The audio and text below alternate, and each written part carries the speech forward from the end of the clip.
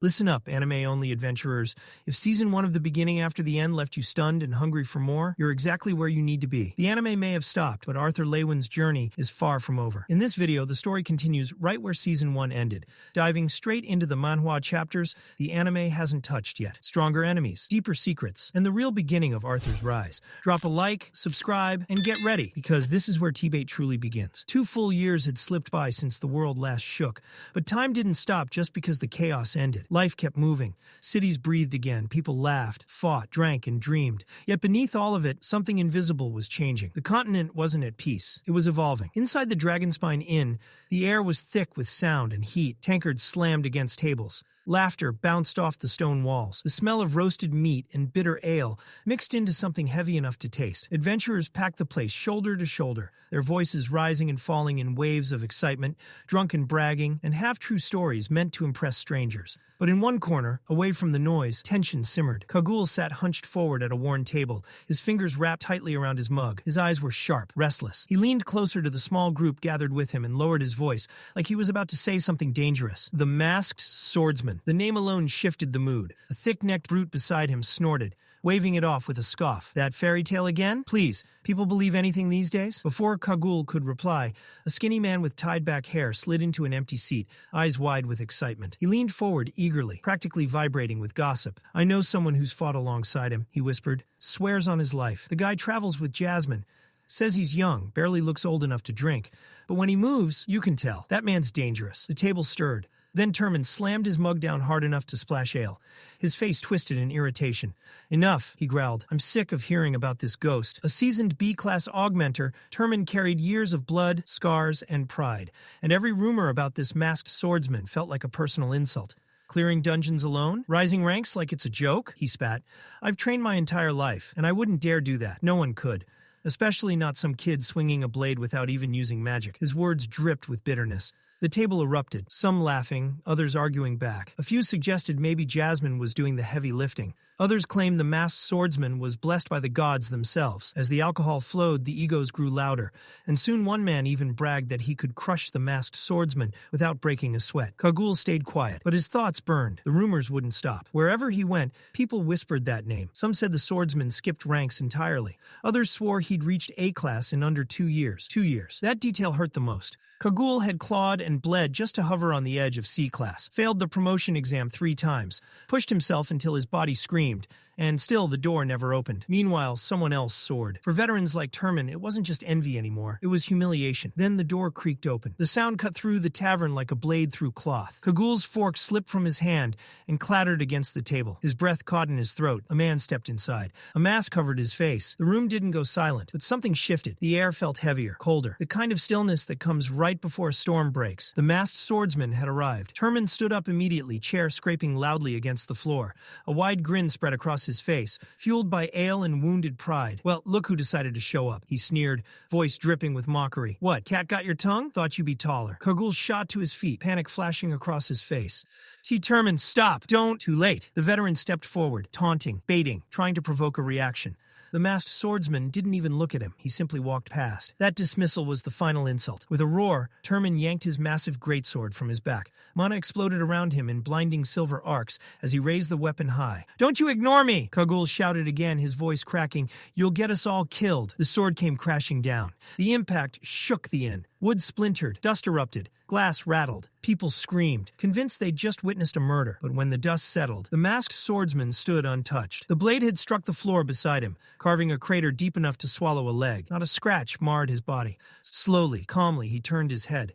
His eyes glowed faintly blue, cold, sharp, inhuman. Turman snarled and ripped the blade free, swinging again and again in wild fury. Each strike missed. Every slash cut nothing but empty air.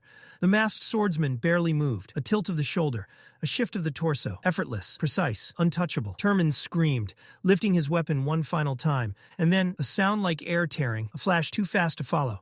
Silence. Something fell to the floor with a wet thud. Fingers. Turman's fingers. Blood dripped slowly as his sword slipped from his ruined grip. A broken groan escaped his throat. The masked swordsman stepped forward and calmly pressed his boot down on the fallen blade, pinning it to the floor without a word. The pressure vanished from the room like a storm passing overhead. Everyone gasped, lungs burning, as if they'd been underwater. Kagul collapsed back into his seat, shaking. His heart hammered violently in his chest. That pressure, that wasn't fear alone. It was instinct, a warning from something ancient inside him. Turman stood frozen, face pale, mana still flickering weakly around the man who had just dismantled him without effort. And the masked swordsman stood there in silence, power barely restrained, as the entire Dragonspine Inn realized one thing. The rumors weren't exaggerations. They were warnings. Cold, piercing eyes met Turman's stunned stare, and the masked man spoke only a single sentence, calm, flat, and merciless.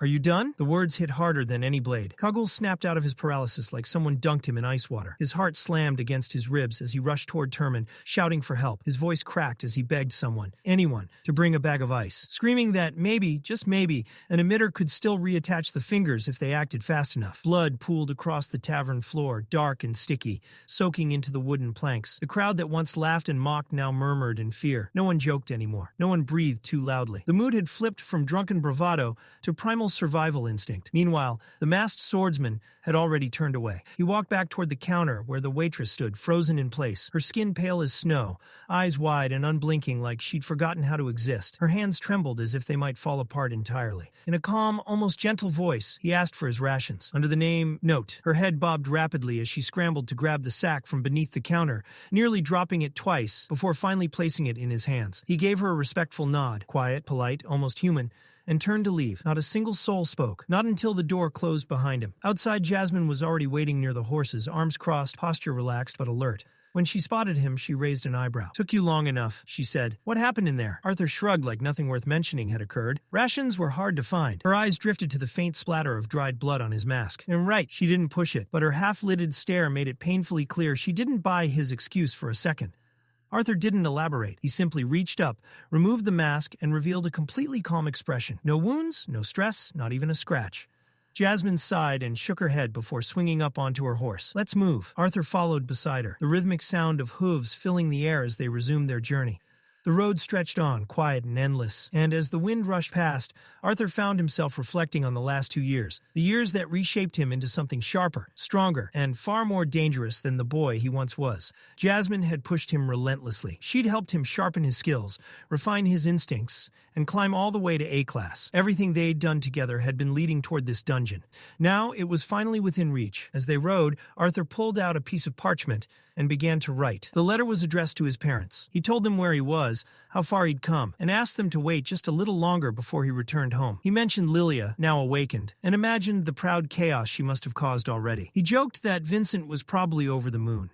He asked them not to overwhelm her with tutors, to let her grow naturally before sending her off to Xyrus Academy. He wrote about Jasmine too, how she continued to teach him wind magic, how he returned the favor by helping her refine her swordsmanship. He even bragged a little, saying he'd broken into the light orange stage and grown strong enough to nearly beat his father in arm wrestling. The letter was warm, honest, full of gratitude. He ended it with a promise. This dungeon would be his final mission before school. In just a few weeks, he'd be home. Jasmine glanced over. "You done writing?" Arthur nodded.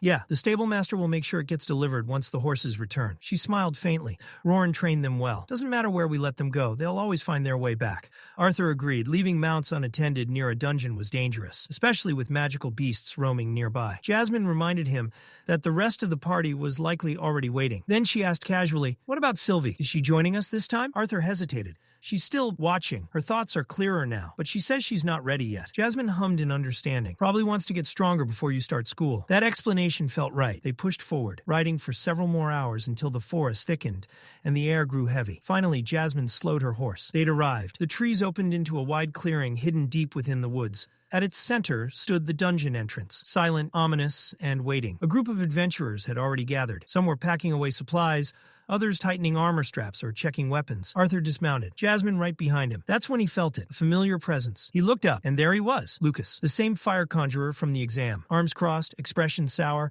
eyes sharp with thinly veiled irritation. Arthur sighed inwardly. Of course, Lucas wasted no time pointing out that they were the last to arrive. Before things could spiral, another man stepped forward with a friendly smile and an air of authority that instantly calmed the group. "Reginald Brooks," he said, extending a hand. "I'll be leading this operation." Arthur accepted the handshake, gripping firmly. Reginald's eyes sharpened slightly. That grip told him everything he needed to know. So the rumors were real. Reginald introduced himself properly. An A-class augmenter specializing in earth magic. wielding a massive warhammer. He gestured toward Lucas next. A class conjurer, dark yellow stage, fire attribute. Lucas didn't look pleased about the introduction. Next came a broad-shouldered man with a relaxed grin. Creole Masser, water attribute. I'll be your tank. His presence radiated stability. Then another figure stepped forward, and Arthur recognized him instantly, one of the B-rank candidates from the exam. Elijah Knight, the man said. A class conjurer, dark orange core, earth attribute, solid, reliable, precise. Oliver stepped forward next, his presence quieter than the others, but far from weak. He was an emitter deviant, specializing in healing magic, the kind of role nobody noticed until everything went wrong. His tone carried a faint edge of arrogance, like someone who knew his value and didn't need to prove it. But Arthur couldn't deny the comfort that came with having a competent healer nearby. In a dungeon, that kind of support wasn't just helpful. It was the thin line between walking out alive and becoming another nameless corpse.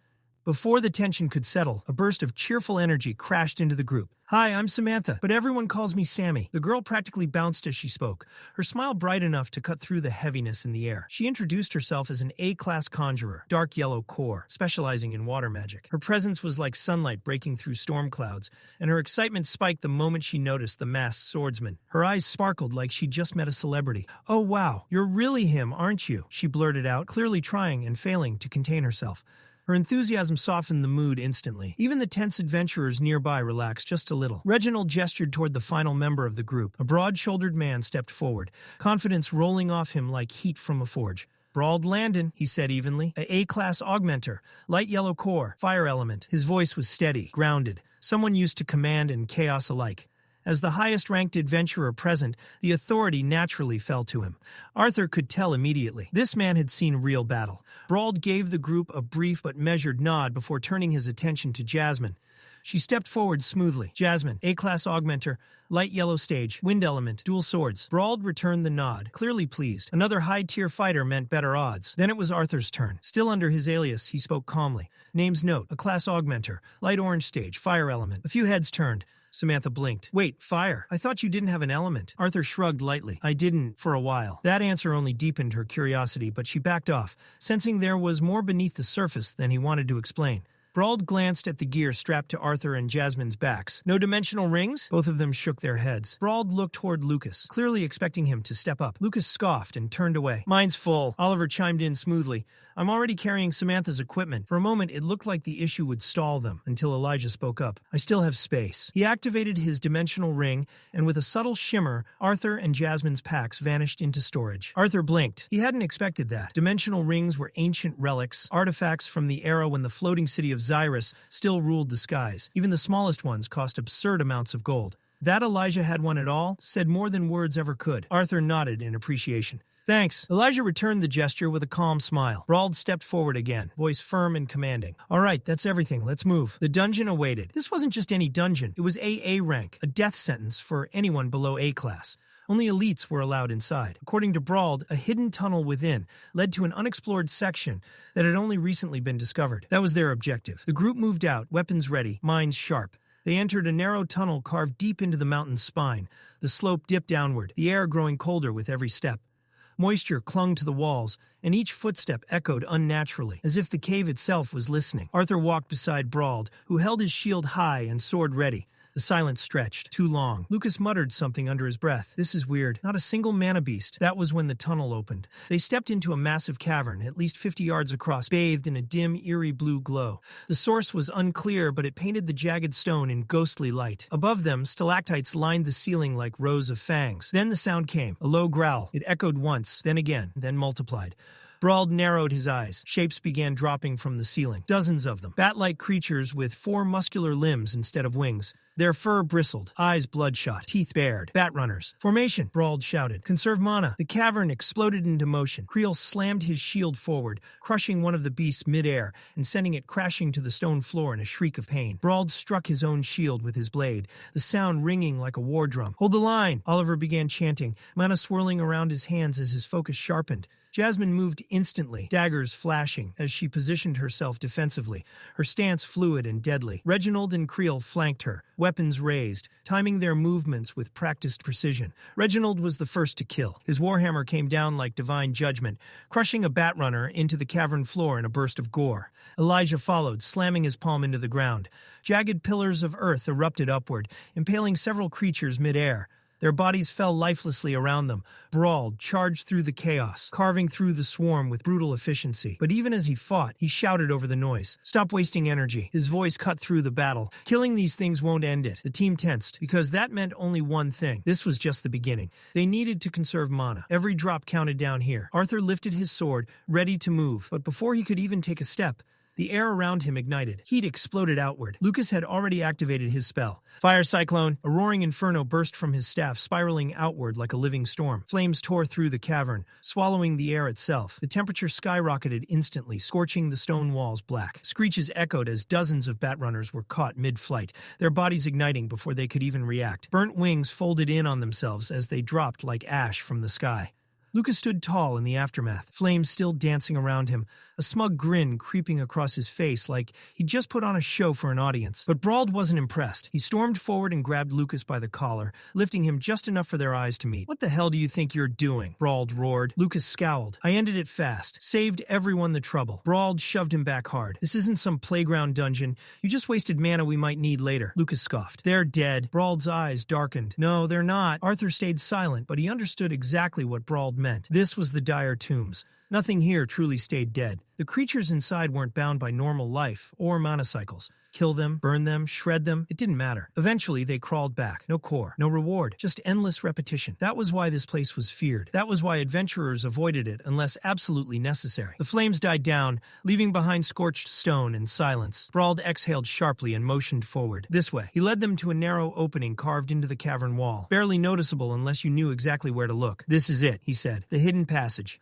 Elijah stepped forward without hesitation. Lifting his hand, he shaped the stone itself. Thick earthen grips formed along the wall, like steps grown from the rock. One by one, they climbed. When they reached the top, Brawl paused. "This is as far as I got last time." His gaze darkened. "Whatever's causing the reanimation, it's deeper. Probably an artifact." Creel shrugged casually. "As long as I get paid, I don't care what's waiting." Brawl snorted and motioned onward. But just before they moved, his eyes flicked upward. Thousands of Batrunners clung to the ceiling above them, completely still, silent statues of death. No one breathed. Slowly, carefully, the group slipped forward. Elijah raised a hand behind them, sealing the passage with a wall of earth. The bats remained still, watching. The next corridor was narrow, tight enough that only 4 people could walk shoulder to shoulder. The tension eased slightly, but Arthur's instincts screamed something was wrong. Then, click, a faint metallic sound, then another. Arthur moved instantly. He stepped in front of Samantha just as thin metallic projectiles shot from the darkness. His blade flashed, deflecting the darts with sharp metallic clangs that echoed violently down the corridor. Sparks flew. Samantha gasped. "Thank you." Reginald spun toward Brawl. "Traps? Since when?" Brawl clenched his jaw. "There weren't any before. I swear it." Oliver rushed to Samantha's side, checking her quickly. She nodded, shaken but unharmed. Arthur's eyes narrowed. He could hear it now, soft scraping along the walls. Movement. These weren't traps, and they were being hunted. "Those weren't mechanisms," Arthur said calmly. "They're alive." That made things worse. Traps could be learned. Creatures could adapt. Brawl kicked aside one of the darts, his voice grim. "Stay alert." They continued forward, every step cautious, every breath measured. Eventually, the corridor widened into another cavern, larger than the last. The heat hit them instantly, dry, suffocating. The ground was riddled with deep holes, scattered unevenly like wounds in the earth itself. Brawl slowed. "Careful, something's wrong." Arthur felt it too. Not heat, pressure. Like something massive was watching them from just beyond reach. Brawl warned everyone to avoid the holes. Gas vents. They erupt without warning. They navigated carefully, and then the ground exploded. A violent eruption tore through the floor as something massive burst upward in a shower of rock and flame. Creel reacted instantly. He slammed his shield into the ground, conjuring a massive wall of shimmering water that absorbed the blast. The creature emerged fully, a colossal worm, thick as a tower, its body glowing red with internal heat. Its mouth could swallow a person whole. Everyone froze. Brawl stared in disbelief. That wasn't here before." Creel frowned. "New monsters don't just appear in sealed dungeons." Brawl nodded slowly. "Exactly." The ground trembled again. Then, without warning, the massive creature retreated, diving back underground and vanishing completely. Silence followed. The hole it left behind yawned like an open grave. Elijah spoke quietly, breaking the tension. "This place is changing, and whatever waited deeper inside was waking up." Arthur studied the crater in silence, his eyes tracing the jagged edges where the ground had collapsed. Whatever had burst out of there wasn't random. It was calculated, alive, thinking. Before anyone could speak, Oliver, still riding the high of his earlier confidence, suddenly stepped forward. "Hey, wait," Brauld called out. Too late. Oliver shoved past him like the danger didn't apply to him, marching toward the far end of the cavern with reckless confidence. Samantha's instincts screamed at her. Her breath hitched as she reached out, but her voice came a moment too late. "Oliver, don't—" The ground trembled. A deep, violent rumble surged through the cave, followed by a sickening hiss, like something boiling under unbearable pressure. Arthur's eyes widened. "Lucas! Barrier! Now!" Lucas froze, panic flashing across his face as his mind struggled to catch up. Arthur didn't wait. He lunged forward, grabbing Brauld by the collar and yanking him backward with all his strength. The instant he did, a violent explosion of yellow gas erupted from the ground where Oliver had been standing. "Now!" Arthur shouted again. Lucas snapped out of it. A blazing wall of heat erupted around them as he threw up a heatwave barrier just in time. The gas slammed into it with crushing force. The pressure rattled their bones. Visibility vanished instantly as steam swallowed everything. Samantha reacted on instinct, summoning a flowing barrier of water to reinforce the shield. The two elements clashed violently, filling the cave with scalding mist that burned the lungs and blurred vision. Seconds stretched like hours. Then silence. The steam thinned. The barrier faded. What remained made everyone freeze. Oliver was gone. What stood where he had been was a half-melted skeleton, blackened and warped, bits of scorched flesh still clinging to bone. Smoke curled lazily from the remains. No scream, no struggle, just instant death. Brauld clenched his fists so hard his knuckles cracked. "Damn it!" Arthur stared, jaw tight. One reckless move, 1 second too slow. That was all it took. He crouched beside what was left and retrieved the gem embedded in Oliver's gear. It still pulsed faintly with mana. His eyes flicked to Samantha's core, fractured, unstable. Without a word, he tossed the gem to her. She caught it, stunned. "Arthur, replace it," he said firmly. She didn't argue. Arthur stood and turned to the group, his voice sharp, commanding. "We move, now." No one questioned him. Brauld nodded grimly and added, "If we stay here, we die." They moved quickly through the twisting tunnels, the air growing heavier with every step. The silence felt wrong, too heavy, too expectant. Then the ground shook again. The massive worm burst forth once more, erupting directly in front of them, its armored body coiling like a living mountain. Before anyone could react, "Creole!" Brauld shouted. Creole launched forward, slamming his shield into the earth. A wall of rushing water exploded upward, colliding with the monster's charge. The impact sent shockwaves rippling through the cavern, but it bought them precious seconds. Elijah moved instantly, slamming both hands into the ground. Stone erupted in a massive ring, snapping shut around the beast's midsection like a vice. "Now!" Brauld barked. Jasmine darted forward, blades flashing, drawing the creature's attention, while Reginald stepped into position. Impact blast! His hammer ignited with blinding yellow energy as he leapt skyward, spinning with brutal momentum. The strike landed with an earth-shattering boom. The cave roared. Dust exploded outward. But instead of collapsing, the stone bindings shattered. The creature roared, unharmed. Fear rippled through the group. Lucas faltered. His magic hadn't worked before. And now, then Arthur stepped forward. "Move." He didn't shout. He didn't hesitate. He moved. Acid sprayed toward him in violent arcs. Arthur weaved through it with unnatural precision, his movements sharp, deliberate. He drew his blade. Mana surged. Sear! The flames vanished, compressing inward until the blade glowed red-hot from within. A glob of acid flew toward his face. He struck it aside effortlessly, liquid hissing harmlessly against the stone. In that opening, Jasmine moved. She vaulted off his shoulder, spinning through the air, daggers flashing like silver lightning. She drove both blades deep into the gash Arthur had carved moments before. The creature shrieked. The sound was deafening. Its body convulsed violently before it tore itself free and vanished underground in a violent retreat. Silence followed. Brauld exhaled hard. "We're alive." No one argued. He straightened and nodded sharply. "We move. Now." As they advanced, he clapped a hand on Jasmine's shoulder. "Good instincts." She gave a short nod, already scanning ahead. Lucas scoffed under his breath. Wasn't even that strong. The moment the words left his mouth, the ground rumbled. The hiss returned. Arthur's eyes widened. Without hesitation, dark crimson flames burst around him as Phoenix's cloak ignited. Heat rippled outward in waves. Lucas froze again. Jasmine spun, summoning a violent vortex of wind that tore through the incoming gas before it could reach her. The air screamed. The cave trembled, and somewhere beneath them, something ancient stirred, angrier than before. She reached out instinctively, fingers stretching toward Arthur, but his attention had already snapped elsewhere. Lucas. Before anyone could even shout, Arthur moved. He lunged forward, boots slamming against the stone as he threw himself between Lucas and the surging wave of boiling acid gas. The moment he planted his feet, dark crimson flames erupted around his body, wrapping him like a living shield. Phoenix's cape flared violently, roaring against the incoming torrent. The explosion hit. A deafening hiss filled the cavern as the superheated gas gas slammed into Arthur's barrier. The impact sent shockwaves rippling through the tunnel, shaking loose chunks of stone from the ceiling. Heat crashed against him in suffocating waves, trying to burn its way through his defenses. Behind him, Lucas froze, too slow, too stunned to react. The flames around Arthur screamed louder, absorbing the punishment head-on. His boots skidded across the ground as he was pushed back inch by inch, but he held his ground. The gas finally began to thin. Steam rolled across the cavern floor like fog,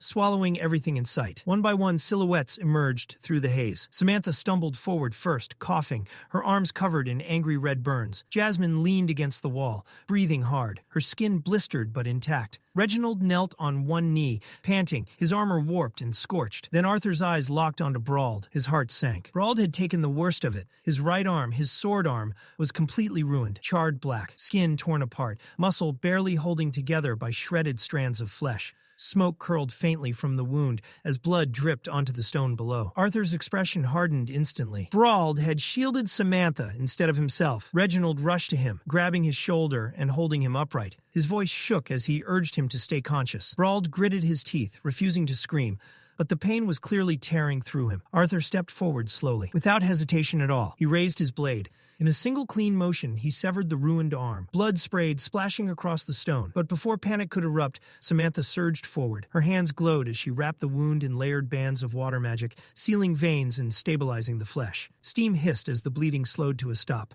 Silence followed, heavy, suffocating. The group stood frozen, staring at the aftermath. Arthur exhaled slowly, finally letting the tension drain from his shoulders. Then, from the side, Creole stepped forward. Despite the carnage, he was smiling. Not a mocking smile. Not madness, just quiet warmth. He held out something in his hand. A sandwich, rough bread, dried meat, a bit of cheese peeking out the side. "My dungeon snack," he said softly.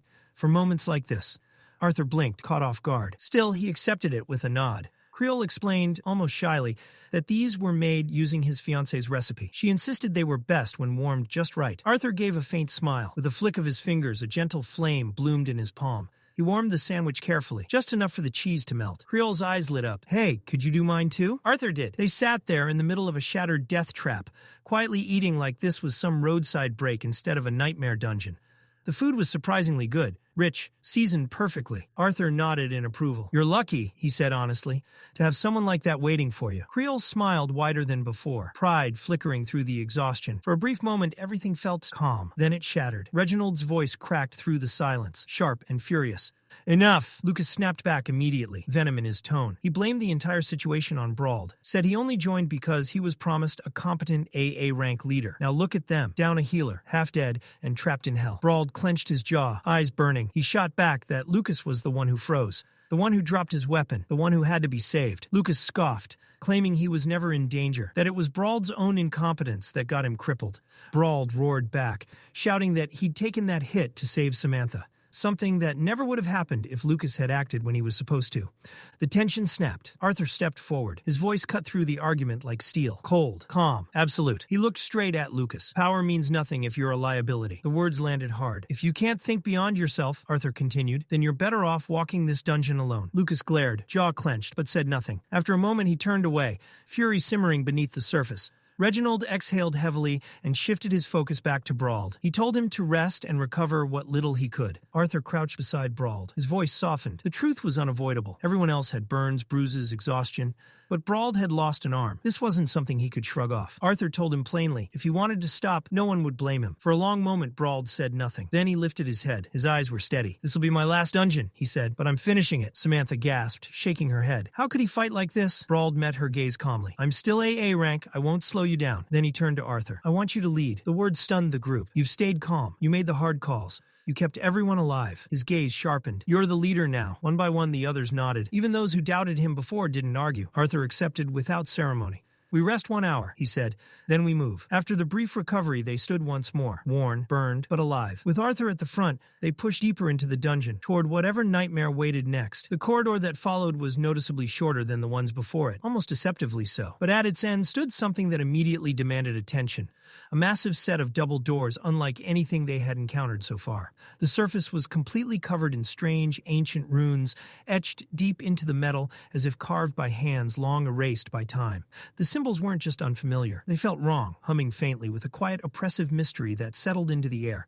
Brauld stepped closer, studying the doors with a deep frown. Unease crept into his voice. as he muttered that this entire section felt off. During his last visit, this tunnel had never been sealed. There had been no doors, no barrier, nothing like this. Reginald joined him, calm as ever, running his gaze across the carvings. He admitted he couldn't read the runes, but something else caught his eye. Thin cracks webbing across the structure. Whatever power these symbols once held, it had likely long since faded. To him, the doors were old stone and metal, nothing more. Without waiting for further discussion, Reginald lifted his silver warhammer and brought it down hard. The impact rang through the corridor like thunder, sparks bursting outward, as the sound echoed endlessly through the dungeon. The doors didn't move. His jaw tightened. Calling upon one of his core techniques, Reginald's hammer flared with light as he shouted the spell's name and struck again. This time the doors trembled, just slightly, but still refused to open. Jasmine stepped forward silently. Reginald met her eyes and gave a brief nod. In perfect sync, they charged. Jasmine's mana surged through her dual swords, wind screaming along the blades, while Reginald unleashed another empowered strike. Their combined force shook the ground beneath their feet. The doors groaned in protest, metal grinding against metal. And then, click, a narrow gap appeared. Reginald wasted no time.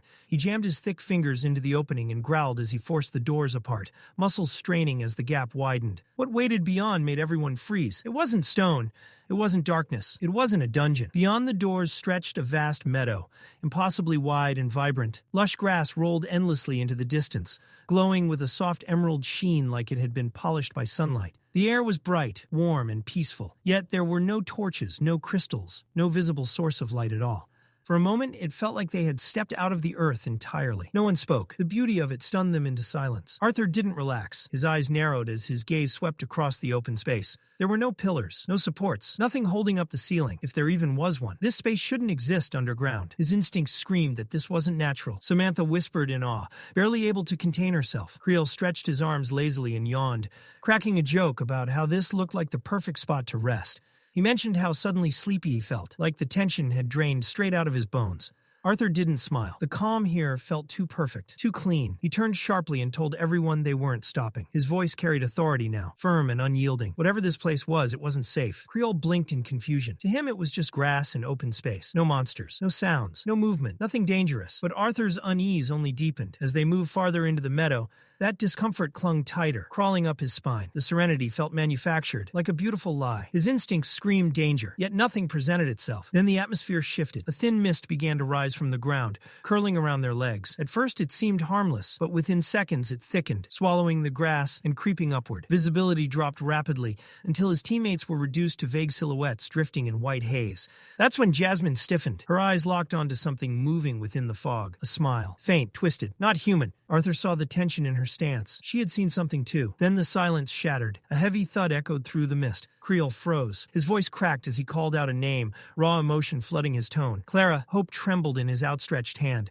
His shield slipped from his grasp and hit the ground with a dull clang as he took a step forward, staring at something only he could see. Before anyone could stop him, Creel broke into a run. The mist swallowed him whole. Arthur lunged after him, but Jasmine grabbed his arm, gripping tightly. Her eyes were sharp now, filled with understanding and fear. The truth hit him all at once. This wasn't a physical threat. This was worse. Illusions. The mist wasn't hiding enemies, it was creating them. Arthur shouted for everyone to stay together, warning them not to trust what they saw. This place wasn't attacking their bodies, it was attacking their minds. He turned to Samantha without hesitation and ordered her to raise a barrier. Still shaken, Samantha forced herself to focus. Her chant echoed softly as water mana surged outward, forming a translucent sphere around the remaining group. It didn't block the mist entirely, but it gave them something solid, something real, to cling to. Inside the barrier, Samantha finally asked the question hanging over everyone. Who was Clara? Reginald's expression darkened. He told them the truth. Clara had been Creole's fiancée, an adventurer, strong, brave. She had died in a previous dungeon raid, her death confirmed beyond doubt. Even Brauld spoke up, voice heavy, recalling the day he had witnessed her fall. And the cremation that followed. The weight of it settled over them like lead. Reginald gripped his hammer tighter, guilt flashing across his face. Creel hadn't run toward danger. He had run toward hope. Lucas scoffed, frustration boiling over as he lashed out, questioning everything. The dungeon, the team, their leadership. But his words rang hollow now. Arthur turned to Jasmine. She stood rigid, jaw tight. He asked if she was all right. After a pause, she admitted the truth. She had seen someone too, not an illusion of comfort, her father. Standing there, smiling, arms open, as if welcoming her home. And that was when Arthur understood just how dangerous this place truly was. The memory had shaken Jasmine far more than she wanted to admit. For a split second, her usual sharp composure had cracked, and Arthur caught it immediately. He stepped closer, lowering his voice. Not commanding, not urgent, but steady. He reminded her that she was still here, that she was safe, that whatever she had seen in the mist wasn't real. Jasmine drew in a slow breath, then another. The tension in her shoulders eased, just slightly. Her lips curved into a faint smile, not carefree, but resolute. She nodded once, silently reaffirming herself. The illusion had rattled her, but it hadn't broken her. Arthur didn't linger on it. His attention snapped back to the thick mist coiling endlessly around them, rolling and shifting like something alive. His instincts screamed that standing still was a mistake. With urgency threading his voice, he asked Jasmine if she had any wind spell capable of driving the fog back. She shook her head. Clearing it entirely was beyond her. This wasn't normal mist. It was saturated with mana, woven deeply into the dungeon itself. But after a moment's thought, she added that she could try something else. She could carve a path. Not wide, not permanent, just enough to push through and search for Creel. That was all Arthur needed to hear. He ordered the group back into Samantha's water barrier, giving Jasmine space. At its center, Jasmine planted her feet firmly against the stone floor. Wind mana gathered. At first it was subtle, gentle green currents spiraling around her wrists, brushing against her sleeves. Then the air thickened, pressure building as the currents grew faster, sharper. Her hair lifted as if caught in a rising storm. She raised her arms, palms trembling slightly, as the spell demanded more mana than she usually pushed at once. Her voice echoed through the chamber as she began the chant. The words grew stronger, clearer, carrying authority as the magic responded. The swirling gusts compressed, spinning violently, until two compact tornadoes formed at her sides. With a sharp exhale and a decisive motion, Jasmine slammed her palms together. The wind exploded forward. The mist was torn apart violently, shredded as if ripped by invisible claws. Fog scattered in every direction, and for the first time since entering the meadow, a clear path opened before them. Relief sparked, briefly. Then the mist fully parted. What lay beyond made every heart sink. Dozens, no, hundreds, of thick vines and twisted branches writhed across the ground, crawling toward them like a living tide. Roots scraped against stone, tendrils coiling and snapping as they advanced with terrifying intent. Hope vanished instantly. Arthur's mind raced. None of this had been visible earlier. And worse, Jasmine's spell hadn't even slowed them. The vines hadn't burned, hadn't recoiled, hadn't reacted at all. That realization sent a chill through him. These weren't normal plant-type mana beasts. He barked Lucas's name, sharp and commanding, cutting through the rising panic. This was his moment to prove he belonged here. Lucas reacted with raw frustration, fear twisting into anger. He raised his staff and unleashed Crescent Ember. A curved blade of searing fire ripped through the air and slammed into the advancing vines, lighting them up in a burst of brilliant flame. For a heartbeat, the vines recoiled. Then they kept coming, unscathed. Lucas stared, stunned, disbelief flashing across his face. Arthur didn't allow the moment to linger. He ordered Reginald forward immediately, commanding him to shield the conjurers while they prepared stronger spells. Reginald responded without hesitation, stepping into position like a wall of iron. Arthur then turned, issuing rapid orders to Jasmine and Brauld to prepare support. At the same time, he flooded his body with mana. Heat surged through his veins, concentrating in his arms and flowing directly into his sword. He wasn't waiting anymore. There would be no miracle here. They were cutting their way through, or dying trying. Jasmine was already beside him, twin daggers drawn, wind mana wrapped around her blades, humming sharply as she moved in perfect sync with him. No words needed. Brauld roared and charged ahead. One arm, burned body. No hesitation. He threw himself into the writhing mass, swinging his sword with brutal force, each strike filled with raw defiance. There was rage in his movements, pain, and something else.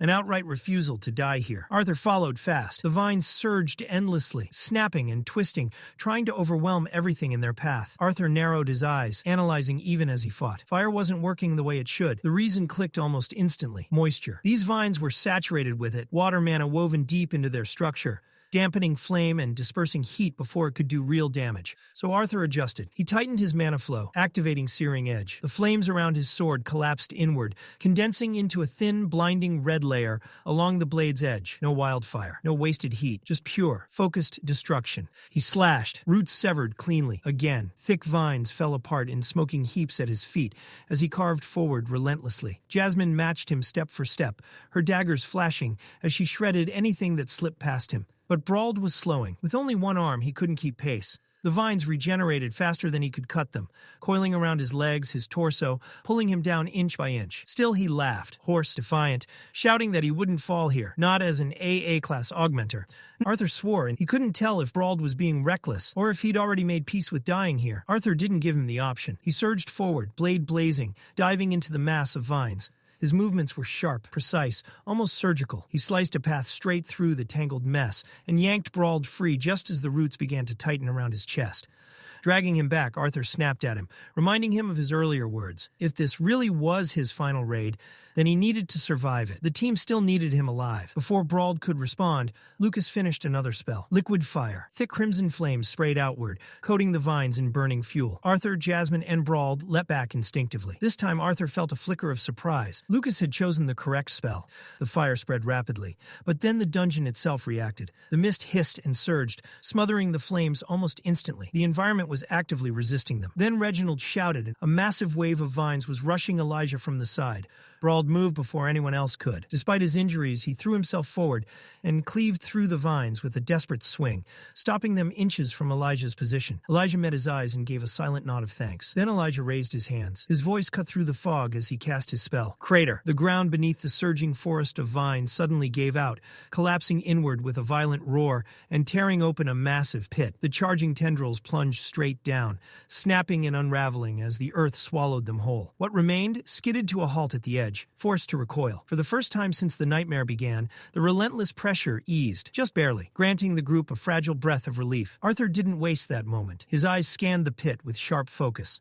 Vines were still tumbling into the abyss, and the scorched residue of liquid fire clung stubbornly to the edges. Together, the fire and the drop formed a temporary dead zone, an obstacle that would slow the vine's unnatural regeneration. It wasn't a solution, but it was a pause, and pauses were priceless. Then Samantha stepped up. Already drained, she forced herself forward and began channeling mana into a spell no one expected to save their lives. Aqua Siphon, a spell meant for drawing water from the air, used for survival training and convenience, not combat. Yet in this hellscape, she twisted it into something vicious. The strain hit her immediately. Her knees slammed into the stone as mana burned through her veins, but the spell activated all the same. The air itself responded. Moisture was ripped from the cavern in visible currents, streaming toward Samantha as if she were the eye of a storm. The once lush vines reacted instantly. Their vibrant green dulled, color draining away as they shriveled and cracked. Thick tendrils curled inward, turning brown and brittle, collapsing lifelessly onto the stone as their internal moisture was violently stolen. What moments ago had been an unstoppable tide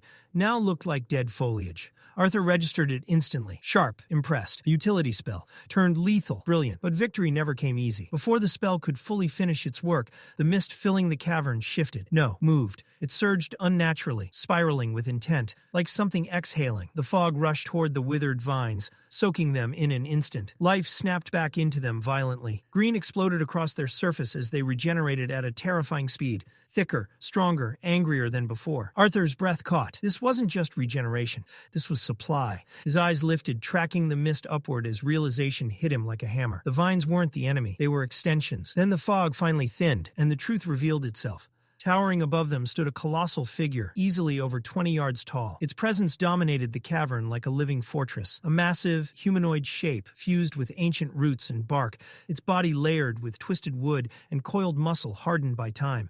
Every movement carried the weight of centuries, the slow inevitability of something that had existed long before them and would continue long after. The group froze. Horror settled in. They hadn't been fighting the beast. They had been fighting its toes. The Elderwood Guardian had been standing there the entire time, hidden by mist, letting them exhaust themselves against fragments of its body. An S-class mana beast, a monster said to be nearly invincible in dense terrain. Samantha's strength finally gave out. She collapsed fully to her knees, trembling, her voice barely holding together as she whispered its name aloud. The moment she said it, the weight of that title crushed the room. Brawled, still barely standing from his wounds, stared up at the giant in silence. His lips parted, and when he finally spoke, his voice cracked. Not in anger, not even fear, but utter despair. The gods, he muttered, must have truly abandoned them. Arthur saw it immediately. That wasn't frustration. That was surrender creeping in. Even Reginald, the unshakable wall, faltered.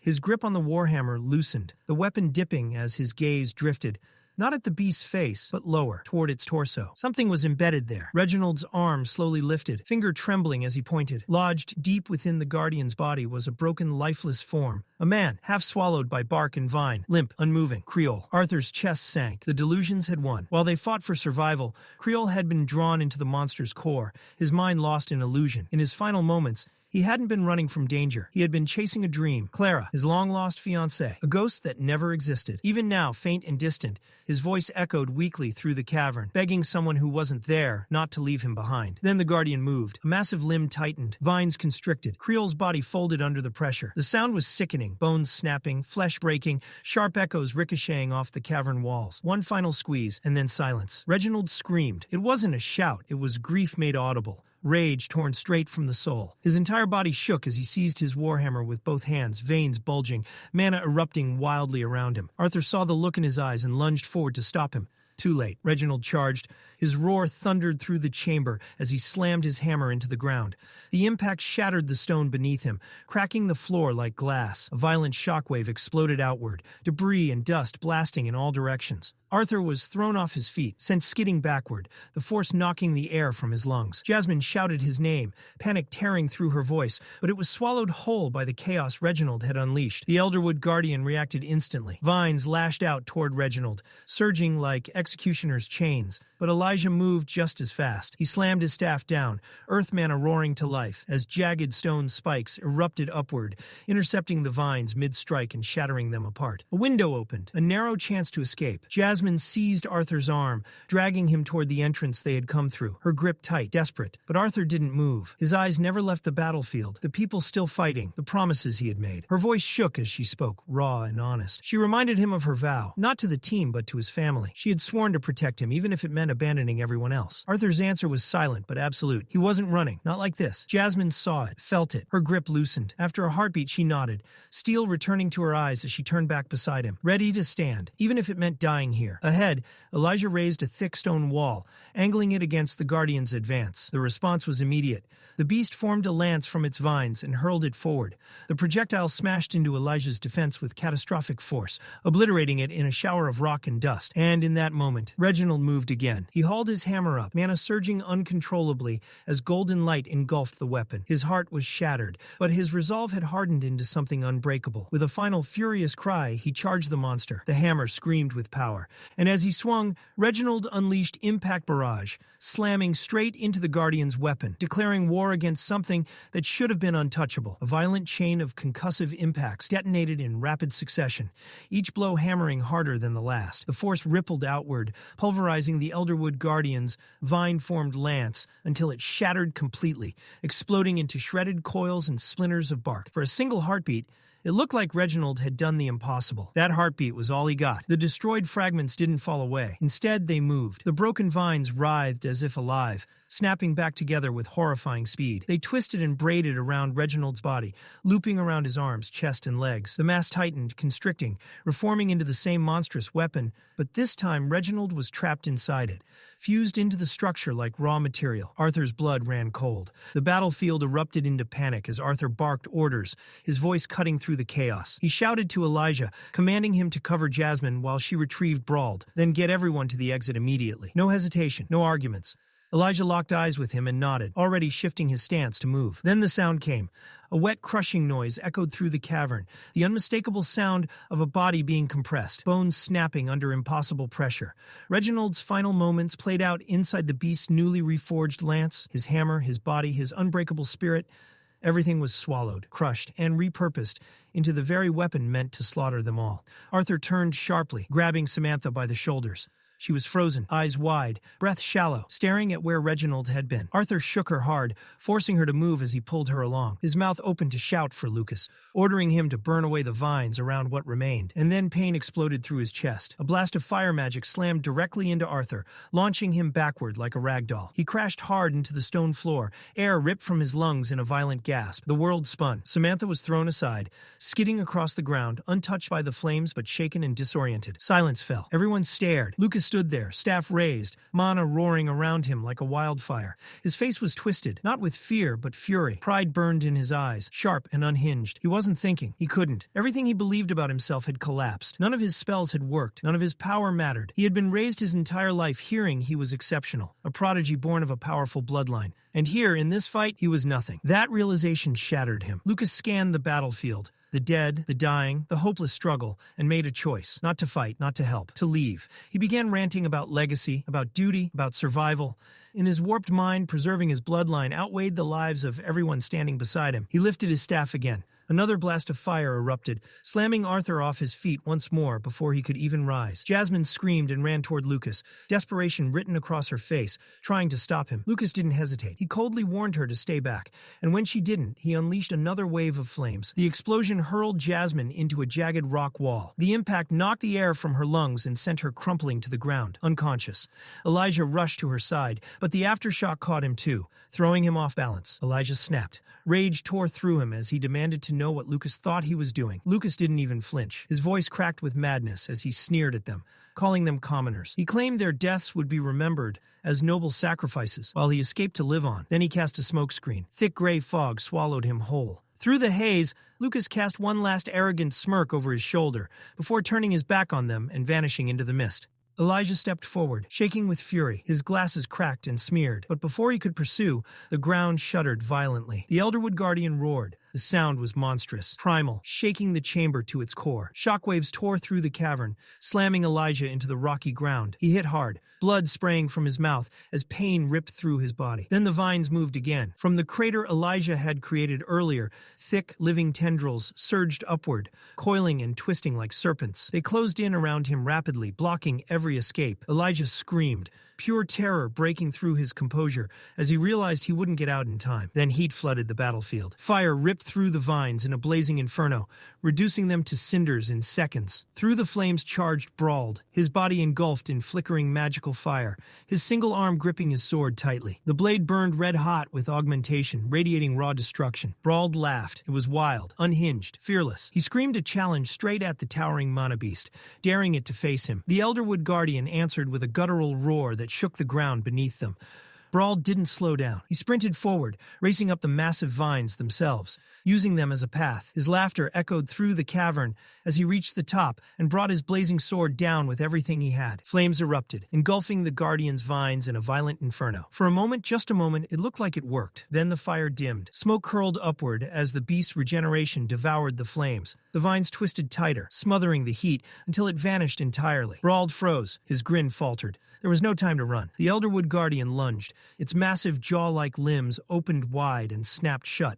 Brawl was gone. No scream, no resistance. Just gone. Elijah, barely conscious, dragged himself across shattered stone and debris toward Arthur. He reached out, trying to check on him. Arthur was barely moving. Blood spilled from his lips, his breaths ragged and shallow. His vision blurred, but his mind was racing. The battlefield was collapsing. Too many were dead, too many mistakes. Arthur forced himself to think through the pain. Even if he activated the first phase of his beast will, it wouldn't be enough. There were too many to save, too little time. He had misjudged everything. He had led them into a fight they were never meant to win. Desperation wrapped around his chest. There was only one path left. Arthur steadied his breathing and closed his eyes, diving inward, deep into the core of his being. Somewhere inside him lay the power Sylvia had left behind, the dragon's will, the gift that had changed his life. Memories surged. Training in El Anwar, pain beyond endurance, breakthroughs that stunned even General Varian. He remembered the first one, the first phase acquired.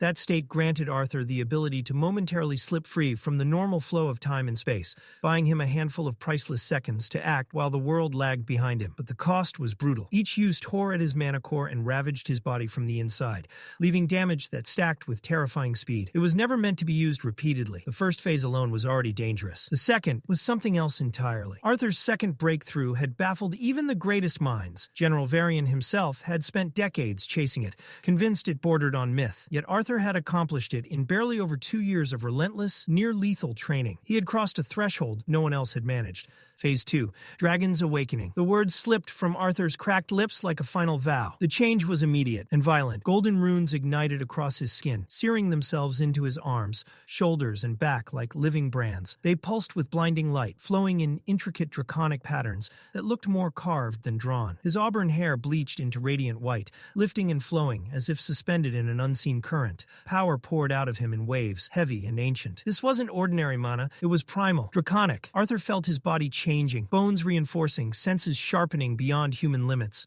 His heartbeat thundered like a war drum. For a fleeting moment, he felt closer to Sylvia than ever before, his existence tilting away from humanity and toward something far older and more fearsome. The surge rippled across vast distances. Far away, Sylvie felt it. The sudden, overwhelming spike of power struck her like a blade to the chest. Panic flooded her thoughts as she reached for Arthur instinctively, her mind screaming his name. He felt her immediately. and forced himself to respond, despite the strain. He begged her to stay away. Arthur knew the truth. He didn't know if he would survive what he was about to do. And if he fell, someone had to live. Someone had to return. Someone had to tell his family to keep going. After a painful hesitation, Sylvie obeyed. Her presence faded, leaving behind an aching silence in his mind. Arthur opened his eyes. Only two people remained standing behind him, Jasmine and Elijah. Everyone else was gone, slain, consumed, or betrayed. The battlefield was littered with loss. The Elderwood Guardian turned its attention fully toward him.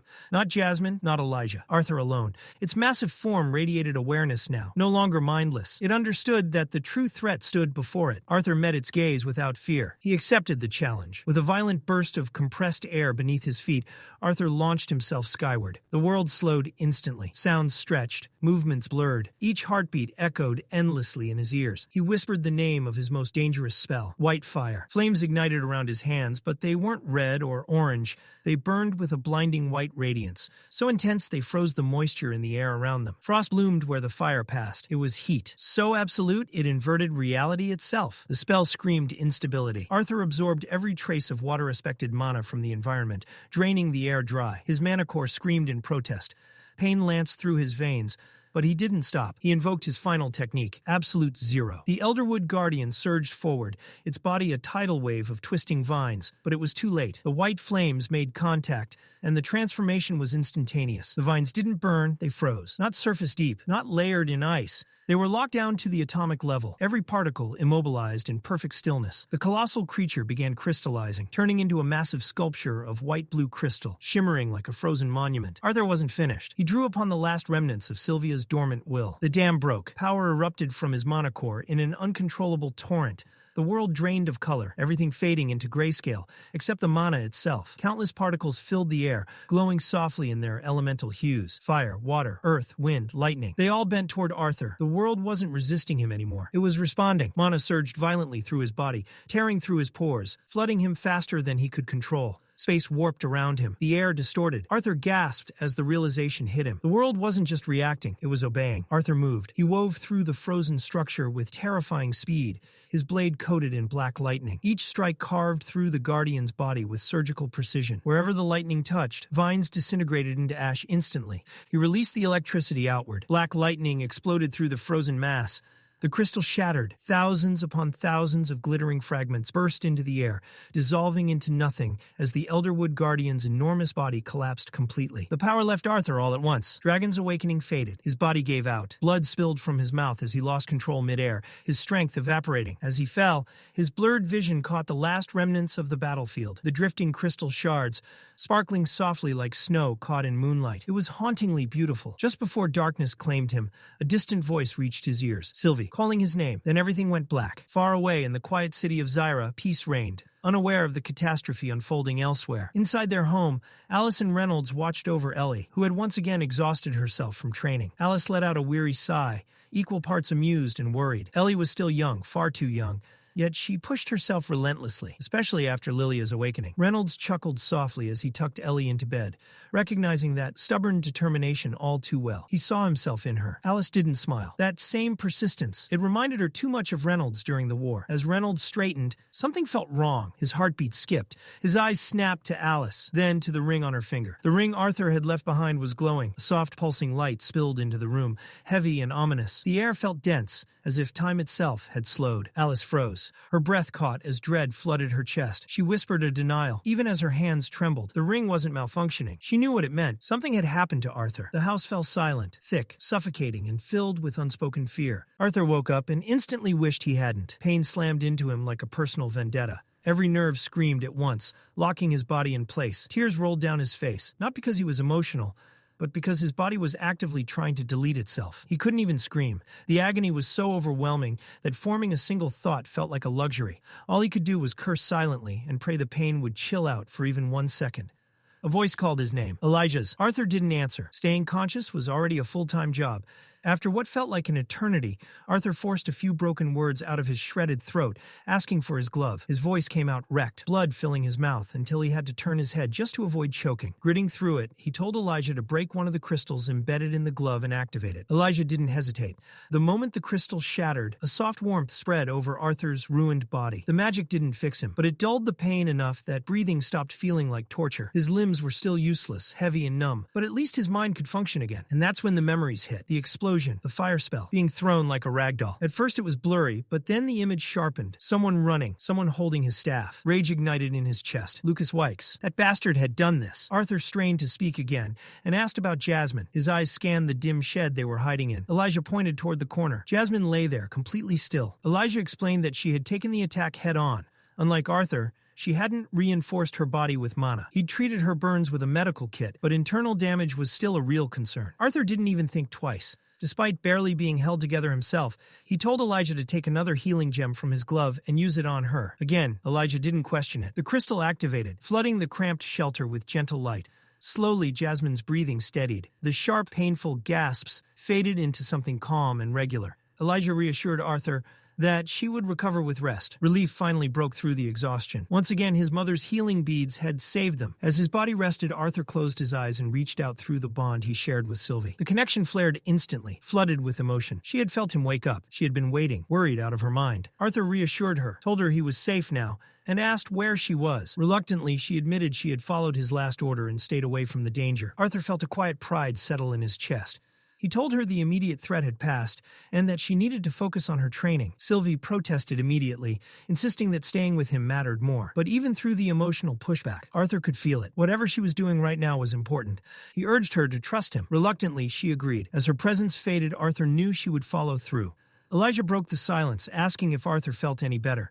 Arthur replied dryly that he felt ready to run a marathon. Elijah laughed, easing the tension just a little. After a pause, Elijah admitted something that had been bothering him. He never would have guessed that the masked swordsman he once tested was actually someone his own age. Arthur instinctively reached for his face. Bare skin. The mask was gone.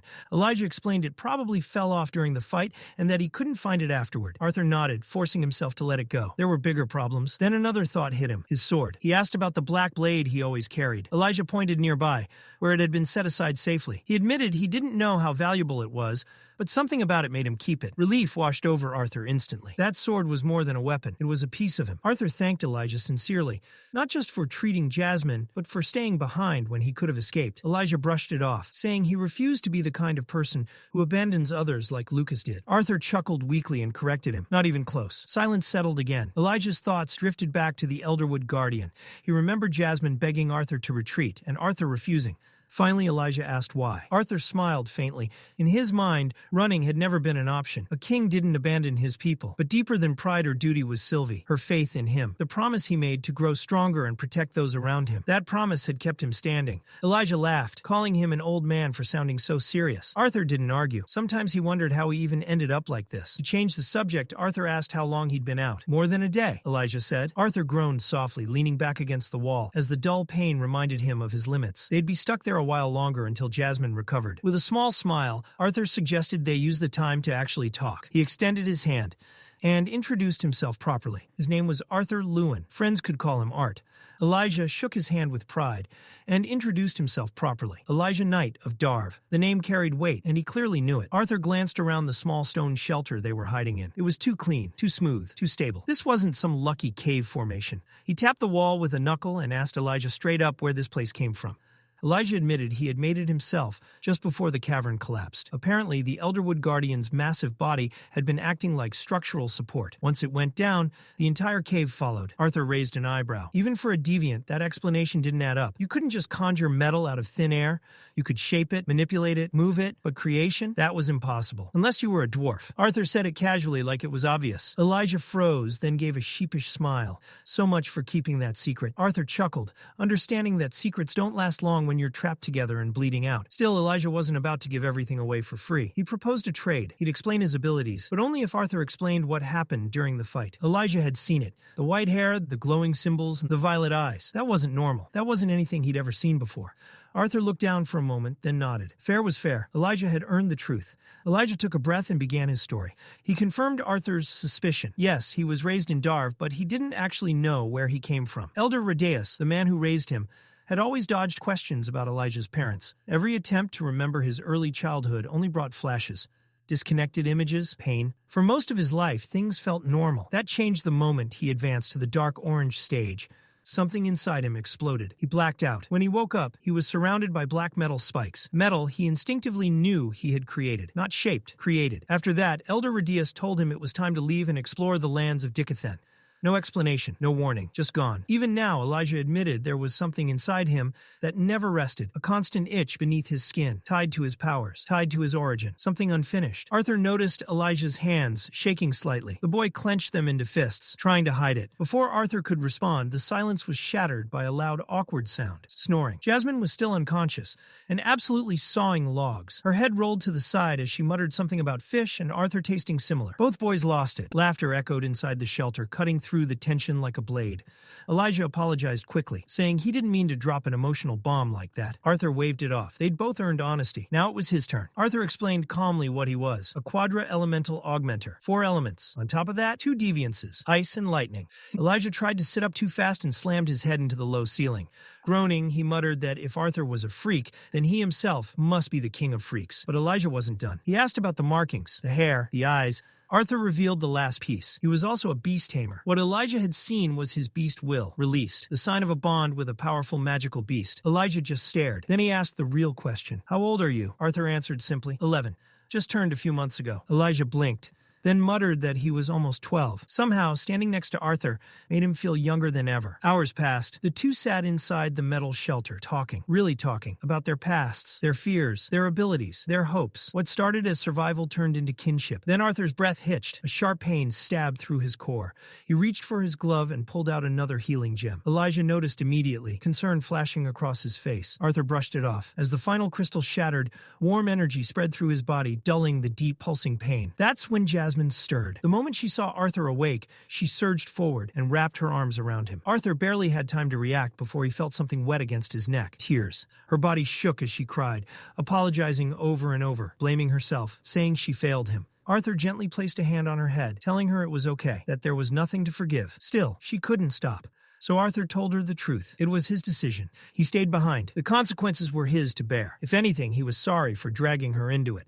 As she cried in his arms, Arthur saw her differently. She had always seemed larger than life, strong, unshakable. Now she felt small, human. When Jasmine finally calmed down, she turned to Elijah and asked about their belongings. He confirmed everything was safe. She told him about an emergency medical kit in her bag.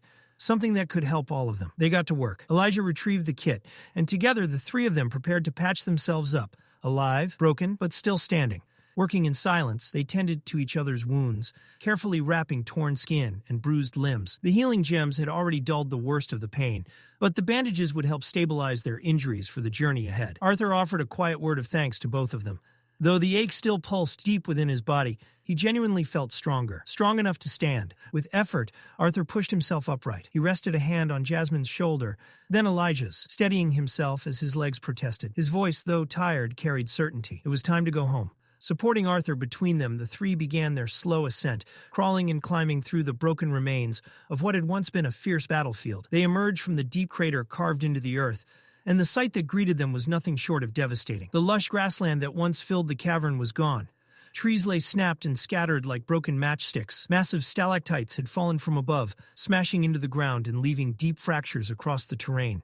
The earth itself looked torn open, as if nature had been ripped apart by brute force. Arthur scanned the destruction and asked the question none of them wanted to answer. Had anyone else survived? Elijah's response was grim. Reginald and Broad had been devoured by the Elderwood Guardian before the true battle even began. There was little hope anyone else had made it out alive. Jasmine hesitated before softly asking about Samantha.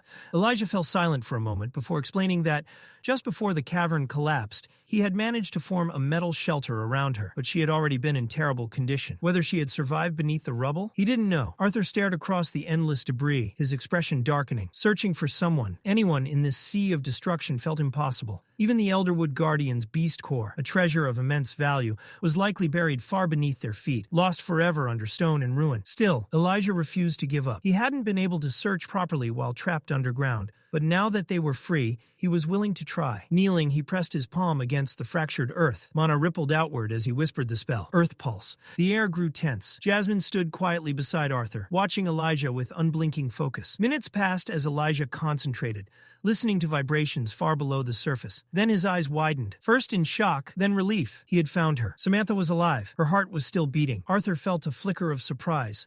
Earth pulse was meant for surface-level detection, yet Elijah had sensed someone buried deep beneath the rubble. The question returned once more. Just who was Elijah Knight, really? Without delay, they followed him across the shattered battlefield.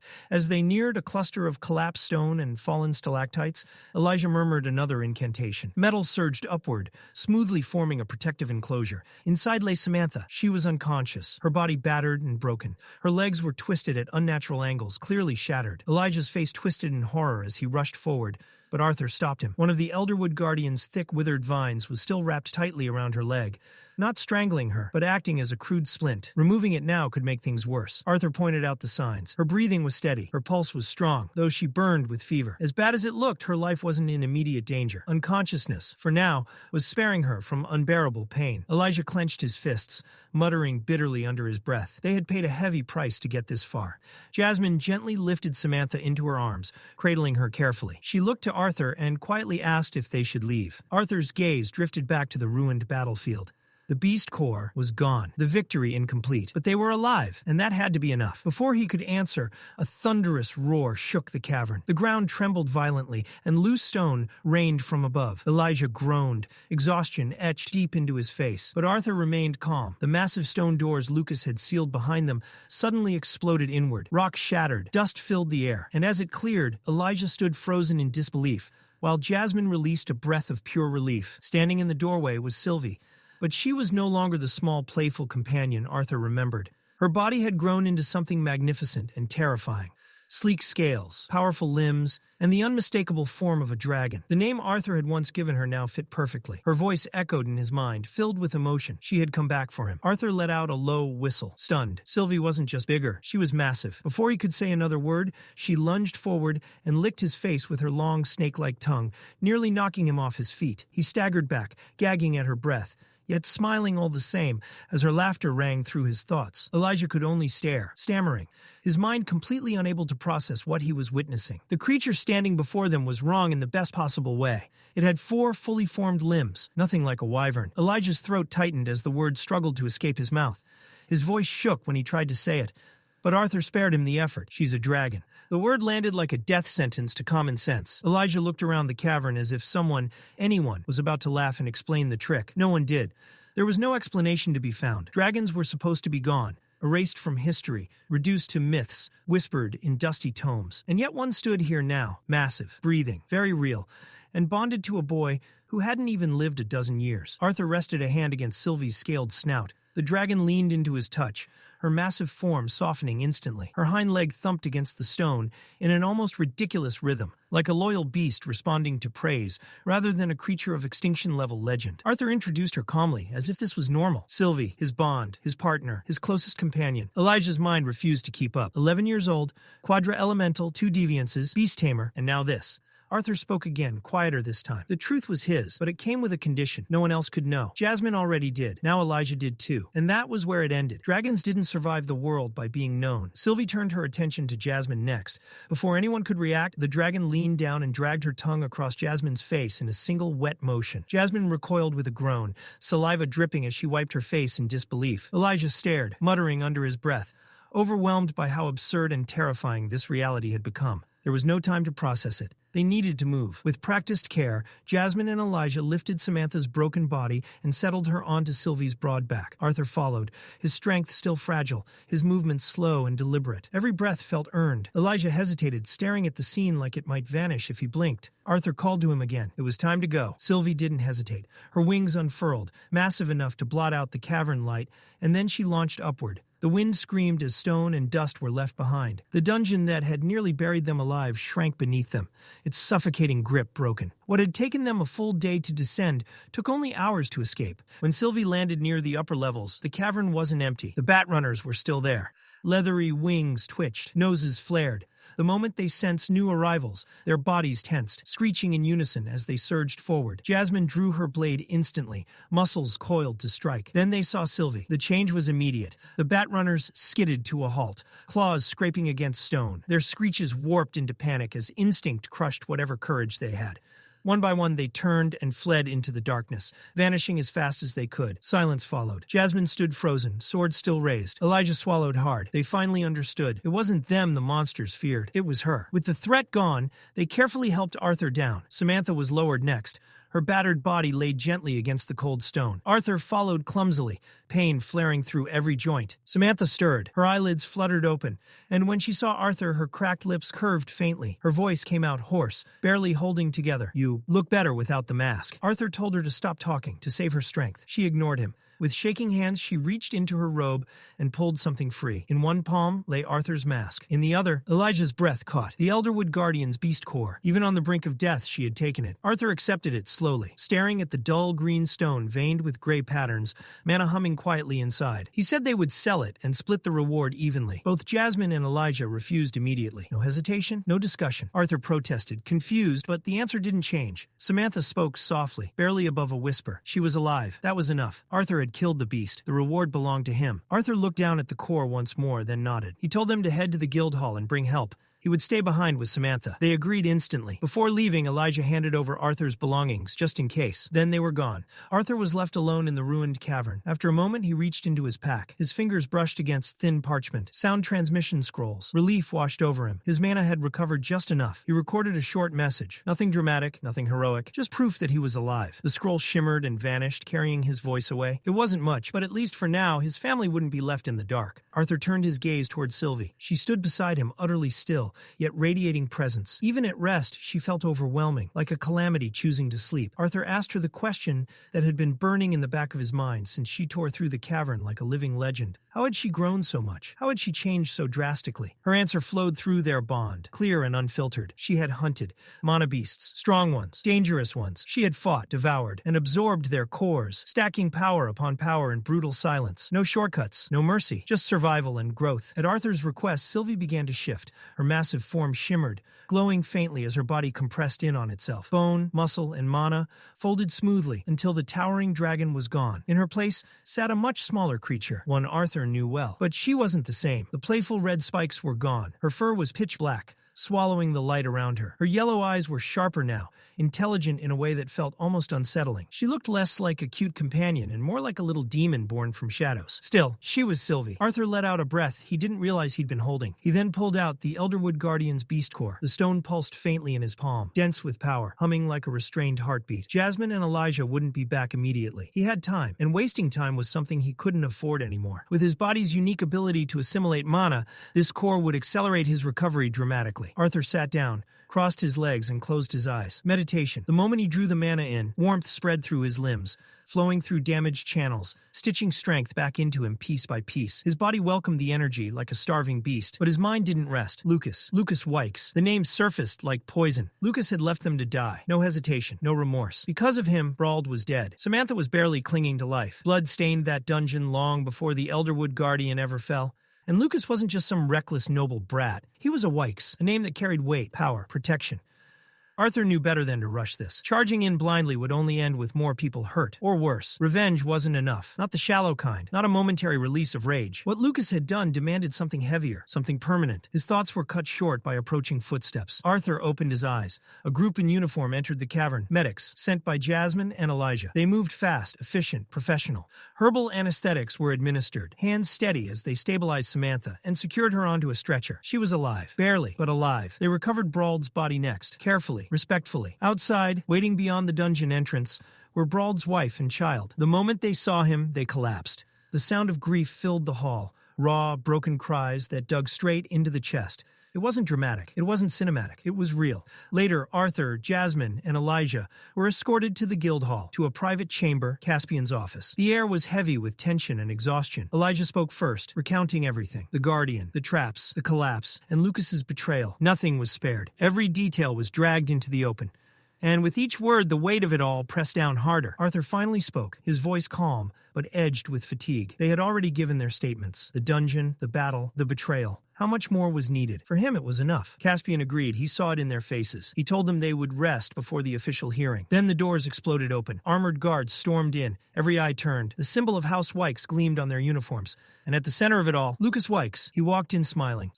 Like this was a reunion. Like they'd just returned from a casual outing instead of a massacre. His tone was light, mocking, pretending concern. Jasmine's blades were out instantly, metal flashing. Elijah's mana surged, sparks forming at his fingertips. Both of them were shaking, teeth clenched so hard it looked painful. Arthur raised a hand, calmly. Stand down. They hesitated, but obeyed. Lucas feigned confusion, playing dumb, acting as though he couldn't understand why anyone would be upset. Caspian watched Arthur closely, silently asking him to hold back. Arthur didn't move, didn't speak. Then Lucas crossed the line. He joked about survival, about sacrifices, about whether someone had to be thrown away so the rest could escape. Caspian stood abruptly, trying to shut it down. Lucas ignored him. He turned to Samantha, sneering, calling her a cripple. Then he smirked and started talking about Brauld, implying Arthur might have used him like a shield. He never finished. A blade screamed through the air. It slammed into the door behind Lucas with brutal force. After slicing clean through his ear, blood sprayed across the floor. One of the guards shouted in panic, pointing at the wound. Lucas froze. His hand rose slowly to his ear. When he pulled it back, it was soaked in red. Not fatal, but humiliating enough. Arthur stood, slowly and deliberately. His eyes locked onto Lucas. Not with rage, but with something far worse, cold intent. Bloodlust flooded the room like a tidal wave. The air grew heavy, suffocating. Guards stumbled, breath hitching as invisible pressure crushed down on them. Their limbs felt weighed in iron. Fear replaced confusion. Lucas screamed at them to move. They charged, shields up, swords raised. To Arthur, they were slow, predictable, and utterly insignificant. Time itself seemed to crawl, like the world had dipped into thick syrup the moment the guards moved. Arthur reacted first. With terrifying precision, he intercepted the leading guard's strike, steel meeting steel in a sharp, ringing clash. In the same motion, Arthur twisted his wrist and drove his blade down into the man's elbow. Bone cracked. The impact was savage. The guard was launched backward like dead weight, slamming into the floor with a choked groan and not getting back up. Arthur didn't pause, not even for a breath. He flowed forward, movement smooth and ruthless, like a storm given shape. The next two guards charged together, shouting, desperate to overwhelm him with numbers. Arthur's sword flashed, one clean arc. The air screamed. Their momentum betrayed them as they collided with each other mid-charge and crashed to the stone floor in a tangled heap, armor clanging uselessly. Only one guard remained. The man swore under his breath, fear bleeding through his anger. He raised his sword overhead and brought it down with everything he had left.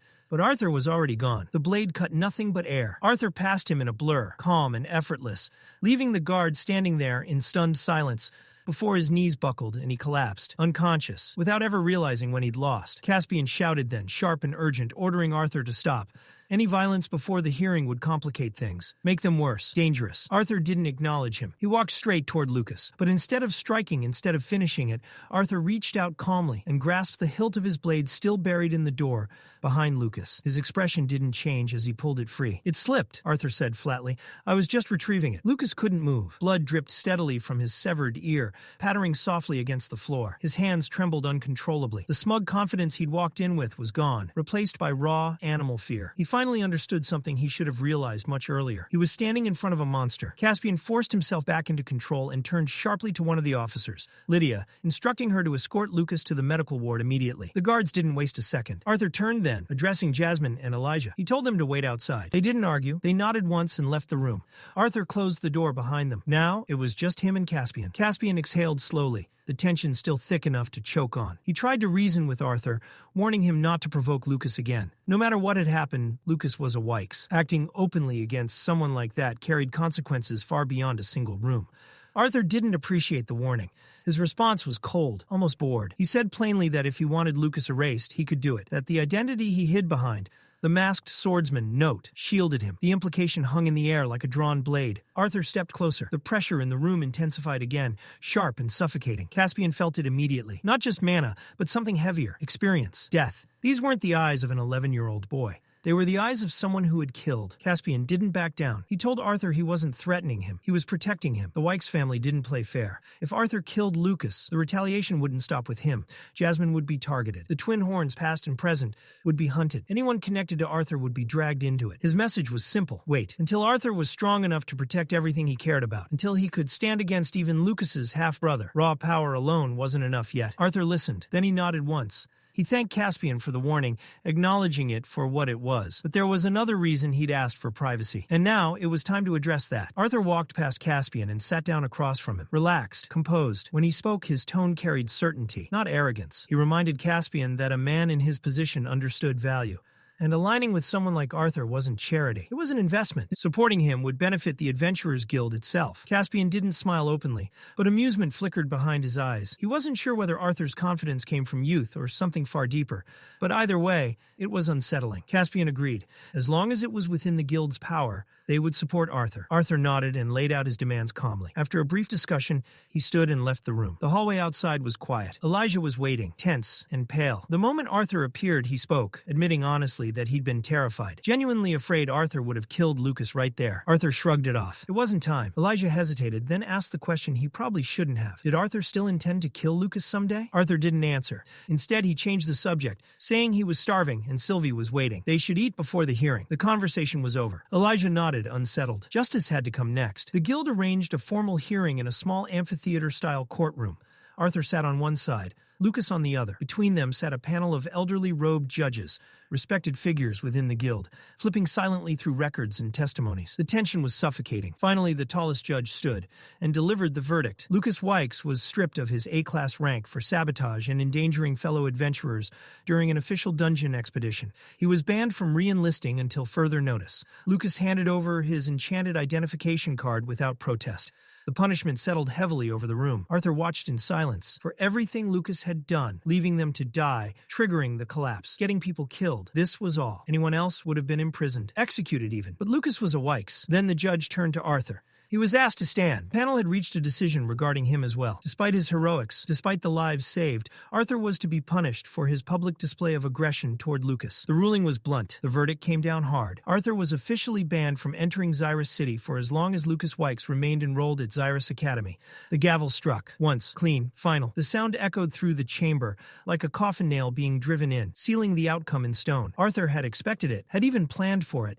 But he still leaned forward at the podium, jaw tightening as he raised his voice in protest. He demanded to know how any of this made sense, how the one who had been betrayed, nearly killed, was the one being punished while the traitor walked free. His tone carried heat, anger, injustice, but it was theater. Out of the corner of his eye, Arthur caught it. The exact moment Lucas's stiff posture loosened, the exact second relief crept into his expression and curled into a smug, self-satisfied grin. That grin told Arthur everything he needed to know. Good. Let him think he'd won. The judge silenced Arthur with a sharp rap of his staff. The guild, he explained, had taken the full context into account. That was precisely why Arthur's adventurer license hadn't been revoked. He was free to continue working, free to take missions, free to grow stronger. But there was one rule. Arthur was to stay away from Lucas Wykes and the Wykes family. No contact, no provocation, no exceptions. Then Lucas opened his mouth. Panic cracked through his voice as he demanded to know Arthur's true identity. Who was he really? What guarantee did they have that Arthur wouldn't sneak into Xyrus City unmasked and slaughter his family in their sleep? Coward.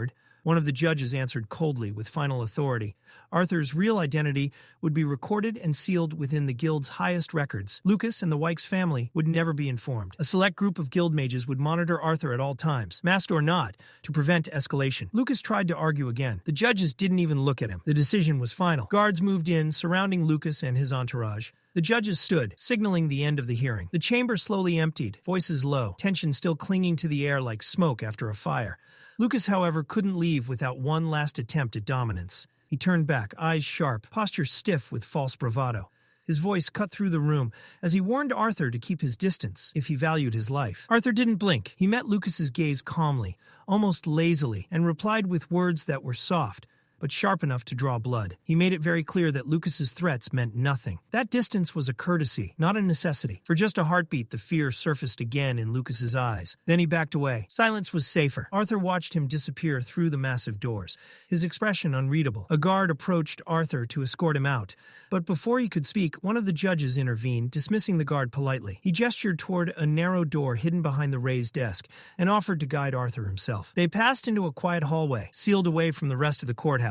As they walked, the judge finally spoke. He asked whether the outcome, staged as it was, had been satisfactory. Arthur nodded. Everything had unfolded exactly as intended. Lucas had been humiliated publicly, stripped of rank, and left paranoid. Arthur's identity remained buried, for now. The judge clarified that this protection wasn't charity. It was strategy, delaying retaliation from the Wykes family was in everyone's interest. Eventually, the truth would surface. But if Arthur didn't move openly, perhaps the Wykes wouldn't either. Arthur laughed quietly, assuring the judge he wasn't reckless. He knew when to wait. They stopped at a tall shelf lined with ancient tomes. The judge pressed one book inward. Stones shifted. The floor opened, revealing a stairway descending into darkness. Before Arthur stepped down, the judge left him with a final warning. One day, the guild might call in this favor. When that day came, he hoped Arthur would remember who had shielded him today. Arthur gave a half smile. The guild wasn't weak. They were just careful. He descended the stairs. The entrance sealed behind him. Left alone, the judge stared at the hidden passage, a single thought echoing in his mind. Caspian was right. Arthur Leywin wasn't just dangerous. He was inevitable. When Arthur emerged from the hidden exit, he barely had time to breathe before a familiar force slammed into his stomach. Sylvie. She tackled him head first. Full speed, knocking the air from his lungs. Arthur winced, clutching his side as she chirped happily and scrambled up to her favorite spot atop his head. Her voice echoed in his mind, bright and impatient, asking if it was finally over, if they could go home now. Outside, Jasmine and Elijah were waiting. Relief was written plainly across their faces. Arthur gave them a simple nod. It was done. The trial, the confrontation, the chaos, it was finished. As they walked toward the teleportation gate beyond the beast glades, Elijah brought up Samantha, asking if Arthur planned to visit her. Arthur paused, then shook his head. It was better if he didn't. Jasmine could check on her when she recovered. Jasmine nodded quietly, understanding without words. The walk grew quieter, heavier. Elijah mentioned that they'd be parting ways soon. Arthur stopped. He remembered something. Elijah wasn't from Sapin. He had nowhere to stay. So Arthur casually suggested Elijah come live with his family for a while, at least until school started. Elijah blinked, confused. School? Arthur started explaining, only for Elijah to cut him off, annoyed. Of course he knew what school was. He just hadn't planned on attending one. Arthur smirked and reminded him of his goal, to make a name for himself. If that ambition was real, then Xyrus Academy was the path forward. Elijah scoffed. Getting in required money, influence, things he didn't have. Arthur grinned and pulled him into a quick side hug. "Leave that part to your big brother," he said. "Just show up." Elijah protested immediately, pointing out that he was older. But the moment had already slipped out of his control. Arthur turned to Jasmine, calm and decisive, and asked if she could take Elijah home first. Elijah tried one last time to object. He hadn't agreed to anything yet, but Arthur's eyes glinted with quiet menace as he reminded him of one small detail. Lucas Wykes would be attending Xyrus Academy too. Was Elijah really comfortable leaving Arthur alone with someone like that? That ended the argument. As Jasmine and Elijah headed toward the teleportation gate, Elijah's mind was already racing ahead. He started muttering about classes, wondering aloud which paths would suit him best at Xyrus Academy. Then he slowed, turned back, and called out to Arthur. His voice was softer this time, honest, a simple thank you for everything. Arthur watched them disappear into the distance. Only when they were completely gone did the faint smile on his face fade away. A quiet sigh escaped him as his gaze drifted toward the surrounding woods. "Come out," Arthur said calmly. The air shifted. From between the trees, Caspian stepped forward, no longer hiding. His expression was composed, though there was caution in his eyes. He admitted it had been wise to send Jasmine and Elijah away first, just in case. Arthur nodded and thanked him for persuading the judge to follow through with the plan. It had worked. Lucas would remain ignorant, for now. Caspian exhaled in relief, saying he was simply glad it had all ended without anyone dying. Arthur's eyes sharpened. People died. The words landed heavily. Caspian stiffened, realizing his mistake, and quickly corrected himself. Clearing his throat, he changed the subject and tossed a small pouch toward Arthur. It landed softly in his hand. "A parting gift," Caspian said. Nothing more. Arthur loosened the drawstrings and froze. Gold spilled into his palm. Far more than he had ever held at once. For a moment, he was reminded of the boy he used to be, someone who had counted every copper. When Arthur asked why, Caspian answered simply, "Precautions. The road ahead wouldn't be safe." As Caspian turned and walked away, Arthur's thoughts churned. Precautions. Don's ballad wouldn't draw attention as long as he didn't use it. The real danger was Lucas. He had seen Sylvie's dragon form, and memories like that had a way of becoming weapons. As if responding to the thought, a soft glow appeared above Arthur's head. Sylvie's black scales shimmered, bleaching into radiant white. Her form shrank, twisted, softened, until a small, delicate white fox floated down into Arthur's arms. Through their bond, her sleepy voice asked if this form was better. Arthur stared, stunned, quietly wondering how many forms she could even take. Sylvie admitted she didn't know. She was tired. Before he could reply, she curled up against him and fell asleep. Arthur whispered a gentle goodnight, still in disbelief. Standing alone in the quiet woods, Arthur reflected. Having a dragon as a bond came with advantages, and he was only just beginning to understand them. Before using the teleportation gate, Arthur took care of a few unfinished matters. Making sure no one was watching, he slipped behind a tree, removed his mask and coat, and stored them away. He needed to disappear. The town buzzed with life. Adventurers in battered armor moved with urgency, while robed merchants shouted prices for dungeon loot and magical materials. Arthur blended into the crowd, unremarkable, unseen. His destination was a modest shop marked by an old wooden sign, Ekvius artifacts. Inside, the clerk offered a routine greeting until he noticed Arthur's age. Suspicion crept into his voice as he asked if Arthur was lost. Arthur calmly requested a small dimension ring, one that could fit over his thumb. The clerk scoffed. Even the smallest rings were costly. Arthur opened his sack. Gold gleamed. The man's skepticism vanished instantly. Arthur left with the ring in hand, the clerk still staring after him in disbelief. Most of his gold was gone now, spent on a ring barely large enough to store a sword and a beast core. It was worth it. He was preparing for a new life, at least on the surface. Arthur stepped through the teleportation gate and emerged in Xyrus, pausing to breathe in the familiar air. Home. He took a carriage toward the Helsty estate, passing the academy along the way. Xyrus Academy loomed in the distance, massive, imposing. He wondered what it would be like to walk those halls not as a fighter, not as a killer, but as a student. The carriage stopped at Helsty Manor. Arthur slipped inside quietly, careful not to disturb Sylvie. As he climbed the stairs, he stared at the mask in his hand. 2 years. 2 years of hiding behind it. Then, crash! The double doors slammed open. A small girl stood there, hands on her hips,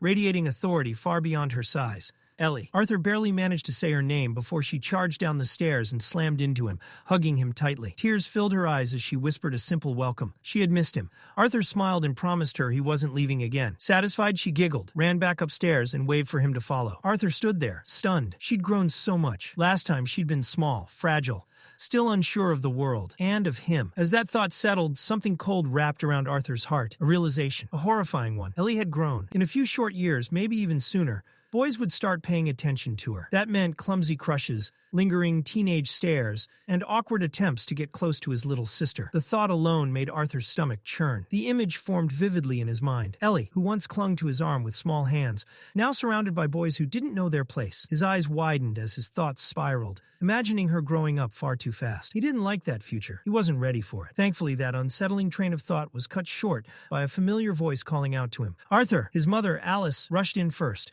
with Reynolds right behind her. The tension melted from their faces the moment they saw him, relief and joy softening their expressions. His father, still broad-shouldered and powerful despite the years, didn't hesitate for even a second. Reynolds scooped Arthur up with a loud laugh, pulling him into a crushing embrace that nearly knocked the breath from his lungs. With a proud grin, he joked that Arthur hadn't grown at all since he last saw him. Arthur shot back instantly, smirking as he pointed out his father's increasingly wild beard, accusing him of growing it out just to hide the wrinkles creeping in. The banter barely had time to escalate before Alice stepped in, lightly scolding Arthur while fiercely defending her husband. Then she wrapped Arthur in her own embrace, warm, steady, and grounding. This time, there were no tears, no reprimands. She simply told him how glad she was that he had come back safe. Arthur apologized quietly, guilt surfacing over how often he made them worry. Alice only smiled, brushing it aside as if it didn't matter. Off to the side, Vincent Helstea tried to insert himself into the reunion with his usual booming cheer. But before he could finish his greeting, Tabitha smacked the back of his head. This was a family moment, she reminded him sharply. Reynolds and Alice deserved this time with their son. Vincent rubbed his head sheepishly, backing off as the moment passed. Soon enough, everyone gathered together in the living area, settling in with relaxed smiles and light laughter. Arthur's eyes drifted around the room, instinctively searching. Alice noticed immediately and asked if he was looking for someone. Arthur admitted it felt like someone was missing. That was when Elijah stepped forward and handed him a folded piece of paper. Jasmine had already departed on another mission with the Twin Horns, but she'd left a note behind. Arthur unfolded it. It was brief, straightforward, and unmistakably Jasmine. No unnecessary words. Emotion tucked beneath practicality. Arthur smiled faintly. He'd wanted to see her before she left, but this would have to be enough. Reynolds laughed and remarked that the Twin Horns always returned eventually, like stubborn weeds that refused to die. Arthur chuckled along, but one more name lingered in his thoughts. He asked about Lilia. Tabitha began to explain, but Vincent cut in far too quickly, puffing his chest out, as he proudly announced that their daughter had been accepted into Xyrus Academy. His excitement drowned out Tabitha's words, earning him an immediate response. She grabbed a fistful of his hair and yanked it, scolding him for stealing her moment. Vincent yelped, and the room burst into laughter. Arthur was genuinely impressed. Being accepted into Xyrus Academy was no small feat. It was a major step forward, and a moment of pride for the Helstea family. Tabitha, her tone still sharp but sincere beneath it, reminded Arthur that it was thanks to him. Without his guidance, Lilia might never have unlocked her potential. The Helstes, she said firmly, would always owe him. Vincent nodded along enthusiastically, still rubbing his head, adding that a mage hadn't appeared in their family for generations. Arthur waved it off with a modest smile, saying he wasn't sure about being owed anything, but maybe, just maybe, he'd cash in a favor or two someday. That was when Reynolds could no longer contain himself. He stomped his foot, leaning forward eagerly. Now that everyone was accounted for, he wanted to hear everything. The dungeon, the fights, the adventure, all of it. Arthur smirked and began. His storytelling quickly drew everyone in, the living room of the Helstea Manor filling with gasping gasps, laughter, and stunned silence at the right moments. Arthur recounted most of the journey honestly, carefully omitting Lucas's betrayal. His family didn't need to carry that burden. Even without it, the story was more than enough to leave them shaken. Vincent, ever dramatic, compared Arthur's experience to the adrenaline rush of dealing with tax paperwork. Tabitha was quieter, her disbelief evident as she spoke. The idea that Arthur had faced and defeated an Elderwood guardian, a monster she'd been threatened with as a child, was almost impossible to grasp. As the conversation shifted, Arthur turned to Reynolds and asked about his magic. Reynolds admitted with a sigh that he'd been stuck at the dark orange bottleneck ever since Arthur left. No amount of meditation or refinement seemed to push him forward. Arthur didn't hesitate. He reached into his storage and casually tossed the Elderwood Guardian's beast core toward his father, explaining that while he'd used a portion of it to recover, plenty of energy remained. Reynolds caught it on reflex, freezing as he stared at the dull green core resting in his palm. He held it like something sacred, unsure if he could even accept it, especially knowing the danger Arthur had faced to obtain it. Tabitha gasped as realization hit her. An S-class beast core was worth a fortune. Alice, arms crossed, responded with dry humor, questioning whether the gift made up for the endless worry Arthur had caused her. Arthur grinned and told his father to take it. If Reynolds wanted any hope of keeping up with his son, he'd need it. He even winked, openly challenging him not to fall behind. That was when Arthur revealed his current stage. Light orange. The room fell silent. Vincent's eyes nearly popped out of his head. Tabitha sucked in a sharp breath. Reynolds looked back down at the beast core, his grip tightening, determination flaring in his eyes. He promised Arthur he wouldn't hold back the next time they sparred. Arthur welcomed it with a confident grin. As the excitement finally settled, the family began drifting off to their rooms. The manor grew quieter. Elijah headed for a steam bath, predictably forgetting to lock the door. Just as he started to relax, the door burst open. Arthur strolled in like nothing was wrong, announcing that he'd brought Elijah's pajamas. Elijah yelped in panic, his voice echoing off the steamy walls as he scrambled to cover himself, shouting in pure embarrassment. Arthur squinted through the steam and waved it off, teasing that it wasn't a big deal. He couldn't see anything anyway. Elijah narrowed his eyes suspiciously and asked if that was really true. Arthur just laughed, tossed back a smug remark, and shut the door behind him. A barrage of curses and banging followed, making Arthur chuckle as he walked away. Later that night, Arthur sat quietly on his bed, pulling out the mask he hadn't worn in a long time. Arthur studied the mask in silence, letting the memories settle. 2 full years had passed, years packed with bloodshed, close calls, losses, and growth that had reshaped him in ways even he sometimes struggled to grasp. It felt distant now, like another life layered over this one. Nearby, Sylvie perched comfortably, her presence light and familiar. Through their bond, her voice chimed with her usual carefree confidence, proudly pointing out that she'd grown taller than him at some point. Arthur let out a short laugh, conceding the point. She wasn't wrong. Before the moment could stretch further, Elijah's voice cut in, reminding Arthur that it was his turn to wash up. Arthur agreed easily and headed for the bathroom. He didn't rush, easing the tension still lodged in his muscles from everything he'd been through.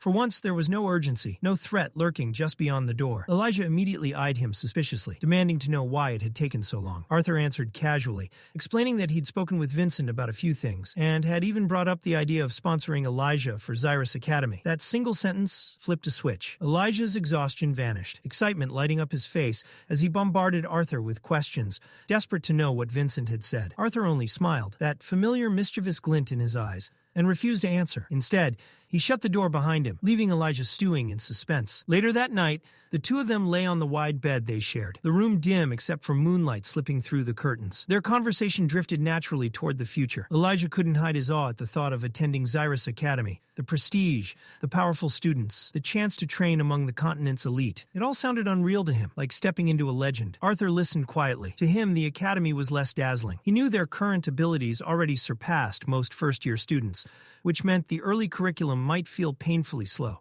Still, he admitted it wouldn't be pointless. It would give him the time and structure he needed to refine his weaker attributes, lightning and ice magic. Even with his beast will backing him up, those elements still resisted him more than he liked. Eventually, Elijah's tone shifted. He brought up Lucas. He asked carefully what Arthur planned to do. Arthur let out a slow breath. Lucas didn't recognize him, and Arthur intended to keep it that way, until the day he was strong enough to stand against the entire Wykes family without consequence. His identity would remain buried. For now, revenge could wait. Training couldn't. Growth came first. Arthur found himself quietly appreciating how easily Elijah spoke his mind, even joking around topics most people would tiptoe around. His gaze drifted, landing on the ridiculous pillow wall Elijah had built between them. Arthur raised an eyebrow and asked if that was really necessary. Elijah insisted it was, arguing that it was already weird enough for two guys to share a bed. Arthur smirked and suggested that maybe Elijah would feel more comfortable if Arthur were a girl instead. The response was instant. A pillow flew straight at Arthur's head. Elijah flushed with embarrassment, while Arthur laughed, dodging easily and enjoying the rare, harmless moment. After a beat, Elijah peeked over the pillow barrier again, his voice quieter, more thoughtful. His mind had wandered somewhere else entirely. He wondered aloud if he might actually find a girlfriend at Xyrus Academy. Arthur, of course, couldn't resist. He painted an exaggerated future where Elijah married a black-haired girl with glasses just like him, their children somehow being born already wearing tiny spectacles. Elijah groaned and rolled his eyes, pointing out how ridiculous that was. Babies didn't come with glasses. Still, he laughed despite himself. Then he flipped the teasing back onto Arthur, claiming Arthur's looks alone would make him popular, whether he wanted it or not. Too princely, he said, for his own good. Arthur smirked and asked if that sounded like jealousy. Elijah shot back immediately that it wasn't subtle at all. It was blatant. Arthur waved it off. He wasn't interested in anyone at the academy. To him, girls his age still felt far too young, barely more than kids. There was no rush. What mattered was rest. He told Elijah to get some sleep. Elijah agreed quietly. There was gratitude in his voice, and with that, their banter faded. The room fell into silence, the world outside unusually calm as both of them drifted off. Morning arrived gently. Thin rays of sunlight slipped through the curtains, nudging Arthur awake. He rose, got ready, and headed downstairs. Vincent was already there, brimming with energy. He greeted Arthur enthusiastically, reminding him of the inventor Arthur had asked about the day before. Vincent wasted no time explaining that he'd already arranged a meeting. The man's name was Gideon. According to Vincent, Gideon wasn't just an inventor. He was a legendary artificer, one of the most respected researchers in all of Sapin. He was due to return to Xyrus City in 3 days, and Vincent suggested they meet him before heading downtown with everyone else. Arthur agreed immediately. When he asked what was happening downtown, Vincent mentioned a major announcement scheduled for the central square. Arthur acknowledged it, though his interest clearly lay elsewhere. He thanked Vincent for setting up the meeting. When Vincent asked if Arthur needed something specific from Gideon, Arthur explained that it wasn't a necessity. It was something he wanted to discuss, an idea from his past life that had waited patiently for the right moment. This meeting would be the first step toward bringing it into reality. Vincent was still trying to process that when Reynolds appeared. He called out to them, then immediately scolded Vincent for his messy appearance, reminding him he had somewhere important to be. Realizing he was already late, Vincent panicked, shouted that he'd pick Arthur up later, and bolted out the door. Reynolds watched him go, chuckling as he teased Vincent for running, while constantly looking back like a nervous child. Then he turned to Arthur. When Arthur asked about his magic, Reynolds' face lit up with pride. He announced that he'd finally broken through. Solid orange stage. The progress was real, and it showed. Reynolds reached into his pocket and pulled out the very same beast core Arthur had given him earlier. Even though every last drop of mana inside it had already been drained, the core hadn't shattered the way it normally should have. Instead, it sat there, perfectly intact, solid and heavy in his palm. The detail clearly bothered him. A drained beast core surviving like this wasn't normal. Far from it. But there was no time to overthink it now. He still had preparations to finish before heading out. With a satisfied, almost proud smile, Reynolds tucked the core away and told Arthur he'd be back by dinner. Then he stepped out, the door closing softly behind him. Arthur didn't move. He stood there in silence, mind spinning. Something about that core refused to sit right with him. After a moment, he turned and headed to the backyard. The beast core now in his own hand. Sunlight filtered through the open space as Arthur stopped and stared down at the orb again. It was still solid, still whole. Slowly, carefully, he wrapped his fingers around it and focused, extending his senses inward. This time, he felt it. Deep within the core's black, hollow interior, something stirred. The emptiness warped, shadows shifting until a shape began to form. Arthur's breath caught. The Elderwood Guardian. The image sharpened, unmistakable. Arthur froze in place as a chill crawled up his spine, quickly replaced by pure electric awe. His heart started pounding. That fight, one that had nearly killed him, had left behind a reward so absurdly rare it bordered on the unreal. A beast will, not just treasure, not just power, a phenomenon. A gift that granted its wielder immense strength and often a unique magical ability. Something that could only be obtained if a powerful mana beast willingly passed it on, or if it was torn out by force from its core. Arthur stared at the glowing orb in his hand, thoughts colliding violently in his head. And then, a dangerous idea took root. What if he tried to integrate not one beast will, but two? There were no records, no precedents, no ancient manuals warning him not to. Just a single, terrifying unknown. And Arthur had never been one to shy away from that. Without another second of hesitation, he tightened his grip and began pouring his mana into the core. Immediately, something answered back. This wasn't like the clear, emotional connection he shared with Sylvie. This was savage, primal, a raw, hostile presence roaring deep inside his consciousness. The will of the Elderwood Guardian lashed out violently, rejecting him with overwhelming force. Vines exploded forward in his mind, faster than sight, aiming straight for him, and shattered. They slammed into something invisible and broke apart instantly. Arthur's eyes widened as a powerful pressure surged around him. A barrier had formed, absolute and unyielding. He turned instinctively, and his breath stopped. Behind him stood Sylvia. Not her physical body, but her will. Towering, majestic, terrifying. The image of the great dragon loomed with overwhelming dominance, her massive form radiating authority. Her glowing eyes locked onto the Elderwood Guardian with cold finality. Space itself seemed to tremble as her will surged forward. Her jaws opened wide, rushing toward the wooden beast with unstoppable force. The Guardian convulsed, utterly crushed beneath the pressure. And then Arthur gasped awake. His eyes snapped open as the beast core slipped from his hand, clattering and rolling across the ground. His chest rose sharply as he sucked in air.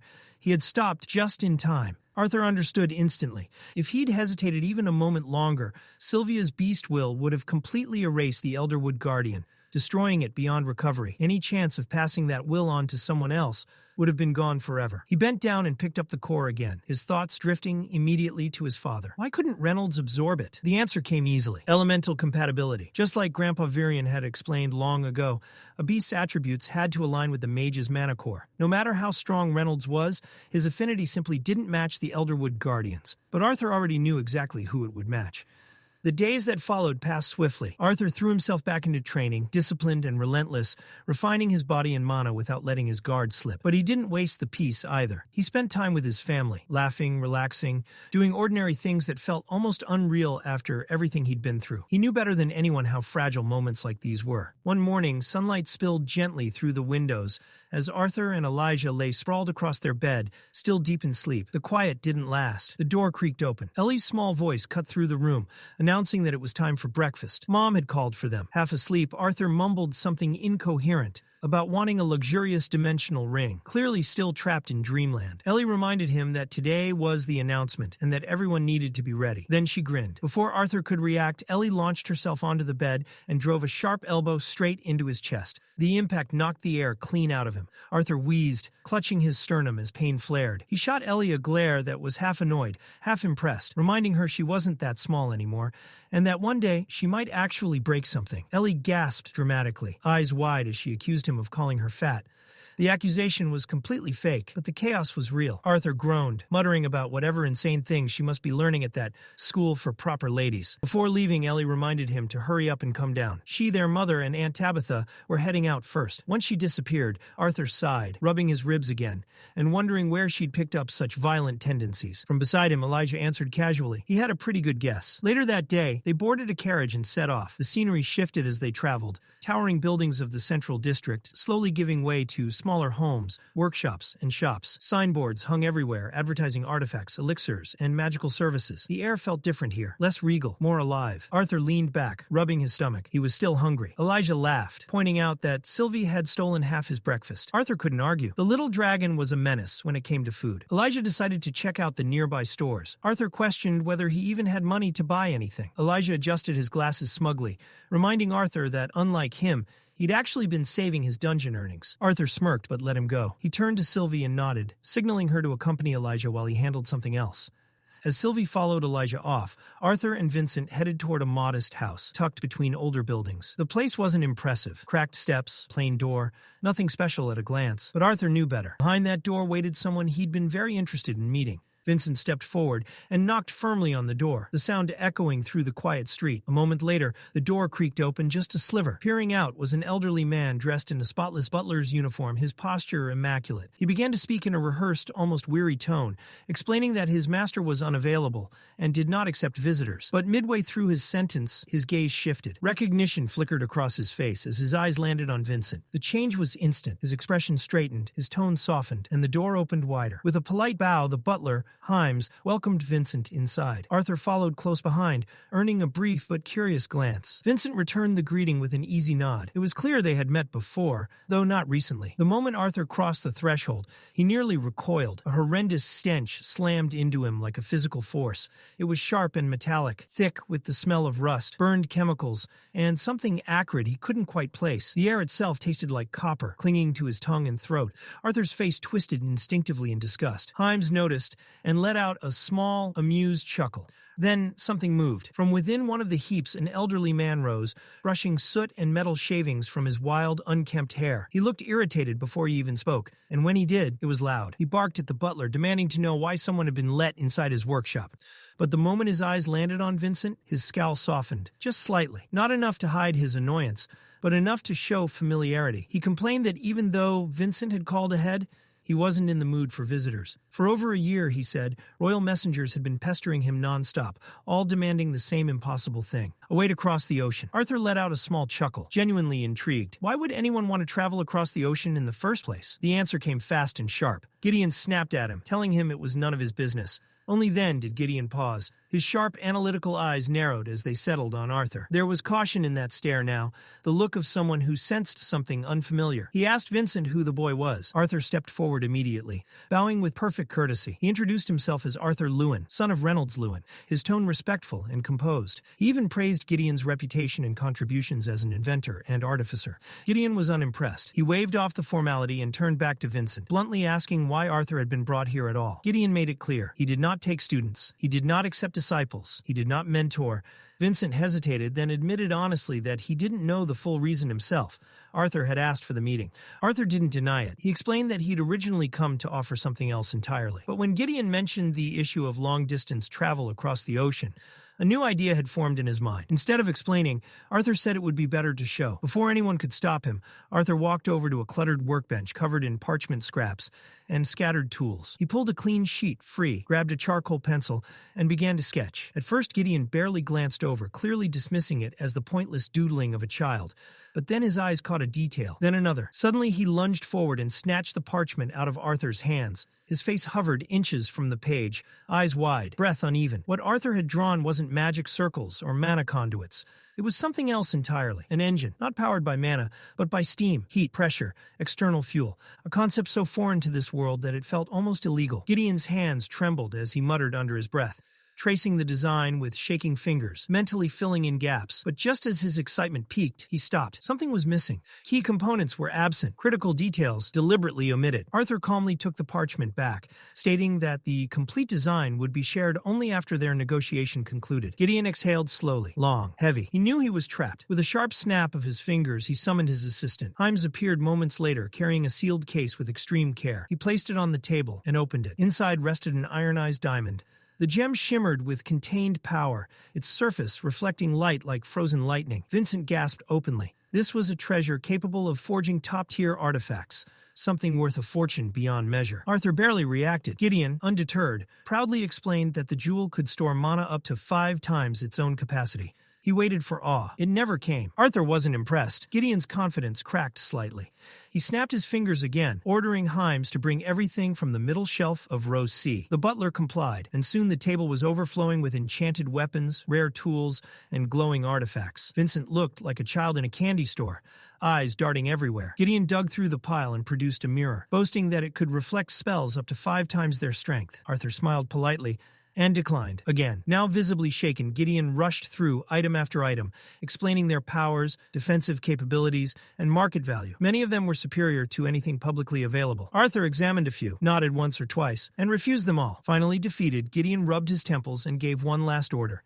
He told Hymes to bring the pendants. Hymes hesitated, warning him that those were special. Gideon insisted. When Hymes returned, he carried 2 small, ornate locked cases, far more refined than anything else in the room. These were artifacts crafted for royalty. Gideon unlocked one and opened it. Inside lay a delicate pendant. A soft pink gem rested at its center, suspended from a thin chain of white gold. The craftsmanship was exquisite. Arthur lifted it and infused a trace of mana. Within the jewel, an image shimmered into existence, a phoenix worm. Arthur recognized it instantly. Gideon stared at him in shock. Gideon confirmed it without hesitation. The pendant had indeed been crafted using the essence of a phoenix worm. Vincent, clearly intrigued but confused, asked what made those creatures so special in the first place. Gideon explained that phoenix worms were S-class mana beasts, almost as rare and elusive as dragons themselves. What set them apart was a single, terrifyingly powerful trait.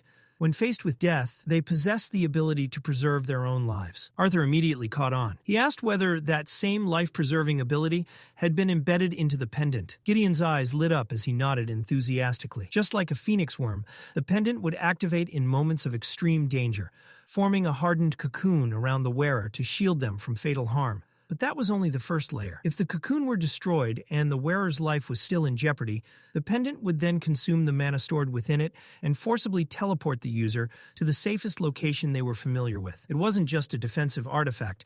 It was condensed survival itself, packed into a single jewel. Inside the cluttered workshop, Arthur continued examining the pendant closely. After a moment, he asked the most important question. How many times could its effects actually be used? Gideon scratched the back of his head, looking uncomfortable, as he admitted he wasn't completely sure. He had already used 5 phoenix worm cores to create it, each one more valuable than almost any other S-class beast core in existence. And even then, he believed the pendant might only activate twice at most. Arthur fell silent, his thoughts turning inward. If the artifact truly functioned as described, it would be perfect for someone he needed to protect above all else. His mother, or Ellie. The idea lingered, until something else clicked in his mind. Earlier, Gideon had mentioned that these pendants were commissioned by the royal family. Arthur asked directly. Gideon confirmed it, stating that the phoenix worm cores had been provided by the royal family themselves.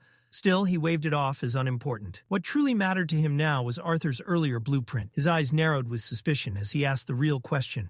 How could someone so young come up with an idea like that, and why bring it to him now? Arthur answered with a calm smile, claiming he simply wanted to make a nice birthday gift for his little sister. Gideon didn't buy it for a second. He didn't say it out loud, but he dismissed the excuse immediately. Arthur made his stance clear. He wasn't handing over the complete blueprint, unless he knew exactly how it would be used. Gideon tried to sidestep the condition, telling him that everything would be explained during the major announcement later that day. Arthur pushed back. Someone of Gideon's standing and knowledge, he reasoned, could surely explain things more clearly than a censored public speech ever would. Cornered, Gideon asked if revealing everything he knew would convince Arthur to leave the pendants behind. Arthur responded with nothing more than a smirk. He wasn't about to agree to a deal without getting real value in return.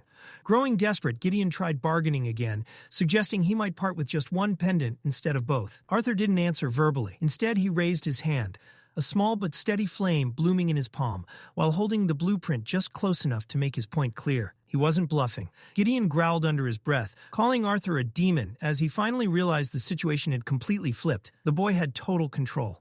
Vincent, who had been silently observing the exchange, finally stepped in. He admitted he didn't always understand what Arthur was thinking, but he vouched for one thing without hesitation. If Arthur made a promise, he would keep it. That was enough. Gideon let out a loud groan and finally gave in. He didn't care about the royal family anymore. Compared to this ship project, they were irrelevant. With a resigned sigh, he revealed the truth. Last year, his team had uncovered evidence, and now they were absolutely certain. There was another continent beyond Dicathen. Arthur froze. The idea hit him hard. Another continent. Something so massive, so world-altering, that it was difficult to even process. Vincent nodded slowly, adding that he had heard the same rumor from a royal family employee before. Someone who had been unsure, but warned him to keep it secret. Hearing it again from Gideon confirmed what Vincent had already begun to believe. Still, Arthur wasn't satisfied with rumors alone. He pressed Gideon, demanding proof, real evidence, not speculation. Gideon bristled, clearly insulted. He made it very clear that he wasn't the type of scientist who made baseless claims. His voice rose as he explained how it all began. Years ago, they had discovered a strange artifact attached to a bird-type mana beast. The creature wasn't native to Dicathen and possessed a unique ability, perfect camouflage, something no known beast on the continent could replicate. That alone was groundbreaking, but the artifact it carried changed everything. Vincent, still stunned, asked how they had even managed to capture such a creature. Gideon scowled as he admitted the truth. It was pure chance. An amateur adventurer aiming at a gliding squirrel had accidentally struck the bird instead. Dumb luck, nothing more. But that accident brought the artifact into their hands. The object was unlike anything Gideon had ever studied, so advanced that it took him nearly an entire year just to determine its function. And when he finally did, it confirmed every suspicion they had. Arthur leaned forward, demanding to know what it could do. Gideon hesitated, reminding him that only royal family members were authorized to know this information. Arthur didn't even blink. He simply pointed out that his own blueprints contained designs the royal families had never seen. Once again, Gideon was cornered. With visible irritation, he finally revealed the truth. The artifact could record and store moving images. Vincent leaned back with a quiet, satisfied smirk. Even someone as brilliant as Gideon couldn't outmaneuver Arthur. Arthur, however, wasn't impressed yet. He frowned slightly, voicing his doubt. Just because an artifact was advanced didn't automatically mean it came from another continent. Couldn't it have been created by an unknown but exceptionally talented artificer somewhere in Dicathan? Vincent responded calmly but firmly. He reminded Arthur that he hadn't introduced Gideon as just another skilled inventor. He was widely regarded as the greatest artificer Dicathan had ever produced. Not just in the present era, but in all of history. Still skeptical, Arthur shifted his gaze back to the eccentric old man, weighing those words carefully. There was doubt in Arthur's tone, but it wasn't baseless skepticism. It was calculated, grounded. Gideon, on the other hand, took it personally. His chest puffed out as pride swelled to ridiculous levels, and he loudly proclaimed his own brilliance. In his mind, there wasn't a single artificer in all of Dicathan who wouldn't drop to their knees in reverence before him. His confidence wasn't subtle. It was overwhelming, absolute, almost comical in its intensity. Arthur listened patiently, letting Gideon rant, and then a slow smile crept onto his face. If Gideon's words were true, and judging by his reputation they likely were, then even the greatest artificer in Dicathan, struggling for nearly a year to understand a single artifact, said everything. It suddenly made perfect sense why the royal families had jumped to such a drastic conclusion. Arthur voiced his reasoning calmly. If an artifact existed that even Gideon couldn't fully decipher, then the odds of it being created within Dicathan were slim. That alone was enough for the royals to believe its creator came from beyond the continent. Gideon leaned forward, veins practically popping, frustration boiling over. He was nearly shouting now, desperate to hammer the point into Arthur's head. This wasn't just some impressive device. This was proof of another world beyond the seas. A land filled with technologies more advanced, artificers more skilled, and possibly mages far beyond anything Dicathan had ever known. To Gideon, this discovery was earth-shattering, history-defining. But Arthur didn't budge. He calmly raised a hand, gently pushing Gideon back, grounding the conversation. Yes, the implications were massive. Yes, the possibilities were terrifying and exhilarating all at once. But speculation was still speculation. Until someone crossed the ocean, until they saw that land with their own eyes, everything Gideon was saying remained theory, no matter how convincing. Instead of getting swept up in excitement, Arthur quietly returned his attention to the parchment. He finished the sketch he had been working on. A steam engine. Simple in concept, revolutionary in execution. With it, they wouldn't need to guess. They would go there themselves. Only then would the truth be undeniable. Later, as Arthur and Vincent stepped outside the workshop, the air felt noticeably lighter. Vincent let out a chuckle, clearly amused by the absolute storm Gideon had turned into moments earlier. He admitted he had never seen the old artificer so animated, so fired up. That level of passion from someone like Gideon spoke volumes about what Arthur had just ignited. Arthur smiled faintly. Gideon really had been excited, more than anyone had ever seen him. Causing that kind of reaction from a legend wasn't something just anyone could do. Still, Vincent voiced his doubts. Gideon might have called Arthur's steam engine design ingenious, but Vincent himself couldn't picture it. A ship powered purely by steam, crossing an entire ocean without magic? It sounded absurd. In a world where mana solved everything, relying on something so mundane felt almost laughable. Arthur walked beside him, half listening, his thoughts drifting deep again. In this world, magic was the foundation of everything. Daily life, warfare, innovation, politics. Because mana was so convenient, so dominant, people had stopped looking for alternatives. Non-magical technology, once full of potential, had stagnated completely. Vincent kept talking, unaware of the gears spinning violently in Arthur's mind. He joked about Arthur's parents, wondering how Reynolds and Alice could be so calm about everything their son could do. If Vincent had a child like Arthur, he'd be shouting it from the rooftops. Arthur barely heard him. His focus was on what he had accomplished. With nothing more than harmless mechanical knowledge from another life, he had secured an artifact capable of protecting his family.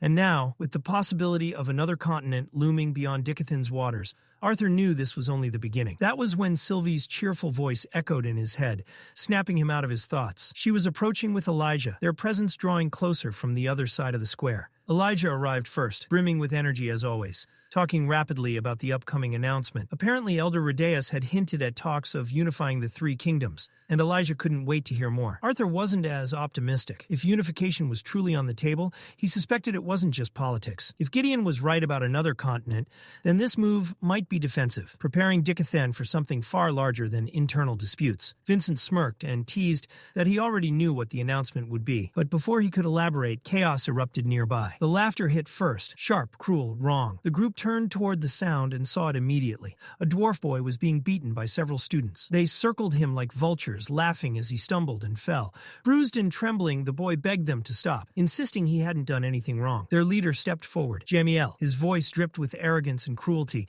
as he mocked the boy for being a dwarf, calling it a disgrace to Xyrus Academy. Then came the excuse. Accusations of breaking school rules, of using magic outside school grounds. Jamiel demanded the boy drop his mana barrier. The dwarf stammered, terrified, words barely forming. Jamiel didn't care. With a cold glare, he lifted a metal pipe, ready to bring it down. Before it could fall, Elijah moved. He dashed forward and slammed into Jamiel, knocking him off balance. Elijah immediately positioned himself between the bullies and the injured dwarf, helping him sit up and asking if he could stand. Jamiel rose slowly, rage burning in his eyes. Without warning, he slapped Elijah hard across the face. The sound cracked through the air. Elijah's glasses flew off and skidded across the ground. Jamiel sneered, demanding to know how Elijah dared interrupt his fun. Vincent reacted instantly, reaching into his coat, ready to summon the guards and shut this down before it escalated further. Arthur stopped him. His grip on Vincent's wrist was firm, unyielding. This wasn't going to end with guards. Not this time. Vincent whispered urgently, alarm clear in his voice. They couldn't let this continue. Meanwhile, Elijah was fighting a battle of his own. Rage burned in his chest, begging to be unleashed. He knew if he used magic now, it wouldn't just be his problem. Arthur and Vincent would be dragged into it as well. He clenched his fists, forcing himself to breathe, forcing the mana to stay dormant. Jamiel's eyes dropped to the markings stitched into Elijah's robe. Recognition flashed. A twisted grin spread across his face as he realized it. The emblem of the Kingdom of Darv. The others noticed too, and their laughter turned sharper, nastier. Jamiel stepped forward, grabbing Elijah by the hair and yanking his head back, mocking him with cruel delight. He sneered about how Elijah might as well lie next to his half-pig brother on the ground. Elijah shook with restrained fury. He knew he couldn't win without mana, but he held it back. Jamiel leaned closer, ordering him to open his mouth, laughing about how they'd share a hospital room when he was done. And then something made him pause. A shadow slid across the sunlit ground, and Jamiel turned his head slightly. His eyes locked onto someone approaching at an unhurried pace, each step deliberate. It was Arthur, closing the distance with a long wooden stick resting in his hand. Jamiel scoffed at the sight. He sneered, mocking Arthur as just another peasant, warning him to back away unless he wanted to end up on the ground beside the other two. The students around him laughed and egged him on, but Arthur's expression never wavered. There was no fear, no hesitation, only a cold, sharp glint in his eyes. He stepped closer, silent, his presence alone welcoming the fight. Far from the brewing chaos, a royal carriage cloaked in plain colors rolled quietly through the city streets. Its wheels barely whispered against the road as it neared the center of Xyrus. Inside, Prince Curtis lounged back, irritation clear in his voice. He complained about the secrecy, saying he would rather have attended the event in Addistan with his parents than sneak through the city like a criminal. His royal guard responded calmly, explaining that security at the event was already strict and that Curtis's movements had to remain discreet. In truth, the caution had little to do with the prince himself. Princess Kathleen had made it abundantly clear that she wanted no attention. Kathleen sat across from her brother, her displeasure obvious. She reminded him that she never wanted to come at all. Curtis grinned and teased her, claiming she should be thankful he dragged her out. Otherwise, she would have buried herself in books all day. Kathleen shot him a sharp glare. She knew the real reason. She pointed out that the only reason he insisted she come was because his date had canceled at the last moment. Curtis tried to brush it off, but his ears reddened, and he hastily changed the subject to his bond, Grotter, whom he had reluctantly left behind. He had wanted to ride the massive creature during the public event, but thanks to Kathleen, that plan had been abandoned. The guard reminded him that Grotter, being as large as the entire carriage and still untrained, was an enormous safety hazard. Curtis waved it off and tried to get Kathleen to agree, asking if Grotter hadn't been improving lately. Kathleen didn't respond. Her attention had shifted to the view outside the window. She had noticed a crowd forming, tension thick in the air. Something was happening in the street, and she couldn't look away. Back at the confrontation, Vincent stood stiffly, unsure of what to do. His heart hammered in his chest. He had never seen Arthur like this before. The familiar calm was gone, replaced by something cold and razor-sharp. If no one intervened now, Vincent feared those students wouldn't just be hurt. They might not leave at all. He hurried forward, positioning himself in front of Arthur, raising his voice as he shouted at the arrogant students. He ordered them to leave before someone was seriously injured. Turning back, he pleaded with Arthur to let it go and check on Elijah instead. The students only laughed. They mocked Vincent, calling him a foolish old man trying to shield a child. Their smug faces showed no hint of understanding. Inside, Vincent was screaming. They didn't realize the truth. He wasn't protecting Arthur. He was trying to protect them. Arthur spoke calmly, calling out to his uncle. Vincent turned, forcing a strained smile as he replied. his voice trembling. Then he saw it. Mana radiated from Arthur, sharp and focused. Arthur didn't need to raise his voice. The order was unmistakable. Vincent stepped aside. He understood now. Nothing was going to stop what came next. He cast one last glance at the boys and silently wished them peace. One of the students stepped forward confidently, volunteering with a joke about not damaging his new clothes. Grinning, he charged at Arthur, pipe raised high. It would be easy. One swing and it would be over. But before the strike could even begin, Arthur's stick slammed into his head. The boy crumpled instantly, collapsing with a groan. Shock rippled through the group. They hadn't even seen Arthur move. Another student snarled in anger, claiming Arthur had only gotten lucky by catching someone off guard. He boasted that he would show the difference between a noble trained in swordsmanship and a common peasant. He rushed forward, faster than the eye could follow, his metal pipe cutting through the air in a lethal arc. His movements were refined and precise, executing his family's prized thousand-step strike. The weapon swayed erratically, meant to confuse and overwhelm. In his mind, victory was already secured. The final lunge was flawless, unstoppable. To Arthur, everything slowed. He saw every motion, every shift of weight. At the final instant, he tilted his head just enough for the pipe to whistle past him harmlessly. The noble's confidence shattered. Arthur moved. A single clean strike landed on the boy's back. The stick snapped on impact. The noble collapsed, breath torn from his lungs, pain carved across his face. Arthur glanced at the broken stick in his hand, remarking how easily even mana-reinforced objects broke when pushed too far. He let the remains fall from his fingers. There were still others standing. He rolled his shoulders, composed and steady. Arthur no longer needed a weapon. This would end with his bare hands. Jamiel stared at Arthur, arrogance still etched across his face. To him, Arthur was nothing more than an overconfident peasant in need of discipline. His father's words echoed in his mind. A trident's fist was deadlier than any forged weapon.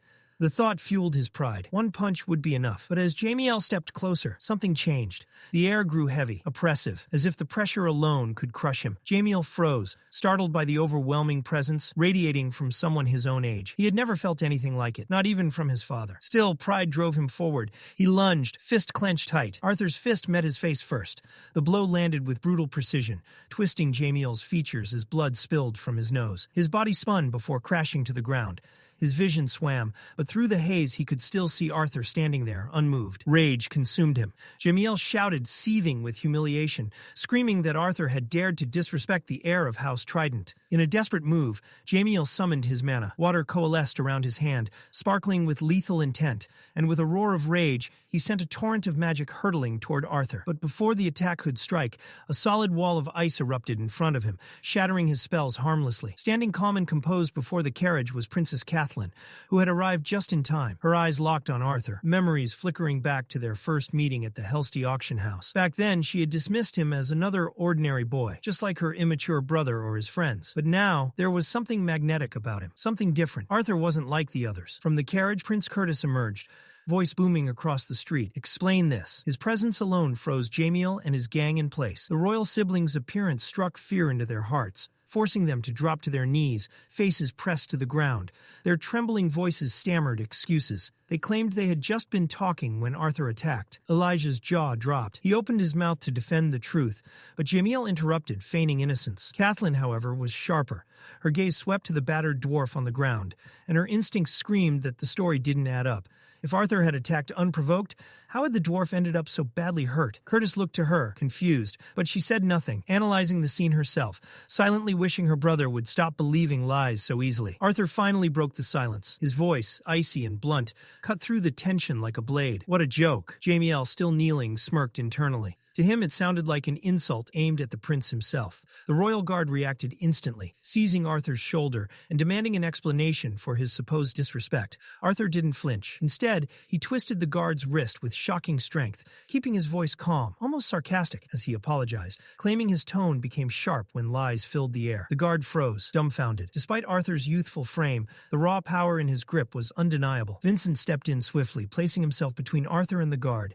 He addressed Curtis directly, clarifying that Arthur meant no disrespect. What Arthur was really saying, Vincent explained, was that the boys accusing him were the ones lying. Curtis's eyes widened in surprise as he recognized Vincent. He greeted him politely and asked why he was here. Vincent explained that on their way to the plaza for the announcement, they had stumbled upon a group of students tormenting a boy. On cue, the injured dwarf coughed up blood, a sharp, ugly reminder of what had just occurred. Curtis's gaze sharpened like a blade as he demanded a name.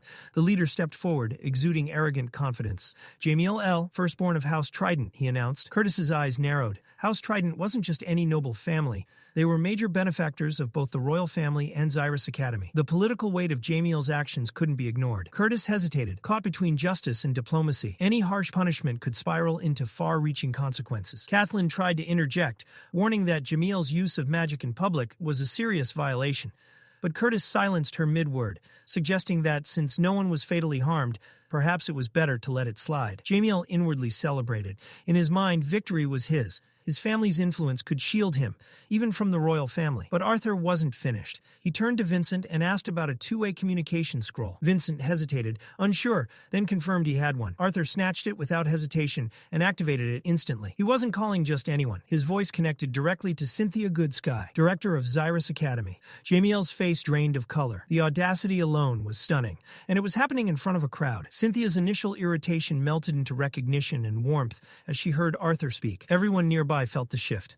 Arthur wasted no time. Calm and controlled, he demanded that Jamiel Trident and his friends be expelled from the academy, citing racial bullying and the reckless use of lethal magic in public. Confusion flickered across Cynthia's face, especially at the mention of Jamiel's full name. Meanwhile, Jamiel stood, grinning smugly, convinced that his family's wealth and donations would outweigh Arthur's influence. Arthur's calm confidence didn't waver. He made it clear. His demands were conditional. The balance of power had shifted completely, and everyone watching understood. This was just the beginning.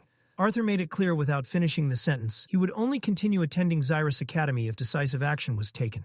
There was no need to elaborate further. Cynthia's voice cut through with unwavering authority, sharp and final. "They're expelled." The words landed like a hammer, shattering Jamiel's world in an instant. And just as if fate wanted to pile on the humiliation, his mother called him through her own communication scroll. Her voice was a storm of fury, laced with disbelief and outrage. How could the Academy dare expel her son without explanation? Every syllable dripped with anger, leaving Jamiel frozen in dread. Meanwhile, Prince Curtis stepped forward, his posture shifting from annoyance to measured acknowledgement. With a formal, respectful tone, he apologized to Arthur, admitting that his earlier hesitation had been influenced by political pressure and doubt. Arthur, in turn, nodded and admitted that his own temper had flared during the confrontation. A tense understanding passed between them, a mutual recognition of each other's principles. Curtis affirmed that expelling Jamiel L. and his gang was not just the right call, it was essential. No noble lineage, no lavish donation could justify allowing racism to fester within their academy. Not in Xyrus, not on their continent. Curtis stepped back toward the royal carriage, rubbing at his temples. A clear headache etched across his features. His mind kept drifting to Arthur. There was something off, something strange and quietly formidable about the boy. He had felt it before at their first encounter, and the sensation had not faded. Arthur wasn't just good, he was different, in a way Curtis could not yet define. Kathleen's gaze, however, was unwavering. She hadn't taken her eyes off Arthur since the fight began. The world around her had blurred to insignificance. Then, just as the carriage was ready to roll, she spoke. Arthur turned toward the sound, startled. She met his eyes through the window, and in a rare softness, one no one else had ever witnessed, she asked, "Would you like to have tea with me sometime?" Arthur froze for a heartbeat before answering with a quick, honest, "Yes." Kathleen's lips curved into a gentle smile. "Then we'll see each other at school." The carriage moved forward, gliding down the street, while Arthur stood smiling quietly. Vincent and Elijah beside him were frozen in disbelief, jaws slack, unable to process the scene. Inside the carriage, Curtis stared blankly, gripping his royal guard's shoulders and shaking him in disbelief. His mind could not comprehend what had just transpired. That cold, disciplined sister of his had spoken with warmth. But Kathleen's thoughts were elsewhere. Quietly, she kept her attention fixed on one thing: Arthur. In her heart, she admitted it. He truly was different. Back on the street, Arthur walked side by side with Vincent and Elijah. Elijah's frustration was still palpable. If he had been able to use magic, he said with a huff, those bullies would have been flattened in seconds. Vincent, by contrast, was utterly drained. He clutched his chest and muttered under his breath, defeated, "I don't think my blood pressure can survive much more of this." Later that day, the city square outside the palace swelled with life. Citizens from across the continent, humans, elves, and dwarves alike, gathered shoulder to shoulder, anticipation radiating from every face. Everyone had come to hear the long-awaited announcement. Eli, walking beside Arthur, gestured to Elijah's bruised cheek. "What happened here?" he asked. Elijah grinned and recounted the story with pride, detailing how he had stood up to the bullies. But Arthur's mind wandered. His gaze swept over the crowd, thousands of faces staring expectantly. and his thoughts sank deeper. The truth he knew was monumental. Another continent existed beyond Dicathen's waters. And yet, what troubled him most wasn't just the discovery, it was the reason behind it. A land sending camouflaged monobeasts to observe Dicathen likely didn't have peaceful intentions. They were either wary of Dicathen or preparing for something far darker. Arthur's conscience wrestled with itself. Had he been right to push Dicathen's progress forward so rapidly? He had given his people a path to this unknown continent. But was it truly the best course of action? Before these thoughts could drag him further into doubt, his mother, Alice, noticed his expression. Her tone was gentle, soft enough to coax him from his spiraling thoughts. "Something on your mind?" she asked. Arthur waved it off with a small smile, insisting all was fine. Alice's eyes twinkled knowingly. She pretended to believe he was thinking the ordinary thoughts of a 12-year-old.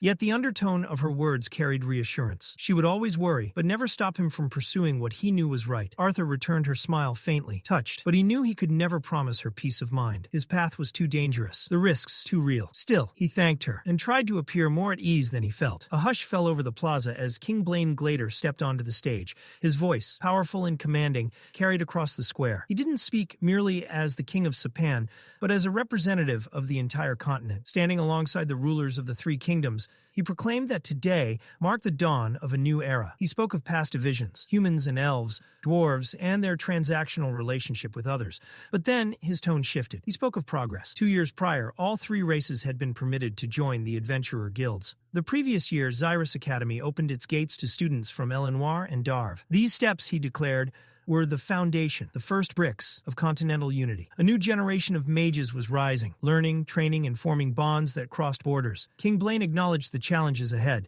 Centuries of prejudice wouldn't vanish overnight, but urged the people to look forward, not just for themselves, but for their children and the future of Dicathen. His words ignited the crowd, met with thunderous cheers and a celebration of hope. Next, King Alduin Erleth of Elenoir stepped forward. With calm dignity, he echoed Blaine's message, pledging his full support for this vision of unity. Then his tone shifted. With measured gravity, he reminded the crowd that while Dicathen had begun uncovering its own mysteries, even greater secrets lay beyond their shores. He confirmed what many had only whispered in speculation. Another continent existed. The plaza fell silent. Whispers rippled through the crowd, disbelief spreading like wildfire. Some gasped, others murmured anxiously. The celebratory energy twisted instantly into shock and uncertainty. Arthur remained unmoved amidst the chaos. He had expected hesitation, perhaps fear, but this overwhelming reaction revealed just how unprepared the world was for the truth. Alduin raised his hands, trying to steady the murmuring crowd. He admitted that even the royal families knew very little about this distant land. The way there remained unknown, a continent shrouded in mystery, adventure, and possible danger.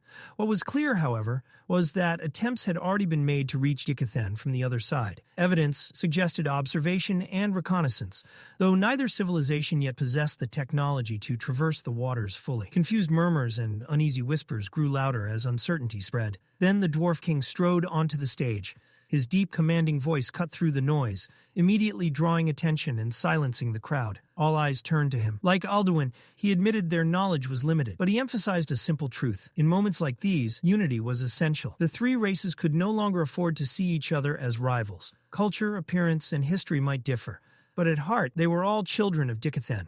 He expressed his pride in that shared legacy and urged future generations to feel the same. For a long moment, silence lingered. Then tentative claps began, spreading and swelling into a roar of approval. The cheers echoed across the city square. For the first time in generations, humans, elves, and dwarves stood together as one. The Dwarf King continued. True unity, he said, would require time, effort, and patience. But to begin this new era, 6 individuals had been chosen. Selected by the royal families for courage, wisdom, strength, and responsibility, they would serve as protectors of Dicathen, standing directly alongside the kings and queens. From that day forward, they would be known as the 6 Lances. These weren't just defenders. They were symbols, each representing not only their own kingdom, but the unity of the entire continent. From the back of the stage, 6 figures emerged. 2 elves, 2 humans, 2 dwarves. Each wore white armor, elegant and tailored to their race and stature. They knelt gracefully before the rulers and the crowd. The kings approached with ornate boxes, drawing 2 rings each, initiating the ceremonial appointment. Alea Triskin, Varai Orai, Ulfred Warrant, Aya Greffin, Micah Earthborn, and finally, Bacon Wykes. Elijah, standing near Arthur, froze. He caught it, the name Wykes. His eyes widened in disbelief. The plaza erupted. Cheers, whistles, and chants filled the air as the 6 lances rose and bowed. King Blaine stepped forward once more, speaking directly to them, charging them to protect Dicathen and uphold its honor. He addressed aspiring mages across across the continent, encouraging them to dream boldly, that even the heavens were no longer a limit. As his words faded, the magical orbs projecting the announcement gently fell to the ground, signaling the ceremony's end. But for Arthur, the day carried a weight beyond awe and excitement. His gaze lingered on the name Wykes, Lucas Wykes, the very person responsible for betraying his old party.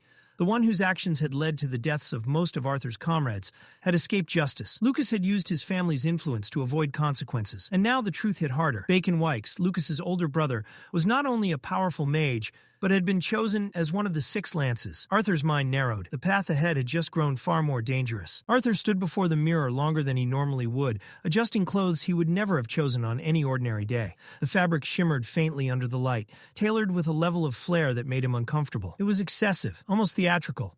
But tonight wasn't about his preferences. It was Ellie's birthday. With a quiet sigh, he straightened his collar one last time and turned toward the door. Sylvie had been circling him nonstop, wings twitching, tail flicking with barely contained excitement.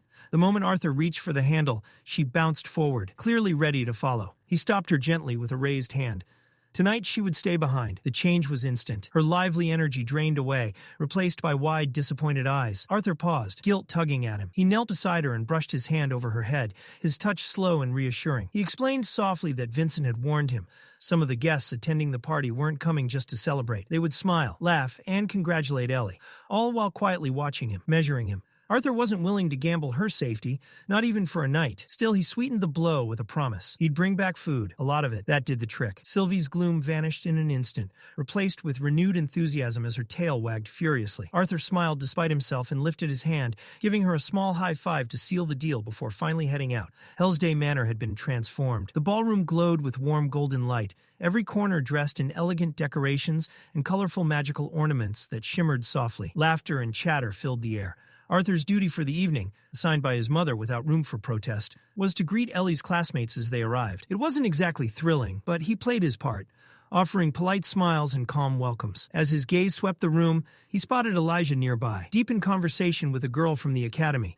Elijah was laying it on thick, boasting confidently about his imminent enrollment at Xyrus Academy, his charm dialed up to an almost absurd degree. With a dramatic wink, he even asked her out. Then fate intervened. His elbow clipped a wine glass. The crystal tipped, fell, and emptied itself down the front of his shirt. Elijah froze, staring down at the spreading stain in stunned silence. Arthur turned away, lips twitching in amusement, but not fast enough. Elijah caught him watching. Their eyes met, and Elijah shot him a look that practically screamed, "Don't you dare acknowledge this." Before Arthur could enjoy the moment further, Reynolds's voice rang out, loud and commanding, announcing the arrival of the evening's special guests. The doors opened shortly after, and Eleanor's confused voice echoed through the hall as she questioned why they weren't heading out to dinner like she'd been told. She didn't finish the sentence. The lights flared to life all at once. The chandelier ignited in brilliant radiance, magical decorations bursting into color. The room exploded with sound. As everyone shouted, "Surprise!" Eleanor stood motionless. Confusion flickered across her face, followed by dawning realization, and then pure joy. Her eyes lit up as the truth sank in. Before she could even react properly, her friends swarmed her, laughter and hugs crashing over her in a storm of birthday wishes. When the excitement settled just enough, Reynolds raised his glass again, smiling proudly as he announced that it would please him greatly to see his son and daughter open the evening with the first dance. Eleanor's smile vanished. Color drained from her face as panic set in. Dancing in front of everyone had clearly not been part of her expectations. Tabitha leaned over, whispering curiously, asking if Arthur and Eleanor had practiced. Alice's expression tightened immediately, irritation written clearly as she silently blamed Reynolds for springing this on them. Eleanor turned to her mother, voice low and desperate. She admitted she didn't know how to dance and asked what they were supposed to do. That was when Arthur stepped forward. Calm and unhurried, he removed his gloves and approached his sister. He bowed slightly and extended a hand, offering reassurance without a single word. Eleanor hesitated only a moment before nodding and placing her hand in his. Trust outweighed fear. Applause followed as Arthur guided her onto the dance floor. At Reynolds' signal, musicians emerged from behind the stage, instruments already in hand. The music began. Arthur's movements were smooth and assured. One hand held Eleanor's, the other rested lightly at her waist. He led her gently, guiding her through each step with practiced ease. Her coral-colored dress flowed gracefully as they turned, following his lead like a tide. Tabitha watched closely, surprise evident as she once again remarked that she was certain they hadn't practiced. Alice confirmed it, still incredulous. Arthur remained composed throughout. This wasn't new to him. Long ago, another life. He had attended formal gatherings where such dances were routine. The memory of those skills surfaced effortlessly. Eleanor relaxed as the song continued. The tension melted away, replaced by laughter and genuine enjoyment. By the final notes, she moved confidently, perfectly in sync with Arthur. They finished together, stopping precisely as the music faded. The room erupted in applause. Compliments came from all sides. Eleanor glowed, pride and happiness lighting her face. Just as the cheers began to die down, Gideon approached Arthur, clapping exaggeratedly. His praise dripped with sarcastic flair, theatrical disgust coloring every word. Without waiting for a reply, Gideon asked to speak privately. Arthur wasted no time slipping away, heading out into the backyard where the cool night air washed over him like relief. Gideon followed, unsurprisingly unwilling to let the moment pass. Ever blunt, Gideon joked about Arthur performing like the star of a solo play. Arthur shot back that he hoped Gideon hadn't shown up to his sister's birthday just to corner him. Gideon claimed offense, insisting he'd brought a gift for Eleanor as well. Arthur remained skeptical but relented, asking what had drawn the continent's most renowned artificer to him. Gideon smirked at the title, pretending to be insulted before revealing the real reason. The council, the former monarchs of Dicathen now ruling together, had officially approved the refined designs based on Arthur's original blueprint. Construction had already begun. Arthur offered a brief congratulation, well aware that Gideon had likely earned a fortune from the council's decision. Gideon waved away the idea of chasing wealth, fame, or authority as if they were trivial distractions. To him, those things were never the destination, only instruments to reach something greater. Whatever his true ambition was, it stretched far beyond what even the ruling council could grant him. Before he could expand on that thought, his presence drew attention. A group of excited children rushed over, eyes wide with awe, bombarding him with praise. They spoke animatedly about his creations, especially the massive ship he had designed, clearly the stuff of legends to them. Gideon tried to dismiss them politely, insisting he was occupied. But admiration has a way of ignoring schedules. As he was pulled away, he turned back just long enough to warn Arthur not to disappear again. Arthur did exactly that. Slipping away once more, he wandered through the yard, his thoughts drifting as easily as his steps. Fame, he reminded himself, wasn't merely a stepping stone. It carried weight, expectations, consequences that couldn't be shrugged off. Eventually, he settled into a quiet corner of the backyard, a glass of apple cider in hand. The sounds of the party dulled into a distant hum. From across the lawn, he noticed Lilia approaching, having just arrived alongside David. She waved in his direction before turning toward Tim, then paused to greet Arthur properly. She apologized for arriving late, explaining that she'd wanted to congratulate Eleanor first. Arthur returned her smile, remarking that her parents had already mentioned how busy she'd been lately, especially with her responsibilities as the student council's secretary. He added casually that it had been quite some time since they'd last spoken. Lilia hesitated, nodding in agreement. Up close, she couldn't help but notice how much Arthur had changed. He seemed taller somehow, more composed. It caught her off guard, like seeing someone familiar through a different lens. Their conversation warmed naturally. They traded stories, shared old memories, and laughed quietly together. Arthur teased her gently, recalling how the timid girl who once sneaked away from her parents just to eat with the manor staff had grown into a confident young woman. Lilia flushed at the memory, protesting that she had once trusted him enough to show him her most secret hiding place, and now he still teased her for it. Arthur smiled. He genuinely admired how far she'd come. All those years of uncertainty and worry had led her to success at one of the most prestigious mage academies in all of Dicathen. As they spoke, Arthur noticed several boys passing by, each casting subtle, lingering glances in Lilia's direction. It was obvious she'd become quite popular. Lilia blinked in surprise, immediately denying it. She insisted she didn't even have a boyfriend, and claimed that everything she'd achieved was thanks to Arthur. He responded lightly, saying that if she truly believed that, then he supposed he'd have to approve any future suitor himself.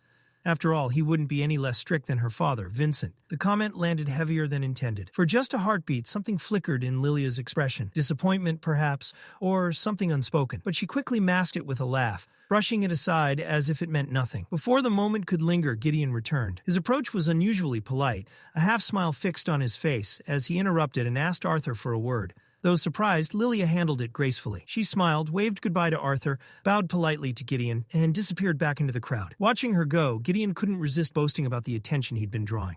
Arthur offered only a brief, indifferent response. Unbothered, Gideon shifted the focus, remarking on Lilia's behavior and suggesting she seemed to harbor feelings for Arthur. Arthur didn't deny it. He took a calm sip of his drink. When Gideon asked whether Arthur intended to act on it, Arthur answered evenly. What Lilia felt wasn't love. It stemmed from change. Dramatic change that Arthur himself had caused. Gratitude, admiration, perhaps even an illusion born from having her fate altered. In time, she would understand the difference. What she felt now was the kind of infatuation a young girl might have toward a hero, not affection forged through true understanding. Gideon scoffed, mocking Arthur's mature handling of the situation, admitting it almost made him ill. Arthur ignored the sarcasm.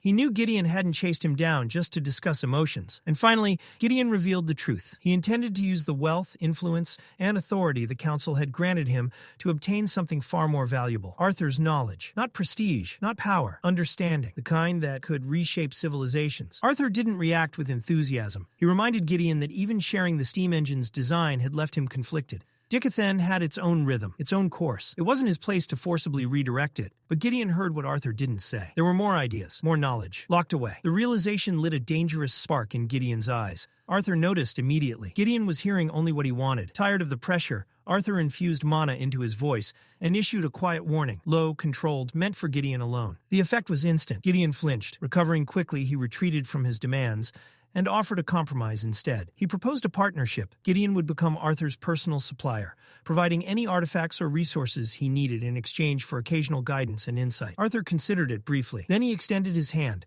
a calm, sharp smile on his face. They shook. The deal was sealed. The night carried on in a haze of laughter, music, dancing, and clinking glasses until the celebration finally began to wind down. Arthur stood quietly to the side, watching as his family gathered around Eleanor one last time. Reynolds and Alice stepped forward together, presenting their daughter with a carefully prepared gift, elegant hair ties adorned with tiny ornamental bells that chimed softly when moved. It was a simple, yet heartfelt present, one filled with warmth and affection. But Arthur's attention drifted elsewhere. Another gift sat nearby, subtly distinct from the others. Its wrapping was refined, deliberate, almost restrained. Eleanor noticed it too. Her curiosity ignited, she hurried over and eagerly began unwrapping it. Alice asked who the gift was from, but Arthur could only shake his head. He didn't know. Inside the box lay a letter addressed directly to Eleanor. Arthur picked it up and read it aloud. The words weren't from family or friends. The writer spoke with quiet understanding, acknowledging Eleanor's admiration for her brother, but urging her not to remain in his shadow. The message encouraged her to grow stronger, to walk beside Arthur as an equal rather than watching him from behind. Eleanor's breath caught. She reached into the box and slowly lifted out the gift. A bow. Not an ordinary one,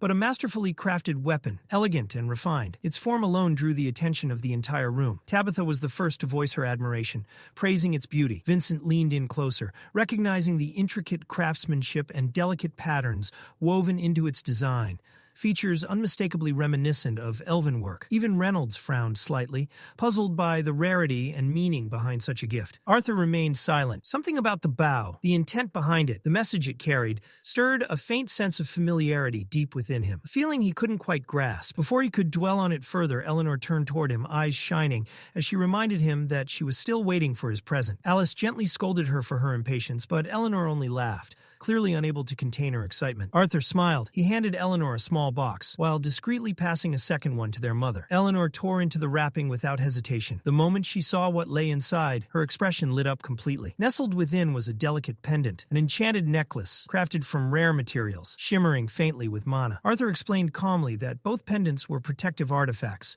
designed to safeguard them in moments when he or Reynolds couldn't be there. Tabitha admired the craftsmanship aloud, wondering where such rare pieces had been acquired. Vincent answered proudly. They were one of a kind. Arthur stepped closer and fastened the necklace around Eleanor's neck himself. She looked up at him, smiling brightly, as he quietly wished her a happy birthday. The moment was simple and perfect. In the days that followed, life gradually returned to its familiar rhythm. Even Arthur's own birthday passed quietly, just as he had requested. There were no grand celebrations. The twin horns were still deep within the continent on an extended expedition, though a letter arrived confirming their safety. Unlike Eleanor's lively party, Arthur's birthday was spent with family alone, and that was more than enough. Over the following months, Arthur found himself growing closer to Gideon. Beneath the artificer's eccentric habits and relentless curiosity was someone dependable, loyal in his own way. Their long discussions and shared work slowly formed a bond neither of them openly acknowledged, yet both had come to value. One day, Gideon led Arthur into his personal workshop, a highly restricted facility accessible only to council members and a select few trusted individuals. Gideon took every opportunity to remind Arthur of how rare this privilege was, clearly enjoying the moment. Arthur responded with mild sarcasm. He'd already heard the reminder several times. Gideon accused him of being ungrateful, pointing out Arthur's lack of visible excitement. Arthur countered that it was difficult to feel impressed when Gideon hovered over every detail like an anxious parent. The two bickered back and forth, their exchange sounding less like colleagues and more like family. Gideon joked about their late-night discussions accomplishing nothing, Arthur shot back, telling him to go make friends his own age. Then Gideon's tone shifted. He brought up Arthur's birthday, surprised by how much time had passed. It had already been over 4 months since Eleanor's celebration. Curious, he asked whether Arthur's own birthday had been just as extravagant. Arthur shook his head. He'd asked for something small, private, just family. Gideon found that unexpected, especially after seeing how naturally Arthur had moved through Eleanor's party. Still, after a brief pause, he offered a rare, sincere wish for a belated happy birthday. Then he handed Arthur a box. Arthur glanced at it, amused, asking what it was. Gideon told him to open it. Arthur raised an eyebrow, teasing him for not even bothering to wrap it. Gideon huffed, pretending to be offended and threatening to take it back. Arthur laughed and opened it. Inside was a sleek, finely crafted bracelet, an artifact made specifically for him. Arthur thanked him genuinely. Gideon waved it off, saying it was nothing compared to Arthur's contributions to the steam engine. But then his curiosity surfaced. He asked why Arthur needed a bracelet capable of concealing not one, but 2 elemental affinities. Half-joking, Gideon asked if Arthur was secretly a quadra-elemental mage. Arthur answered casually. He was. Gideon froze. The realization hit him instantly. If Arthur wanted to hide half of his affinities, it meant he was deliberately concealing a vast portion of his strength. And the fact that he'd revealed this truth meant something else entirely. Trust. Gideon asked why Arthur would tell him something so dangerous. Arthur only grinned and winked, joking that the more Gideon knew about how special he was, the more free artifacts he could squeeze out of him. Gideon groaned, thoroughly exasperated, demanding proof one day. Arthur promised he'd show him eventually. Then, smoothly changing the subject, Arthur praised the pace of the ship's construction. He was genuinely impressed by how quickly the project had advanced. Gideon confirmed it with pride. In just a few days, while Arthur departed for his first day at Xyrus Academy, the massive steam-powered vessel, the Decothelis, would finally set sail. Arthur stepped out of Gideon's workshop with his thoughts spiraling.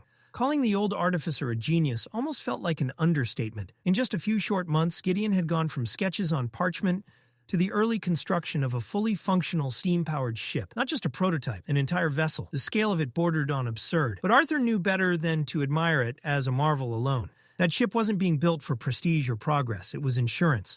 If the continent they were preparing to explore turned hostile, and Arthur suspected it would, then strength alone wouldn't be enough. Technology, preparation, and hidden advantages would decide survival. Complacency wasn't an option. His fingers brushed the bracelet hidden beneath his sleeve. With his fire and water attributes now concealed, he could finally push his earth and wind magic without drawing attention. Sharpen them, deepen them, close the gap. Every edge mattered. Lost in thought, Arthur drifted through the city streets, barely registering the people around him, until he slammed into someone. "Ah, sorry," Arthur said automatically, snapping back to the present. "I wasn't paying attention." The man he'd collided with didn't accept the apology. He was tall, broad-shouldered, and reeked of arrogance, flanked by 2 women clinging to his arms. His lips curled into a sneer as if Arthur's existence offended him. Arthur sighed internally. Of course. The man puffed up, seizing the moment like it was fate itself. With a condescending tone, he announced that he was a professor from Xyrus Academy, as if that alone placed him above the rest of the city. He lectured Arthur about manners, sneered at his long hair, mocked his build, and bragged about how a real man should look. Then he demanded Arthur apologize, properly, on his knees. When the professor reached out to shove him down, his hand stopped cold. Arthur didn't move, not an inch. Calmly, Arthur let a thin edge of mana seep into his voice.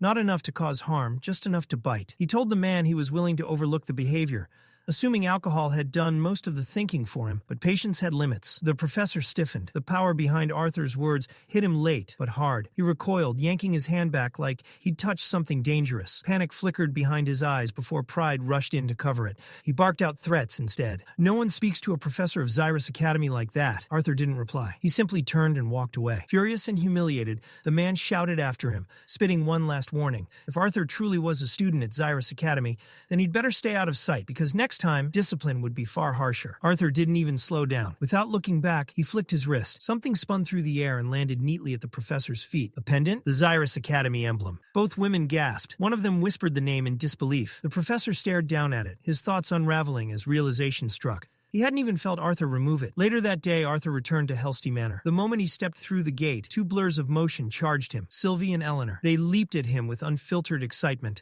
arms outstretched. Arthur sidestepped smoothly. Both missed. He walked inside like nothing had happened, calmly announcing his return and asking where his parents were. Eleanor groaned dramatically, telling him Reynolds and Alice were in the living room with Elijah, and that a package from Xyrus Academy had arrived. Arthur followed the sound of voices. Reynolds greeted him with a broad grin, holding up a box like a prize. Elijah stood beside him, barely containing his excitement. Inside were their academy uniforms. Alice handed Arthur his set personally, her smile warm and proud. As Arthur held the fabric, a quiet thought settled in. His life had worn many faces: an orphan, a king, an infant reborn, an adventurer. Each role had shaped him, hardened him, taught him something new. Now, he was about to become a student. He wondered what this next chapter would demand of him. Whatever it was, he knew the world wasn't done testing him yet. Arthur's sleep ended violently. A shout tore through the morning silence. Before he could even sit up, Elijah grabbed his foot and yanked him upward. Groaning, Arthur reacted on instinct, snatching the still sleeping Sylvie and tossing her directly at his overly energetic roommate. It worked. Sylvie woke midair and chose violence. Claws met face.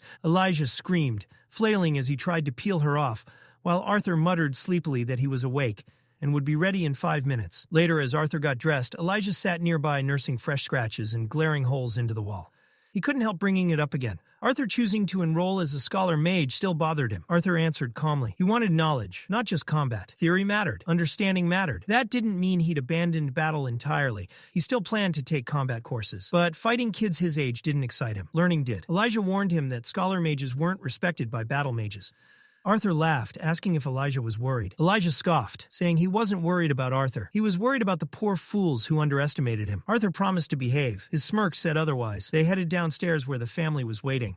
Reynolds urged them to hurry and eat. Eleanor sulked at the table, jealous she couldn't attend the academy yet. Arthur teased her, telling her to train harder if she wanted to catch up. Meanwhile, Elijah turned to Alice, asking for help healing his face. She laughed softly, already knowing exactly who was responsible, and motioned him over with a knowing smile. Reynolds couldn't stop smiling. He stood there, staring at Arthur, like the thought still hadn't fully settled in. His son, heading off to one of the most prestigious academies on the continent. With pride swelling in his chest, he turned to Alice and said, "They must have raised him well." Alice arched a brow. She had raised him. Reynolds coughed, rubbing the back of his neck, joking that the only time he really raised the kids was when they were in trouble. Alice nodded without missing a beat, her agreement light but decisive. Just then, a maid stepped quietly into the room and announced that the carriage had arrived. It was time. Arthur turned to his family, carefully keeping his emotions in check. He rested a hand on Eleanor's head, ruffling her hair gently, and told her to behave while he was gone, and to look after their parents. Eleanor nodded, pretending she didn't care, though the faint pout betrayed her. Arthur reminded her about the pendants he'd given her. Small, discreet, powerful. She was to wear them at all times. As he turned away, Reynolds scoffed loudly, pretending to be offended.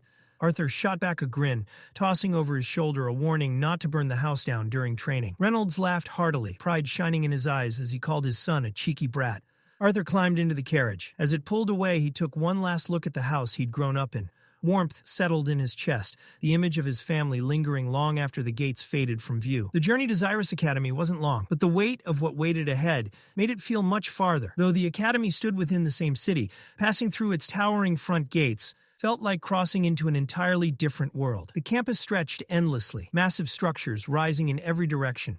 Elijah stopped short, staring in awe, his mouth slightly open. Arthur nudged him forward, urging him along as they followed the flow of new students. A senior shouted orders, directing everyone to form lines in front of a colossal white building ahead. The structure loomed over them, carved with glowing runes that pulsed faintly with magic. Even Arthur paused, surprised by its scale and presence. When they reached the reception desk, the woman there greeted Elijah first, easily identifying him as a battle mage candidate with earth affinity. Then she looked at Arthur's form.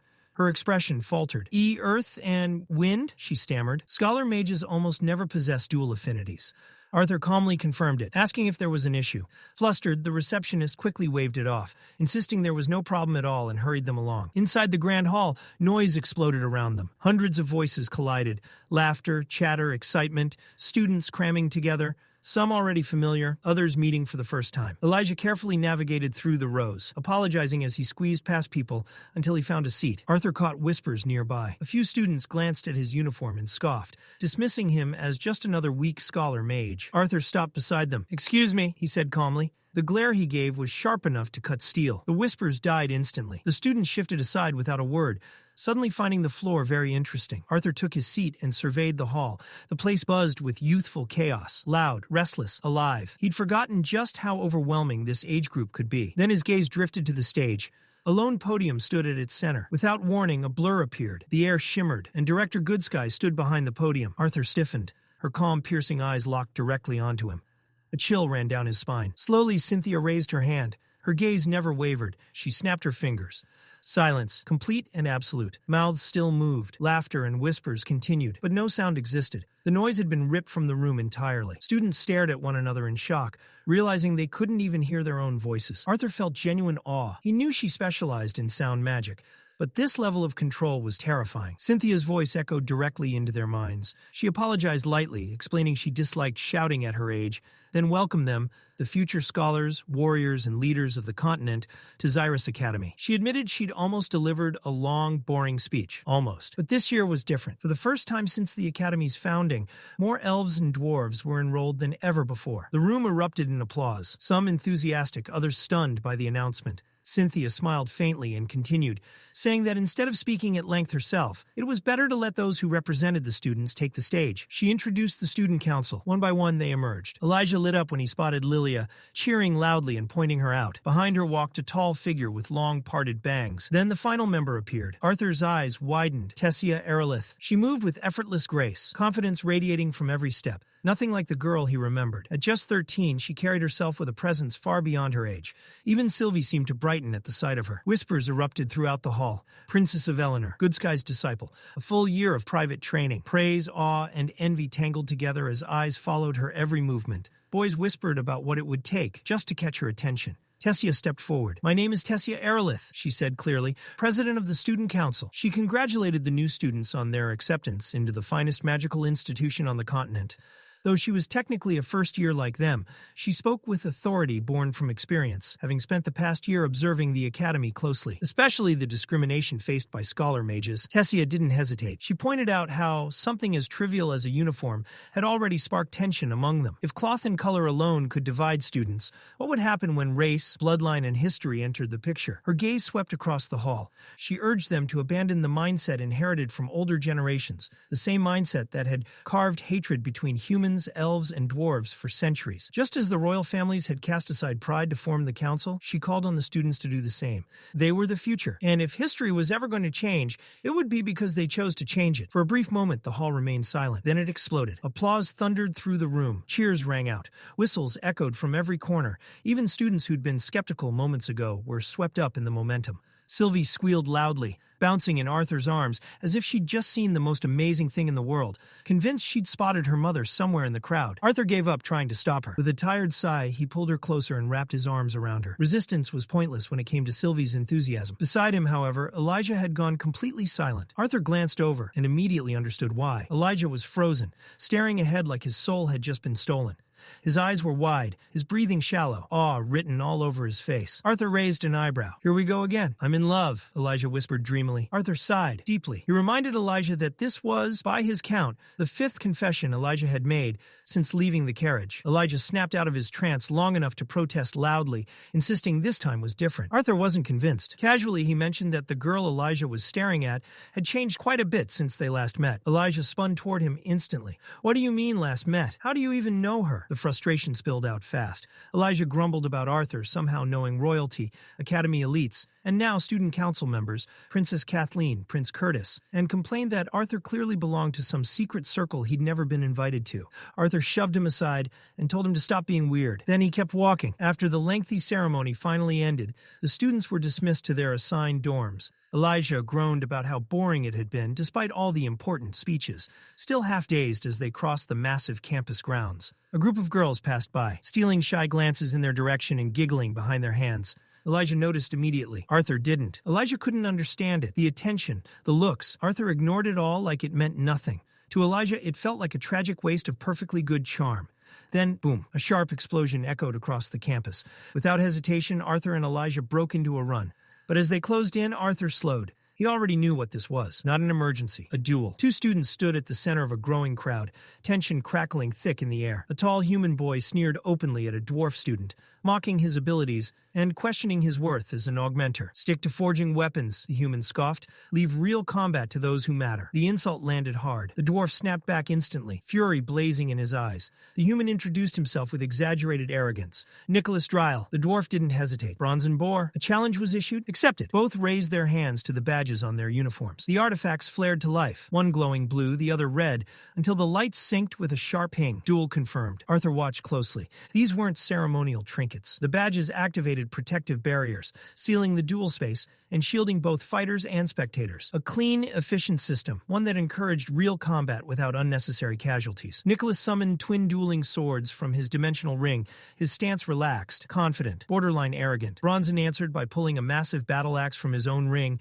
planting his feet firmly into the ground. The duel began. Elijah shouted encouragement toward the dwarf, earning irritated looks from nearby students. Arthur ignored them, his focus locked on the fighter's mana flow. Nicholas was a red core mage, but his control over earth mana was refined, trained, precise. Bronson, by contrast, was still black core. The odds weren't in his favor, but Bronson didn't hesitate. With a roar, he launched himself forward, kicking off a nearby tree to gain momentum. His axe glowed as earth mana surged through it, intent on ending the fight in one crushing blow. Nicholas met him head-on. His sword scraped violently against the ground as he charged, stone and dirt tearing free. As he swung, twin blades of condensed earth rose along the arc of his weapons. Arthur narrowed his eyes. Conjuring earth like that, as an augmenter at red core, was no small feat. Bronson bellowed and smashed through the incoming attack. Yellow light engulfed his body as his axe shattered the earth blades, fragments scattering like shattered glass across the barrier. He pressed forward. Gripping the axe head with one hand, he forced another surge of mana through it and brought it crashing down. Tremor smash. The ground shuddered. The impact blasted Nicholas backward several steps, but Nicholas recovered instantly. That smug grin never left his face. He rushed back in, blades dragging once more, another wave of earth rising to follow his strike. Bronson blocked. Too slow. One earthen edge slipped past his guard, slicing the side of his head. Snarling, Bronson spat an insult, accusing Nicholas of fighting like a coward, hiding behind tricks instead of strength. The crowd leaned in. This duel was far from over. Nicholas didn't bother arguing. He answered with violence. His foot slammed into the ground, and in an instant a narrow pillar of stone erupted upward beneath Bronson. The spike struck the dwarf square in the stomach, launching him into the air with a choked gasp before gravity ripped him back down. Crash. Bronson hit the ground hard. The glowing shield around his badge flickered once, and shattered. The duel was over, but Nicholas wasn't done. Slow, deliberate steps carried him forward. His expression wasn't triumph. It was disgust. He stopped beside Bronson's fallen body and clicked his tongue, looking down like he was staring at something beneath him.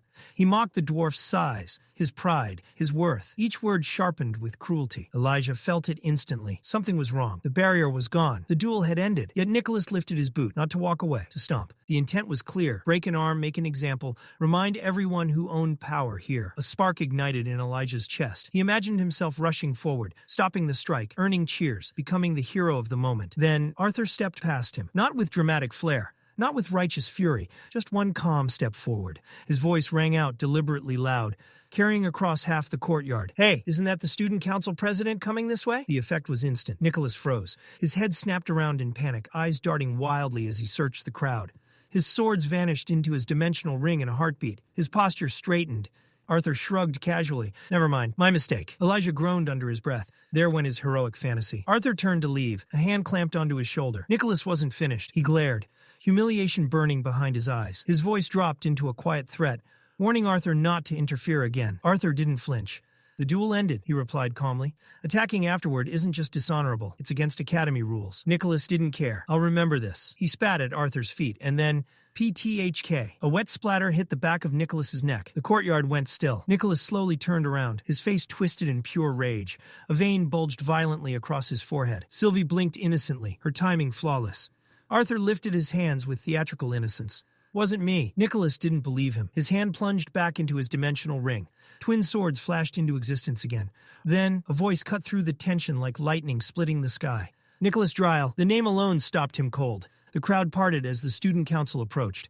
At the front walked Tessia Erlith. Her presence alone shifted the atmosphere, freezing the moment into silence. Moments earlier, Tessia had been walking through the campus with the council, her mind drifting far from duty. She hadn't seen Arthur during the ceremony. Had he skipped it? Should she greet him warmly when they met, or act distant? What if he found her first? Her thoughts spiraled until... Tessia. Clive called her name, twice. She blinked and snapped back to reality. "You all right?" he asked. "I'm fine," she replied quickly, brushing it off. "Duty first." Then, her eyes caught movement ahead. A crowd. Raised voices, tension. Her gaze sharpened. Back in the courtyard, Nicholas shot Arthur one final glare, muttering a warning about crossing paths again between classes. But Clive had already stepped forward, analyzing the situation. Nicholas Dryle, second year, house prail, promising talent. Then his attention shifted to Arthur, red-haired, clearly a first year, not a noble, no familiar lineage. A commoner, Clive concluded, Nicholas reached for his dimensional ring again. Before the sword could emerge, Tessia stepped forward. Her voice was quiet, cold, absolute. Nicholas. His confidence shattered instantly. Fear crept into his expression as he turned toward her. Tessia Earlith wasn't just intimidating. She was untouchable. Nicholas forced a laugh, scrambling for excuses. This is a misunderstanding. I accepted a duel. He interfered. Arthur smiled casually. Hey, he said, waving lightly toward Tessia. Before she could respond, Lilia rushed forward. Arthur, are you okay? She asked urgently. Tessia blinked, surprised, glancing between them. You know each other? Lilia nodded. Our fathers worked closely for years. We've been friends since then. Arthur added absent-mindedly. Yeah. We've been living together for a while. Silence. Lilia froze. Her face turned bright red. That came out wrong, she blurted quickly.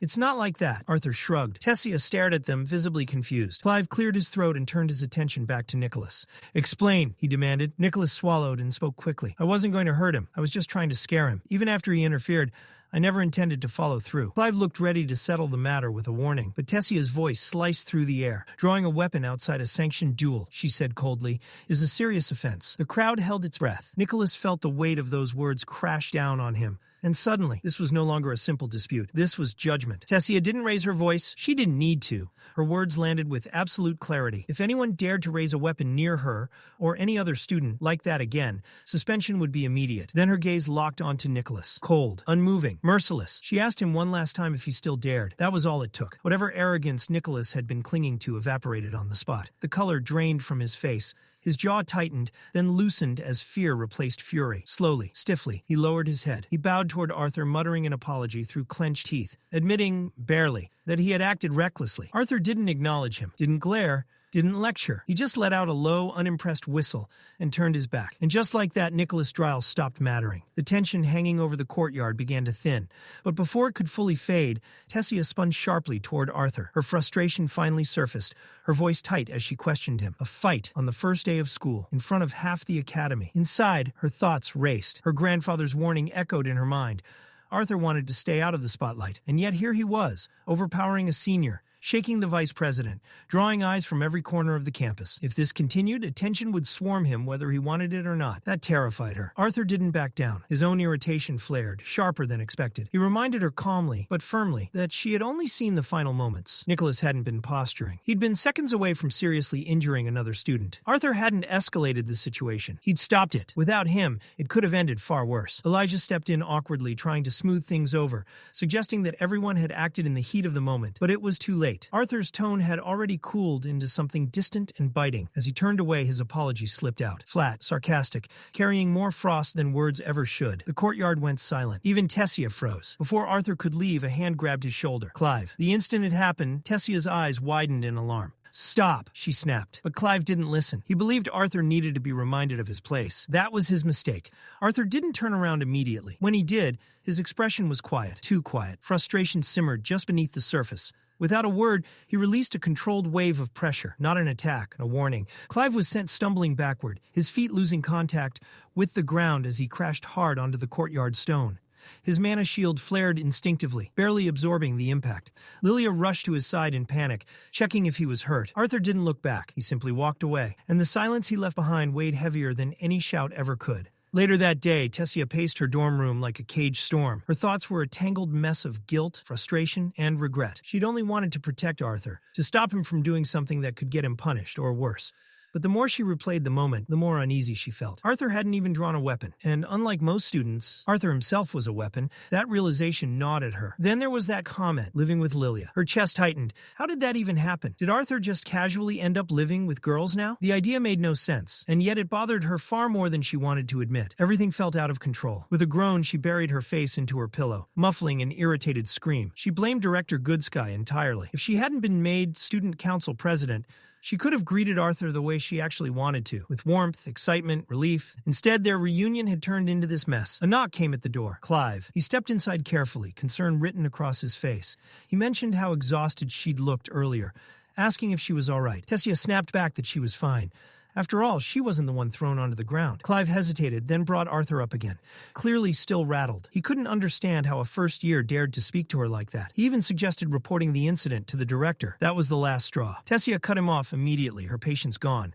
She told him to drop it completely. When his footsteps finally faded down the hall, she collapsed onto her bed, staring at the ceiling. Everything had gone wrong, and just to make things worse, Arthur had grown up, effortlessly handsome. Kind of handsome that attracted attention whether he wanted it or not. The realization made her groan as she buried her face into the pillow again, letting out another muffled scream. This was not the reunion she had imagined, not even close. Arthur and Elijah eventually reached their dorm building after what felt like an endless walk. Xyrus Academy was massive, less a school and more a city, filled with towering structures, courtyards, and winding stone paths that made orientation feel like exploration.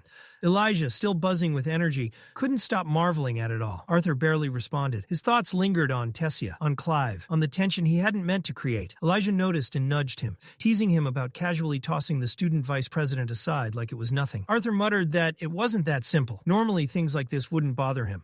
But Tessia's reaction had cut deeper than he expected. She wasn't wrong, but coming from her, it stung. Maybe that was the problem. A knock interrupted their thoughts. Arthur opened the door. Director Cynthia Goodsky stood there. Elijah nearly jumped out of his skin. He bowed so deeply it looked painful.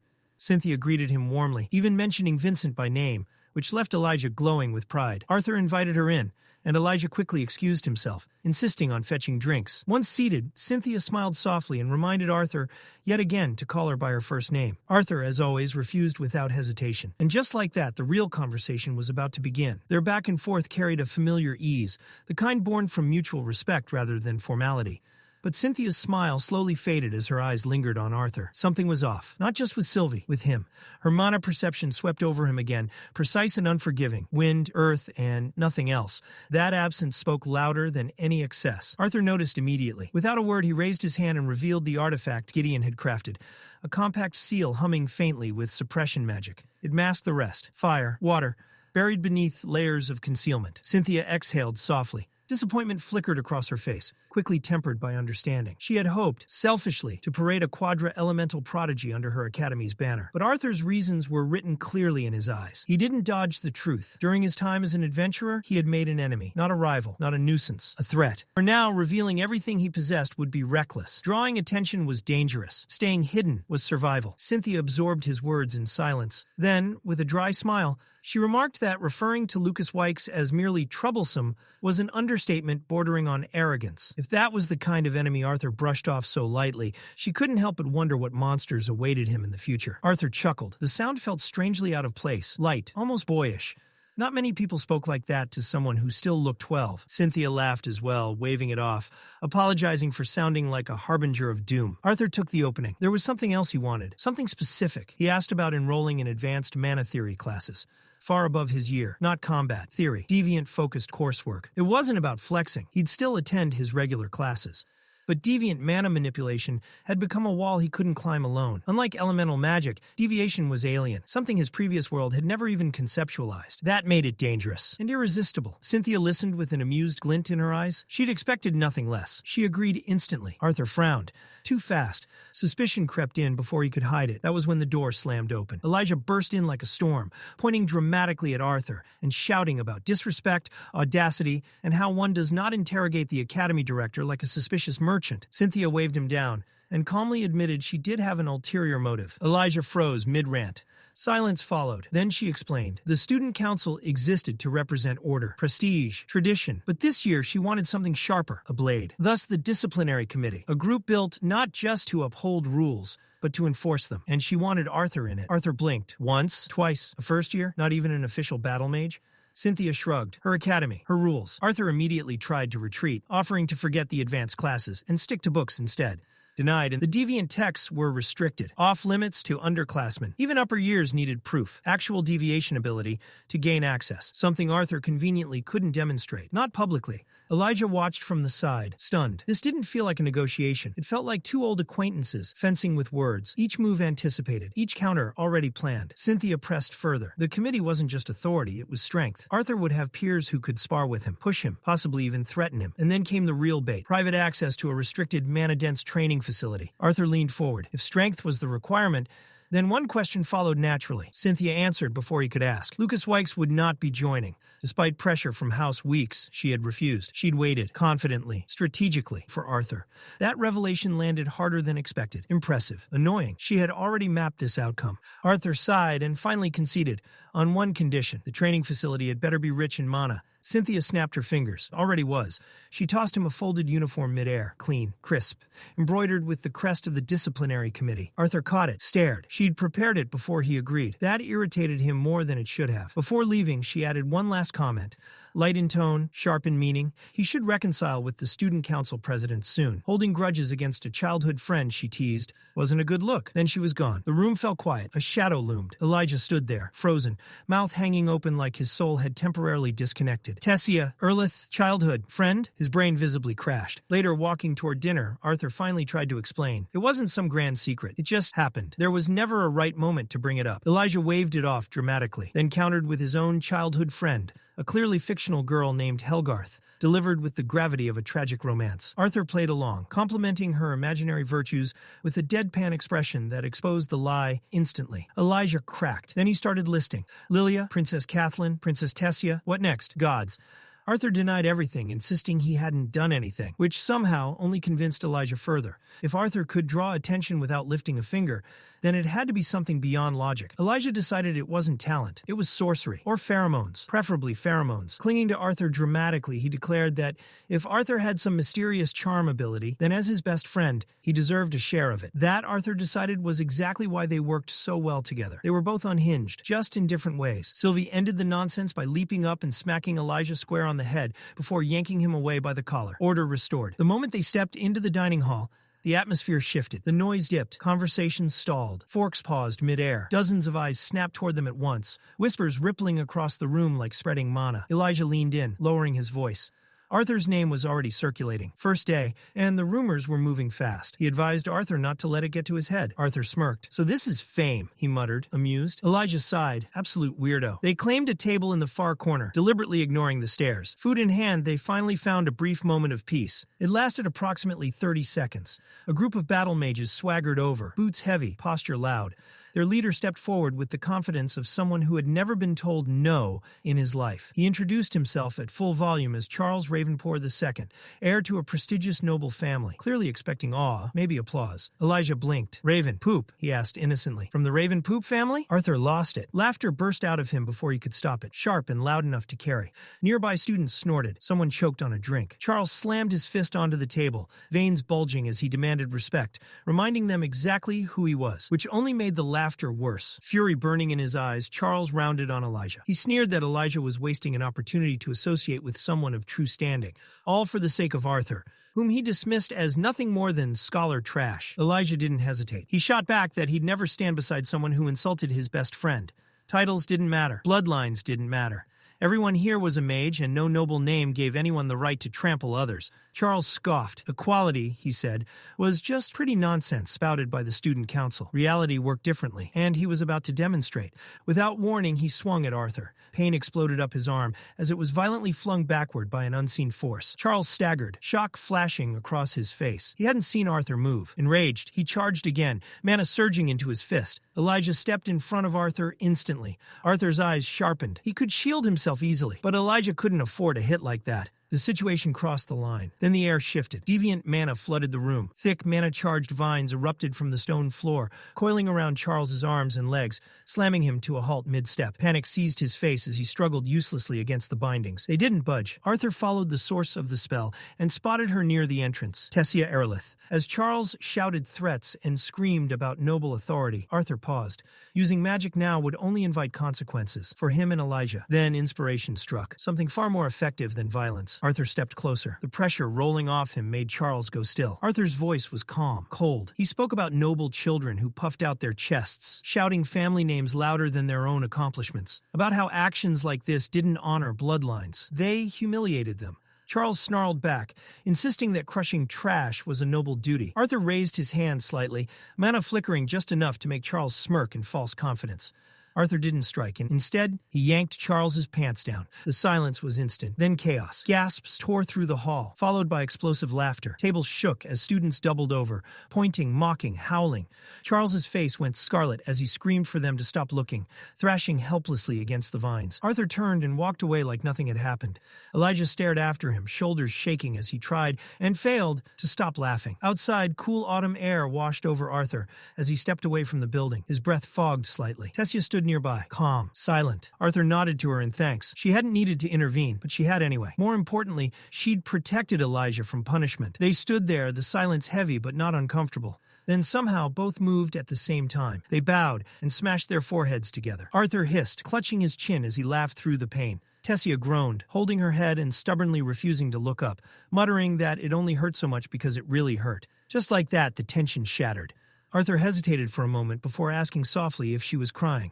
Tessia didn't answer. Instead, she leaned into him, her forehead resting against his shoulder. Her breathing was uneven, shallow, betraying everything she was trying to keep hidden. In the quiet, she finally let the words slip, words she'd been holding on to for far too long. She thought he hated her. Arthur felt something tighten in his chest. He told her the truth, plainly and without hesitation. Even if he got angry, even if they argued, even if they clashed head-on, he would never hate her. Never. Her voice grew quieter, fragile in a way that made the admission feel heavier than any confession. She didn't want him angry with her. Not now. Not ever. Arthur exhaled slowly and accepted it. This time he admitted the fault was his. He knew she'd been trying to protect him, and lashing out the way he did, especially toward her, was wrong. But Tessia shook her head. She wasn't blameless either. She confessed that she'd let the weight of her title speak before her heart, calling him out publicly, acting as the president before acting as his friend. She was still learning where that line was. Responsibility didn't come with a manual, and she was stumbling through it in real time. Before either of them could say more, hurried footsteps echoed toward them. Elijah burst in mid-sentence, already launching into an animated retelling of what happened after Charles, Ravenpoop, had finally escaped the vines. Then he saw them. Tessia leaning against Arthur, Arthur's arm around her. Elijah froze like he'd walked into a forbidden cutscene. His jaw dropped, his brain shut down. With a strangled chuckle and a mumbled excuse, he turned on his heel and vanished at record speed, throwing Arthur a look that screamed, "I will remember this." Sylvie hopped onto Tessia's lap immediately, squeaking with delight, and licking her cheeks like she'd just reunited with family.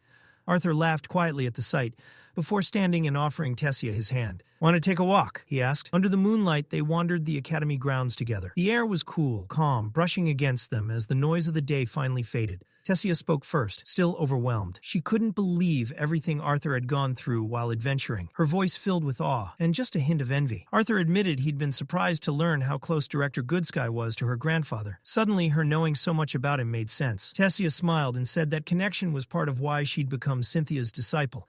Arthur shook his head. That might have opened the door, but her talent was what kept her there. Tessia didn't reply. Instead, her thoughts spiraled. Walking beside him, she noticed everything. The way he moved, the quiet strength in every step, the calm confidence he carried like armor. He wasn't just taller or stronger. He was sharper, more centered, more distant. And his face, she had to look away. Memories surfaced, uninvited, warm and painful, all at once. Jealousy crept in before she could stop it. Jealousy of Jasmine, of the girl who'd stood beside him during the last 2 years.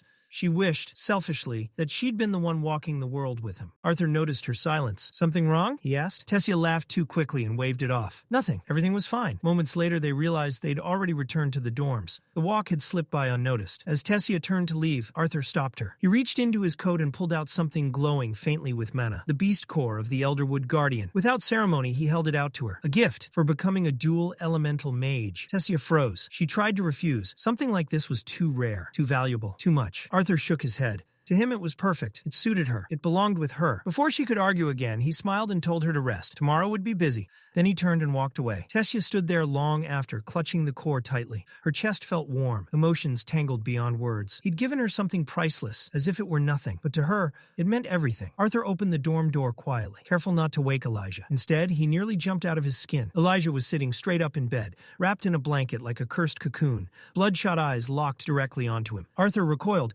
"What the hell?" Elijah pointed at the floor in front of him and demanded Arthur sit. Now. Arthur obeyed, already regretting it. With theatrical despair, Elijah described the moment when the lunar goddess Tessia had leaned against Arthur's shoulder. Arthur blinked. "The what?" Elijah explained dramatically. At Xyrus Academy, Tessia was the moon. Beautiful, untouchable, distant, and somehow, Arthur had touched the moon. He'd snuggled the moon.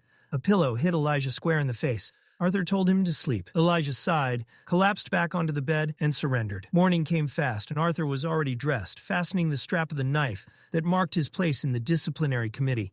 Entering the auditorium through the rear entrance, he straightened his vest and stepped inside. The moment the door opened, a thunderous roar slammed into him. His hair whipped back from the force. Sylvie clung desperately to his head. Before him stood a massive beast, 6 feet tall, on all fours. To anyone else, it would have been terrifying. To Arthur, it looked like an overgrown kitten trying far too hard. A student peeked out from the side, disappointed. A test. Arthur raised an eyebrow and asked if this was supposed to scare him. The student introduced himself calmly. Kai Cressless, 4th year. And clearly this was only the beginning. Arthur studied Kai carefully as the older student spoke. Kai's tone was casual, but the words underneath carried weight. He wondered aloud whether Arthur's placement on the disciplinary committee was truly earned through ability, or whether it was the result of something deeper, something inherited. He leaned in slightly, lowering his voice, murmuring that blood had a way of revealing the truth eventually. Arthur blinked, momentarily thrown off by the comment. Before the thought could settle, Kai straightened and waved it away with a shrug, calling it nothing more than an old saying. With an easy smile, he extended his hand. Arthur accepted it, introducing himself properly and gesturing toward Sylvie as his bonded companion. Kai's eyes flicked to her, lingering a second longer than politeness required. His expression shifted with curiosity. Inside, Kai wondered what kind of beast Arthur could possibly be bonded with. Whatever it was,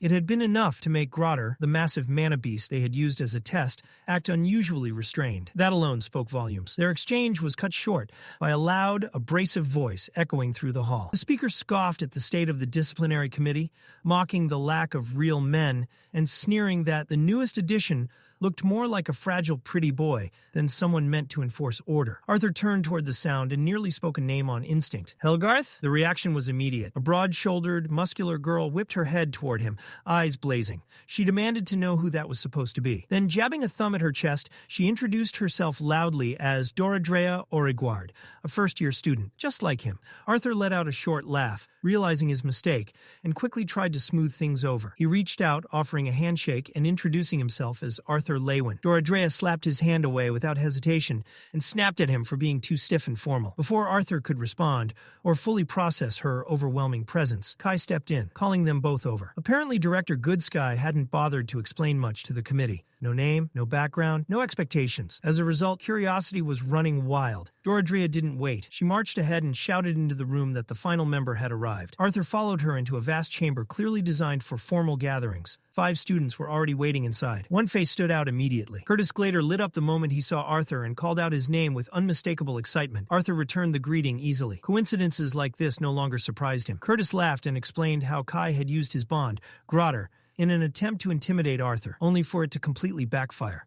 Arthur raised an eyebrow, surprised to learn that the massive mana beast belonged to Curtis. He asked if it was the same world line Curtis had bought at the auction years ago. Curtis nodded proudly. After it reached A class, they'd formed an equal contract. Arthur congratulated him sincerely, shaking his hand. Curtis returned the gesture and officially welcomed Arthur to the disciplinary committee. Doradrea stared between them, stunned, and asked if they already knew each other. Curtis chuckled. Not just me. A calm, familiar voice drifted down from the staircase.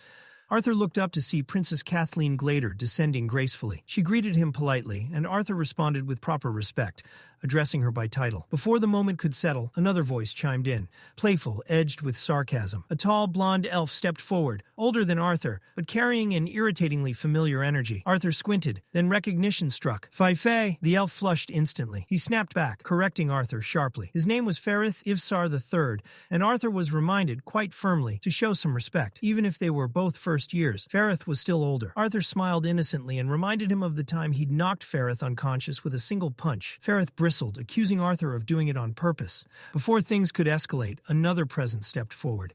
She moved with quiet confidence, her scarlet hair brushing just beneath her chin. Her posture alone radiated authority. She introduced herself as Claire Bladeheart, a 6th-year battle mage, and the official leader of the disciplinary committee. Arthur's attention sharpened at the name, Bladeheart.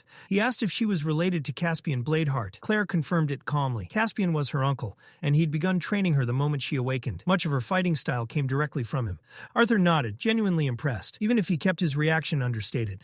Then the atmosphere shifted. A cold, sharp voice cut in. A tall, lean student with piercing eyes stepped forward and introduced himself as Theodore Maxwell. Without hesitation, Theodore questioned the committee's standards, implying that Arthur's presence cheapened them. Then he extended his hand. Arthur accepted. The moment their hands clasped, the pressure hit. Arthur's weight multiplied in an instant, as if the world itself had dropped onto his shoulders. The stone beneath his feet cracked under the sudden force. Arthur immediately recognized it. Gravity manipulation. A deviant. His muscles screamed as he reinforced himself with mana. Thanks to the assimilation with Sylvia's dragon will, his body held firm. He didn't bend. He didn't stagger. He met Theodore's gaze head on. That was enough. The pressure vanished. Theodore released his grip and muttered that Arthur wasn't bad before turning away. A low whistle broke the silence. Kai laughed, clearly entertained, and remarked that Arthur had more going for him than just looks. He even teased that when Theodore had tried the same trick on Ferrith, the elf had ended up flat on his face. Ferrith flushed and argued that comparing augmenters and conjurers wasn't fair,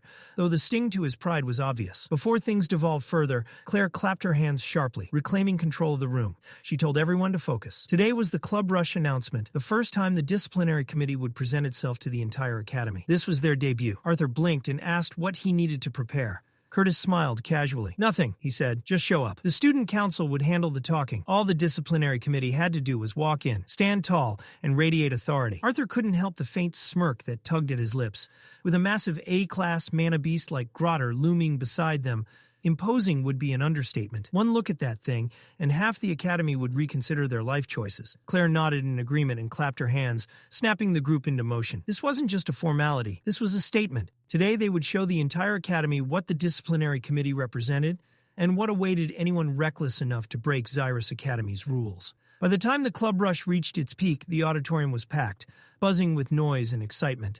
Then the announcement echoed through the hall, amplified and impossible to ignore. The student council formally declared the creation of a new committee, one personally selected by the director herself, a group entrusted with enforcing discipline, settling disputes, and preserving order across the academy. A low murmur rippled through the crowd. Spotlights flared, and then, with every eye drawn forward, the introduction came. The disciplinary committee had arrived. The moment Arthur stepped into his next classroom, whispers followed him like trailing shadows. They spread fast. Comments about his appearance, his status, the sleek black uniform that marked him as something different. A few students whispered about Sylvie, cooing over how absurdly cute she was. Others wondered how a first year, someone so young, had earned a place among the academy's elite enforcers. And some didn't care about titles or politics at all. They just decided Arthur was their type. Arthur ignored it all and slipped into a seat near the back, Elijah dropping into the chair beside him with a grin that said he was enjoying every second of this. Elijah leaned closer and joked about Arthur's sudden popularity, gesturing subtly at the rare black uniform that might as well have been a walking announcement. Arthur scratched his cheek, clearly still adjusting. He admitted he hadn't expected this kind of attention, especially not just for joining a committee. Before he could finish the thought, the classroom doors slammed open. A tall man strode in with measured confidence, his presence alone cutting through the noise. He reached the podium and dropped a thick folder onto it with a sharp thud. The sound snapped the room into silence. Professor Evius. Arthur instinctively tried to read the man's mana, and found nothing.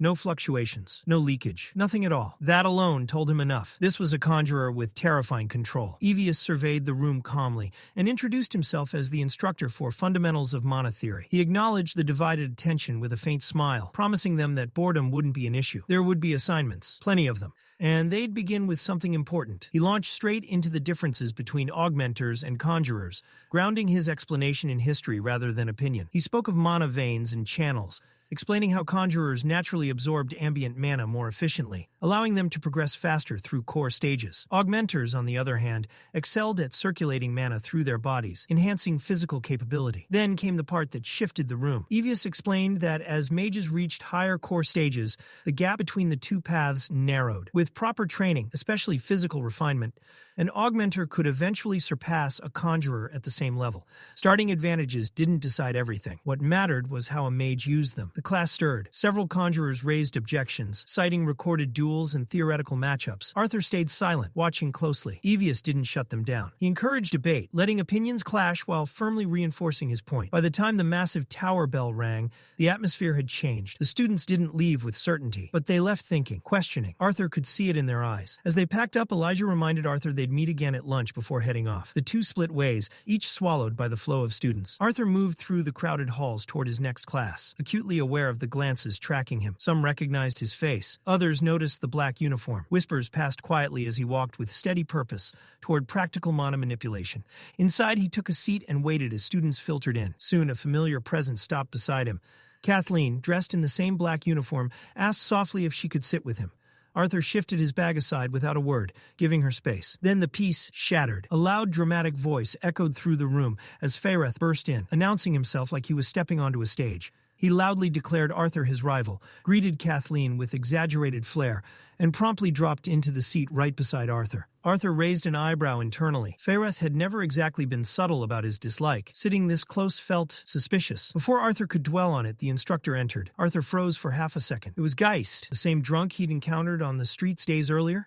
This time, Geist wore light armor instead of rags, his grin wide and energetic as he clapped his hands together. He introduced the class enthusiastically, declaring that this would be a fully practical course. No boring theory, just hands-on demonstrations. When Geist's eyes landed on Arthur, the grin twisted. The humiliation from their last encounter still burned beneath the surface. Arthur saw it clearly. This wasn't just a lesson, it was bait. Geist made a show of welcoming the disciplinary committee members and hinted that the class would benefit from seeing what their protectors could really do. Arthur recognized the setup instantly. Unfortunately, someone else didn't hesitate. Faereth stood up, confidence radiating from him, and volunteered on the spot. He announced proudly that he would represent the disciplinary committee and demonstrate their strength. Arthur resisted the urge to sigh. Of course he would. Geist's grin widened as he accepted the offer and motioned toward the stage. The atmosphere in the room shifted instantly. Students leaned forward in their seats, eyes lit with anticipation, as the tension thickened in the air. This wasn't just a lesson anymore. It was entertainment. Professor Geist made sure to announce, loud enough for everyone to hear, that he was an augmenter and would be restricting himself to long-range attacks only. It was a calculated move. If he lost, he could blame the limitation. If he won, the humiliation would still fall squarely on the student. As he winked exaggeratedly at Faereth, laughter rippled through the classroom. With practiced ease, Geist began chanting a series of incantations. Mana surged outward, forming a wide, translucent barrier that enclosed the stage entirely, an arena-sized shield meant to protect the class from stray magic. Once the barrier settled, the duel officially began. Faereth didn't hesitate. He raised his wand and activated his spell almost immediately. The mana in the air responded, and in the next moment, water erupted across the stage. The floor flooded rapidly, rising until it reached his knees. The terrain itself bent to his advantage, amplifying his water element. From the churning surface, a massive stream spiraled upward, twisting and condensing into the form of a gigantic water serpent. It coiled around Faereth like a living guardian, its presence overwhelming. Arthur narrowed his eyes. This wasn't some basic offensive spell. Faereth had cast a domain-level spell, something most mages didn't even attempt until far later in their training. He hadn't held back at all, but neither had Geist. A cold, eerie blue flame flickered to life along the professor's arm. The color alone set it apart, far more dangerous than ordinary fire. Arthur recognized it immediately. Whatever else Geist was, he wasn't weak. That flame carried real killing power. The water serpent struck first. It lunged with crushing force, colliding with Geist's flames in a violent explosion of steam. The stage vanished behind a wall of mist as water and fire clashed. In the same instant, a fireball pierced through the haze, streaking straight toward Faereth. His confidence shattered. Faereth's face drained of color as he hurriedly raised another spell. A thin wall of water formed just in time, weakening the fireball, but not stopping it. By the time it hit, the flame had shrunk to the size of a fingernail. That was still enough. The fire burned straight through his uniform and knocked him off balance. Faereth stumbled backward and crashed onto the flooded floor, soaked, smoking, and utterly defeated. The steam cleared. Geist stepped forward, completely unharmed. A smug grin plastered across his face as he casually juggled two more glowing fireballs in his hands. The message was clear. Faereth didn't argue. His shoulders sagged as he quietly conceded and trudged back to his seat, water dripping from his clothes, pride in tatters. Arthur watched everything in silence, his expression darkening. This hadn't been a lesson. It hadn't even been a fair demonstration. Geist had wanted to put a student in their place, and he'd enjoyed it. When Faereth sat down, Arthur spoke to him quietly, offering reassurance. Despite the outcome, Faereth had shown real ability and courage. That mattered. Geist, meanwhile, turned back to the class with a self-satisfied look. He claimed the result had surprised even him, blaming it on his own misjudgment. Then his gaze swept across the room, lingering deliberately on Kathleen and then Arthur. "Another volunteer?" he asked. Arthur started to rise, but Kathleen was faster. She stood calmly and stepped forward, giving the professor a respectful bow before entering the arena. Her movements were composed, her expression unreadable. Geist greeted her with exaggerated courtesy, bowing low as if the entire thing were a performance. Kathleen didn't respond. She reached into her dimension ring and drew out her staff with smooth precision. The moment Geist clapped his hands and ignited a flicker of flame, Kathleen struck. Ice javelins shot forward at blinding speed. Geist raised his burning hands, catching the icy projectiles midair. Flames met ice with a sharp hiss as the javelins melted instantly. He praised her aloud, amused, but Kathleen didn't even look at him. 5 more javelins formed, spinning rapidly around her. This time, she wasn't just attacking, she was controlling the battlefield. As the javelin surged forward again, Geist responded by summoning blue flames that floated around him like ghostly lights. Arthur's eyes sharpened. Ember wisps, the same spell Lucas had once used. Precise, lethal, and devastating when chained together. Just before the javelins reached him, Kathleen shattered them midair. Thousands of razor-sharp ice shards exploded outward, turning the attack into a deadly storm. Inside his mind, Geist acknowledged her brilliance. The strategy was flawless, but he believed it still wasn't enough. With a sharp command, he unleashed the blue flames. Streams of fire surged toward Kathleen. She didn't defend. She didn't dodge. Instead, she focused entirely on completing her spell. Arthur and Faereth both rose from their seats in shock. Kathleen finished the incantation. The ice shards spun violently, forming a massive, roaring ice vortex that trapped Geist at its center. A frozen tornado closed in around him, but the fire was already too close. Arthur didn't think. He moved. The ember wisps had been canceled, but the fire streams hadn't. They continued racing toward Kathleen at full force. Arthur gathered wind mana in a concentrated burst and sprinted toward the barrier. At the last possible moment, he thrust his hand through it and released the spell. A powerful gust slammed into Kathleen, throwing her sideways just enough for the fire to miss completely. The flames struck the barrier instead, dispersing in a harmless burst of steam. Silence followed. As the ice melted and the arena cleared, Professor Geist turned, expecting to see Kathleen. Instead, Arthur Leywin stood between him and the fading flames. Arthur's voice was calm, but there was steel beneath it as he questioned the professor's control over the situation. Geist bristled, insisting everything had been handled, claiming he would have canceled the attack in time. Arthur knew better. He'd seen ember wisps before. Once released, they didn't stop. Still, Kathleen was unharmed. There was no proof, no grounds to challenge him outright. So Arthur made a decision. If Geist wanted a demonstration, Arthur would be the one to give it. He stepped forward and offered to take Kathleen's place. Geist smirked, irritation hidden behind false amusement, and accepted. Arthur turned to Kathleen, asking if she was all right. She assured him she was, adding calmly that his intervention hadn't been necessary, but she thanked him anyway. The professor gave Arthur the privilege of choosing the method of combat, his tone light, but his eyes sharp, clearly hoping to provoke him, or at least catch him unprepared. Arthur didn't take the bait. He simply told Geist to fight however he pleased. That indifference hit harder than any insult. A faint twitch crossed Geist's brow, a crack in his composed facade. He bent down and pulled his sword from where it had been embedded in the floor, flames licking faintly along the blade. Across from him, Arthur calmly drew Dawn's ballad, his movements smooth and unhurried, as if this were nothing more than routine practice. Without warning, Geist lunged. His sword came down in a brutal arc, the sheer force behind it betraying his earlier claim of restraint. Heat surged through the air, but Arthur met the strike head-on, parrying cleanly. The fire trailing from Geist's blade was instantly dispersed as Arthur redirected it with a controlled burst of wind mana. Geist pressed the attack. Again and again, his strikes came faster, heavier, more aggressive, each one meant to force a mistake. Yet Arthur never lost his rhythm. He didn't chant. He didn't cast elaborate spells. With nothing but precise swordsmanship, mana-reinforced movement, and flawless timing, he blocked, sidestepped, and countered every blow. Frustration bled into Geist's voice as he snarled insults through clenched teeth, mocking the committee for only dodging. Arthur answered calmly, almost casually. "Why would I attack?" he asked. "When the esteemed professor can't land a single hit." The words landed. Geist's forced smile vanished, replaced by a twisted glare. The air around him shifted as he began weaving spells directly into his movements. His sword strikes became erratic, unpredictable, each swing bursting with sudden flashes of blue flame. Without warning, Geist slammed his foot down and cast Flame Pillar.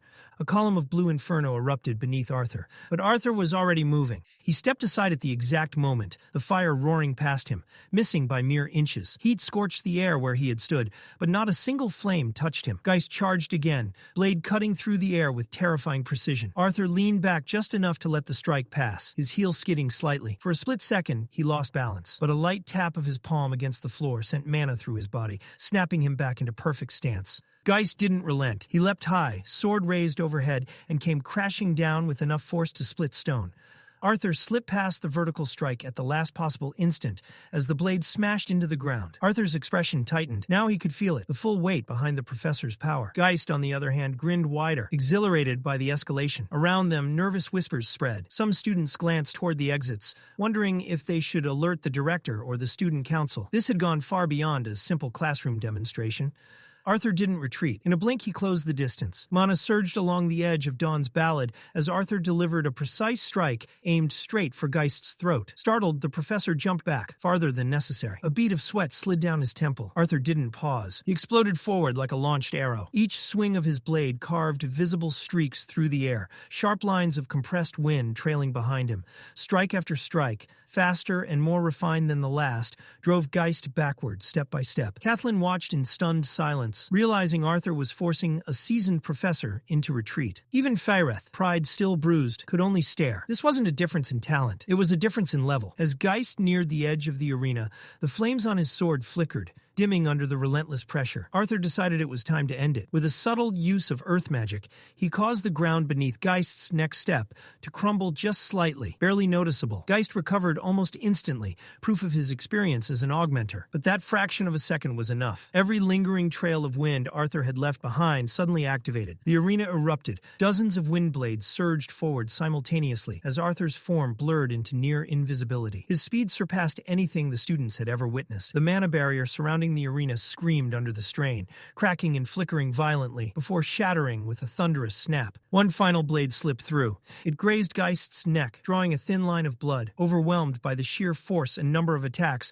Geist was thrown back, tumbling out of the ring. Mana cushioned the fall, preventing serious injury, but he landed flat on his back, pale, stunned, his confidence completely gone. Arthur stepped forward and planted his sword firmly into the floor beside Geist's neck. Then he withdrew it. Looking down at the man who had tried to humiliate him in front of the entire class, Arthur spoke calmly, respectfully. He thanked the professor for his guidance. The bell rang, its echo rolling through the academy. Arthur turned and left the classroom without another word. In the hallway ahead, Kathleen was already walking away, having packed up and left immediately. Arthur quickened his pace and called out to her, but before he could reach her, a firm hand grabbed his shoulder. It was Faereth Ivsar. The proud elf nodded, clearly struggling to maintain his dignity. He admitted that Arthur's performance had been impressive, worthy of someone he now considered a true rival. Arthur returned the compliment without arrogance, acknowledging Faereth's effort and adding honestly that if Faereth had known what spell Geist planned to use, he would have prepared differently, and likely done far better. Faereth laughed, confidence returning. He claimed that if the duel had truly been fair, the outcome might have been very different. Kathleen slowed and turned, her sharp gaze locked onto Arthur, as she asked what he thought her mistakes had been. Arthur hesitated, but answered honestly. She had focused entirely on completing her final spell, he said, and in doing so neglected her defense. For a moment, her silence was heavy, unreadable. Then she nodded. She accepted the criticism without argument and turned away, continuing down the hall. Faereth let out an awkward chuckle. Sensing the shift, said a quick goodbye, and disappeared in another direction, leaving Arthur standing alone, the echoes of the duel still lingering in the air. The corridors around Arthur gradually came back to life as the bell cycle shifted, students pouring out of classrooms and flooding the halls on their way to the next lesson. Voices overlapped, footsteps echoed, and the academy returned to its usual controlled chaos. Sylvie, perched calmly on his shoulder, tilted her head and studied his face. She could feel it. Something wasn't right. With a soft mental nudge, she asked why he seemed so off. Arthur gave a faint smile, the kind meant to reassure rather than explain. It wasn't anything dramatic, nothing anyone else would notice. But inside, frustration churned. He had beaten Professor Geist cleanly, and he'd done it using only his wind attribute. That was exactly the problem. The fight hadn't made him feel satisfied. It had made something painfully clear. Even after everything he'd gained, everything he'd trained for, his current strength still wasn't enough. Not for where he wanted to stand. Not for the enemies he knew were waiting beyond the academy walls. If this was all it took to shake a professor, then the real monsters of this world were still far above him. He needed more control, more power, more refinement, no shortcuts. Shaking off the heavy thoughts, Arthur redirected his focus. His next class was Basics of Artificing. Unlike mana manipulation or swordplay, this was unexplored territory for him, and that alone made it interesting. Artificing wasn't just magic, it was structure, logic, design. In another life, he'd lived surrounded by advanced technology. If there was any subject where the knowledge of his past world might overlap with this one, it was here. Curiosity sparked as he stepped into the classroom.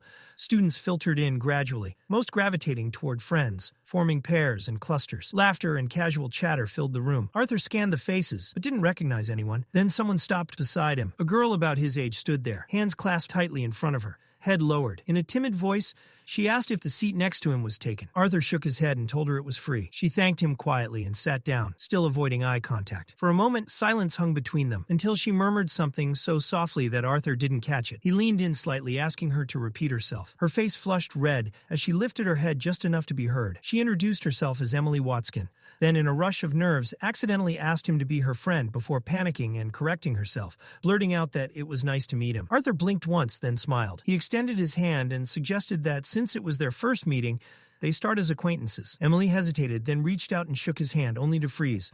Her palm was rough, calloused. She pulled her hand back instantly, mortified, apologizing as she assumed it must have felt unpleasant. Instead of reacting, Arthur lifted his own hand, the one that always held his sword. Thick calluses lined his palm and fingers, hardened by years of relentless training and battle. Emily stared. Arthur laughed softly and told her it was nothing to be embarrassed about. That small moment eased her tension instantly. Genuinely impressed, Arthur admitted that he was jealous. While his own path revolved around combat, learning how to destroy, how to survive, hers was about creation, building something new. There was something undeniably admirable about that. Emily looked surprised by the comment. She admitted she'd never thought of it that way. Then she smiled shyly and pointed out how strangely mature he sounded for a 12-year-old. Arthur raised an eyebrow and reminded her that she was 12 too. She laughed, agreeing, but explained that it had been a while since anyone treated her like a kid, especially after she'd created the projection display artifact. Arthur froze. That artifact had been circulating well beyond the academy. If Emily had created it at their age, he gave her a respectful nod and told her it was an honor to sit beside a genius. Emily waved it off, laughing,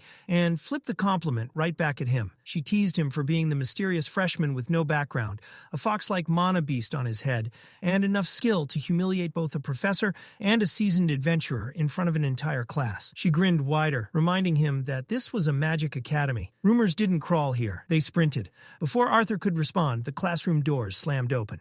A booming, overly dramatic voice filled the room as Gideon made his entrance, arms wide as if he were blessing the masses.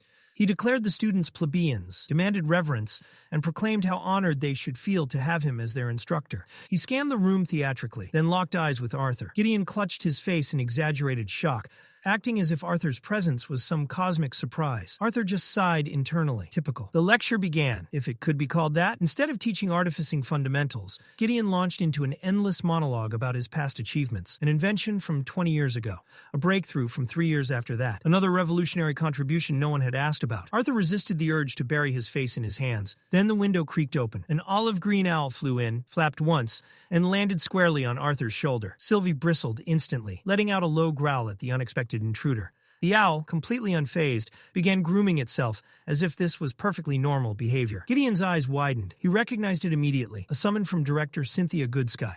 With dramatic flair, Gideon announced to the entire class that Arthur would be denied the privilege of listening to the rest of his life-altering lecture. The room chuckled as Arthur was dismissed. Emily glanced at him knowingly and reminded him that news traveled fast at Xyrus Academy. Outside the classroom, Sylvie continued growling at the owl, while it calmly ignored her. Arthur glanced between them, mildly irritated, and sighed internally. He wondered how long this silent rivalry was going to last, already knowing the answer was probably forever.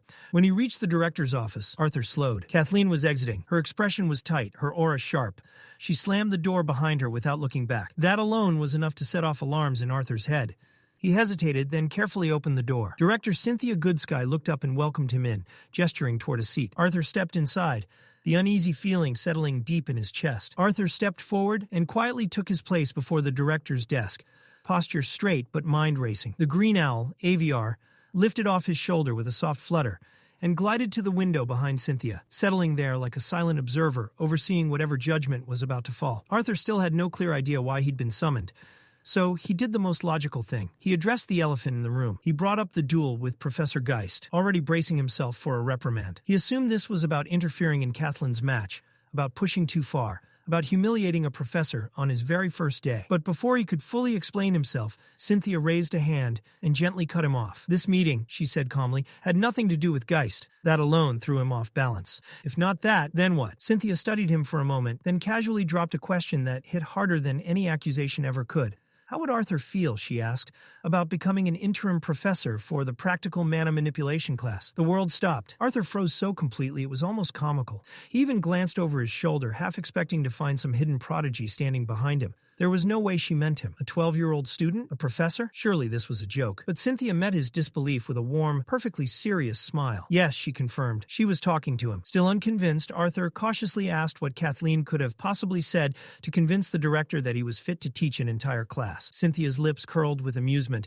as she shot him a playful wink and warned him not to steal the hearts of both royal princesses, unless he was aiming to spark a civil war. Arthur immediately stiffened and told her not to joke about things like that.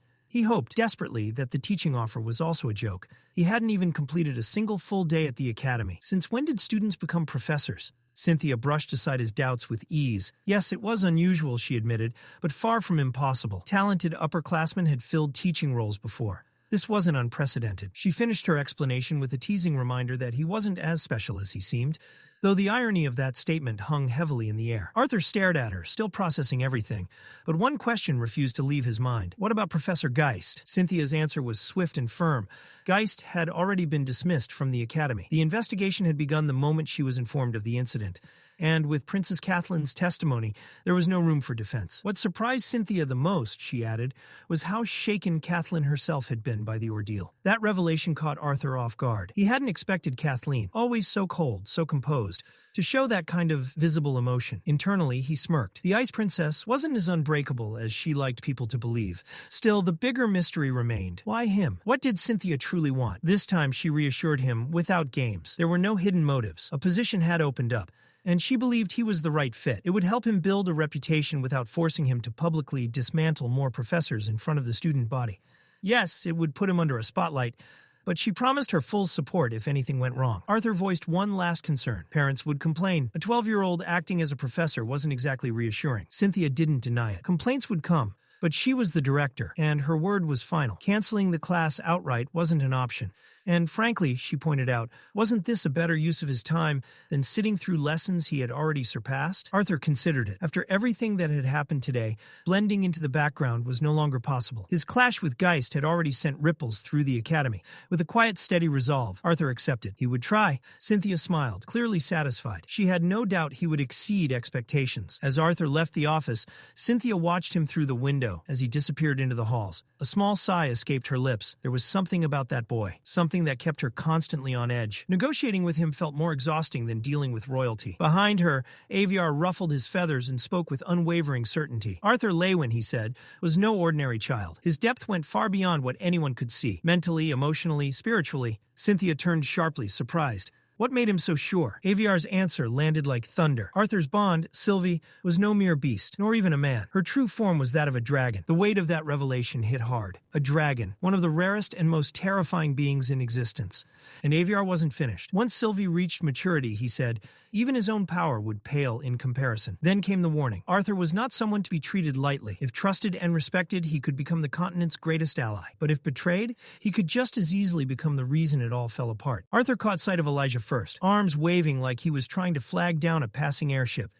He sat across the dining hall beside a girl Arthur didn't recognize, and the moment Arthur approached, Elijah sprang to his feet with his usual over-the-top enthusiasm. "This is Charlotte," Elijah said proudly, gesturing to the girl as if unveiling a rare artifact.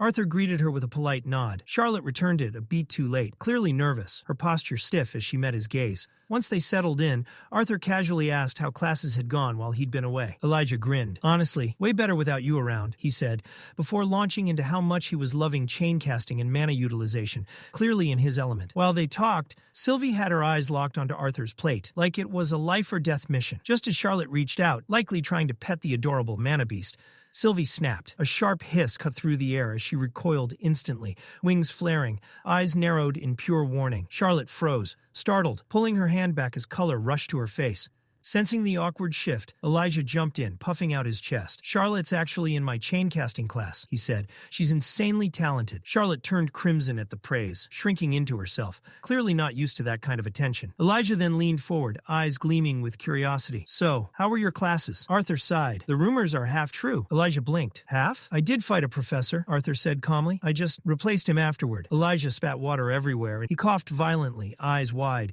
staring at Arthur like he'd just declared himself a deity. "You what?" Arthur nodded, wiping his face with a grimace. "I'm teaching the class now." Elijah slowly raised a finger. "So you're saying I just spit on a professor?" Arthur finished dryly. "Careful, that's a bad habit." Elijah burst out laughing, brushing it off with exaggerated disbelief, though his curiosity was clearly burning. He joked about skipping class one day just to see Arthur teach, then casually brought up his plans with Charlotte, shopping downtown, and invited Arthur along. Charlotte lit up instantly, nodding eagerly and encouraging him to join. Arthur shook his head apologetically. Upper division classes, 3 of them, no room to breathe. Elijah shrugged. Guess it's just us then. Charlotte stiffened. Oh, I just remembered, she blurted, scrambling to her feet.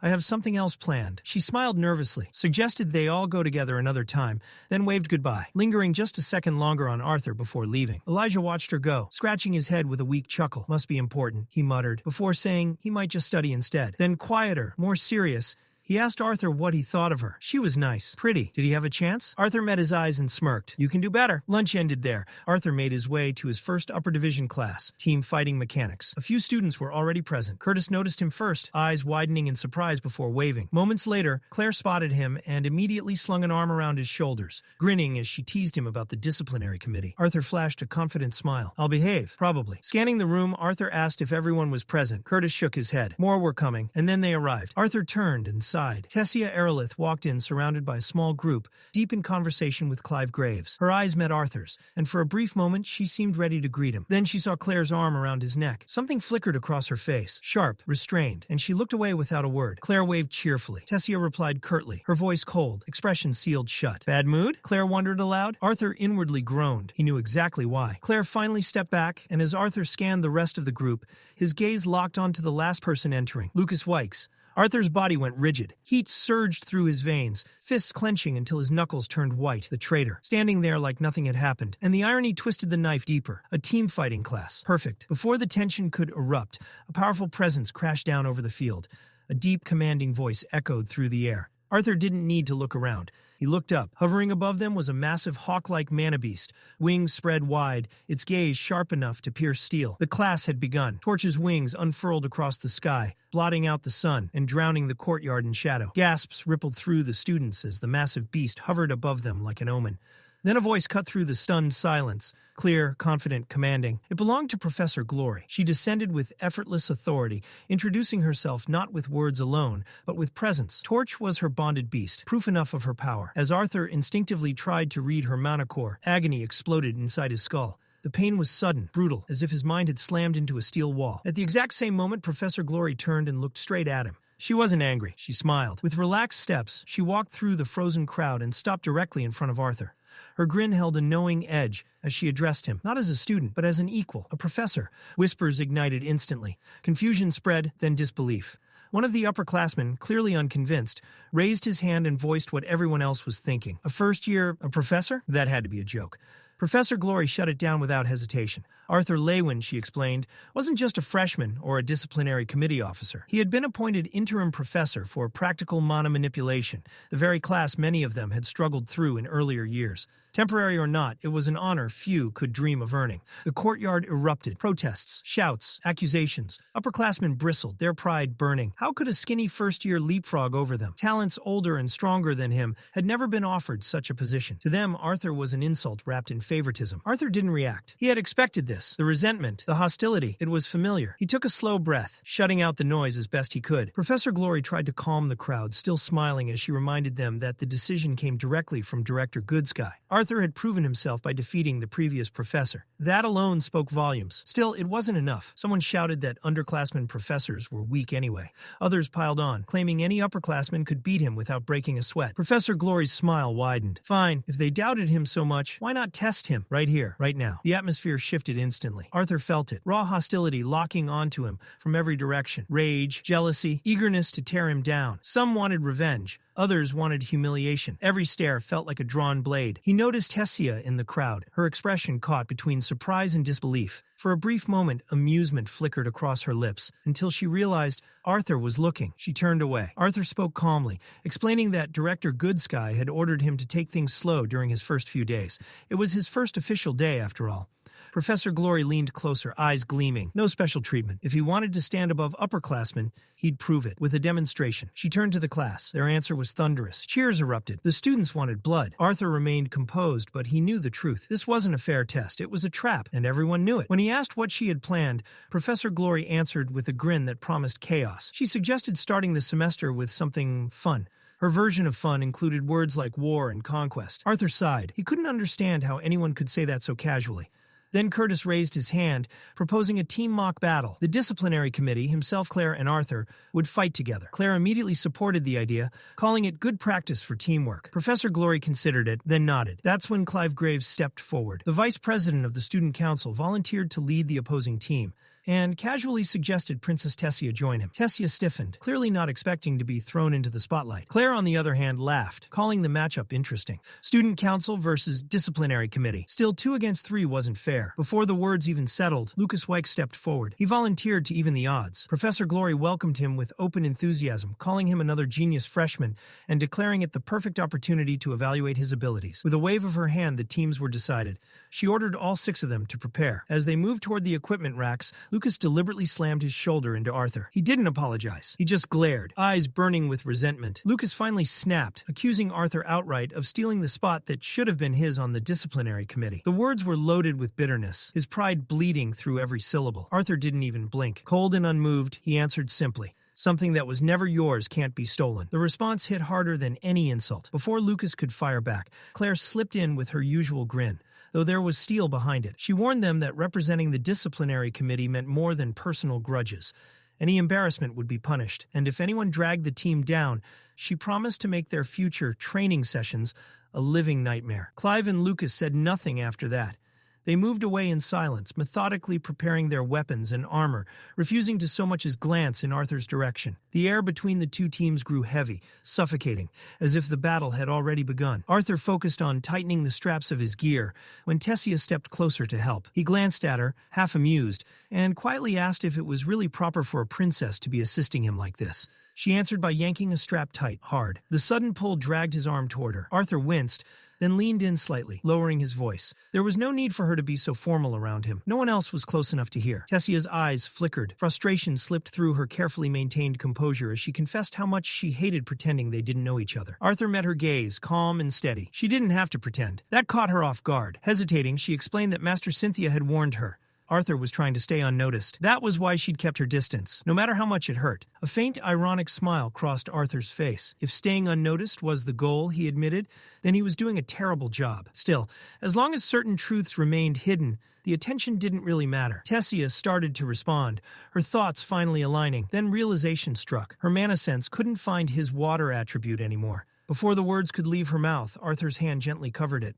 He leaned in, his voice barely a whisper. Those things, his bond, his true core level, the full extent of his strength, were still secrets. But that didn't mean she had to erase him from her life. After a moment, he pulled back. Tessia's face burned red. She shoved him lightly, muttering that he was standing far too close. Before either of them could continue, a thunderous voice echoed from above. "Professor Glory!"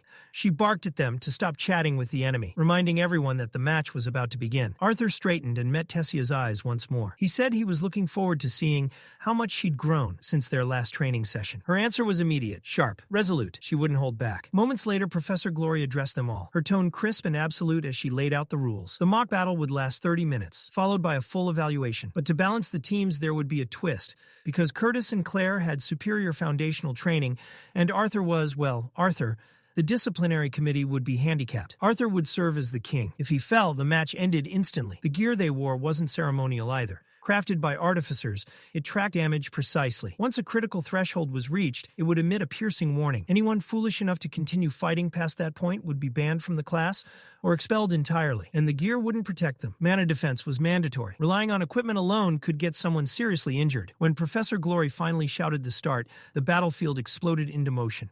Claire lunged toward Clive, her blade igniting in roaring flames. Sparks trailed every swing as she attacked with ruthless precision. At the same time, Curtis charged forward atop Grotter, lance lowered, aiming straight for Tessia. Arthur watched closely. Curtis couldn't overpower her, but he didn't need to. Stalling was enough. Ahead of him, Lucas stood waiting, lips curled into a smug sneer. Even after everything at Xyrus, nothing about him had changed. The arrogance was still there, untouched. Arthur accepted the challenge without a word. High above, Professor Glory observed silently, eyes gleaming with expectation. Arthur drew in his mana. Wind twisted. Earth responded. Power coiled around him as he released a sliver of killing intent. The battlefield froze. Pressure slammed into everyone present. Tessia alone recognized it and exhaled softly. She knew what was coming. The wind screamed as Arthur grabbed Dawn's ballad and launched forward. The ground shattered beneath his feet. In a blink, he was on Lucas. Lucas staggered back, confidence cracking into panic as he hurriedly began chanting.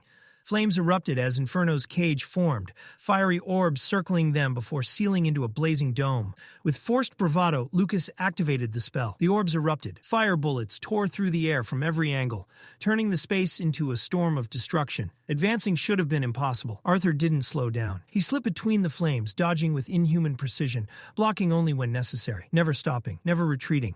He kept moving forward. Everything blurred into motion. Instinct, speed, and control fused into something primal as Arthur weaved through the inferno, surviving on reflex alone. Inside the blazing cage, Lucas laughed, mocking him for nothing more than dodging, for dancing instead of fighting. Sylvie's voice cut through the chaos inside Arthur's mind, tight with concern. She could feel his frustration, the pressure grinding against him, and asked if he was all right. He answered calmly, focus locked in place. Then he asked about the others. Her response came quickly. Tessia was dominating Curtis. Claire had already gained the upper hand against Clive. Arthur acknowledged it without hesitation and told her to alert him if anything felt off. Another wave of fire descended. Arthur slammed his foot into the ground. Jagged pillars of stone exploded upward, forming crude shields that absorbed the brunt of the flames. Even so, the heat was merciless. Lucas's Inferno's cage pulsed like a living thing, filling the space with relentless bursts of fire from every angle, leaving no safe ground. Arthur assessed the battlefield in seconds. Lucas's mana pool had grown massively since his adventurer days,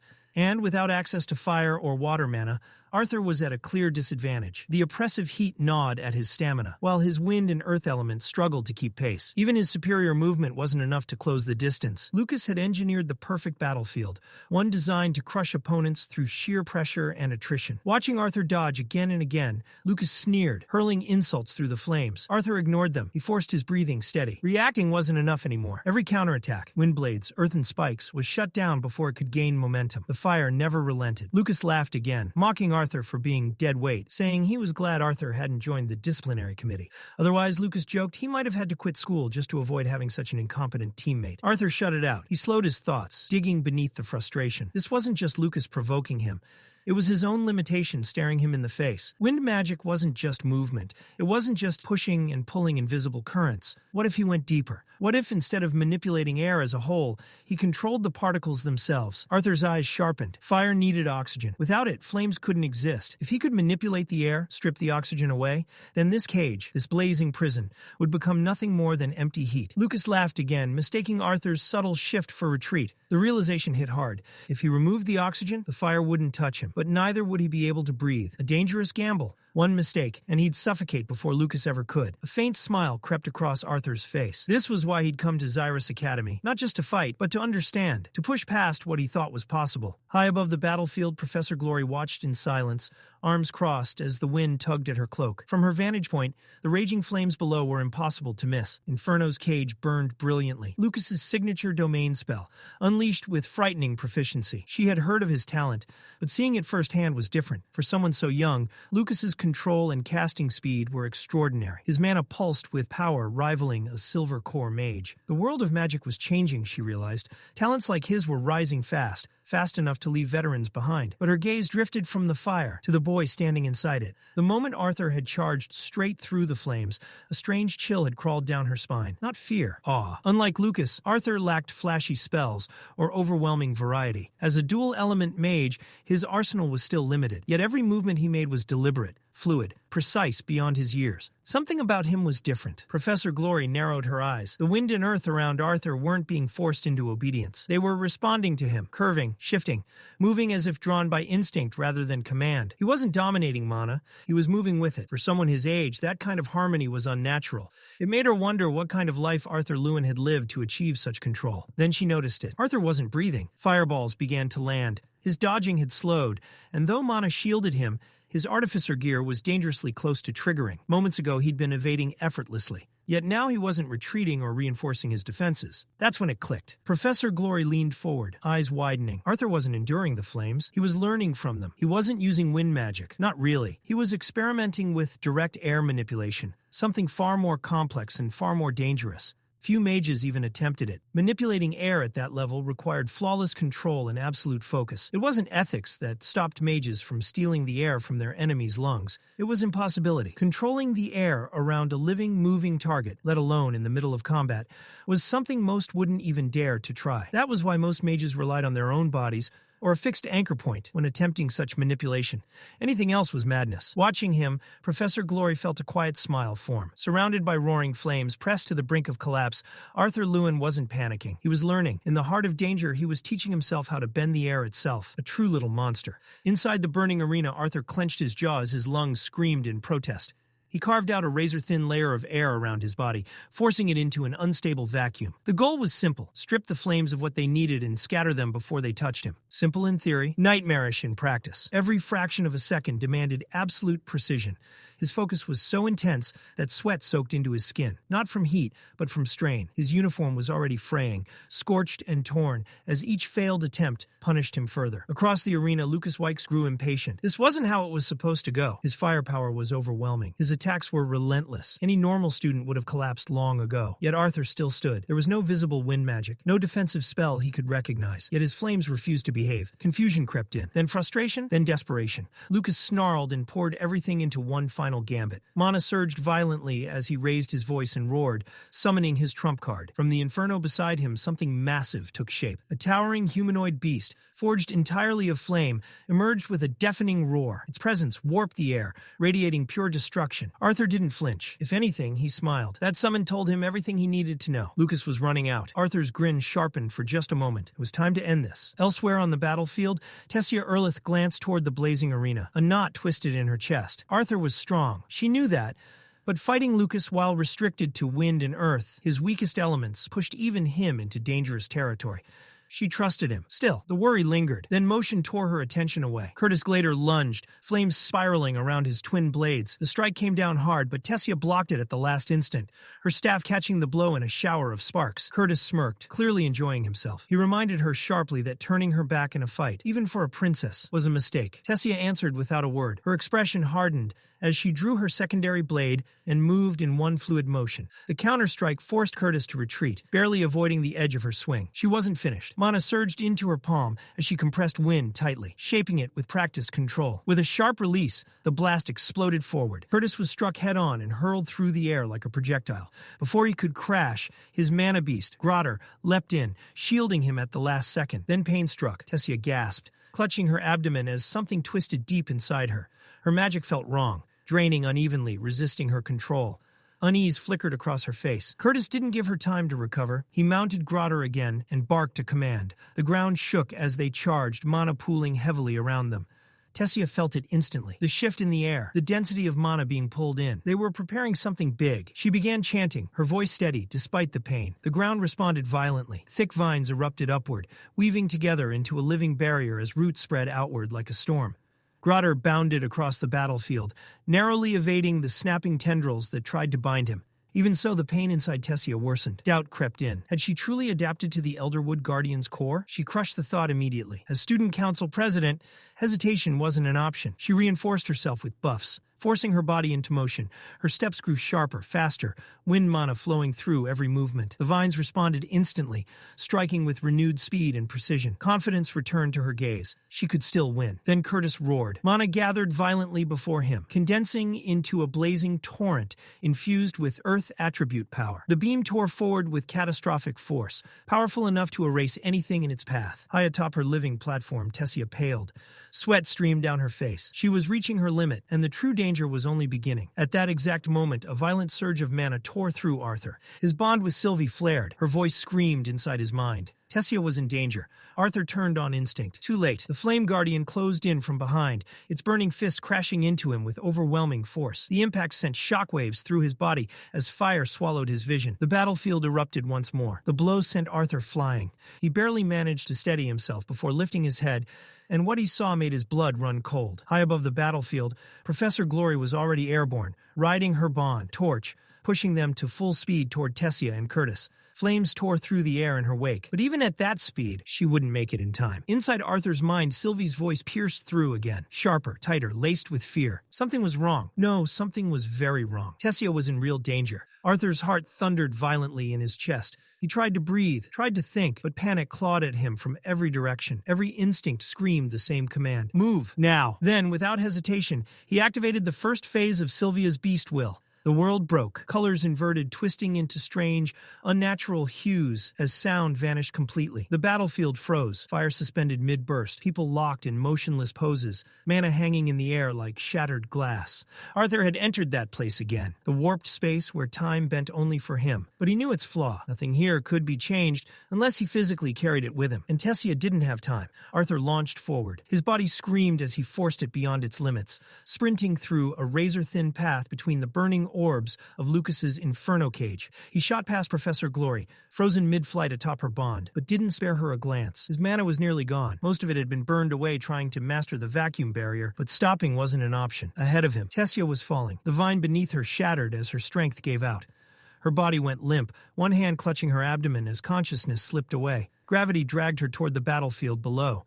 And above her, Curtis Glader's attack descended.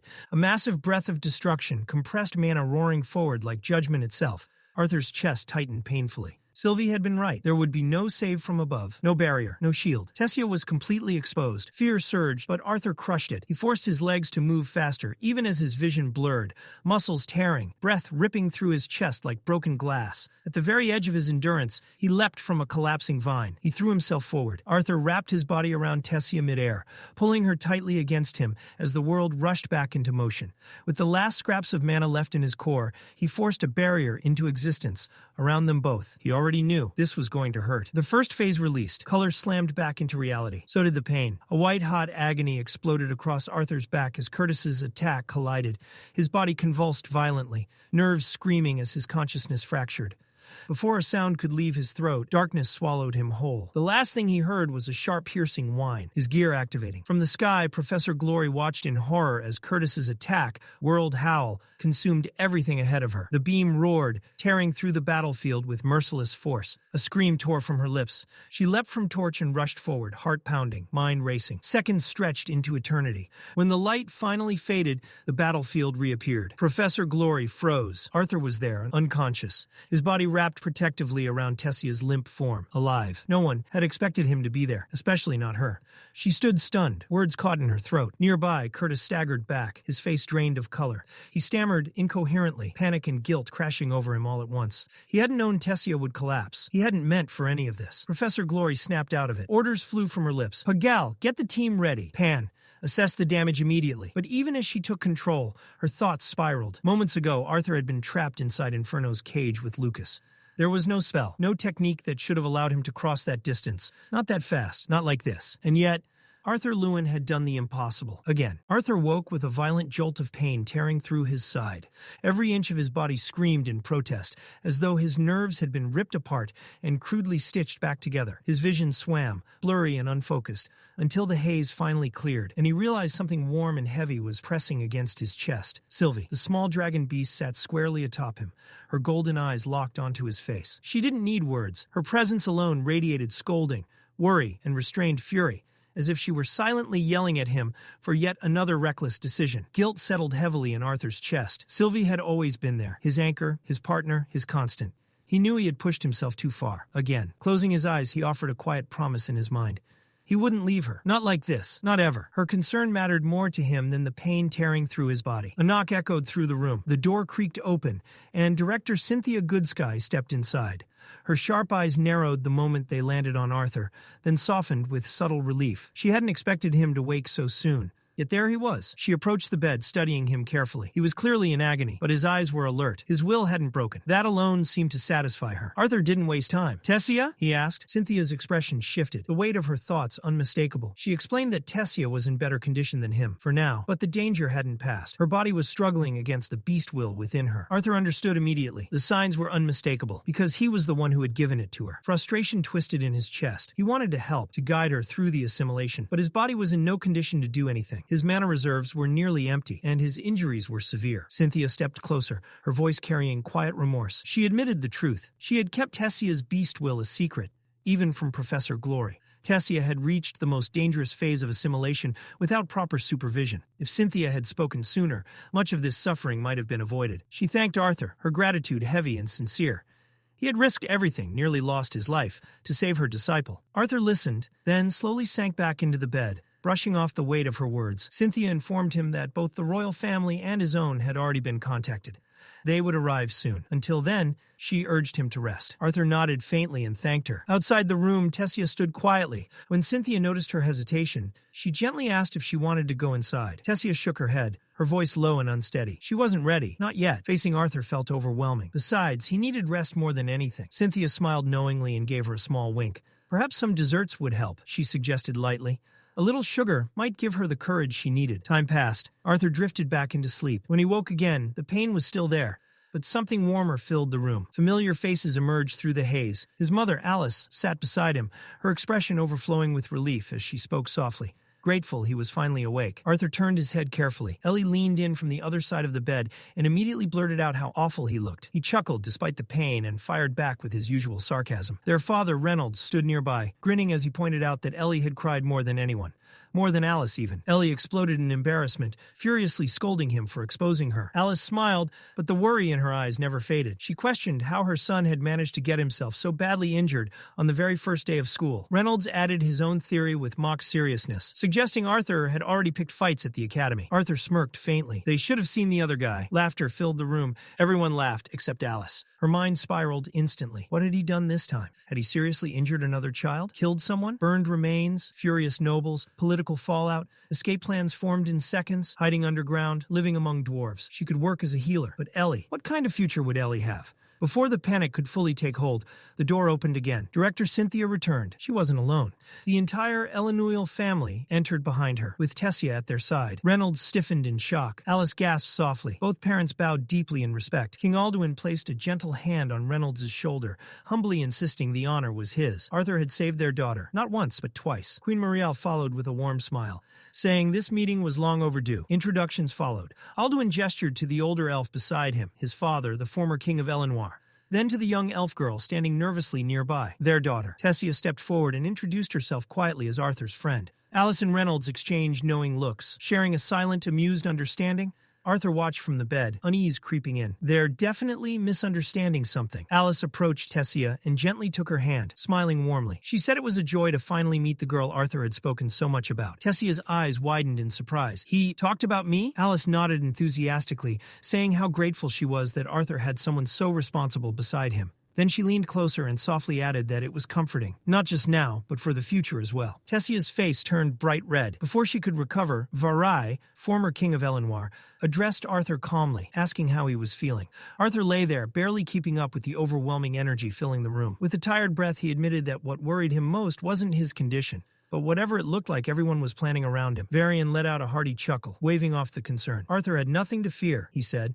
At worst, he might just end up becoming Varian's grandson-in-law. The words landed like a mana blast. Tessia froze, her face igniting as she immediately looked down, mortified beyond words. In a small, apologetic voice, she began to apologize. She admitted she had tried to stop her family from visiting and blamed herself for Arthur ending up confined to a hospital bed in the first place. Arthur laughed softly, shaking his head. He brushed aside her guilt with ease, telling her he didn't mind at all. If anything, he liked how alive the room felt now. Ellie, meanwhile, watched Tessia closely. With the sharp curiosity of a younger sister and the confidence of someone who knew her brother well, she openly assessed the girl Arthur had nearly died saving. Tessia noticed her gaze and quickly realized who she was. Smiling gently, she complimented Ellie, saying she looked even prettier than she had imagined. Ellie gave a short, appreciative response. Arthur, sensing where this was going, cut in quickly. He reminded Ellie that Tessia was the one who had given her the bow she received for her birthday. Ellie blinked, caught off guard, then muttered a casual thank you. Tessia smiled warmly, saying she was glad Ellie liked it. Then, completely serious, Ellie turned to Arthur. So, she asked bluntly, who's prettier, me or her? Arthur didn't even hesitate. He smirked and called both of them ugly.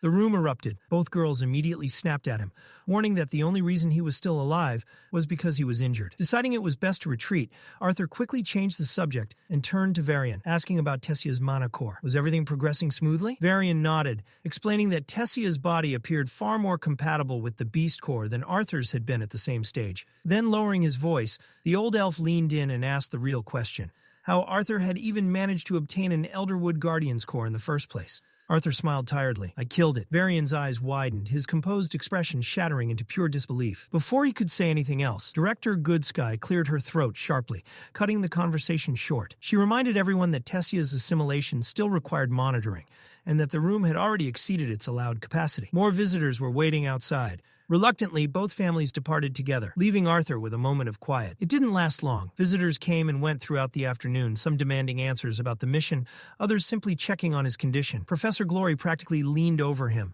eyes blazing with curiosity, desperate to know how Arthur had pulled everything off. Gideon arrived next, holding a potion and insisting Arthur drink it.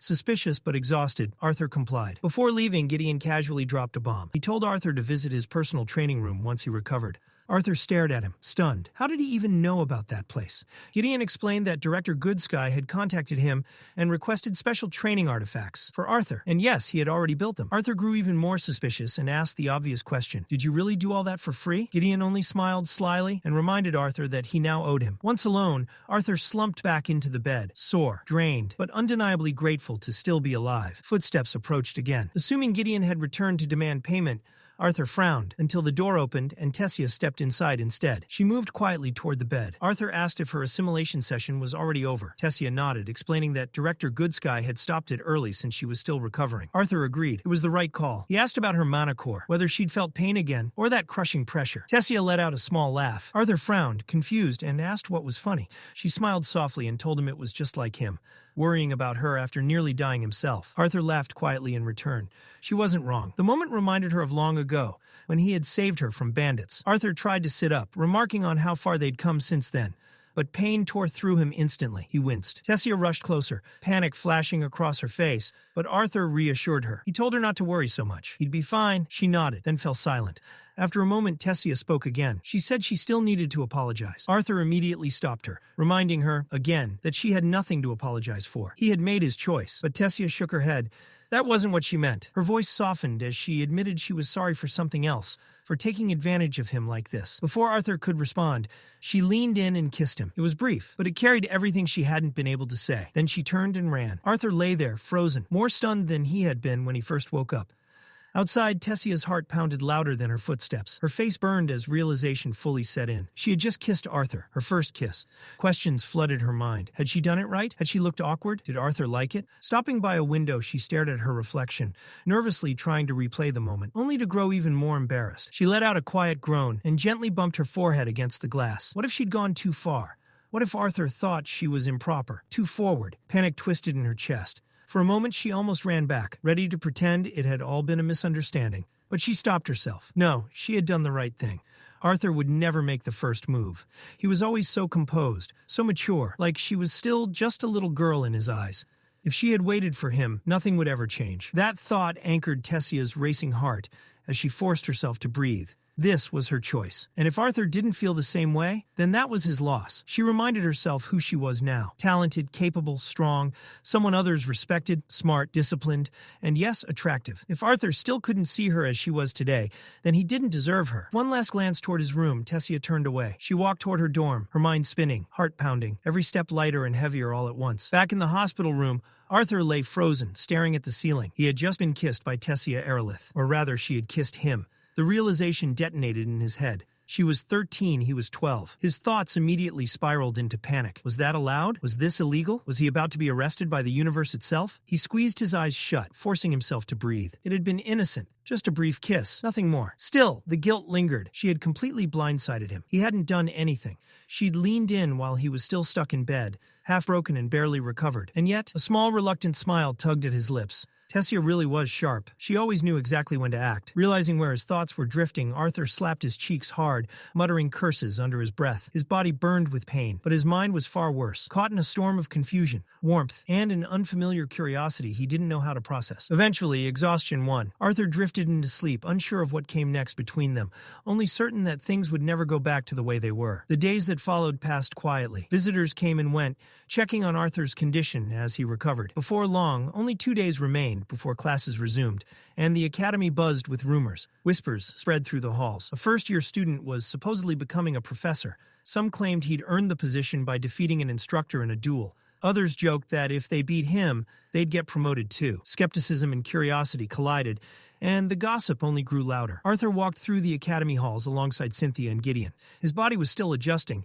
but his steps were steady. Cynthia mentioned that tomorrow would be his first official day teaching and asked if he'd prepared anything. Arthur answered honestly. He'd only been discharged the day before. Preparation had been minimal. Still, he wasn't worried. His thoughts drifted elsewhere. He asked about Tessia's assimilation. Cynthia smirked and teased that if he was that concerned, he could always visit her himself. Arthur felt a faint warmth rise to his face, though he kept his expression neutral. Cynthia continued, explaining that Tessia's progress was steady under Varian's guidance, but that Varian would soon be returning to Elenoir. Arthur asked if Cynthia would take over after that, but before she could answer, they arrived, and Gideon changed instantly. The man who had complained non-stop suddenly radiated excitement. Cynthia raised an eyebrow, amused by the shift.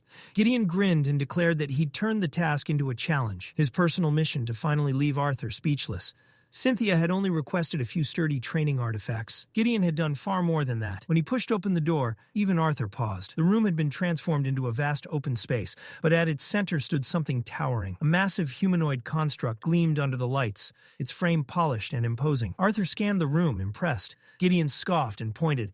Not the room. That. Cynthia stepped closer, sensing dense waves of mana rolling through the air. She asked what exactly it was. Gideon practically vibrated with pride. It wasn't a dummy. It was his most advanced creation yet, a training operator capable of handling spells from mid-tier silver mages. He called it Toby, Training Operator Blast Inductor. Its runes and mana flow were calibrated to match a dark orange core beast, and at its current setting, its strength rivaled a yellow core human.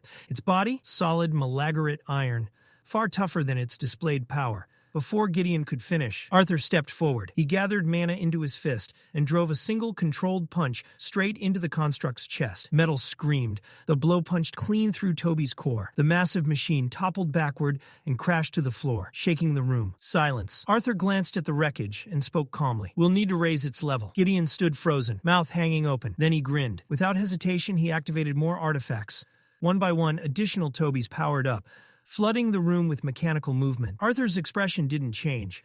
He calmly activated all 4 elemental affinities. Mana surged around him as the constructs rushed forward in perfect synchronization. Arthur welcomed them head-on. With Dawn's ballad gleaming in his grip, he exploded forward. The distance vanished in a blink. His blade drove clean through the first Toby's chest, the force of the strike launching the construct backward like a discarded toy. The second Toby reacted instantly. Fire ignited along Dawn's ballad. The flaming arc slammed into the second Toby, sending it skidding across the floor in a screech of metal. Still not enough. The machine stabilized and charged, its punch coming down like a falling hammer. Arthur ducked under it, seized the construct's arm, and with raw strength reinforced by mana, drove it straight into the ground. The impact thundered through the room. With both constructs motionless, Arthur reached down, snapped one Toby's arm off casually, and tossed it aside, as if proving a point. From the sidelines, Elijah winced, watching the machines get dismantled so effortlessly, almost hurt to witness. Gideon, however, narrowed his eyes. He scoffed, clearly unconvinced. Was Arthur really injured? Or was this some elaborate act between him and director Cynthia Goodsky? Arthur brushed it off, casually remarking that his footwork had been sloppy, subtly hinting he wasn't at full strength. Gideon snorted, said it looked less like recovery and more like a performance fit for royalty. Still, curiosity won. "What would you change?" Gideon asked. Arthur didn't hesitate. "The joints," he said simply.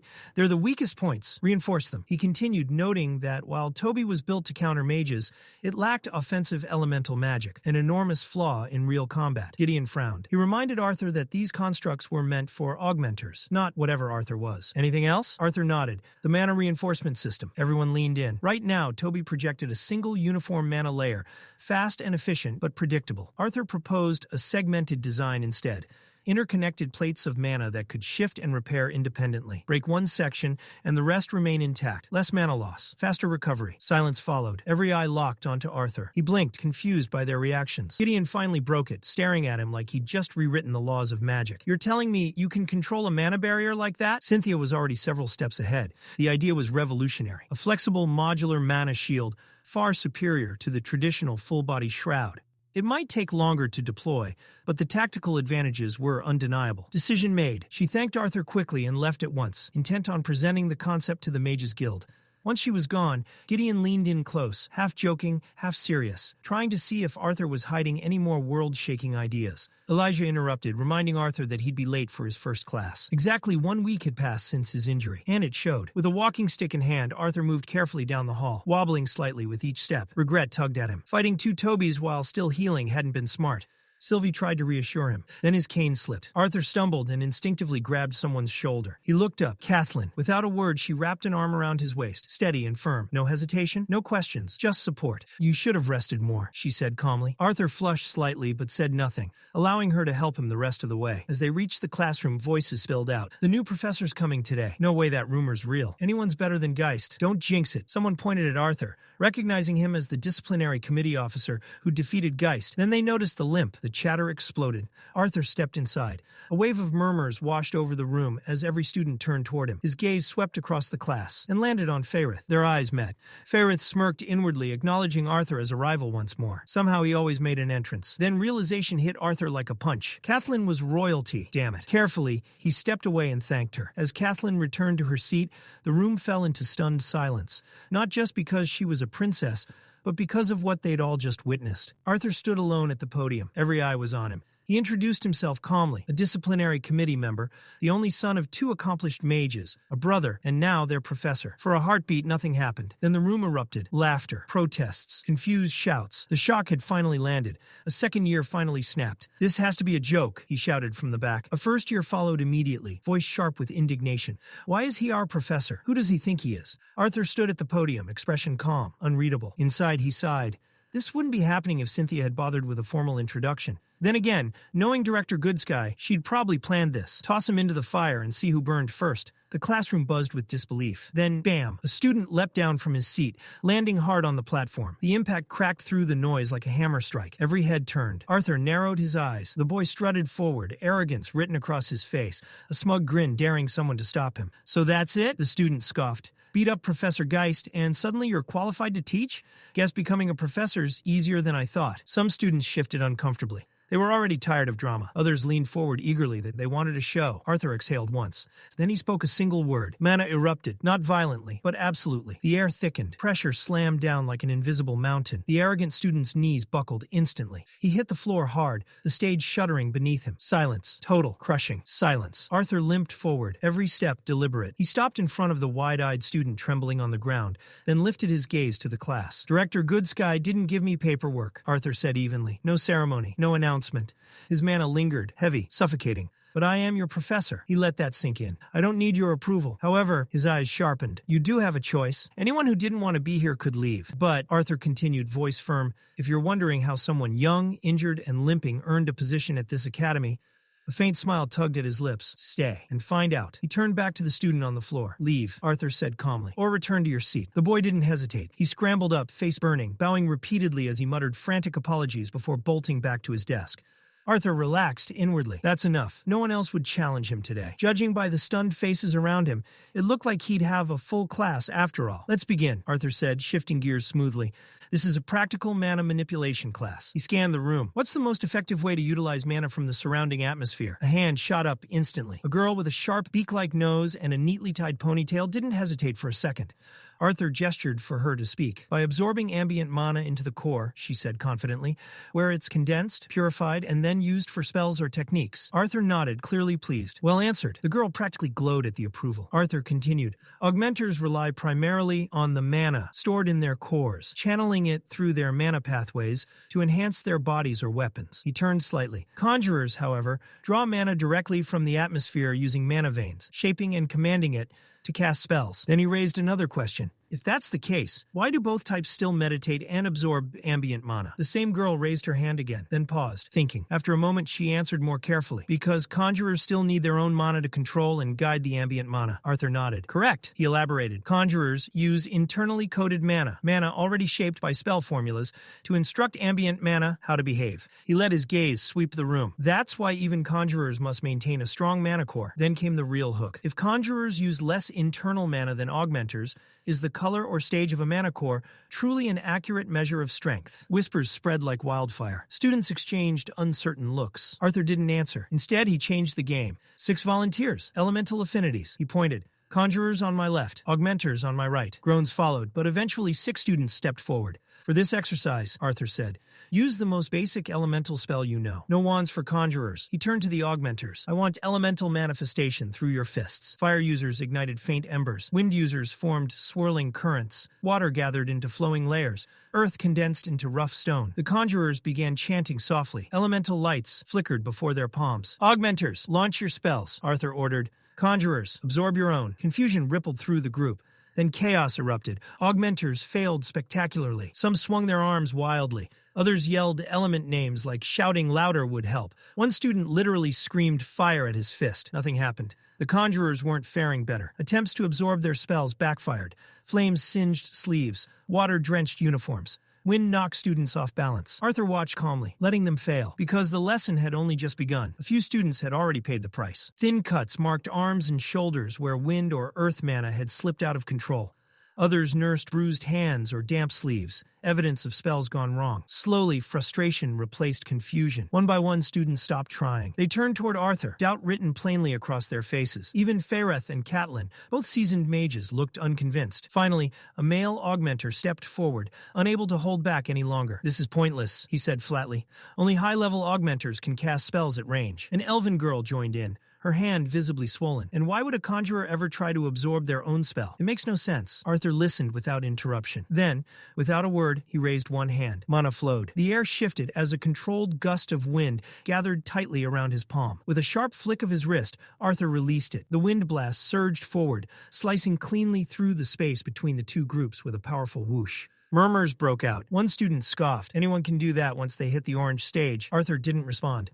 Instead, he lifted his other arm. This time the mana compressed, dense, razor sharp. When he released it, the air screamed. The wind bullet tore across the room and slammed into the far wall. Crack. Stone fractured inward, debris scattering as a small crater formed where the spell struck. The echo rang through the hall, leaving the room deathly quiet. Arthur turned back to the class. "Very few augmenters at the orange stage can do that," he said calmly. He paused, letting the silence settle. "And while I can't safely demonstrate what happens when a conjurer successfully absorbs their own spell," his eyes sharpened, "I promise you, mastering it will benefit every one of you." His gaze swept the room. "Those who want to improve," Arthur said firmly. "Step forward, try again."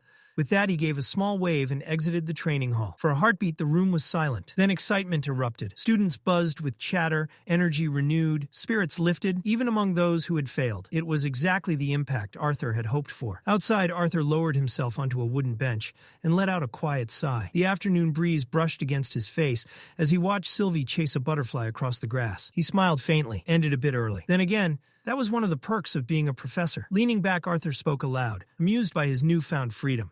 He could end a class whenever he felt it was right. As he watched Sylvie bounding happily, soft footsteps pulled him from the moment. Princess Kathleen approached from his right. Without speaking, she placed a clean handkerchief over the bench before sitting beside him. Arthur felt a flicker of nervousness. No matter how familiar she was, her calm, composed presence always kept him on edge. She broke the silence first, offering a brief compliment about his lesson.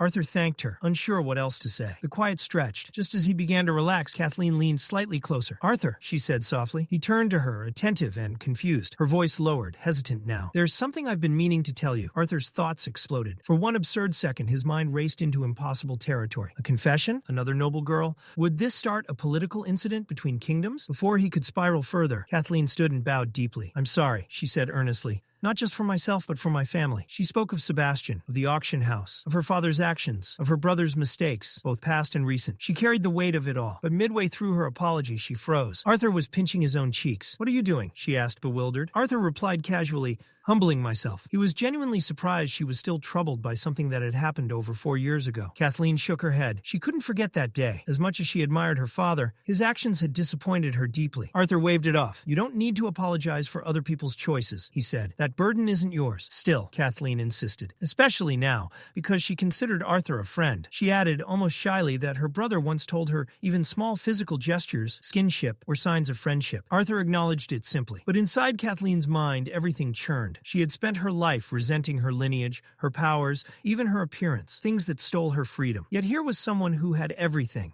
and still carried a warmth that refused to fade. A soft chuckle escaped her lips. Arthur blinked and leaned slightly closer. "Did you just laugh?" Embarrassed, Kathleen turned away. To change the subject, she brought up his lesson, specifically why the 2 wind bullets had produced such different results. Arthur gasped dramatically. "So that was your real reason for approaching me?" Flustered, Kathleen rushed to deny it, insisting she wasn't scheming, just escaping an awkward conversation. Arthur laughed, calming her immediately. "I'm joking." Then, with a playful wink, he added, "Wouldn't be fair if I gave my brightest student special treatment." As Arthur walked off toward Gideon's class, Kathleen remained seated, watching him go. A soft smile lingered on her face. Without even realizing it, Arthur had brightened her world. Just a little. Later in Gideon's class, the room was quiet until Emily Watson adjusted her thick glasses and leaned toward Arthur. "Are you okay?" she whispered. "I heard you got hurt on your first day." Just as Emily finished speaking, a piece of chalk suddenly whipped across the room and vanished into her mass of curly hair. The silence shattered. Gideon's sharp glare cut through the class. Clearly unimpressed, he called on Emily without mercy, demanding she explain the primary components of a basic light-producing artifact. Emily didn't hesitate. She launched straight into a detailed explanation, describing the foundation crystal known as fluorinite. She was just getting started when Gideon cut her off. Keep it short. The lesson ended soon after, but not before Gideon dropped a final task on the class, a mini-project. Each student was to construct their own light-producing artifact, or LPA. Arthur groaned internally. Missing the first few days of class already put him behind. And now this. Sensing his frustration, Emily casually leaned over and offered him an easy solution. She mentioned she had made several LPAs earlier just for fun and had them lying around in her dorm. He was welcome to take one. Arthur blinked, surprised. For someone he had only just met as a classmate, her kindness felt genuine and incredibly timely. She had unknowingly lifted a weight off his shoulders. Before he could thank her properly, Elijah rushed into the room. He greeted Arthur quickly, then noticed Emily. After brief introductions, Elijah shook her hand politely, though his attention remained fixed on Arthur. His tone shifted, serious. "Director Goodsky is waiting," he said, signaling with his eyes that it was important. Arthur said his goodbyes, leaving Emily and Elijah to talk as he headed out. His destination was the private training room Director Goodsky had mentioned while he was still in the infirmary, a room with exceptionally high mana density, perfect for intense training. When Arthur stepped inside, he froze. Tessia was already there, seated and deep in meditation. Before anyone could react, Sylvie darted past him, launching herself onto Tessia with excited chirps. Tessia opened her eyes and greeted Arthur warmly, explaining that Director Goodsky had been called away on urgent business moments earlier. Without hesitation, Tessia suggested they begin. Beast assimilation was never simple. It demanded absolute focus, immense stamina, and usually the support of another mage who shared the beast's elemental affinity. But Arthur was different. As a quadra elemental, he could support Tessia fully. Carefully, he balanced fire, water, earth, and wind, reinforcing Tessia's body as the Elderwood Guardian's will pressed down on her core. Arthur became a living conduit, a refined mana battery, shielding her from the crushing pressure. Time passed in complete silence, broken only by controlled breathing and the hum of mana. Eventually, the energy settled. Sensing it was enough, Arthur called an end to the session. Tessia agreed, thanking him softly. A pause followed. Then quietly, Tessia brought up the kiss. She asked if Arthur had been angry. He admitted he had been surprised, but never mad. Still, she pressed on. She asked why he had grown distant afterward. It wasn't about royal expectations or marriage, she said. She knew she had acted impulsively, but what she wanted was simple, for their bond to grow naturally, honestly, without fear standing between them. Arthur tried to reassure her, saying they had both grown since childhood, that she wasn't the crying princess she used to be. But instead of comfort, his words struck a nerve. Tessia's expression tightened, frustration flashing across her face. She had hoped for sincerity, for vulnerability. Instead, Arthur brushed it off, treating her feelings lightly. Her voice rose as she turned away, apologizing for expecting too much. Arthur called out to stop her. She didn't. Her words came sharp and precise, cutting deep. She told him that while he excelled in magic, battle, and strategy, there were things he was terrible at: understanding emotions, expressing feelings, and dealing with people. She said she saw through his false smile, the mask, the distance he kept, and worst of all, how he dismissed her feelings, just like he had done with Lilia. Then she left. Silence swallowed the room. Even the sound of the waterfall outside couldn't fill the void she left behind. Arthur stood frozen, her words echoing in his mind. How did she know about Lilia? Had she overheard them? Or had Lilia told her herself? His fists clenched as his thoughts spiraled. The truth he could never share, that he wasn't just a boy from this world, but someone far older, carrying a past too heavy to explain, pressed down on him. Anger surged. Arthur activated the training dummies, the Tobies, and unleashed everything. Mana-reinforced fists tore through them, blow after blow, raw emotion driving every strike. But the rage didn't erase her words. The final Toby was nearly destroyed when a warning alert flashed. Low mana reserves. Arthur stopped. His body shook, breathing ragged, energy drained. Sylvie finally spoke, reminding him he was still healing and shouldn't push himself like this. Arthur ignored it. His body might have been recovering, but his heart wasn't. As he sat there lost in thought, a knock sounded at the door. He forced himself up and opened it. Professor Glory stood outside, concern clear on her face. Both Arthur and Princess Tessia had missed her class, something that never happened without reason. As she stepped inside, her eyes widened at the destruction around them. Something was clearly very wrong. The training room looked like a battlefield aftermath. Arthur explained calmly that he had been training alone, that Tessia hadn't been with him. Professor Glory studied the damage for a moment longer before letting out a quiet laugh, brushing aside her earlier suspicion. She told him to at least attend his final class of the day, since he'd already skipped the rest. As they walked through the academy halls together, Glory grew uncharacteristically quiet. Inside her mind, concern churned. A private training chamber, one reinforced and restricted for advanced combat, was one thing. But this level of destruction, even within a mana-stabilized space, was alarming. Arthur Leywin carried layers she couldn't peel back, power he didn't display, secrets he didn't share. And the more she observed him, the clearer it became. This boy was far more dangerous than he appeared. Arthur soon reached the classroom he'd been most eager to return to, deviant magic theory. His body ached, drained from both physical exertion and the emotional clash with Tessia. But he entered quietly, composed. Whispers rippled through the room as students stole glances his way. Arthur ignored them. Sylvie sat perched nearby, utterly still, appearing fast asleep. He gently pinched her cheeks. "How can you sleep at a time like this?" Her voice echoed back inside his head, amused. She wasn't sleeping. She was meditating, training her mind. Arthur sighed inwardly. If only growth came that easily for him. "Arthur Leywin." The room settled as Professor Maynor spoke his name. Tall, sharp-eyed, and perpetually curious, the professor welcomed him back, acknowledging his absence due to injury. Arthur offered a respectful apology for missing so many sessions. Maynor smiled. Then, without hesitation, he asked Arthur to explain spell formations. Despite still feeling off balance, Arthur answered smoothly. Spell formations, he explained, were the recombination or alteration of basic spells and abilities, reshaping mana flow to create entirely new effects. His explanation was concise, confident, and precise. Professor Maynor clapped once, pleased. "A solid foundation," he said, using Arthur's response as a springboard into the day's lecture. He began with an unsettling thought experiment. Imagine a world where everyone could read minds, where even fleeting, unwanted thoughts were exposed. Uncomfortable as it sounded, Maynor argued such a world would produce the greatest mages, because survival would demand absolute mastery over one's own mind. Then came the real question. Why do some augmenters and conjurers chant spell, while others don't? A student answered that chanting became unnecessary once a spell was mastered. Maynor shook his head. Too simple. Chanting, he explained, wasn't just about technique. It was psychological. Words guided the mind, shaped intent, suggested how mana should move and behave. Language had power because it focused thought. To prove his point, he offered an awkward yet hilarious example involving an unwanted confession of love, demonstrating how even simple words could provoke powerful emotional responses. Arthur noted quietly how effortlessly Maynor kept the class engaged.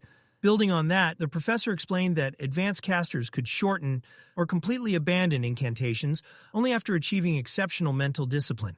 That was why, he claimed, mind readers would become the strongest mages of all. They'd have no choice but to control every stray thought. With that, he directed the class to their textbooks, highlighting the contrast between how augmenters and conjurers approach spell control. When class finally ended, Arthur left slowly. The halls felt unusually quiet, but the silence did nothing to ease the storm in his head. Tessia's words replayed again and again, each repetition cutting deeper. Why did it hurt so much? Sylvie answered before he could. Because it was true. Arthur didn't respond aloud, but he felt the truth settle heavily in his chest. He cared about Tessia far more than he wanted to admit, and that realization terrified him. Lost in thought, Arthur barely noticed the group approaching until Sylvie bristled. Lucas wakes. Flanked by Charles and Marcos, Lucas walked with practiced confidence. Charles stepped forward first, wearing a mask of politeness that didn't reach his eyes. Marcos fumbled through a weak excuse about checking on Arthur's well-being, muttering something about how even Xyrus Academy could be dangerous. Arthur smiled faintly and fired back with a casual jab,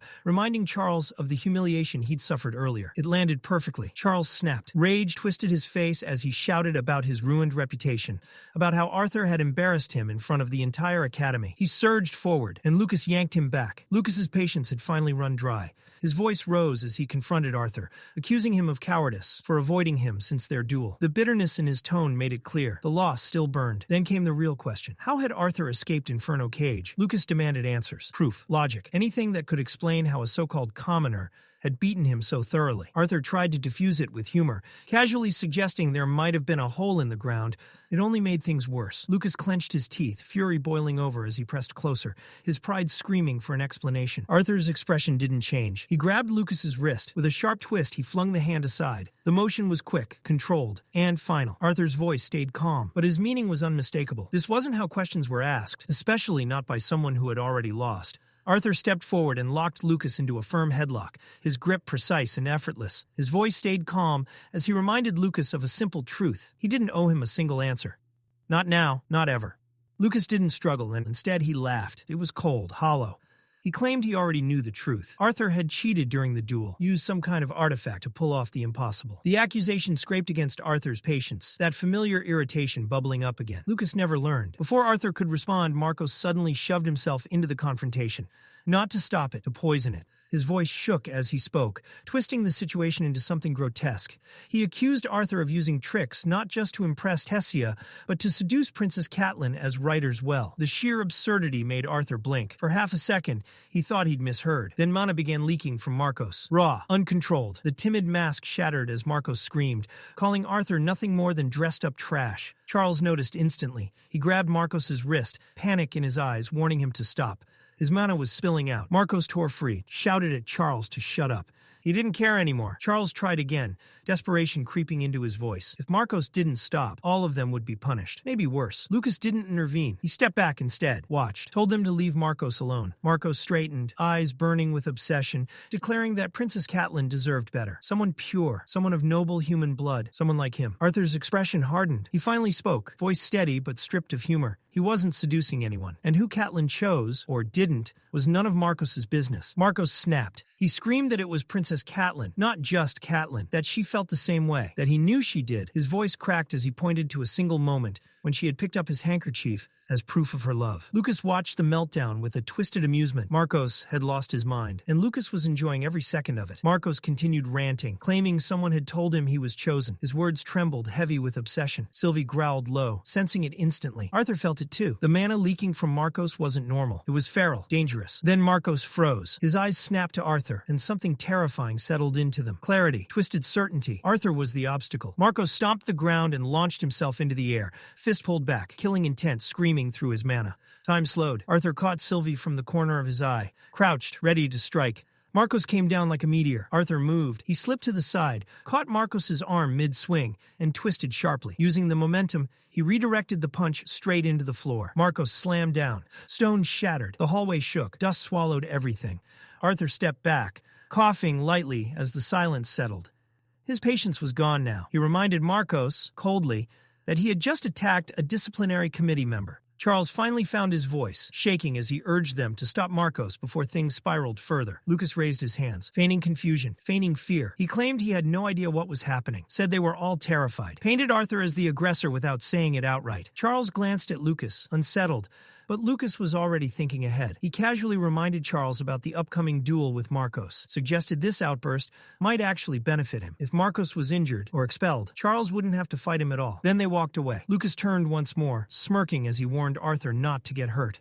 Arthur didn't look back. Behind him, Marcos screamed. The ground erupted. Shards of stone tore through the air at lethal speed.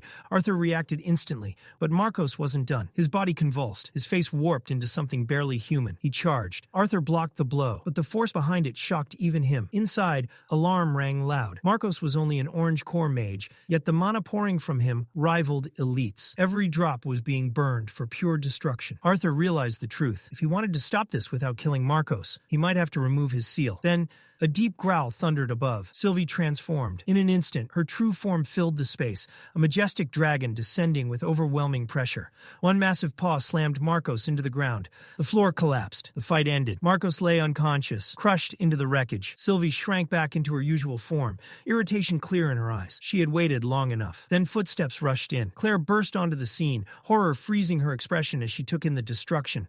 Arthur standing amid the ruins, Marcos barely breathing, the hallway torn apart. Claire didn't waste time with pleasantries. What happened? Arthur gave her a concise account. Marcos had snapped. His mana had gone wild, unprovoked, unstable, and he had attacked with lethal intent. Claire immediately knelt beside Marcos, her expression sharp and focused. As she shifted his body, the back of his uniform tore slightly, revealing crude stitches and warped markings carved into his spine. Her face hardened. She knew exactly what she was looking at. This wasn't new, and it wasn't random. Without another word, they carried Marcos to the infirmary. His body was completely limp, drained as if whatever had possessed him had burned through everything he had. The healers took him in at once. Once that was handled, Claire led Arthur straight to Director Goodsky. As they walked, Arthur asked the question gnawing at him. Had this happened before? Claire didn't hesitate. Yes, another student had suffered a similar collapse while Arthur was still recovering. Arthur's thoughts churned. Marcos's power hadn't made sense. The output, the ferocity, it was far beyond an orange core mage, and those markings weren't scars. They were deliberate. Claire told him she'd explain more during the next disciplinary committee meeting.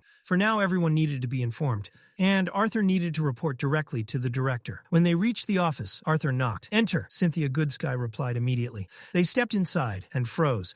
Two figures stood in the room. The air itself felt heavier. The Lances. Claire's breath caught as she whispered the names under her breath, awe trembling in her voice. Lance Baron, Lance Alea, legends in the flesh. Director Goodsky introduced Arthur and Claire as members of the disciplinary committee, praising them as two of the Academy's most promising talents.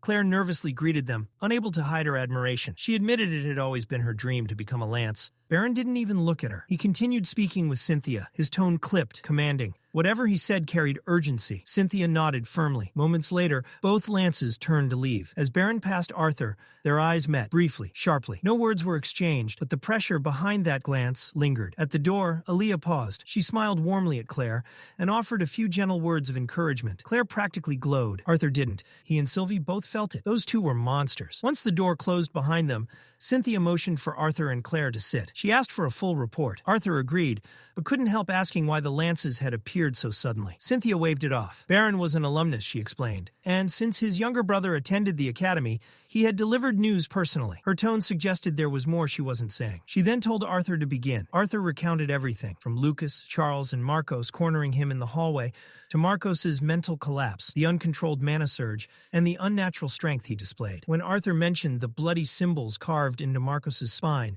Cynthia's expression shifted. She knew. After a pause, she confirmed it.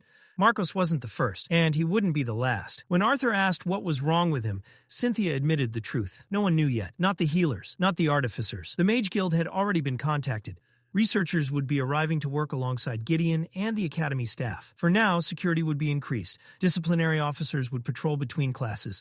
Night Watch would be reinforced. Claire acknowledged the orders. Cynthia then turned to Arthur and told him plainly, it was good to have him back. With things escalating, the committee needed every capable member it had. Arthur and Claire left the office together. Cynthia stayed behind. In the silence, her bond Avier questioned the decision to involve students. Cynthia's reply was cold. If things continued like this, sacrifices might become unavoidable. They were too far into retreat now. What unsettled her most was the timing. The enemy was moving early, too early. Back at the dorms, Claire reminded Arthur how late it was and told him to rest. They agreed to meet again at the committee meeting in the morning. She waved and left. Arthur lingered. Then he noticed movement. He slipped into the shadows and watched as Baron Wykes stood before Lucas. Baron's fury was unmistakable. Lucas, arrogant, untouchable Lucas, stood with his head lowered in silence. Arthur watched, surprised. Even Lucas bent before his brother. Caspian had been right. With Baron backing him, Lucas was untouchable. For now. Arthur turned away. Then Sylvie's instincts screamed. Before Arthur could react, cold steel pressed against his throat. A blade. He hadn't even had time to reach for his sword. Alia appeared out of nowhere. One moment Arthur was alone, then cold steel kissed his throat. Her speed was terrifying. There had been no sound, no warning, no ripple in the air. Just presence. Crushing. Absolute. The message was clear without a single word spoken. Whatever Arthur had felt toward Baron hadn't gone unnoticed. Too late, Arthur realized the flaw in his setup. Keeping his weapon inside a dimensional ring was convenient, until it wasn't. In moments like this, convenient became fatal. Arthur didn't panic. He spoke calmly, carefully. He explained that there had been a misunderstanding. He held no hostility toward Lance Baron. Today had been the first time he'd even seen the man. No grudge, no intent. Arthur could feel it. Despite his efforts to suppress himself, something beneath the surface was leaking out, and Alea saw it. Her perception cut deeper than sight. She told him flatly that regardless of his talent, regardless of being a dual elemental mage, touching Baron was impossible. Curiosity outweighed fear. Arthur asked how strong Baron really was. Alea didn't hesitate. Frightening, she said. The word carried weight. Arthur paused, then asked where she stood among the lances. Alea answered by holding her hands apart, measuring an invisible distance. The gesture was oddly casual, almost playful. Arthur didn't laugh. He just watched. She noticed. Clicking her tongue, Alea teased him for having no sense of humor before admitting the truth. She was likely the weakest among them. The gap between her and the others was large. Arthur reached out and patted her shoulder. It was meant to be reassuring. It was not received that way. Alea stared at him, visibly offended. Still, she continued, explaining that while Baron surpassed her in raw power, her perception eclipsed his. That was why she had sensed Arthur before he ever noticed her. Now it made sense. Her attention shifted as Baron finished speaking nearby. Alea stepped back, sheathing her weapon as if nothing had happened. She told Arthur she'd enjoyed the conversation and hoped they'd meet again. Arthur bowed deeply, genuine respect in his posture. Before leaving, Alea reached out and gently brushed her fingers through his hair. Her voice softened. If her younger brother were still alive, she said, he would have been around Arthur's age. Her thanks carried something heavier than gratitude. Then she turned and walked away, leaving Arthur alone with the weight of it. By the time Arthur continued through the academy, the whispers had already begun. Students clustered in corners, voices low and frantic. A second year had gone berserk. Someone had been attacked. Some claimed it was a noble. Others swore it was House Hutcham. One name kept resurfacing, Marcos. Arthur could practically feel misinformation breeding in real time. Sylvie questioned why humans loved gossip so much. Arthur had no answer. The disciplinary committee room was silent when Arthur arrived. Heavy. He asked what had happened. Claire answered. Marcos was dead. The words landed like a blow. Arthur demanded an explanation. Curtis spoke next, his expression grim. The medics and artificers hadn't been able to stop the mana leaking from Marcos's body. It hadn't made sense. He'd already been unconscious. Claire added that the cause was tied to the symbols carved into his back. They still didn't know what they were. Kathleen admitted there was almost no usable information. What little had been uncovered was sealed. Nicholas added that even Marcos's parents were refusing to cooperate. Everything was locked down. Theodore slammed his fist into the table. What was the point of the disciplinary committee, he demanded. If they were kept blind when something like this happened, Claire reined them in. Anger wouldn't help. With Arthur officially back, patrols would be reorganized. Security tightened. The meeting ended in silence. Out in the hallway, Fareth nervously mentioned that Arthur would be assigned night patrol with Theodore. He pointed out awkwardly that their first meeting hadn't gone well. Arthur shrugged it off. Night patrol actually suited him. Between upper and lower division classes, it gave him room to breathe. Still, the hours were brutal. Fareth then admitted his surprise that the daggers they'd been issued were actually communication artifacts. Arthur confessed he'd thought they were decorative. Catelyn chimed in, amused, noting how strange it was that Kai volunteered to patrol such a large section alone. Arthur caught the smile she tried to hide and called her out. Fareth added that Curtis once claimed Kai avoided work like a plague. Arthur guessed Kai simply didn't want to work with Theodore. When Arthur asked why Kathleen's brother seemed so against them patrolling together, Kathleen calmly replied that she'd only mentioned she and Arthur had grown close, after a bit of physical contact. Arthur grinned. He waved them off, tossing a casual farewell over his shoulder. Before disappearing around the corner, he looked back and promised he'd see them in class. Later, standing before his students, Arthur's expression was composed, confident. He reminded them of the question he'd posed the day before, whether the color of a mage's manacore truly defined their strength. Fareth answered first, stating that the manacore was indeed a reliable indicator. Whispers spread instantly. Some students assumed he'd been given the answer in advance. Disciplinary committee privilege, they thought. Fareth continued unfazed. The core's color, he explained, reflected not just power, but time, discipline, and refinement. To Fareth, the monocore didn't just represent strength. It represented promise. The higher the rank, the greater the future waiting ahead. Arthur shut that idea down instantly. That way of thinking is wrong. The room went still. Judging a mage purely by their manacore, Arthur said, was lazy and dangerous. It ignored everything that actually decided who walked away alive from a fight. Intelligence, reaction speed, battlefield awareness, spell control, experience. Relying on core color alone was like judging a warrior by muscle size. Big muscles didn't mean skill, and skill was what killed. Arthur's words cut through the class, dismantling assumptions most of them had never questioned. One student hesitantly raised a hand and asked what should be used to measure a mage's strength instead. Arthur didn't hesitate. Assume everyone is stronger than you. The answer landed harder than expected. That mindset, he explained, kept you alive. It kept arrogance in check. Underestimating an opponent because their mana looked weak was the fastest way to die on a battlefield. Caution saved lives. Pride buried them. Then, without warning, Arthur shifted gears. Same exercise as yesterday, he said. I hope you practiced. The lesson was clear. Knowledge meant nothing without application. Later, Arthur sprinted down the hallway, breath ragged. He was late. He blamed Sylvie immediately. She sheepishly admitted she'd fallen asleep too. By the time he reached class, Arthur was gasping for air. He apologized quickly to Professor Glory and turned toward the locker room, only to be stopped cold. No training, Glory said firmly. Not until he was fully healed. She ordered him to sit in the stands instead. Arthur obeyed without protest. Honestly, he was relieved. At least this meant no Lucas. Not today. As he climbed toward the spectator seats, he spotted Tessia sitting alone. Sylvie noticed at the same time and bolted straight toward her, leaping into Tessia's lap with exaggerated enthusiasm. Arthur sat beside her quietly. Silence filled the space between them, heavy, unfinished. After a long moment, Tessia spoke first. He didn't need to explain himself, she said. She'd overreacted, said things she regretted. Arthur finally replied. She hadn't been entirely wrong. He admitted he'd known about her feelings for a long time, but facing them terrified him. Emotions weren't like combat or magic. He couldn't train them, couldn't control them. They didn't obey logic. They scared him. Tessia admitted her own mistake. Bringing up Lilia's secret had been wrong. She regretted it deeply. But Arthur didn't let her carry the blame alone. He confessed the truth. He'd been running, keeping his distance, avoiding answers, and that wasn't fair to her. She deserved better. He met her eyes and apologized. Then he said it. He couldn't be with her. Not now. Tessia asked what "not now" meant. Arthur hesitated, then answered honestly. Maybe someday, when they were older, when the world wasn't constantly falling apart. But right now, he wasn't ready. Her next question hit harder than any blow. Was he expecting her to wait? Arthur immediately shook his head. No, he'd never ask that. He knew how admired she was, and he didn't even know how long it would take before he was ready. If he ever was, all he could do was hope she understood. Then Tessia smiled. Not wide, not dramatic, just enough. She didn't promise to wait, but she didn't walk away either. Arthur exhaled, relief flooding his chest until she teased him, asking if she could trust him not to suddenly date someone else. Arthur answered quietly. He wouldn't. He didn't want her to pause her life for him, but he hoped she'd give him time. As a silent promise, Arthur leaned forward and gently kissed her forehead. Then he turned and walked away. Later that day, Arthur sat through class, pretending to pay attention, while Sylvie relentlessly mocked him, smirking and exaggerating the moment with dramatic gestures. Arthur ignored her, barely. The lecture continued, covering the basics of deviant magic theory. Arthur couldn't help but wonder why they were moving so slowly even after a week. A student asked why elements like gravity, lightning, magma, and ice existed naturally, but didn't exist as natural manotypes. Professor Drywell praised the question and launched into a long-winded explanation. Theories, ancient debates, tangents stacked on tangents. Arthur realized the problem instantly. It wasn't the students, it was the teacher. Still, his thoughts drifted back to Tessia. He wondered how she was feeling now. Elsewhere, far from the classroom, Tessia stood alone in her room, staring at her reflection. Her cheeks were still burning.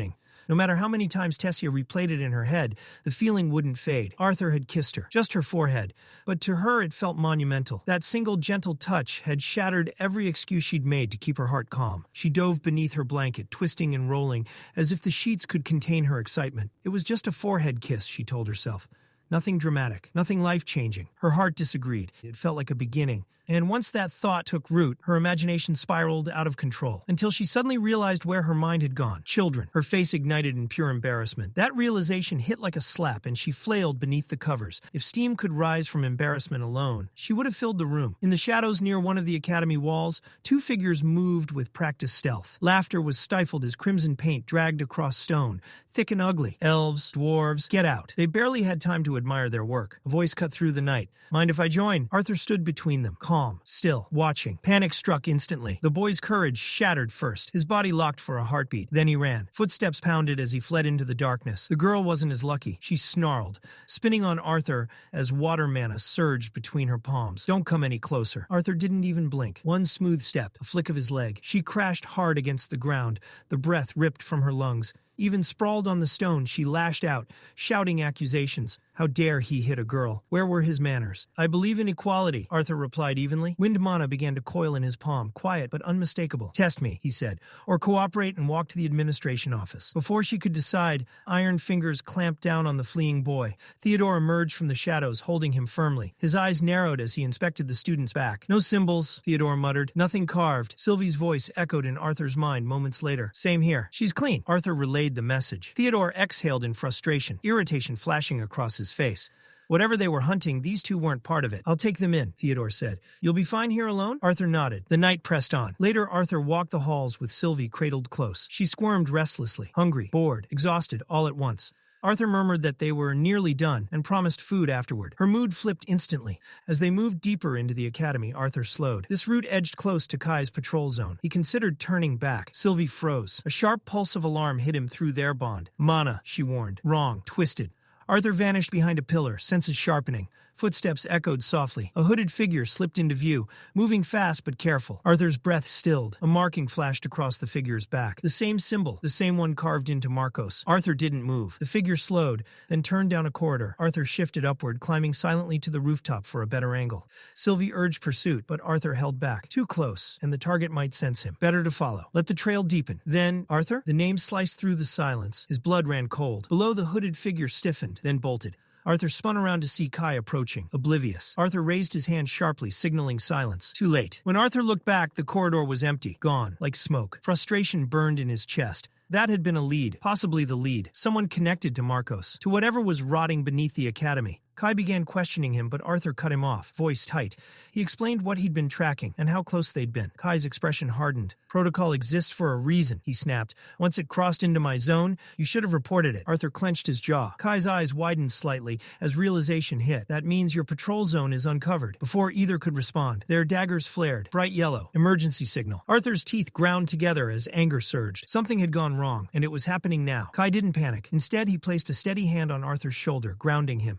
Since it was his patrol zone, Kai took responsibility immediately. He told Arthur to check on Theodore. Now, he'd continue the search. Arthur nodded once. Before turning, he gave Kai the final detail, voice low and urgent. Brown hooded robe, dark slacks, long boots. Kai locked it in, already shifting into hunter mode. Arthur didn't wait another second. He sprinted. Boots thundered through the corridors as he cut corners, vaulted down staircases, and tore through the academy halls. Then he saw them. Arthur slowed. Theodore sat upright, surrounded by disciplinary committee members. Alive, but shaken. Too shaken. Arthur pushed through the group. What happened? Dordrea answered before Theodore could, her tone dripping with sarcasm. Apparently, our fearless officer got knocked out by a love tap to the back of the head. Theodore snapped back instantly. That wasn't a casual hit. His hand rubbed the back of his skull. His voice was firm, certain. That strike had weight, precision. If it were normal, I wouldn't have blacked out. Whoever hit me knew exactly what they were doing. Dordrea rolled her eyes, but Arthur didn't miss it, the truth in Theodore's voice. Curtis stepped in, explaining the ambush. Theodore had been escorting the two graffiti vandals when it happened. By the time backup arrived, both students were gone. They're still academy students, Curtis added confidently. We'll find them. Arthur wasn't so sure. What if they didn't escape alone? Arthur said slowly. What if someone was waiting for them? Theodore shook his head. No regular student could have done that. Not in one hit. Arthur finished the thought out loud. Someone like Marcos? Theodore met his gaze and nodded. Exactly. Curtis asked if Theodore had seen anything. Anything useful. Theodore hesitated. I might have grazed the attacker before going down. No visual. It was over in seconds. Arthur's mind clicked. A graze. Kai's arm. When Kai had approached him earlier, hadn't there been a wound? Arthur reached out through the bond. Sylvie? Her response came uncertain but uneasy. I think maybe. Before Arthur could push further, Theodore frowned. Why were you coming from Kai's patrol area? Arthur paused.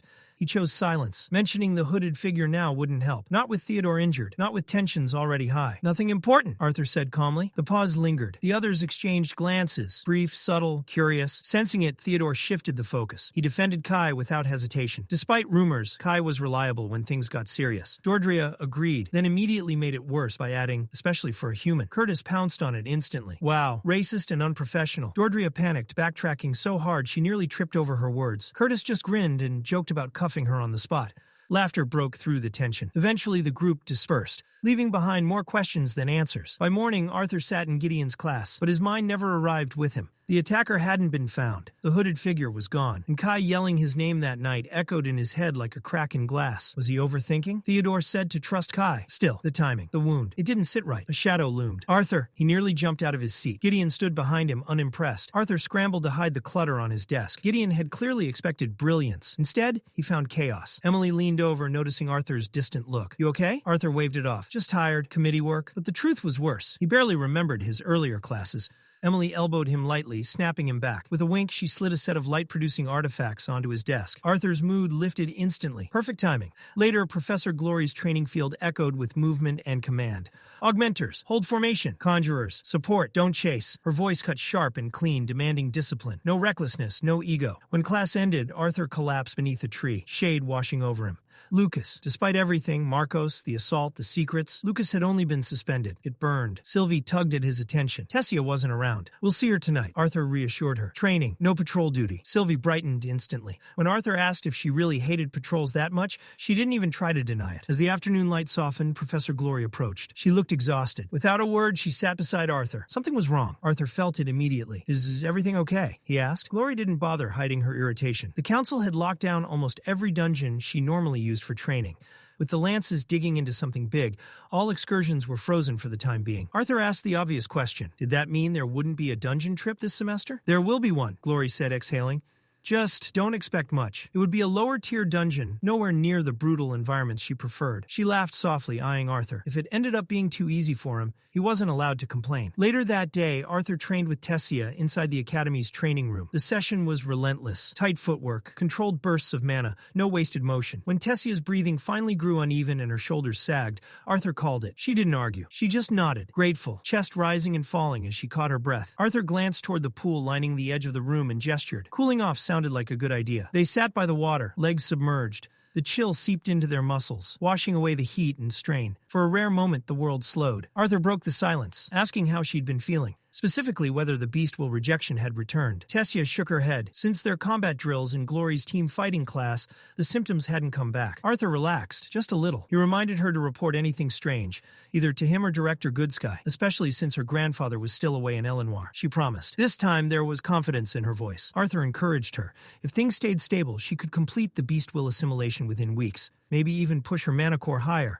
Splash. Ice-cold water smacked him square in the face. Arthur blinked, stunned. Tessia was laughing. She told him he looked overheated and reminded him they were technically on break. Arthur didn't hesitate. He splashed her right back, smirking as he pointed out she was still sweaty too. The quiet room filled with laughter and the sharp sound of water. For once, there were no threats, no politics, no monsters, just two kids acting their age. Eventually, Tessia pulled her feet from the pool, saying she'd cooled off enough. Arthur hesitated. Then slowly he reached out and took her hand. His grip was gentle, intentional. Tessia inhaled sharply, her face flushing. But before either of them could say anything, "You two look relaxed." They froze. Arthur turned. Director Cynthia Goodsky stood nearby, watching with an easy smile. Tessia immediately stood and rushed to her side, concern flashing across her face. Cynthia waved it off, explaining she'd stopped by the Mages Guild for a quick spar and picked up a few scrapes. Arthur raised a brow. He thought she was supposed to be meeting the council. Cynthia laughed. A woman couldn't take a small detour? Tessia scolded her gently anyway, warning her not to overdo it. Cynthia promised she'd be more careful, then casually asked about Tessia's next class.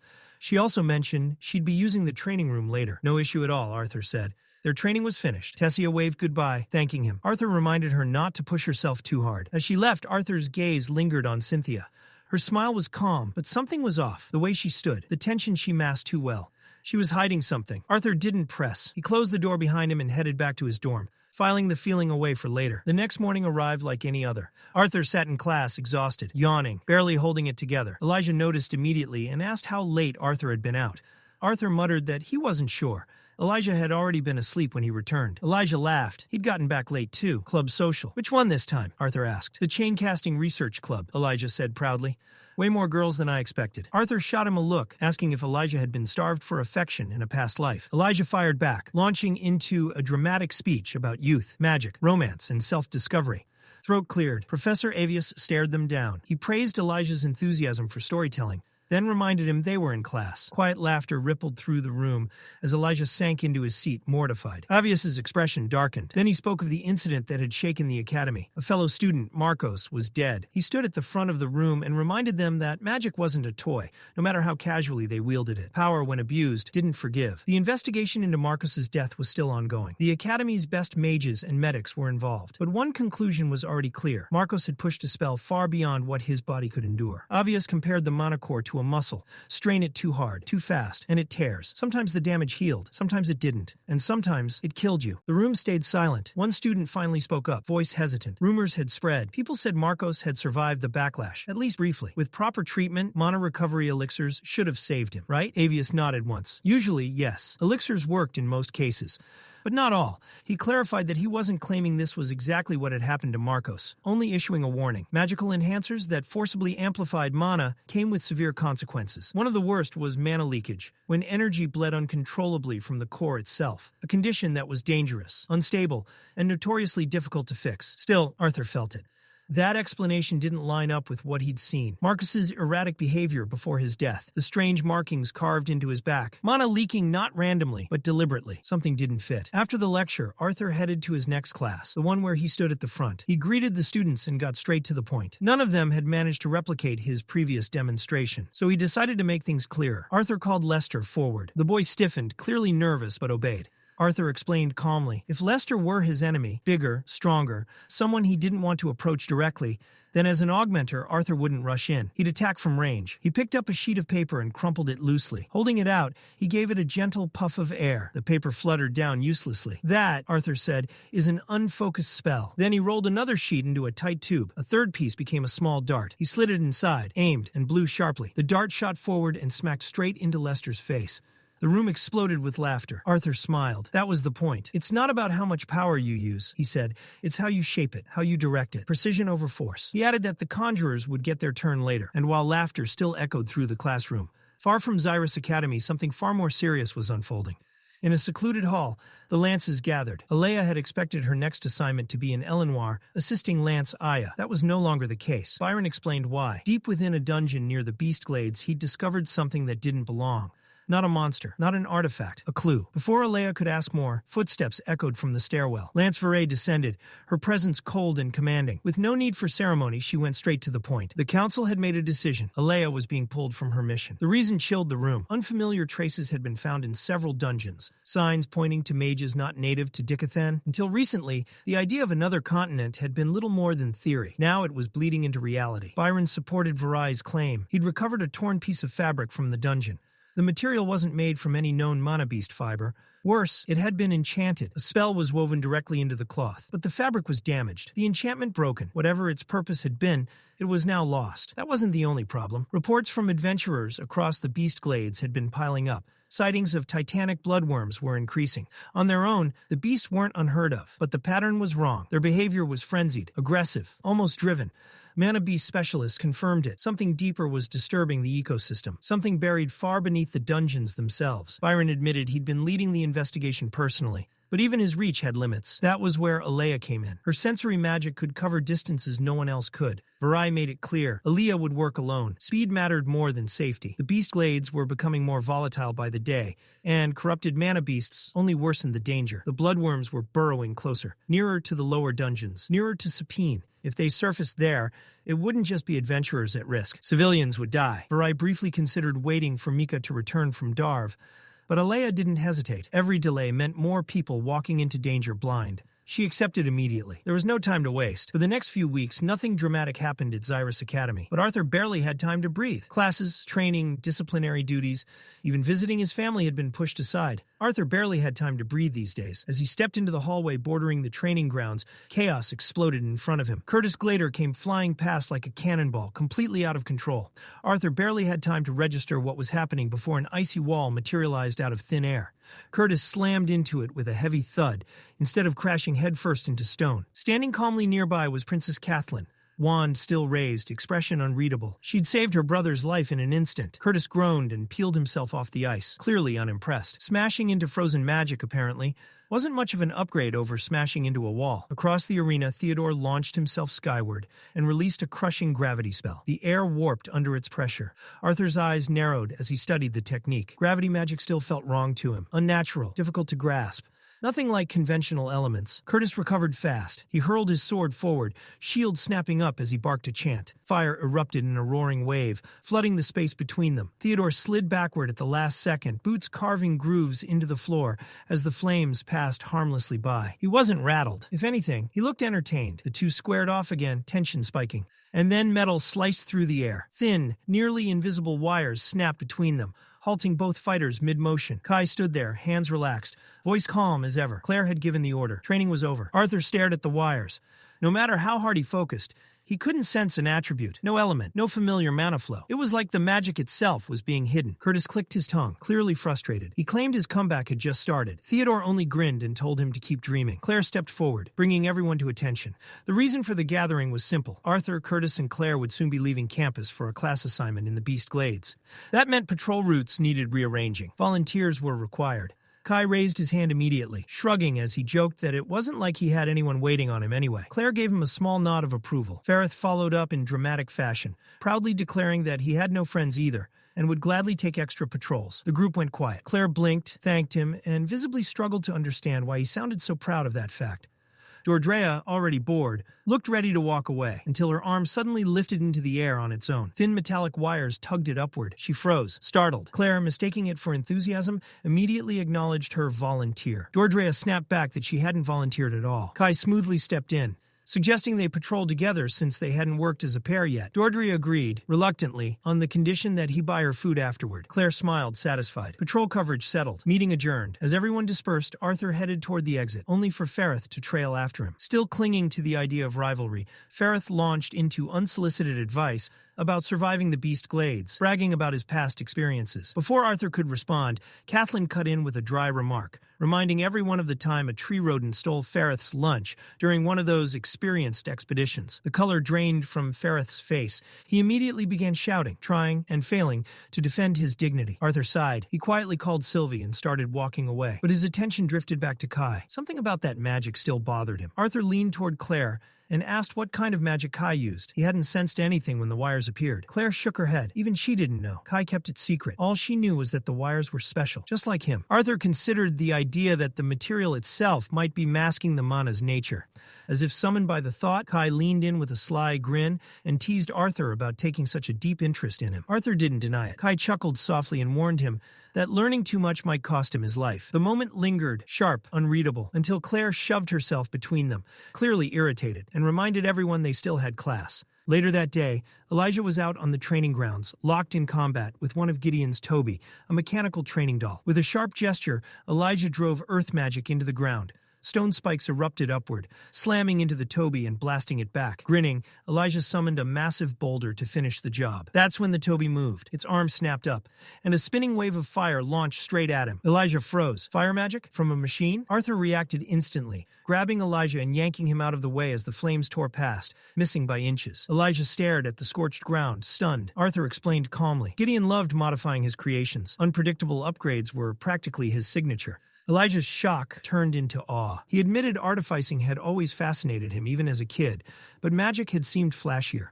Arthur smirked and nudged him, joking that Elijah probably learned magic just to impress girls. Elijah tried to laugh it off, half denying the accusation, but Arthur wasn't done with him yet. Without warning, Arthur tossed a wooden sword straight at his chest. Even conjurers need to know how to fight up close, Arthur said casually, a teasing smile playing on his lips. Unless all this training really is just for impressing girls. That did it, Elijah snapped. With a frustrated shout, he rushed Arthur, sword raised high. The attack came fast, raw, emotional, unrestrained. Arthur blocked it effortlessly. He chuckled under his breath. Sarcasm slipped into his voice as he parried each swing. Elijah wasn't flailing. Far from it. His strikes had structure, control. Arthur tilted his head. You trained with a sword before, didn't you? Elijah grit his teeth, still attacking. Doesn't feel like it matters when you're stopping everything like it's nothing. Arthur didn't answer right away. He was watching. Elijah's movements were clean, no wasted motion. His footwork stayed grounded, balanced, precise. Arthur could see it clearly now. If Elijah trained properly, seriously, he wouldn't just be decent. He'd be dangerous. Swordsmanship paired with metal magic wasn't just rare. It was terrifying. With a roar, Elijah poured everything he had into one final strike. He lunged. Arthur stepped aside, barely moved. He tapped Elijah's back. Elijah stumbled forward and slammed face first into the ground. Groaning, he pushed himself up, muttering angrily. Arthur calmly pointed out the mistake, losing control, overcommitting, leaving himself wide open. Before Elijah could snap back, his body froze. His eyes widened. Behind Arthur, something flickered. A reflection. A figure standing in the same posture, wearing royal garb. Pale, faint, like a ghost burned into the air. Elijah's breath caught. Words echoed inside his head. Guilt, rage, anger, betrayal, envy. They crashed into him all at once. His head screamed. The pressure became unbearable. Elijah let out a raw, broken scream and collapsed. Arthur was at his side instantly, gripping his shoulders, calling his name. Elijah, hey, look at me. Are you all right? Inside his own mind, Elijah was spiraling. What is this? Why does it hurt? Why do these emotions feel like they aren't mine? Arthur urged him to go to the medical ward. But suddenly, just as fast as it came, the pain vanished. Elijah shot upright, breathing hard. I'm fine. Arthur didn't buy it. What happened? It was nothing. Elijah cut in quickly. Just hit my head earlier. He stood, avoiding Arthur's eyes, insisting he'd go clean up first. Deep down, he clung to the excuse. It was just the fall. That's all. As he walked away, Elijah waved over his shoulder, saying he'd see Arthur back at the dorm. Arthur watched him go. Something was wrong. He could feel it. The weeks that followed passed quietly. Too quietly. Life at the academy settled into a steady rhythm. Classes, training, patrols. With mid-cycle exams approaching, even excitement began to dull into routine. Arthur kept growing stronger, his magic refined under the guidance of his instructors and with help from Toby. But none of it distracted him from why he'd chosen this place. It wasn't just power. It was the people, the bonds he was forming without realizing it. One afternoon, Arthur was talking to Elijah, sharing something about their classmates. No response. Elijah? He blinked, snapping back to reality. Huh? What'd you say? Arthur studied him. The distraction. The distance. You okay? Elijah waved it off, blaming stress from exams. Then casually, he reminded Arthur about Professor Glory's Beastglades excursion. He warned him not to overdo it, especially during training with Tessia. With that, Elijah walked away. Arthur answered softly, watching him disappear. Sylvie spoke up, noting how Elijah seemed angry with him lately. Arthur exhaled, relieved. At least it wasn't just his imagination. Later that day, Arthur trained with Tessia. Her control had improved drastically. The beast will inside her mana core was stable, calm. Arthur said so honestly. Tessia smiled, confident. She claimed any mana beast they encountered wouldn't stand a chance. Arthur flicked her forehead. Don't get ahead of yourself. He reminded her that she wasn't even using half her real strength yet. The assimilation wasn't complete. Tessia shot back that he was heading into the beast glades while still suppressing his strongest elements. Arthur smirked. I can always remove the limiter. She crossed her arms. She didn't need babysitting. After all, she was still older than him. Arthur hesitated, then awkwardly explained that mana beasts might target her more easily since she still looked like a kid, so for safety's sake, she should stay inside the tent. That was a mistake. Tessia tackled him hard. She jabbed him repeatedly while Arthur laughed through the pain, gasping that it actually hurt. That only made her angrier. Eventually, she stopped. Arthur lay flat on his back, breathless, while Tessia sat on top of him. That's when Varian appeared. He raised a brow, thoroughly entertained. His teasing landed like a critical hit. Tessia realized their position and went crimson. She scrambled off Arthur, both of them backing away in panic. Arthur coughed, asking why Varian was back in Xyrus. Weren't council meetings keeping him busy? Varian waved it off. He'd escaped for air, just wanted to check on his precious granddaughter, who looked all grown up now. Tessia growled and grabbed his beard.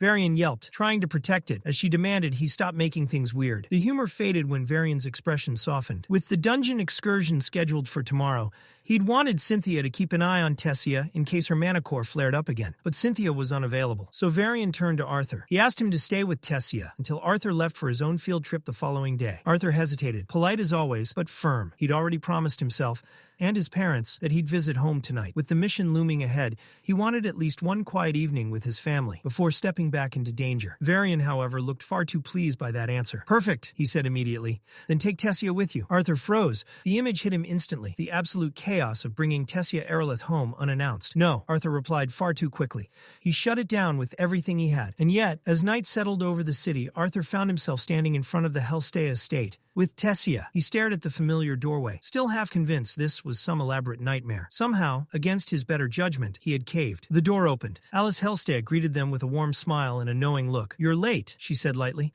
Dinner's almost ready. Arthur blinked. You knew she was coming? Inside, the hallway answered for her, lined with beautifully wrapped gifts bearing the crest of the Elven Kingdom. Preparations had been made long before he arrived. Reynolds only shrugged. Had a feeling. Alice waved them in, already calling for them to hurry before the food got cold. The house filled instantly with life. Ellie nearly tackled Tessia the moment she saw her, grabbing her hand and excitedly dragging her away. She proudly explained how Helen trained her every time the Twin Horns visited, boasting about her bow skills as if she were already a veteran archer. Laughter echoed through the halls. For a brief moment, the outside world didn't exist. Then Vincent drank too much. By the end of the night, Arthur and Tabitha were each holding him upright, one on either side. Lilia crossed her arms, unimpressed. If you keep getting drunk every time I come home, she snapped, I might just stop coming altogether. Vincent whined pathetically, while Tabitha sighed, and reminded Lilia that her father regretted sending her to Xyrus more than anything.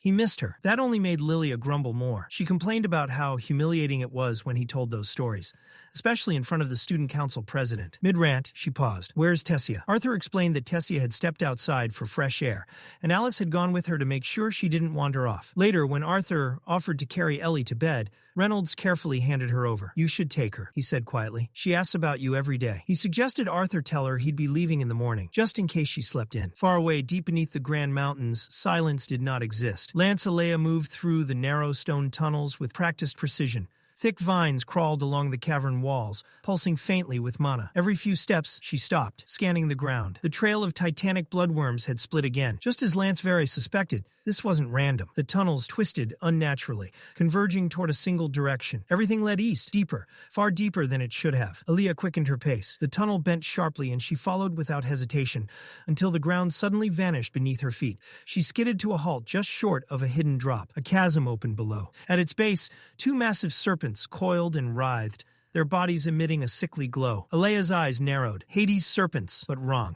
They weren't the usual ash gray with blue fire threading their scales. These were darker, corrupted, and worse, they were guarding something. That alone shattered every known behavioral record. Hades' serpents didn't protect territory. They didn't defend nests. They didn't stay. Alea raised her wrist, activating the communication core. She reported everything. The mutated serpents, their abnormal coloration, the dense mana source flooding the tunnel beyond them. Lance Vere's voice came back immediately. Calm, trusting. He left the call to her. Alea confirmed it. The discoloration matched other deviant mana beasts reported recently. This was no coincidence. She requested backup. Verai responded without delay. 50 battle mages were already mobilizing through the nearest teleportation gate. Alea was ordered to hold position. She lowered her arm. Her gaze never left the serpents below. Outside, the night air was cool and still. Alice and Tessia walked side by side beneath the stars. Alice thanked her for coming, acknowledging that it probably hadn't been easy. Tessia smiled and admitted she'd had fun. The chaos alone had been entertaining. Alice chuckled softly. I think the word you're looking for is embarrassing. Tessia laughed. Maybe both. After a pause, Tessia asked carefully if Alice was worried about Arthur entering the dungeon the next day. Alice didn't deny it. She spoke honestly about how dungeons were unpredictable, how no amount of strength guaranteed safety, and how a mother's fear didn't fade just because her child grew powerful. She apologized, not wanting to burden Tessia with those worries. But Tessia shook her head. She said that just as Arthur had always protected her, she would protect him too, no matter what. Alice couldn't accept Tessia risking her life for Arthur. Her response was gentle but firm. No, she said. Tessia was someone's daughter, too. Her trust was in her son, to survive on his own. Silence settled between them. Finally, Alice mentioned the cold and suggested heading back inside. Tessia thanked her for showing her around and stayed outside a little longer, lost in thought. Later that night, Arthur laid Ellie gently into bed. As he pulled the blanket up, she stirred. What time is it? She asked sleepily. Still night, Arthur whispered. She paused, then asked the real question. When are you leaving? Arthur hesitated. In the morning. Her voice softened. Can't you stay longer? He smiled sadly and promised he'd come back for a full week after the dungeon trip. Ellie wasn't satisfied. She asked for stories. Arthur tried to refuse. He had to wake early. But when she patted the bed beside her, he gave in. She asked him to finish the story he'd once started, the one about how he became a professor. Arthur thought for a moment, then remembered. He told her about Professor Geist's Ember Wisp spell, about how it couldn't be stopped, about how Princess Catelyn had been left defenseless. Ellie's eyes widened. The king's daughter? Arthur nodded. He'd stepped in and pulled her out of danger. Ellie teased him for saving another princess. Arthur denied it instantly. He wasn't collecting royalty. He continued. How he challenged Geist in her place, won the duel, and caught the Academy's attention. Ellie asked if he'd accepted their offer right away. No, Arthur said. He'd refused repeatedly, until they granted him access to a restricted section of the library. That had been worth it. There were other benefits, too. A private training room filled with mana crystals, leniency from the faculty, time to grow stronger. Ellie tilted her head. Were you a good teacher? Arthur smirked. Even students outside my class came to watch. Ellie gave him a look that said doubtful. Brat, Arthur muttered playfully. She grinned and asked if he trained there with Elijah and Tessia. Arthur admitted that he did. Lately, Arthur hadn't been training much with Elijah or Tessia. Most of his time had gone into helping Gideon, who was making remarkable progress on his newest creation, Toby. The night slipped by unnoticed as Arthur spoke about life at the academy, the people he'd met, and the things he couldn't talk about back home. When dawn finally crept across the sky, the house was still. Alice noticed Arthur's room was empty. She asked Reynolds if he'd seen him. Reynolds guessed Arthur was probably already downstairs grabbing breakfast, but Alice wasn't convinced. A thought struck her. Had he already left? It felt too early. They decided to check on Ellie. Quietly, they opened her door and stopped. Arthur sat upright on the edge of the bed, fast asleep. Ellie lay curled beside him, her head resting peacefully on his lap, one small hand clutching his sleeve. Alice felt her chest tighten. Reynolds smiled faintly. Neither said a word as they gently closed the door. Arthur waved once more as the carriage doors closed. Inside, he followed Sylvie's lead and let the steady motion lull him into sleep. When the carriage finally stopped, sunlight poured in. Arthur stepped out and was immediately greeted by Curtis, who waved enthusiastically. Students had already gathered at the dungeon's entrance. Professor Glory smiled as she counted heads, confirming everyone had arrived safely. Arthur saw the opening he needed. While the others entered the dungeon, Sylvie could stay outside, hunt, train, sharpen her instincts. Sylvie questioned him through their bond, wary. Arthur reassured her. The dungeon was low risk. Glory would be supervising the entire time. After a moment, Sylvie hopped off his shoulder. She agreed, on one condition. If anything went wrong, he was to call immediately. Arthur nodded, and then his eyes landed on Lucas Wykes. He sighed inwardly. Of all people, Glory had paired him with Lucas. Lucas stood front and center, boasting loudly about how many times he'd already cleared this dungeon. He called it easy, claimed his A-rank adventurer status, made this little excursion beneath him. Students around him whispered in awe. Arthur didn't bother lowering his voice. "I heard your license got revoked," he said casually. A friend in the field mentioned it, and with that he walked away. Lucas snapped. He grabbed Arthur's shoulder from behind, demanding to know if Arthur was jealous. Arthur calmly turned. "I just said the truth." Lucas's grip tightened. Before it could escalate, Clive stepped in, voice firm. They still needed to select a team leader. Lucas scoffed, already assuming the role was his. Then every hand went up, all of them, for Tessia. She froze, stunned, glancing instinctively at Arthur. Arthur simply nodded. He reminded her she'd already led the student council, and as a mid-range conjurer, she was perfectly positioned to oversee the team. Roland laughed, calling them the Queen and her Knights. Lucas said nothing, but the tension around him sharpened. Professor Glory gathered them, her tone cutting clean through the noise. She reminded them of formations, coordination, and discipline. This wasn't a game. With that, the group stepped forward and crossed into the dungeon. They cut through the forest at a brisk pace. The ground dipped sharply, forcing the group into a careful descent down a sloping passage that marked the dungeon's entrance. Professor Glory's voice carried clearly over the crunch of boots and rustling leaves. She repeated her instructions with sharp precision. Stay within assigned teams, keep mana flowing around the body at all times, and do not let focus slip, not even for a moment. The air changed almost instantly. Roland stiffened, his teeth chattering as the cold seeped straight through his clothes. Clive shot him a sideways glance, unimpressed, and reminded him curtly that this was exactly why they had been told to properly align their mana circulation. Arthur, however, noticed something strange. He wasn't reinforcing his body with mana, yet the cold barely registered. The realization came quickly. His assimilation with Sylvia's dragon will had altered him more deeply than he'd thought. His body itself had become more resilient. Beside him, Tessia slowed her steps, emerald eyes roaming across the dungeon interior. Darkness crept along jagged walls, and frost clung to stone like pale veins. Yet there was something undeniably beautiful about it. The dungeon felt ancient, alive. Even the cold couldn't dim her awe. Professor Glory brought their attention back before anyone grew too distracted. This was a D-class dungeon. For safety reasons, they would restrict exploration to the first 2 floors. No exceptions. As for threats, the only mana beasts of note were snarlers. One of the older female students spoke up, recalling what she'd read. Snarlers weren't particularly powerful, but their thick fur made them irritatingly difficult to kill. Another girl grimaced and added that their appearance alone made close combat unpleasant, calling them outright revolting. As they advanced deeper, Curtis frowned. Something didn't sit right. Snarlers were known to roam the first floor frequently, yet there were no signs of activity. No tracks, no remains, nothing. Claire, walking just behind him, remembered that Professor Glory had coordinated with the Adventurers Guild to seal the dungeon for weeks. That explained the lack of other adventurers, but it didn't account for the eerie absence of anything at all. Professor Glory felt it too. The silence pressed down on her nerves. By now, they should have encountered at least a handful of snarlers. Instead, the dungeon felt empty, wrong. She voiced her concern, ordering everyone to stay sharp. Even if no beasts had appeared yet, this was not the time to relax. Dungeons had a way of hiding danger until it was too late. Lucas scoffed openly, irritation clear on his face. What was the point of being here if nothing showed up? Roland, curiosity overtaking his fear, asked what they'd do if the first 2 floors were completely empty. Would they push deeper? Professor Glory shut that down instantly. There would be no descent beyond the 2nd floor. If the dungeon truly held no mana beasts, they'd withdraw and report everything to the guild. Curtis began suggesting they search outside the dungeon instead, but his words were cut off when he walked straight into Professor Glory's back. She had stopped dead. Her posture was rigid, eyes wide, every muscle tense. Slowly, glowing red lights began appearing from behind scattered boulders, from narrow crevices carved into the walls. Snarlers, not a few, an army. The sight drained the noise from the group entirely. Roland swallowed hard, fear written plainly across his face. He wasn't alone. Even the more confident students stood frozen,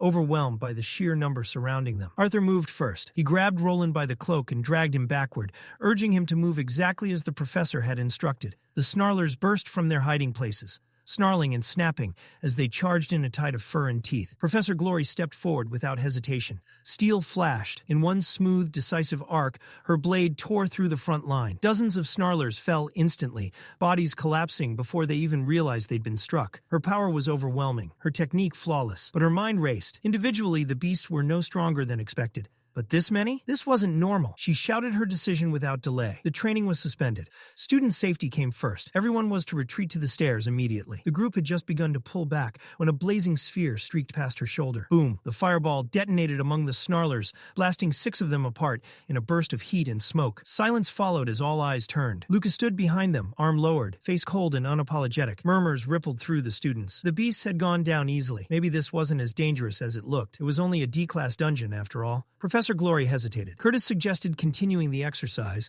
and Arthur understood her conflict. With the Lances already investigating strange dungeon activity, caution made sense. But opportunities like this, real combat, real danger, were rare for students. Snarlers were only E-class mana beasts. As long as she remained close, she could protect them. Decision made, Professor Glory drove her sword into the stone floor with a resounding clang. Training would continue. The students responded instantly, breaking into their assigned teams with energized shouts. Excitement echoed through the cavern as they rushed forward. Glory, however, kept her guard high. She turned a sharp glare on Lucas, issuing a silent warning. He clicked his tongue but nodded, displeased yet compliant. Tessia immediately assumed command of her team. She placed Arthur at the front without hesitation, trusting his close combat ability. Roland and Clive took positions just behind him, covering his left and right flanks to intercept anything that slipped through. Lucas was meant to stay at the center, maintaining their diamond formation. Instead, he surged ahead, ignoring Tessia's orders entirely. Clive bristled, ready to snap, but Arthur stopped him with a quiet motion. This wasn't worth the distraction. Their focus needed to be on the real threat. Arthur pointed toward a smaller group of snarlers advancing from the side. Weapons came up in unison. Roland reached to his waist and drew a sword hilt.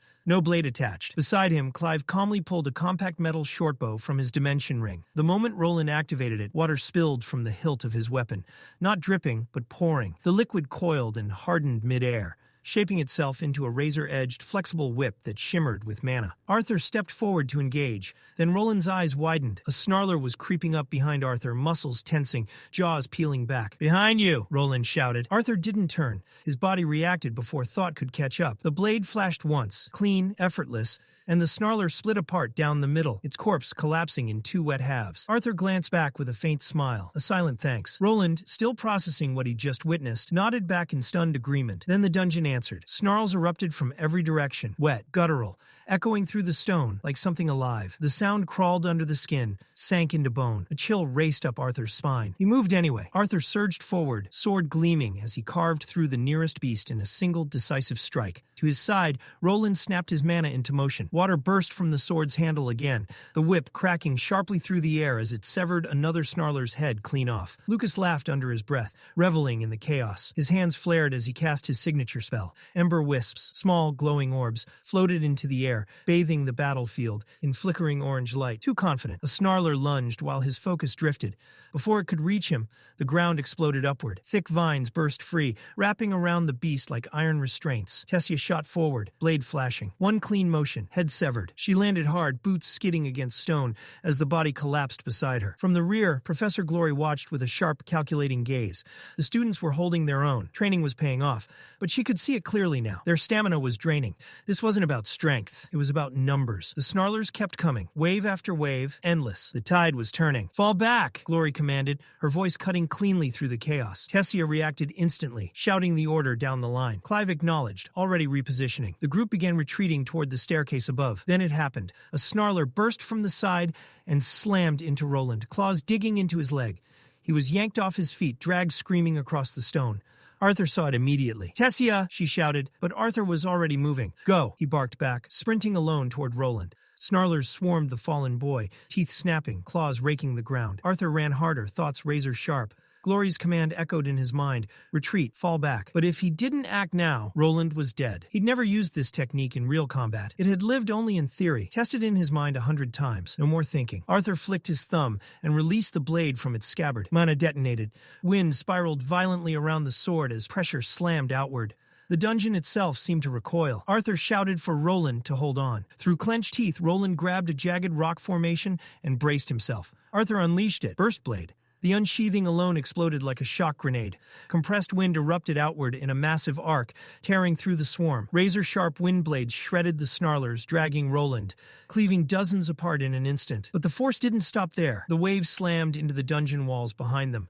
Stone fractured, cracks spiderwebbed outward as dust and debris rained down. Arthur reached Roland and hauled him upright, and then the cavern screamed. A deafening sonic boom ripped through the space. The walls shattered further, and Arthur instinctively flinched as the ceiling groaned. Then it collapsed. Icicles, jagged stalactites, and massive chunks of stone plummeted downward as two enormous shapes descended through the wreckage. Their wings cut through the air like blades. Two queen snarlers hovered above the battlefield, their shrill screeches shaking the cavern.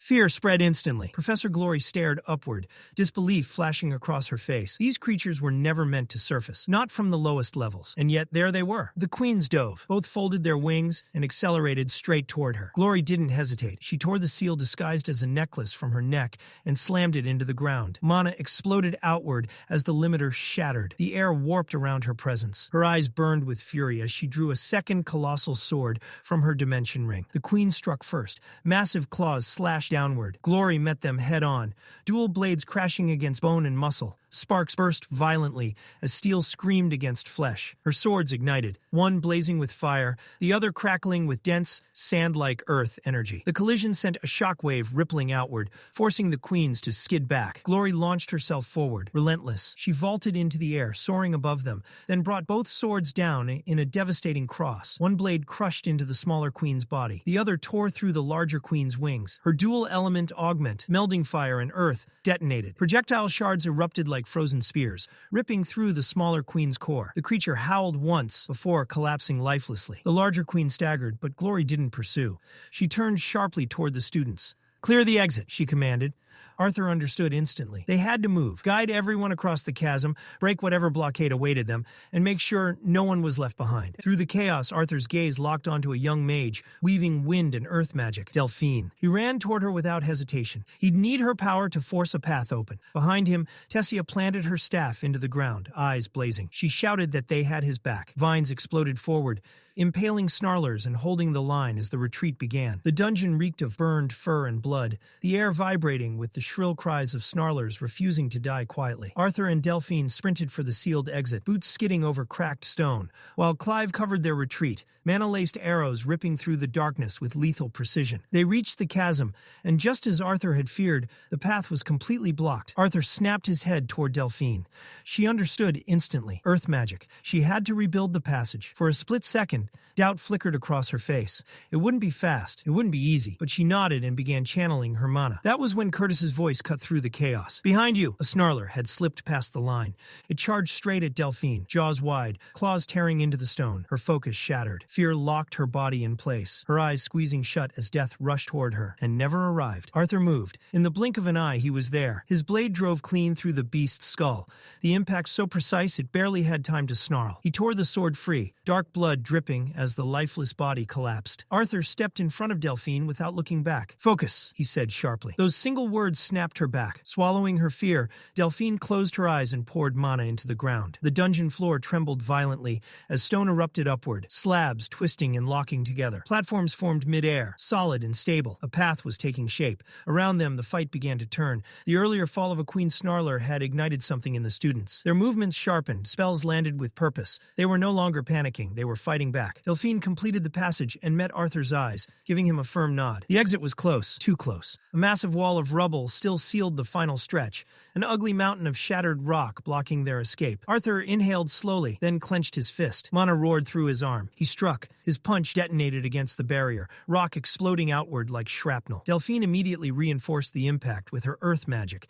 containing the blast and shielding their side from collapse. Then the smell hit, rot, burned flesh. It flooded the air so violently that several students gagged, coughing as their lungs rebelled. Arthur's eyes darted around, and the source became horrifyingly clear. Hundreds of snarler corpses crushed beneath rubble, slowly burning. Smoke was filling the dungeon. Lucas, overwhelmed earlier, had unleashed relentless fire spells, incinerating the beasts. But now those same flames were consuming their only breathable air. Toxic fumes churned upward, thickening with every second. Arthur reacted instantly. No more fire magic. Put it out now. Flames were extinguished hurriedly, but the damage was already done. Oxygen was disappearing fast. If they hesitated any longer, spells would fail. Then bodies would follow. Arthur turned to Delphine. They didn't need careful shaping anymore. They needed destruction. Before he could speak, a familiar presence brushed against his mind. Sylvie. She felt his distress and reached out, demanding to know what was wrong. Arthur explained quickly. They were trapped. He asked her to check the outside of the passage. She offered to help immediately. Arthur hesitated. The hesitation cost him a heartbeat and triggered a realization. Curtis. Grotter. Arthur spun toward Curtis and called him over, asking if World Howl could break through the blockage. Curtis grimaced and admitted the truth. Without Grotter physically manifesting, his mana reserves weren't enough. Then get ready, Arthur said flatly. First phase. Now. There was no time for questions. Delphine was sent to reinforce the front lines, while Arthur prepared the transfer. As she ran, Arthur exhaled and removed the magical seal around his wrist. The dungeon reacted. Earth, fire, water, and wind spiraled violently around him, raw elemental power bending to his will. Arthur focused on something long deemed impossible: mana transference. Ordinary mages couldn't do it. Even those sharing affinities failed. Their elemental balances too different. But Arthur was a quadra-elemental. He could adjust, reshape, and replicate the exact mana Curtis needed. He hadn't mastered it. He'd barely tested it. But there was no alternative. Arthur placed both hands on Curtis's back and released the flood. Mana surged like a tidal wave, slamming into Curtis's body. The prince cried out and dropped to one knee, muscles trembling as he fought to absorb the overwhelming force. As Arthur maintained the flow, a bitter realization gnawed at him. This was his fault. He had walked into the dungeon confident, too confident. Power had come too easily in this life, and without realizing it, arrogance had taken root. He'd assumed he could handle anything. That mistake nearly got them killed. Curtis felt it. "I can feel it," he shouted, voice strained but steady. He dropped into a low crouch, stabilizing himself as mana gathered violently within his chest. Power from his core, and the surrounding air condensed at his jaws, pressure screaming to be released. Then Curtis roared. The first phase breath attack tore through the dungeon like a living cannon. The rubble ahead disintegrated in a thunderous explosion, dust and stone blasting outward as the blockage vanished. Beyond it, the staircase. Freedom. "Move," Arthur shouted, and the students ran. Curtis didn't hesitate. He shouted at the others, his voice sharp with urgency, forcing them to move faster toward the exit. Behind them, the battle hadn't ended. Professor Glory was still locked in combat, standing atop the fallen Queen Snarler's massive body. She moved like a blur, carving into the beast's arm with a precise slash that tore a howl of agony from its throat. As the Queen reeled, Glory pressed the attack, crossing both blades in a vicious follow-up strike. Her deviant magic surged, two elemental forces fusing into something unnatural. Arthur watched, his expression tightening.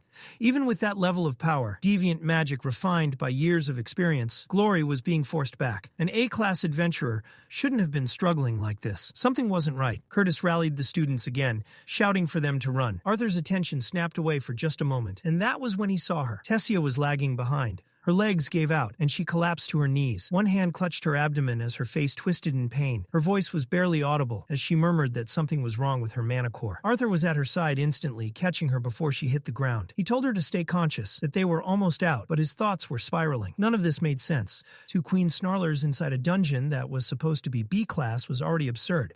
Worse, they were far stronger than they should have been. Glory should have overwhelmed them. The ground suddenly shook. A deep guttural growl rolled through the cave, vibrating through bone and stone alike. Arthur's head snapped up just in time to see Professor Glory drop to her knees, her movements freezing mid-step. What followed was grotesque. The second Queen Snarler, larger, bulkier, and far more vicious, lunged toward the fallen corpse of its counterpart. It began tearing into it, devouring flesh and bone without hesitation. Arthur stared, disbelief flooding his mind. This wasn't normal behavior. It wasn't instinctual. It was wrong. As the creature fed, its body changed. The dull gray fur darkened, spreading like ink until it became pitch black. Its presence shifted, becoming heavier, more oppressive. This was no longer just a mana beast. It was something twisted, something born from madness. Professor Glory staggered back, shock written across her face, as the mutated queen lifted its head and locked eyes with her. She didn't have time to warn anyone. The beast lunged, its claws slammed into Glory with devastating force. She crossed both swords just in time, but the impact still sent her skidding backward across the cave floor, boots carving deep grooves into stone as she fought to stay upright. The creature turned, its bloodlust shifting toward the fleeing group. It sensed movement, fresh prey. Before it could advance, a storm of razor-sharp glass shards ripped through the air. Glory's magic detonated against the queen's hide, hammering into it like explosive rounds and staggering it just long enough. Glory surged forward, roaring as she reclaimed its attention, dragging its focus back onto herself. Arthur saw it clearly now. The strain in her movements, the slowing reactions, even she was reaching her limit. If this kept kept up, she wouldn't survive. Claire shouted for Arthur to retreat. Curtis echoed her, desperation bleeding into his voice. Arthur turned and gently transferred Tessia into Claire's arms. He told her to get Tess out, now. Claire froze, reading his intent instantly, her voice breaking as she protested. Curtis rushed in, gripping Arthur's wrist, begging him not to do something reckless. Arthur didn't answer. Blue flames erupted around his hand, burning with an intensity that distorted the air. Mana surged outward, thick and violent, pressing down on everyone nearby. Curtis stumbled back, eyes wide as Arthur's killing intent washed over him. Arthur wasn't running, he was staying. Claire stood frozen, unable to look away. Curtis couldn't either. The power Arthur had been hiding was undeniable now. The battle reached its breaking point. Glory unleashed everything she had, but the mutated queen showed no sign of slowing. Every clash shook the cave. Every blow forced her back another step. The creature was faster, stronger, and terrifyingly resilient. Confusion flickered across Glory's face. She had seen Mana Beasts devour one another before, but never like this, never evolved so violently, so instantly. This dungeon was wrong. Arthur shouted for her to duck. In the next heartbeat, he launched himself forward, wrapped in roaring wind and searing blue fire. He slammed into the queen with raw force, driving it sideways and ripping it away from Glory. Her eyes widened. Fire. He was wielding fire now. The queen roared and charged back, claws tearing through the air. Glory barked at Arthur to fall back, reminding him she had ordered everyone to retreat. Arthur refused. He told her he was a professor too, and then he slipped beneath the queen's swinging claws, driving a strike into its exposed side. They moved together, instincts aligning, dodging, striking, repositioning as the queen's massive limbs carved destruction through the cave. Arthur spoke quickly, pointing out what he'd noticed earlier. None of Glory's attacks had actually injured the queen. Not truly. She snapped a sharp reply, but there was no anger in it, only focus. Trust formed in the space between them, forged in the heat of battle. She gave him room to act. Arthur glanced toward the entrance. The students were gone, all of them except Lucas, who turned away the moment their eyes met and fled. Arthur told Glory they were alone now. She nodded once and spoke without hesitation. The Queen Snarler could not be allowed to leave the dungeon. The plan was simple, brutal, and terrifyingly thin on margin. They didn't need to kill it. They just needed to weaken it long enough to get out, while keeping its attention locked on them. Arthur nodded once. He didn't waste words. 10 seconds, he said. Just give me 10. Professor Glory didn't hesitate. The moment the words left his mouth, she surged forward, unleashing another violent wave of mana.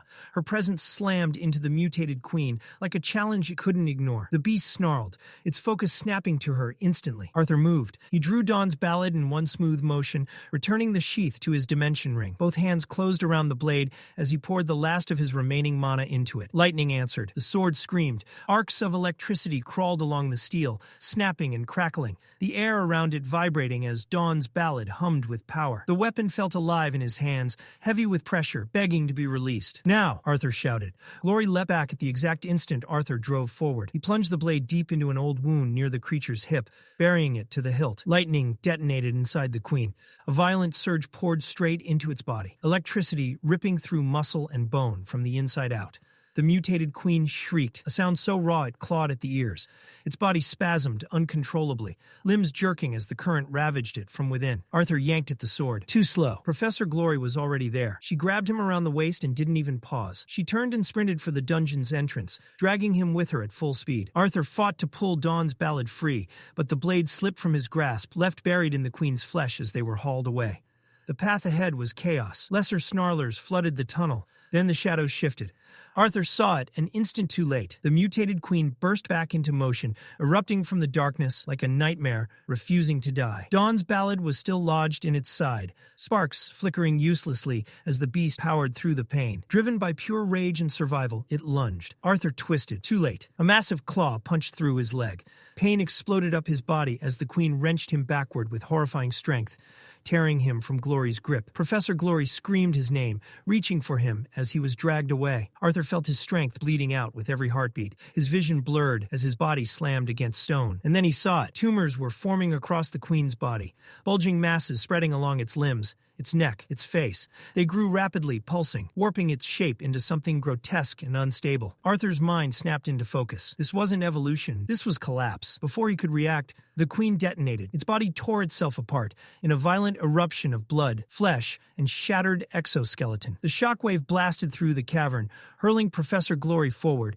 and ripping Arthur off his feet. The ground vanished beneath him. Arthur fell. He shouted once, then forced his mind into focus, burning away panic as he fought to stop the plunge. He reached out blindly, rubble slamming into him, as he dropped through the darkness. His right hand caught a thick tree root jutting from the wall. Pain flared as bark ripped into his skin. He clung desperately. The root tore free. Arthur fell again. No more chances. He activated his mana rotation, despite the agony ripping through his body. With arms stretched forward, he fired a compressed blast of air toward the opposite wall. The recoil slammed him back against the stone behind him, slowing his descent just enough. Again and again, he forced every last scrap of mana he could muster into controlling the fall, grinding his teeth as the ground rushed up to meet him. Impact. The collision drove the air from his lungs in a brutal shock. Pain detonated through his chest and spine as he hit the earth, coughing violently, gasping as his body screamed in protest. He tried to roll, tried to disperse the force, but it wasn't enough. Everything hurt. Still, he didn't lose consciousness. Gasping, shaking, Arthur forced his eyes open. Nearby, half buried in rubble, lay Dawn's ballad, still embedded in the queen's ruined corpse. The monster's twisted remains were torn apart, lifeless at last. Arthur stared, breath hitching, enhanced senses, regeneration, evolution beyond death itself. Sylvia's beast will had twisted the creature into something no mana beast should ever become. He limped over, every step agony, and wrenched his sword free. Then he looked up. The hole he'd fallen through loomed far above him. Even at full strength, climbing it would have been nearly impossible. In his current state, it was a joke. Arthur exhaled slowly and turned away. His vision swam as he noticed faint lights lining the sides of a narrow passage. The dungeon here was eerily quiet, broken only by the distant sound of running water. He followed the glow, dragging his battered body forward. The light ahead grew brighter. Waterfall. A curtain of flowing water spilled down into a hidden chamber, beautiful in a haunting, untouched way. Arthur stepped through and froze. The beauty shattered instantly. The cavern beyond was a slaughterhouse. Snarlers lay piled together in grotesque heaps, bodies twisted and broken. But worse were the bodies scattered among them. Humans, elves, dwarves, some dismembered. Others torn apart so badly they were barely recognizable. Arthur couldn't look away. Then he heard it. A voice. Weak, faint. A woman's voice calling for help. He answered instinctively, his voice hoarse and cracked. A soft cough replied, guiding him toward the sound. He turned left, and his heart dropped. Slumped against the cavern wall was a familiar figure. Alea. Memories crashed into him. Their meeting, their conversation, the impression she'd left. It had only been weeks ago. Now the proud lance, a white-core mage, was broken. Alea was drenched in blood, bruised and barely breathing, her once commanding presence reduced to fragile gasps. Arthur fell to his knees in front of her. Hands trembling, he channeled mana into his palms, shaping it with healing intent. A faint glow wrapped around her shattered form, flickering weakly as it struggled against wounds that should have been fatal. Alea stirred. Her eyes fluttered open slightly. She looked at him through pain and confusion, her voice barely audible as she asked a simple question. Have we met before? Arthur spoke softly, carefully, reminding her of their meeting at Xyrus Academy. He mentioned how she had laughed and said he was about the same age as her younger brother. For a moment, nothing happened. Then, slowly, something stirred behind her dull, fading eyes. Recognition. Her gaze sharpened just a little as memory clawed its way back. She remembered the strange boy, the one who had been watching Baron. Her lips parted to speak. Blood spilled out instead. Arthur's breath hitched. Panic surged through him as he pressed his hands to her wounds, forcing mana through them, trying desperately to reverse the damage. He begged her not to talk, not to waste what little strength she had left. Alea stopped him. Her hand closed around his wrist. The grip was weak, barely more than a touch, but there was finality in it, a certainty Arthur couldn't deny. Stop, she whispered. They both knew. No spell, no technique, no miracle could save her now. Arthur swallowed hard and apologized, the word trembling as it left him. His voice broke as he asked how this had happened, how someone as strong as her, a lance, could be reduced to this. Her answer came in fragments. She was still alive because he wanted her alive. Not out of mercy, out of revenge. Arthur's eyes widened in disbelief. Revenge? Alea nodded faintly. With shaking effort, she gestured for him to come closer. Despite her shattered mana core, she said she could still show him something. Something he needed to see. Arthur leaned in. She pressed her forehead gently against his. The world dissolved. Arthur's vision blurred, then snapped into something else entirely. He stood on a battlefield. Alea was there, unbroken, commanding, leading a unit of mages as a massive two-headed beast charged toward them, the Hades serpent. Its presence alone warped the air. The mages moved as one. Vines erupted from the earth, binding the creature's massive body. Spells followed in perfect coordination, cutting, crushing, restraining. Bit by bit, they brought the monster down. When it finally collapsed, one mage stepped forward and drove his sword into its chest, extracting a glowing mana core. For a single breath, he stared at it. Then it cracked. The core shattered violently, releasing a catastrophic surge of energy. The blast hurled the mages away like broken dolls, bodies slamming into the ground. And then he appeared. Standing atop the serpent's corpse was a demon with black curved horns, Vertra. The moment he manifested, the battlefield changed. The air grew heavy, oppressive, as if reality itself recoiled from his presence. Without warning, jagged metal spikes tore through the air. Half the mages died instantly, impaled, shredded, erased before they could even scream. Vertra looked at Alea and gave her a choice: fight and die, or kill her own people and live. Alea roared in defiance. She ordered the remaining mages to attack. Vines surged upward again. Spells flew. The survivors charged with everything they had left. It didn't matter. Vertra laughed. Blades erupted from the ground, from the air, from his own body. The mages were slaughtered in seconds. Alea's vines wrapped around him, but he tore through them like brittle twigs. Then he reached her. With casual cruelty, he ripped her arm from her body. She screamed as he kicked her away, sending her crashing across the battlefield like discarded trash. Vertra wasn't finished. He walked over, grabbed both of her legs, and tore them off. No hesitation, no emotion. He wasn't killing her. He was destroying her. He made her listen. The screams, the begging, the final breaths of the people she had sworn to protect. There was no mercy. Then the memory shattered. Arthur staggered backward, gasping. His stomach twisted violently as the images overwhelmed him. He dropped to his knees and vomited, his body rejecting the horror he had just witnessed. The cavern fell silent. Alea's voice broke through the quiet. She apologized. She said no one, especially someone his age, should ever have to see something like that. Arthur wiped his mouth, shaking, but his voice was steady when he spoke. He understood now. He thanked her for her strength, her courage, her sacrifice. Tears streamed down Alea's face. Her body trembled as fear finally broke through the stoic shell she'd held onto until the end. In a broken whisper, she confessed the truth she'd been holding back. She didn't want to die. Arthur moved without thinking. He wrapped his arms around her fragile body, holding her close as if he could keep her here through sheer will alone. Her voice trembled again as she repeated it. She didn't want her life to end. Arthur's tears fell freely now. He stroked her hair gently, whispering comfort he didn't know would reach her. Her breathing grew shallow, slower. Then it stopped. Alea died in his arms. Arthur sat there for a long time, unmoving. When he finally rose, he used his mana to open the earth. One by one, he laid her fallen comrades to rest, carefully lowering each body into the ground and covering them with soil. For the last, he planted their weapon into the earth like a gravestone. A promise. Alea's death would not be meaningless. Arthur looked down at his hands. The demon in Sylvia's cave. Vertra. The others like him. Whether they wanted Sylvie or all of Dicathan, it didn't matter. His strength wasn't enough. 4 elements weren't enough. If a war was coming, he couldn't afford to stand still. He cleaned Alea's body with conjured water, then froze it into a solid block of ice to preserve her. Nearby, he found a small flower, plucked it, and placed it gently beside her. He promised she wouldn't be alone for long. Then, a roar echoed through the cavern. Arthur felt it before he saw her. Sylvie landed nearby, her massive form radiating quiet sorrow. She lowered her head toward him, her eyes soft, understanding his grief,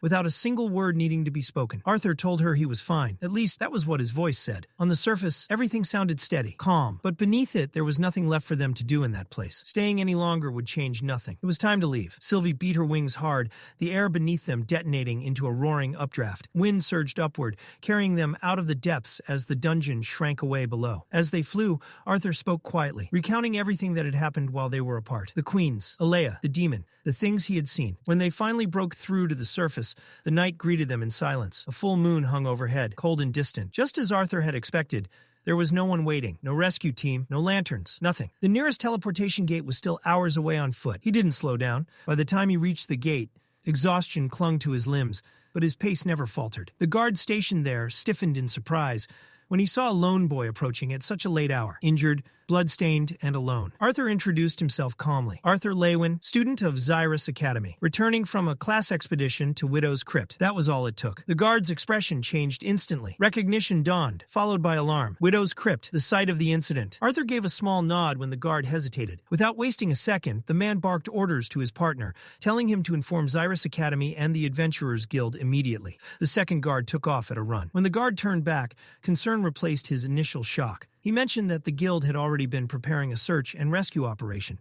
He offered to bring a healing emitter, clearly worried about Arthur's injuries. Arthur stopped him with a gentle but firm hand. He didn't want treatment. He didn't want attention. He only wanted to go home. He assured the guard that he would personally report everything to the academy the following day. The guard studied him for a long moment, then let out a quiet sigh and nodded.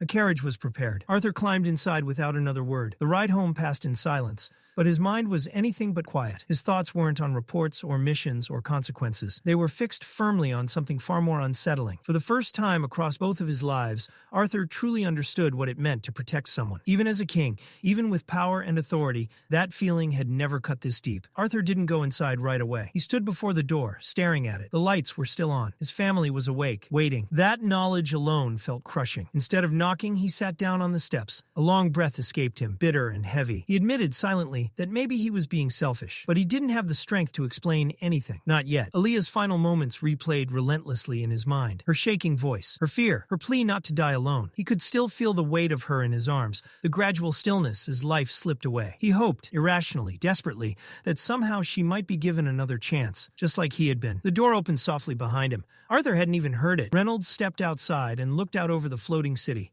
casually remarking on how beautiful the view was at night. Arthur didn't respond. Reynolds sat down beside him without pressing, letting silence settle between them. After a while, he spoke again, quietly, gently. He told Arthur he didn't need to explain anything. He reminded him that Alice could only heal minor wounds, not because she lacked talent, but because some injuries couldn't be fixed with magic. Scars that lived in the heart, not the body. She carried them too, just like Arthur was now. Reynolds didn't ask questions. He didn't demand answers. He simply acknowledged that everyone fought battles no one else could fully understand. Then, with a father's warmth, he ran a hand through Arthur's hair and told him he would wait, just as he had waited for Alice. He would be there until Arthur came out the other side, stronger, victorious. Life wasn't a single fight, Reynolds said.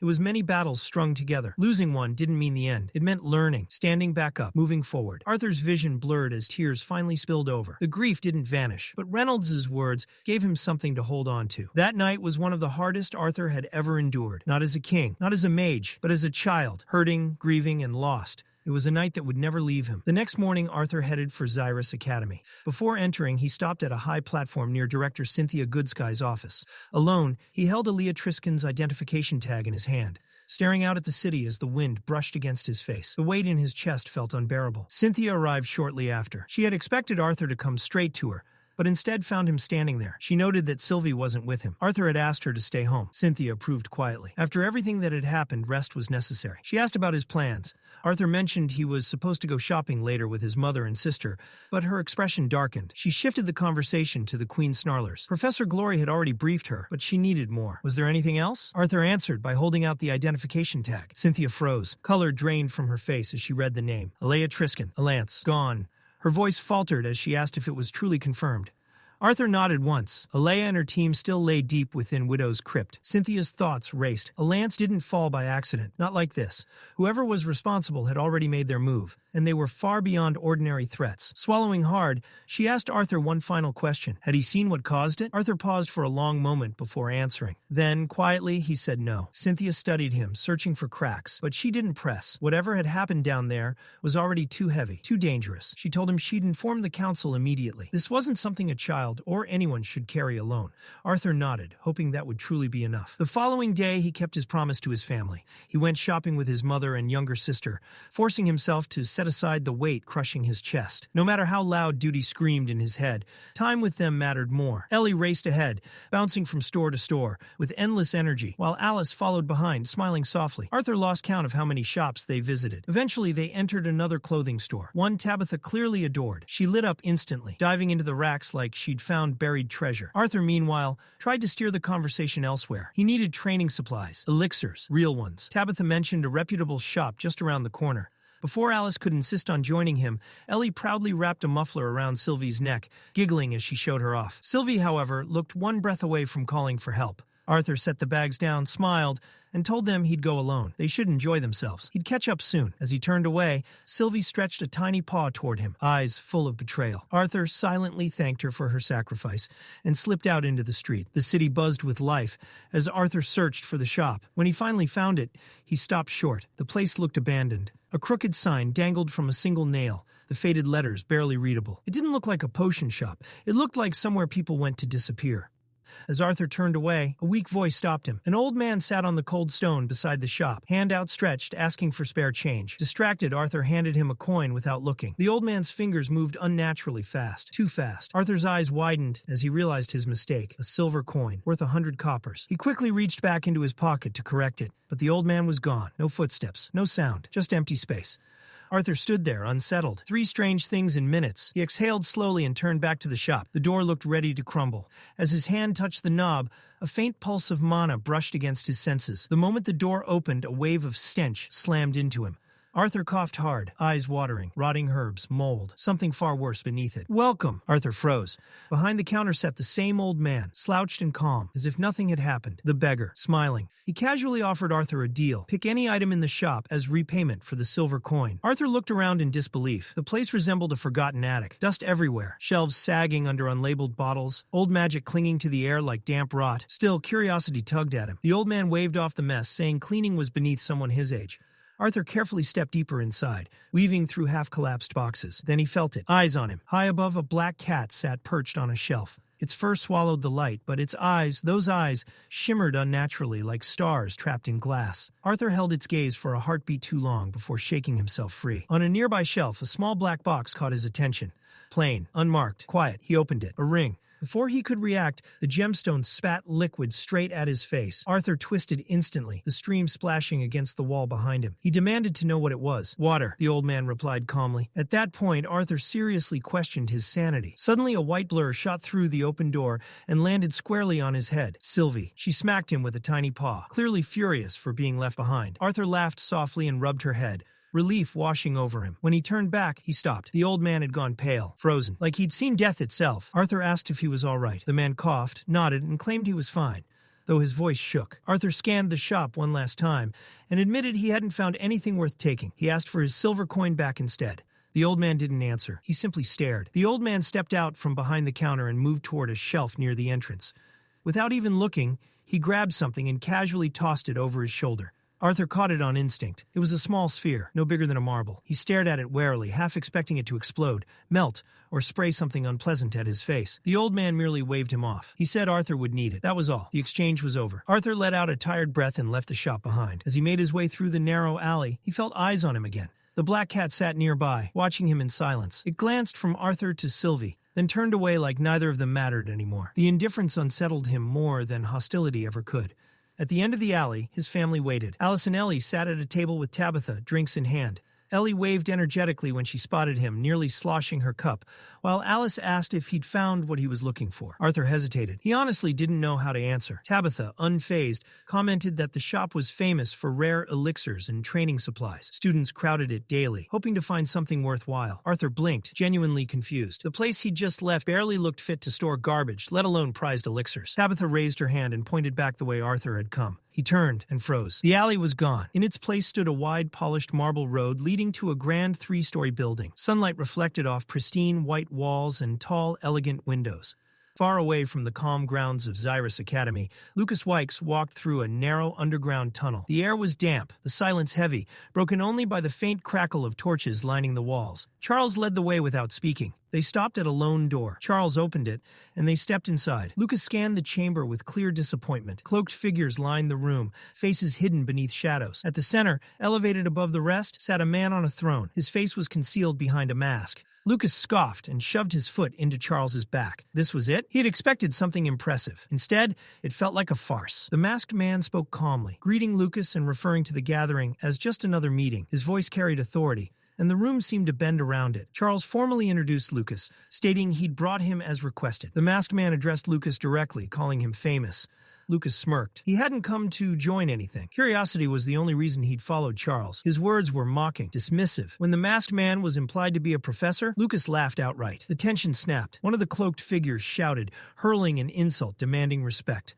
Lucas didn't respond, but his eyes hardened. The masked man snapped his fingers. Fire erupted instantly, engulfing the offender. Screams tore through the chamber as flames consumed him. He begged. No one moved. The masked man remained seated, reminding the room that disrespect, especially toward their guest, would not be tolerated. Lucas watched closely. Strangely, he felt no mana from the masked figure at all. That unsettled him more than the execution. He cut to the point. He wanted answers. What was this group really after? Why involve him? And were they responsible for drugging students? The masked man didn't deny it. He said those actions were insignificant compared to their real objective. Unable to move openly, he needed powerful mages to act in his place. Lucas fit the role. He revealed the truth of the group, disgruntled nobles who believed Xyrus Academy was meant to preserve noble blood and pride. Lucas might not share their ideals, but the masked man pointed out how far the academy had fallen. Lucas dismissed it all. Students, adventurers, nobles, it was all garbage. He had no interest in serving anyone. He turned to leave. Then the masked man spoke a single name, Arthur Leywin. Lucas stopped. The masked man twisted the knife, mocking Lucas for losing, reminding him Arthur hadn't even been serious during their fight. Lucas's fists clenched, rage burning through him. The humiliation still hadn't faded. The masked man finally stood, declaring himself a benefactor, one who sought the continent's betterment. What he offered was mutual gain. Lucas said nothing, but his thoughts raced. How long had this man been watching him? At last, Lucas told him to continue. The masked man smiled beneath his mask. Soon, he said, he would move freely. When that happened, the fragile balance between humans, elves, and dwarves would collapse. The council and even the academy's director were already being handled. All that would remain was chaos, and Lucas Wykes would be tasked with cleaning up what survived it. Lucas didn't need it spelled out. Arthur Leywin was clearly one of those loose ends. When he voiced it, the masked man confirmed his suspicion with a thinly veiled insult, remarking that Lucas's mixed blood hadn't dulled his intelligence after all. Lucas ignored the jab. He wasn't stupid enough to underestimate Arthur. Not anymore. Now that he understood Arthur had never fought seriously during their clashes, the reality was clear. Killing someone like Arthur Leywin would be anything but simple. He asked the obvious question. Did the masked man expect him to take the same strange drug that had twisted Marcos into a monster? The masked man scoffed. Marcos had been weak. If Lucas truly believed in his own strength, there was nothing to fear. What Lucas would receive wasn't the same crude enhancement. It would be something else entirely, far more potent, far more dangerous. Even so, Lucas refused to be treated like a tool.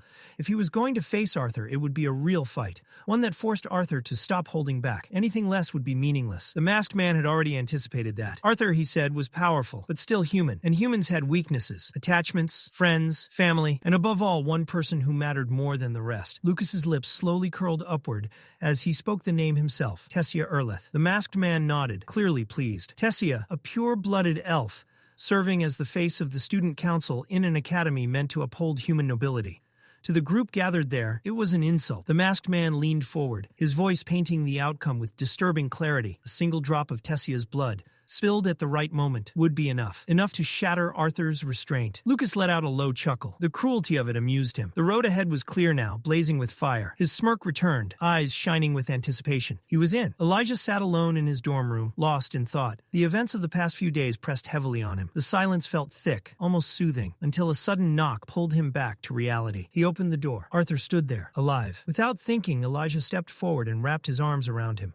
Relief flooded out of him in that moment. Arthur gently patted his back, steady and reassuring. He was fine. Bruised maybe, but still standing. It would take far more than that to bring him down. Elijah's expression quickly sobered. He told Arthur about Director Goodsky's visit the day before. She had come to reassure him, insisting Arthur was safe, and there was nothing to worry about. But after everything Elijah had heard from Claire, the danger, the chaos, it was hard to believe Arthur had walked away untouched. Arthur's face tightened. He asked about the others. Elijah nodded. Claire and Curtis had been released from the infirmary that morning.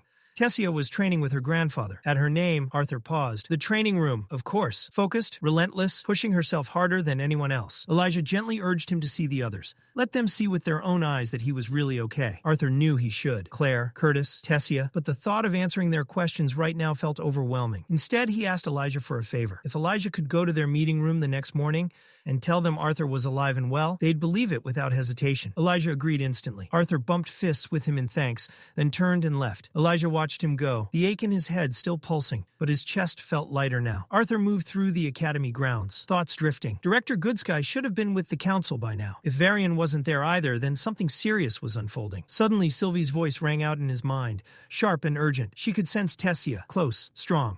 Something was wrong. Arthur didn't hesitate. He broke into a run, footsteps echoing through the halls until he reached the training room. He planted both hands against the heavy door and shoved. It creaked open. A wave of dark, oppressive energy surged outward like a living thing. From within the gloom came a familiar voice. Varian's. Rough, strained, but laced with unmistakable relief. Arthur was alive, and Varian needed help. Still unsure of what awaited him, Arthur stepped inside. The air roared with clashing mana, like waves smashing endlessly against stone. Then he felt it. His dimension ring began to glow. Heat flared against his skin as it pulsed violently, reacting to something deeper within the room. Sylvie felt it too and demanded to know what was happening. Arthur didn't have an answer. The ring wasn't just glowing, it was burning. The aura lashed wildly, but Arthur fixed his gaze on Varian's blurred silhouette, using it as his anchor. As he drew closer, the shape behind Varian came into focus. Arthur stopped cold. Thick, thorned vines formed a massive cocoon, completely engulfing someone inside. His heart sank. Through the tangled growth, he could barely make out a familiar figure. Tessia! Varian turned slightly, frustration heavy in his voice. She'd been like this since returning from the dungeon. Something had gone terribly wrong. Varian couldn't give Arthur clear answers. All he could say was that Tessia's assimilation wasn't stable.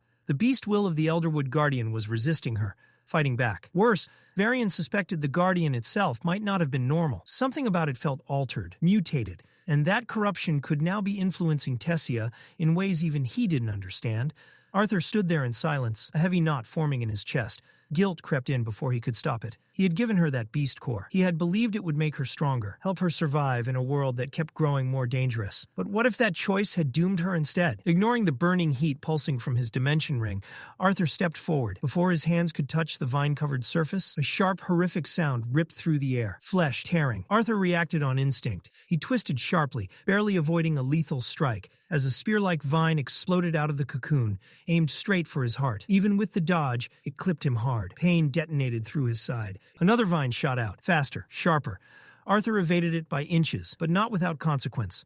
A thin cut opened along his cheek, warm blood trailing downward. The attacks intensified. They weren't wild anymore. They were precise. Varian stood right beside the cocoon, his hands pressed directly against the vines. Yet nothing reacted to him. Not a single tendril moved in his direction. But the moment Arthur shifted closer, the vines snapped toward him with murderous intent. There was no doubt now. Whatever was inside that cocoon saw Arthur as an enemy. Arthur deflected another spear-like strike, but the situation was spiraling fast. The cocoon began to swell, expanding outward as if alive. From the floor beneath it, thick vines erupted, twisting and stacking over one another, reinforcing the structure layer by layer. Varian called out to Arthur, alarm clear in his voice. Arthur steadied himself and tried to ease the tension with a remark, but it fell flat the moment it left him. The air was too heavy. This wasn't something to joke about. Another wave of vines surged up, thicker, sharper. Every single one pointed toward Arthur. The intent was unmistakable. Arthur sprang backward, dodging left and right as spear after spear tore through the space he had just occupied.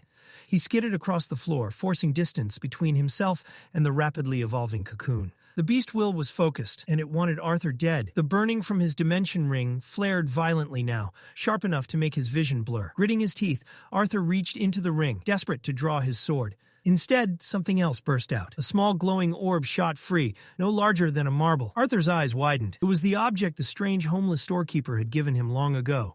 Something he had nearly forgotten existed. The orb shimmered with shifting colors as it flew forward on its own, straight toward the heart of the cocoon. Arthur couldn't stop it. None of them could. The instant it touched the vines, blinding streaks of light exploded outward through the cracks. The cocoon shook violently, then detonated. The blast hurled Varian and Sylvie across the room. Vines shattered, debris raining down as the cocoon was torn apart from the inside. When the dust finally settled, Tessia lay revealed at the center. Her body was bare, suspended for a moment before gravity claimed her. Her hair, once silver, was now a deep, striking black, and something about her felt different. The glowing orb was gone. It had embedded itself into her abdomen, settling directly over her monocore. The change was instant. The sickly pallor vanished from her skin, replaced by a healthy glow. No, more than that. She looked stronger, refined, almost radiant. A strange, unfamiliar aura surrounded her unconscious form. As Tessia began to fall, Arthur moved without thinking. He caught her mid-drop, pulling her close. With shaking hands, he summoned his adventurer's coat from the dimension ring and wrapped it around her protectively. Only then did he finally breathe. The oppressive darkness that had filled the training room was gone. The violent aura had faded. For the first time since entering, the space felt still, safe. Varian watched quietly from nearby. He didn't understand what had just occurred, but he knew the result. Arthur had saved her. Tessia stirred in Arthur's arms. Her eyes fluttered open, unfocused at first. As awareness returned, she realized where she was and who was in front of her. Arthur, her grandfather. Relief softened her expression. Varian opened his arms, ready to embrace her. Tessia ignored him completely. She stepped forward and wrapped her arms around Arthur instead. Varian froze, arms still open. After a moment, he let them fall, watching the scene with a mix of resignation and dry amusement. Internally, he sighed. His granddaughter had clearly chosen the wrong person. Perhaps the wind would accept his affection instead. Arthur held Tessia carefully, surprise flickering across his face, before giving way to a small smile. She whispered how glad she was that he was alive. Arthur met her gaze and reassured her. He was alive, and he wasn't going anywhere. Soon after, they helped Tessia to her feet and escorted her to the infirmary. She needed rest, and no one was willing to assume the danger was fully over. As they walked, Arthur's thoughts drifted back to the orb. He didn't understand what it was, or why it had acted on its own. The object from that strange elixir shop had saved Tessia's life, which meant only one thing. Arthur had to return there. He needed answers. Before he could think any further, a voice suddenly called out, A healer approached Varian, his expression carefully neutral, but unable to hide a trace of confusion. Varian didn't waste a second. He asked about Tessia. The doctor assured him that her condition had stabilized. Her vital signs were steady, her breathing normal, and most importantly, her mana was circulating smoothly throughout her body once more. On the surface, everything looked fine. Then came the part that didn't make sense. The doctor explained that Tessia had previously been registered at the light orange stage. Yet now, no matter how he tried, he couldn't measure her mana core at all. There was nothing to grasp onto. It was as if her core simply refused to be read. Arthur's stomach dropped. He immediately asked if something had gone wrong. Varian stepped forward before the doctor could answer. He placed a hand gently over Tessia's body, closing his eyes as he extended his senses into her mana. Then Varian's eyes snapped open. He dropped to his knees beside the bed, disbelief written across his face. Tessia's mana core wasn't damaged. It had advanced, not just slightly, but by an impossible margin. Her core had surged forward, stopping just shy of the initial silver stage. 3 full stages, skipped in a single leap. It was unheard of. Arthur stood frozen, the pieces slowly falling into place. The orb, whatever it truly was, it hadn't merely stabilized Tessia or forced the beast will into submission. It had transformed her, strengthened her, altered her foundation in a way no one fully understood. And even now, that truth felt incomplete. Later, as Arthur and Varian exited the infirmary together, Arthur finally voiced his concern. Tessia had undergone an enormous change and still hadn't woken up. Was it really safe to leave her like this? Varian reassured him. She was exhausted, nothing more. Advancing through multiple stages at once had drained her completely. Once she awoke, he intended to take her straight back to the castle, where she could rest under proper protection. Arthur nodded, though his mind was still racing. Then he shifted the topic. For some time now, a question had been weighing on him, especially after everything he had witnessed. The lances. Varian glanced at him knowingly. Cynthia had already informed him of what Arthur had experienced, so he asked directly what Arthur wanted to know. Arthur didn't hesitate. How strong were the lances? Really? Instead of answering outright, Varian turned the question back on him. How strong did Arthur believe white core mages were? The question lingered. Arthur knew the numbers. It took nearly 20 solid yellow core mages just to hold off a single silver core mage. That much was common knowledge. But white core mages existed on an entirely different level, and Arthur had no frame of reference for that gap. Varian provided one. As a mid-stage silver core mage, it would take nearly 10 people like him to stand against a single mid-stage white core mage. Even Cynthia, who had reached high silver, wouldn't be enough alone. 6 or 7 versions of her working together might barely manage to keep one in check. Arthur was stunned. 10 Varians? He tried to joke it off, calling the old man weak. But Varian immediately responded by grabbing Arthur's cheeks and pulling them hard, scolding him for the disrespect. Varian wasn't weak. White core mages were simply monsters wearing human skin. Sometime later, the two sat outside beneath the open sky, resting on a stone bench. Arthur's curiosity still hadn't been satisfied. He asked what truly made white core mages, and especially the lances, so overwhelmingly powerful. What stopped the 6 lances from overthrowing the royal families and ruling the kingdoms themselves? Varian understood exactly what Arthur was asking. The power of the lances, he explained, wasn't something they were born with. It came later, after they were knighted, after a specific ritual tied to a secret known only to the royal bloodlines, a secret passed down through generations. Before continuing, Varian warned him. What he was about to hear was forbidden knowledge. Ancient truth meant only for the ruling families. It was not something Arthur was ever meant to repeat. Then Varian asked him a simple question. Did he believe in gods? His tone shifted as he began recounting a story from a forgotten age, long before kingdoms existed, back when the world belonged to mana beasts. In that era, humans, elves, and dwarves lived as scattered nomadic tribes. They stayed among their own kind for the most part, coming together only for trade or rare alliances. Despite cultural and linguistic differences, they lived in fragile peace. That peace never lasted. Mana beasts roamed freely then, far stronger and more numerous than anything the races could contend with. Villages were erased, populations dwindled, entire bloodlines vanished. Extinction loomed closer with every passing generation. Then, one day, the sky itself changed. A being descended from above. Not a myth, not a symbol, a true deity, far beyond mortal comprehension. This deity didn't merely offer words, it acted. It granted the 3 races gifts, tools that allowed them to fight back, to challenge the beasts, and to finally bring an end to the age of slaughter. The deity appeared before 3 individuals, 1 human, 1 dwarf, and 1 elf. These 3 would become the ancestors of the royal families, the Glader line of Sapin, the Greysunders of Darv, and the Erliths of Elenoir. Along with choosing them, the deity bestowed 6 powerful artifacts. These artifacts were never meant for kings. They were to be entrusted to the 2 strongest and most loyal warriors of each bloodline, bound through a sacred soul oath and formal knighting ceremony. Those 6 individuals became the first lances. The artifacts did more than grant raw power. They revealed profound truths about mana itself, the energy woven through all living things. With this knowledge, the first artifact bearers taught others how to sense, absorb, and manipulate mana. And so, the first mage mages were born. Under the command of their kings, the 6 artifact bearers passed their knowledge to those capable of understanding it. Together, humans, elves, and dwarves rose up as one, no longer prey but challengers. United, they pushed the mana beasts farther and farther south, driving them into the deep trenches that would one day be called the Beast Glades. With that final victory, the Beast Era came to an end. A new age followed, one defined by unity, recovery, and hope. When the fighting was over, the 3 races separated peacefully, each guided to lands that suited their nature.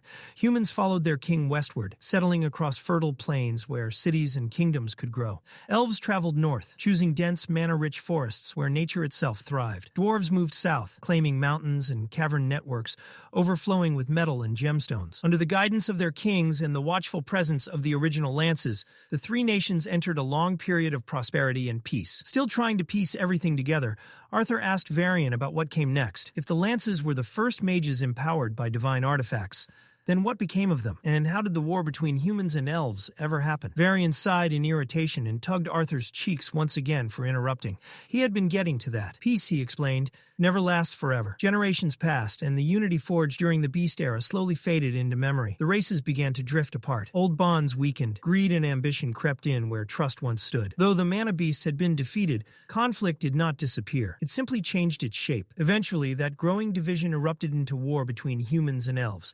As for the lances, they had never vanished. They endured across generations, hidden from the public and carefully guarded by the royal families. Each lance was secretly selected, trained, and entrusted with one of the ancient artifacts. Their role remained sacred, even as the world forgot the truth behind their existence. It was only after the discovery of another continent that the rulers decided the time had come to stand together again. That was when the lances were finally revealed, not as a newly created force, but as ancient guardians returning for a new era. Arthur understood now why the truth had been buried for so long. If the world learned that artifacts could create white core mages, even ones bound by soul oaths, Decathan's destruction wouldn't come from foreign enemies. It would begin from within. He thanked Varian for trusting him with such a dangerous truth, the weight of it settling heavily on his mind. Varian responded by placing an arm around Arthur's shoulders, his gesture warm and proud, almost fatherly. He looked at the boy who once seemed too young for the burdens placed upon him, and acknowledged how much he had grown. Arthur found it unsettling how clearly Varian could see through him. But the true shock was still to come. Varian's tone shifted. He explained that Arthur wasn't just a bystander in the larger picture,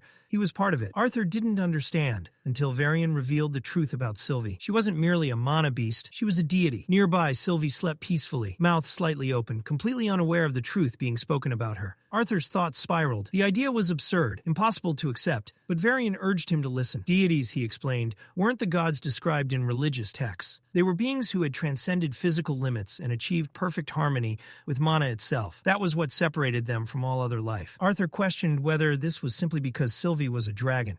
Dragons were powerful, intelligent, and revered, but this felt like something far greater. Varian reminded him that even seeing a dragon was considered a divine blessing. It was no coincidence Arthur had kept Sylvie's true form hidden all this time. Arthur tried to brush it off, but Varian didn't accuse him. He understood completely. In fact, he admitted he would have done the same. He believed there was a reason Arthur and Sylvie had been bonded, that it wasn't random. The world was changing.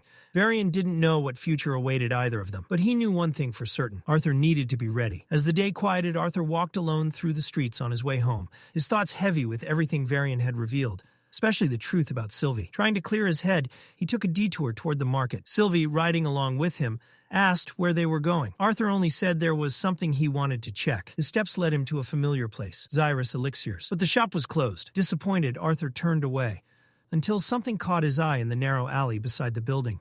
A faint glow shimmered from within a crack in the stone. He crouched and retrieved it, a small orb. It looked similar to the one he had once used on Tessia, yet different somehow. Attached to it was a crumpled note, hastily written, its message rough and unsettling, like a warning meant only for him. Without hesitation, Arthur slipped the orb into his dimension ring. Whatever it was, this wasn't the place to think about it. He left the alley and headed home, craving something normal. That evening, Arthur sat down to dinner with his family, Alice Reynolds and Ellie. The table was filled with food and laughter, but his mind was elsewhere. He poked at his meal absent-mindedly, lost in thought. Alice noticed. She asked gently if something was bothering him. Arthur smiled and brushed it off, complimenting her cooking and saying how much he had missed her meals while away at school. But Alice wasn't fooled. She pointed out how he was eating his peas one at a time, something he only did when distracted. Arthur glanced down. Even Sylvie, who had been secretly stealing food from his plate, froze in place. Alice smiled softly and reassured him.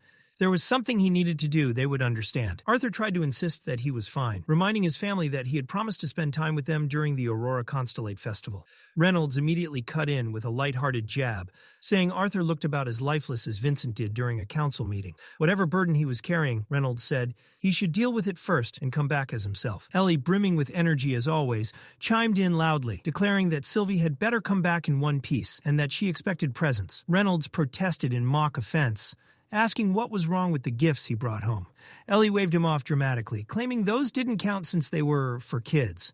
Arthur looked around the table, warmth settling in his chest. He smiled, quietly thanking them all. After dinner, he waved goodbye and stepped outside. The moment the door closed behind him, his thoughts returned to the note tucked away in his dimension ring. The words were still burned into his mind. If you want to know the whole story, come to the West Teleportation Gate at noon tomorrow. Whatever this was, it clearly wasn't over. As Arthur rode in the carriage, his thoughts drifted back to memories he never truly escaped. His past life as King Grey. Even now, those echoes lingered. It had been a life of absolute power, but also crushing isolation. Not all of it was hatred. Yet the memories that remained were heavy ones. Duty, pain, and decisions that had carved scars into his soul. Voices from that life whispered in his mind, commands wrapped in blood and obligation. They told him killing was necessary. That strength had to be proven. That protecting a nation meant staining his hands. Arthur remembered obeying. He suddenly jolted upright, breath hitching as his heart thundered in his chest. Cold sweat clung to his skin, made worse by the chill inside the carriage. It took a few seconds to realize it had only been a nightmare, a memory resurfacing. Sylvie, resting nearby, noticed immediately. She called his name softly, worry clear in her voice. Arthur reassured her, forcing the lingering images away. He reached into his coat and pulled out the note, reading it once more. His thoughts churned. He was almost certain now the old man from the shop had to be behind this. But how could he have overheard Arthur's conversation with Varian? And what could he possibly know? Arthur paused. He trusted Varian. The old elf had no reason to deceive him. If there was more to know, Varian would have said so. Still, doubt lingered. What if this stranger knew something even Varian didn't? Lost in thought, Arthur barely noticed the carriage slowing. Soon it came to a stop. He looked out the window. Xyrus, the floating city. Stepping down from the carriage, Arthur took in the early daylight, washing the sky in soft hues. He approached the heavily guarded teleportation gate, only to be stopped by a sentinel whose sharp eyes assessed him with suspicion. The guard demanded a reason for passage and proper verification. Arthur hesitated. He hadn't expected this. Instead of answering, he reached into his dimension ring and produced a small emblem, the royal seal of Elenoir. The guard froze. Shock flickered across his face as realization set in. To hold the royal seal of Elenoir was no small thing. Just who was this boy? Without another word, the guard bowed deeply and gestured for Arthur to proceed, ushering him toward the portal with sudden urgency. Arthur nodded in thanks and stepped forward, Sylvie close beside him. The moment they crossed the threshold, Arthur felt it. Something was wrong. The space around them trembled with raw, oppressive energy, far heavier than anything Arthur had ever experienced. Sylvie squeaked in alarm, reacting instinctively to the overwhelming pressure. Arthur felt it too, a crushing force bearing down on him. The familiar blur of colors that usually accompanied teleportation began to form, but then it changed. The vibrant hues dimmed, bleeding into shadow. Light drained away, replaced by suffocating darkness. Gray faded into black, until there was nothing left at all. Sylvie shivered violently, pressing closer to Arthur. She was afraid. That alone unsettled him more than anything else. This was the first time he had ever seen her feel fear. Arthur activated his fire affinity, summoning a flame in hopes of pushing back the void. But the flickering light only made the darkness feel deeper, more endless. The space around them warped. His instincts screamed. His heart raced. Then everything went blank. A thunderous thud echoed through the void, shaking Arthur to his core. Panic surged as his mind struggled to process what was happening. Then, from within the darkness, a pair of glowing eyes appeared, steady, piercing, cutting through the black like burning blades. Arthur stood frozen as a voice echoed around him, calm and deliberate. It said that they finally had enough privacy to talk peacefully. Slowly, the darkness receded. Light returned. Sylvie, trembling uncontrollably, buried herself against Arthur's chest, clinging to him in terror. Arthur's eyes widened as the figure before him came into view. It was familiar. The cat. The same one he had seen at the elixir shop. The one that had vanished without explanation. Confusion and irritation stirred as Arthur demanded to know what this creature really was. It clearly wasn't just a normal animal. The cat's body began to glow, bathed in soft golden white light. The radiance intensified, spreading across its fur. Its form shifted, growing larger, reshaping itself. Then the light shattered like glass, fragments sparkling as they dissolved into the air. A tall figure stood where the cat had been. Arthur didn't recognize him, but his presence was overwhelming. The man introduced himself calmly. He explained that among his own kind, he is called Windsom, and to beings like Arthur, lesser beings, they were known as deities. Cynthia paused before the massive iron doors. Her breathing measured, though unease churned beneath the surface. Beyond those doors waited the 6 former monarchs of Sapin, Elenoir, and Darve, rulers who had relinquished their crowns but not their influence. Though they no longer sat on thrones, the fate of Decathen still bent to their decisions. The moment she stepped into the council chamber, tension coiled tight in the air.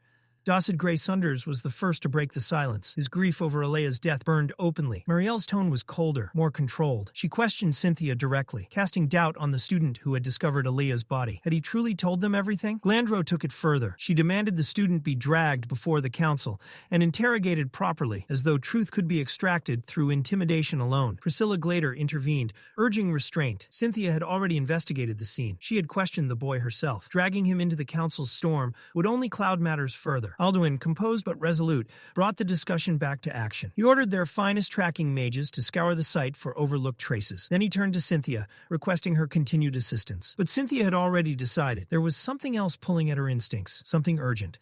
Dawson questioned what could possibly outweigh the death of a lance.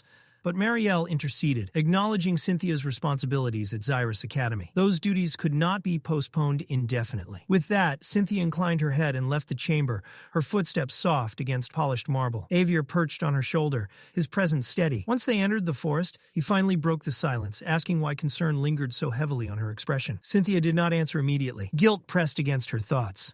She had withheld something from the council. She had not revealed that it was Arthur Leywin who found Alea's body. The choice had been deliberate, but that did not make it lighter. Had she made the right call? Avier sensed her doubt through their bond and offered quiet reassurance.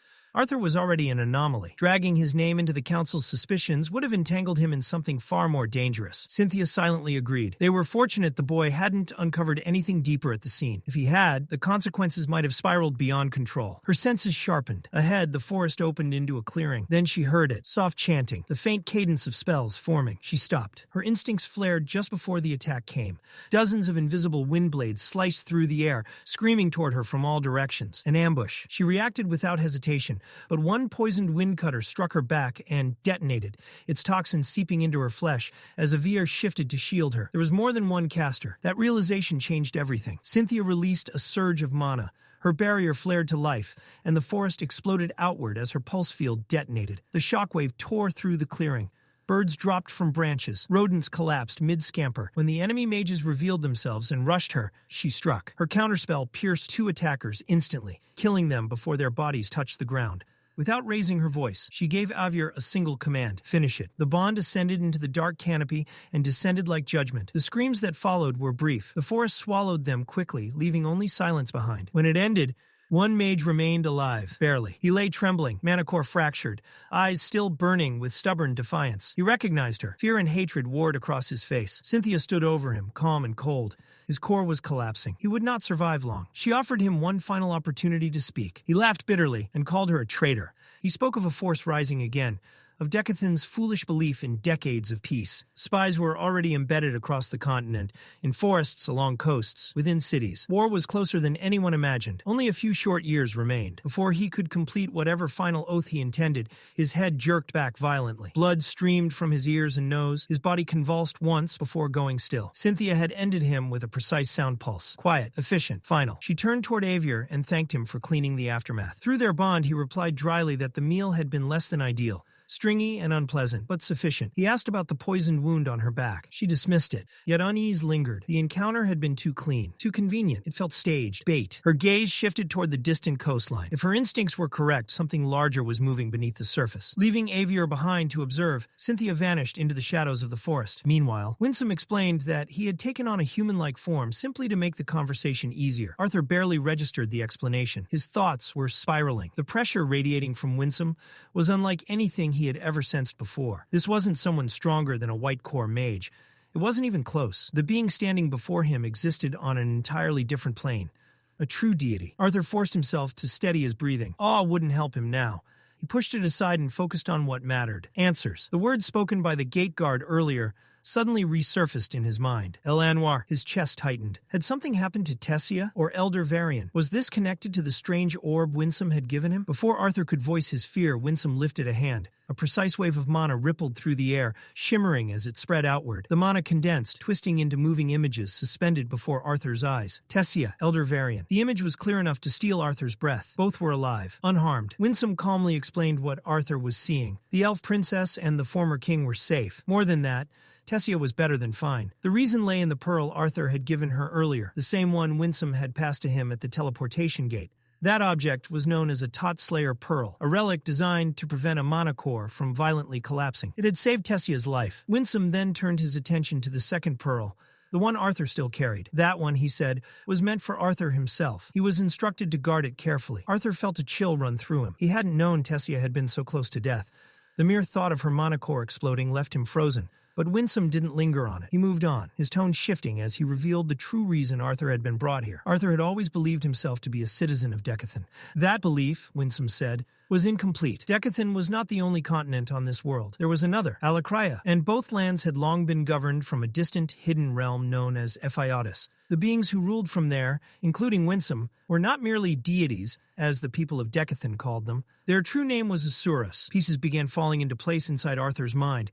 The artifacts, the ancient relics that had taught the races how to wield mana. He realized now where they had come from. Windsom confirmed it. The truth about the Asuras had been deliberately concealed. Only Elder Varian knew fragments of it, and only because of his age and position. The Asuras lived by an unbreakable law. They were forbidden from interfering in the lives of lesser races, humans, elves, dwarves, unless the balance of the world itself was threatened. They believed in restraint. Strength was never meant to rule, only to protect. Ephiodus itself was divided into 3 dominant factions, each composed of numerous clans with differing ideals and races. Despite their differences, they had all agreed on one thing: never to raise their power against lesser beings. That peace endured for ages, until one Asura broke it. Agrona, the new leader of the Vritra clan, had shattered that ancient law. Under his rule, the Vritra expanded at a terrifying pace. Windsom explained that the Vritra had always been different, scholars and researchers obsessed with understanding mana at its deepest level. Agrona had taken that obsession too far. In Alakria, the Vritra began experimenting on lesser races. They altered bodies, twisted mana cores, and reshaped lives, all in pursuit of power. What they created was unnatural, cruel, and irreversible. Arthur felt sick listening to it. Still, one question burned in his mind. What did any of this have to do with him? Windsom answered without hesitation. Arthur was never meant to be involved, but his growing ties to the Asuras, combined with what he had already accomplished, made it impossible to keep him ignorant any longer. Without warning, Windsom released another surge of mana. It swept forward, aimed directly at Sylvie. Arthur moved instantly, stepping in front of her, prepared to shield her at any cost. The mana passed harmlessly through her. Instead of hurting her, it stripped away the concealment surrounding her form. The small beast shape dissolved, replaced by her true draconic avatar. Windsom watched closely, reverence and gravity reflected in his eyes. They had been searching for Lady Sylvia for years, tracing her mana across continents. Those same traces had led them to Arthur, a boy who carried the exact same mana signature. What shocked even Windsom was the truth behind it. Arthur was not bonded to a mere mana beast. Sylvie was the child of Lady Sylvia, making her the granddaughter of the most powerful being in all of Ephiodus. Arthur felt the weight of it crash down on him. Everything Varian had told him now aligned perfectly. Dragons weren't just legendary creatures. They were deities. That meant Sylvia and Sylvie belonged to the highest divine bloodline. Windsom confirmed it. Based on lineage and potential, both were undeniably divine. While most Asuras possessed 3 forms, beast, humanoid, and true, Sylvie had remained in her miniature form to conserve energy. Unlike others, she had never accessed her humanoid state. Windsom believed the reason was a seal placed on her by Lady Sylvia herself. Sylvie's mana signature was incomplete, suppressed. And now the reason for Windsom's appearance became clear. Agrona's spies had already infiltrated Decathan. War was coming. Though the leaders of Ephiodus would never openly admit it, their connection to Lady Sylvia could become crucial in the conflict ahead. If Arthur chose to stand with them, they would not separate him from Sylvie. Arthur understood the unspoken truth. If he refused, they might. But he didn't waver. If war was going to reach his homeland, his people, his family, then he had no choice. He would fight, but not as anyone's pawn. He would stand as their ally, not their weapon. Windsom regarded him with clear approval. Arthur's mana core, already far beyond what someone his age should possess, was impressive. But true growth could only begin in Ephiodus. There, Arthur would learn to awaken the dormant power Lady Sylvia had sealed within him. Power so rare that even Asuras would kill to possess it. Arthur and Sylvie both needed to become stronger, because only then would Decathan have even a chance of standing against the monsters being forged in Alacria. At Xyrus Academy, tension simmered beneath the polished surface of order. Princess Kathleen sat with the disciplinary committee, though her thoughts drifted elsewhere. Only 2 days had passed since Curtis and Claire returned from their mission.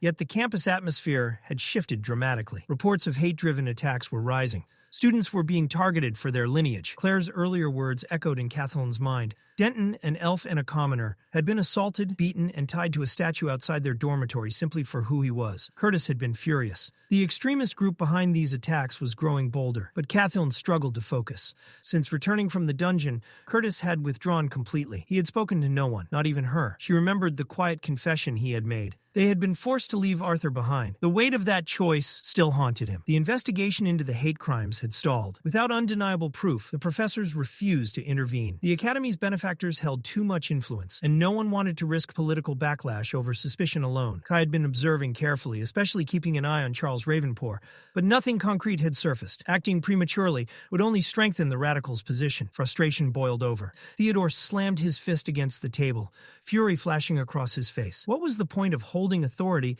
if they were powerless when it actually mattered? Claire remained composed, though tension tightened her jaw. Acting recklessly would only make things worse. Until Director Goodsky returned, their options were limited. Ferrith muttered bitterly that the attackers were using recent changes at the Academy as justification. What disgusted him most was that Arthur's name had become their rallying cry. The room fell silent. Kathleen's voice cut through it, heavy with restrained anger. Arthur had earned his place through merit, his background, his status. None of it had been handed to him. Yet radicals twisted his success into fuel for resentment. Ferrith, normally competitive with Arthur, spoke with rare sincerity. He resented it too. Rival or not, Arthur didn't deserve to be weaponized as a symbol for hatred. Claire's composure wavered slightly. She admitted what they were all thinking. They didn't know what to do anymore. Kathleen lowered her head. In moments like this, Arthur had always brought clarity. His presence alone steadied chaos. Curtis gently reminded her that they couldn't rely on him right now. Whatever had happened in the dungeon, they had to move forward without him. Still, Kathleen whispered to herself that Arthur would return. He had to. A quiet voice interrupted the tension. Everyone turned. Elijah stood at the doorway below, Arthur's closest friend. Relief softened Claire's expression as she gestured for him to come up. Elijah apologized for arriving late, explaining he had just returned to the academy. His expression carried both anxiety and hope. He began to speak about Arthur, about how worried they all must be. The explosion cut him off. The building shook violently. Reinforced walls trembled as a deafening blast echoed across campus. Dust rained from the ceiling. Instinct took over. Theodore was already moving, shouting for everyone to head outside. Claire ordered them to regroup beyond the structure. They ran. As Kathleen sprinted through the corridors, her heart pounded. But not only from fear. Her thoughts drifted to her mother. Queen Priscilla's voice echoed in her memory. The lessons she had been taught as a child. There had been a time when Kathleen refused to study beside non-royals, blinded by childish pride. Her mother had corrected her firmly. Before being a princess, she was a person. Status did not determine worth. Not kings, not servants, not humans, elves, or dwarves. Every race, every class, equal in value.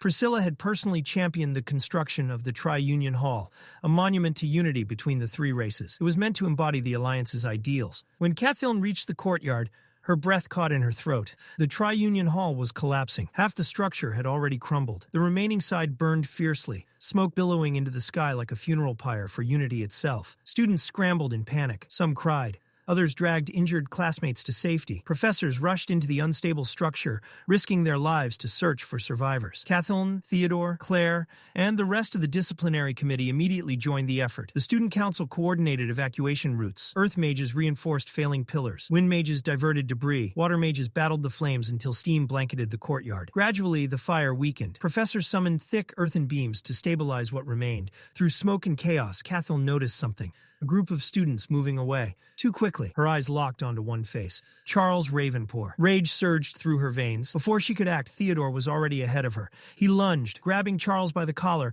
and yanking him backward, nearly lifting him off the ground. Theodore's eyes blazed. He demanded answers. Charles sputtered, claiming innocence. He insisted he had barely escaped the explosion himself and knew nothing about it. Theodore wasn't convinced. Charles had been seen repeatedly with known radicals. Now he and several of his associates were conveniently present at the epicenter of the attack. The coincidence was too glaring. Enough! A sharp voice sliced through the chaos. Professor Malkenheim stepped forward, wand drawn, and pointed directly at Theodore. His expression was livid. He accused the disciplinary committee of assaulting a student without evidence. Charles immediately seized the opportunity, twisting the narrative, portraying himself as a victim, and Theodore as an aggressor abusing authority. Theodore's fury deepened. The audacity of it was unbearable. Malkenheim did not lower his wand. He reminded them sternly that suspicion was not proof.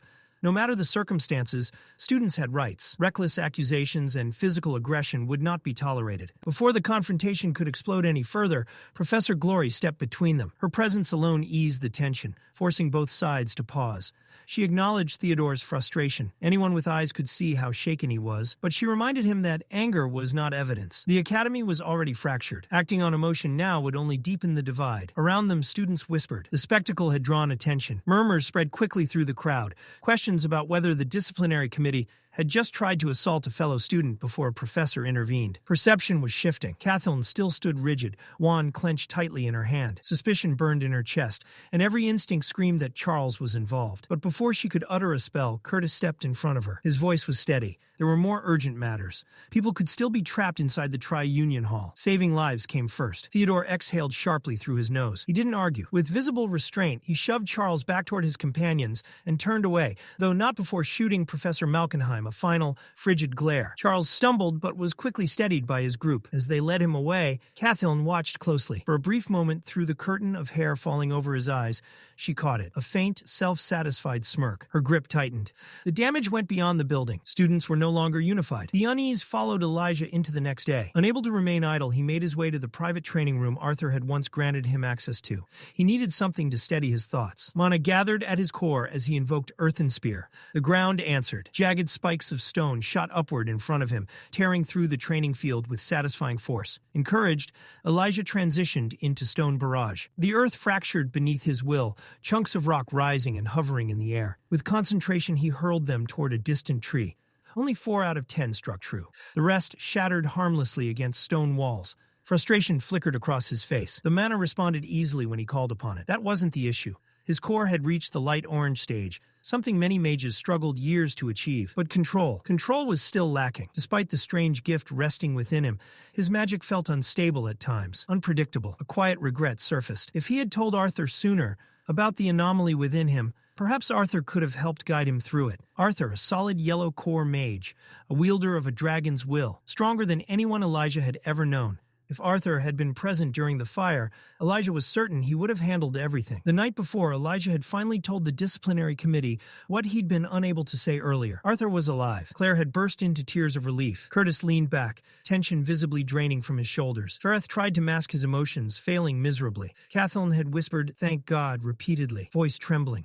Doradrea insisted they needed to stabilize the situation so Arthur wouldn't return to chaos. Even Theodore admitted, with reluctant respect, that he never believed Arthur would fall so easily. Now, alone in the training chamber, Elijah reflected on their reactions. Would they have worried as much if they truly understood Arthur's strength? Probably, because it was never just about power. Arthur wasn't admired solely for what he could do. He was valued for who he was. That realization stirred something uncomfortable inside Elijah. Both he and Arthur were different, both unique, yet Arthur was seen as a miracle. Elijah often felt like a burden. Dark thoughts crept in before he could stop them. Envy, resentment, words he despised echoed in his mind, growing louder until a sharp pain stabbed through his skull. He clutched his head, teeth clenched as memories twisted unpleasantly. Then other memories surfaced. Arthur standing beside him. Arthur believing in him. Arthur never once looking down on him. The storm quieted. Elijah inhaled deeply and resumed casting. Spell after spell. Some were practice. Most were release. He didn't want to surpass Arthur. That had never been his goal. He only wanted to be strong enough to stand beside him.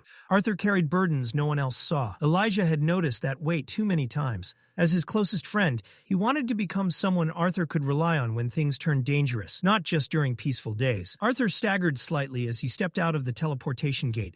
The world steadied beneath his boots, though the fatigue of transit lingered in his limbs. Beside him walked the young elf girl, assigned as his escort. They made their way along the outer walls toward the kingdom's main entrance. A crowd had gathered there. Merchants grumbled loudly about delays. One man, Roger, complained that they'd been waiting for hours. Another doubted they'd even gain entry before nightfall. As Arthur passed near the group, moving directly toward the gates with quiet confidence, Roger noticed a boy, accompanied by an elf, walking straight toward entry while everyone else remained stuck in line. Irritation flared instantly. Roger stormed forward and grabbed Arthur by the shoulder. Arthur turned slowly, composed, but there was something in the way he stood that made it clear he He wasn't someone who could be bullied. The young elf beside him immediately stepped forward, trying to explain that Arthur was an honored guest of El Anwar and had urgent business inside the kingdom. She barely got a few words out before Roger roughly slapped her hand aside. Duke attempted to intervene, urging Roger to calm down, but the man was beyond reason. He shouted that everyone waiting in line had valid documents and important matters to attend to. Why should this boy, this child, walk straight through while they had been standing there for hours? Murmurs rose from the crowd. Frustration thickened into hostility. Arthur didn't allow it to spiral. With a clean, sharp motion, he knocked Roger's hand off his shoulder. The gesture wasn't aggressive, it was decisive. He wasn't in line because he didn't need to be. That was all. But Roger wasn't finished. In one last flare of temper, he sneered, mocking Arthur's upbringing. He spat insults about his family, calling him spoiled and entitled. Then he grabbed Arthur by the collar and lifted him clean off the ground. Mana flared violently around Roger's body. Flames ignited, swirling hot and unstable as heat rippled through the air. His voice dropped into something threatening. He promised not to burn Arthur alive. Not yet. Arthur didn't blink. He stared into Roger's eyes with chilling calm.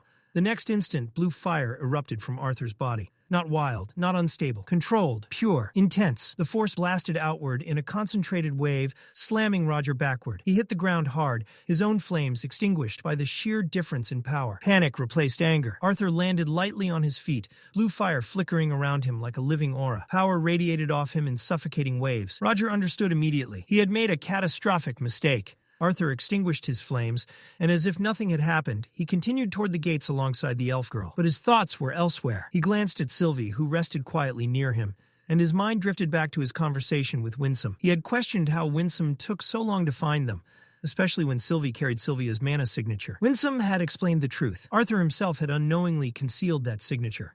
By covering Sylvie's insignia with one of Lady Sylvia's feathers, he had masked her presence completely. The concealment was powerful enough to hide her from detection. Windsom had praised his caution.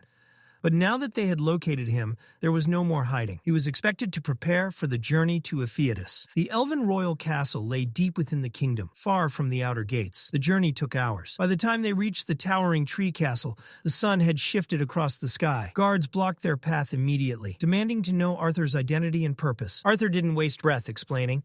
He reached into his cloak and withdrew a compass, the one given to him by Grandpa Varian. Its surface bore the royal crest. The guard's expressions changed instantly. That compass was not an ordinary token. It symbolized trust from the royal family itself. They bowed and stepped aside, but peace lasted only a heartbeat. An explosion ripped through the castle. Part of the structure burst outward, debris raining from above. Guards dove for cover, shouting warnings. One of the very guards who had questioned Arthur froze in shock beneath falling rubble. Arthur reacted without hesitation. Mana surged. Wind gathered and compressed around him, forming a protective dome. The barrier deflected chunks of stone and splintered wood before they could strike. Despite their earlier suspicion, he was relieved they weren't malicious, just cautious. From a shattered ledge above, a figure leapt down and landed heavily nearby. Grandpa Varian. He spared Arthur only a brief glance before demanding his help and turning back toward the destruction. Arthur asked if it was an intruder. Varian scoffed irritably. If it were merely an intruder, it wouldn't be this difficult. Another explosion thundered from within the mansion. Then she appeared. From the heart of the chaos, Tessia emerged. Emerald green mana spiraled violently around her. Tendrils of glowing vines burst outward in every direction, wild and uncontrolled. They tore through stone and wood alike, writhing like living creatures. Arthur froze for a split second. Tessia shouted for help, struggling to restrain the power consuming her. Varian explained rapidly. Her body had fully merged with the Elderwood Guardian's beast will. It had happened far too quickly.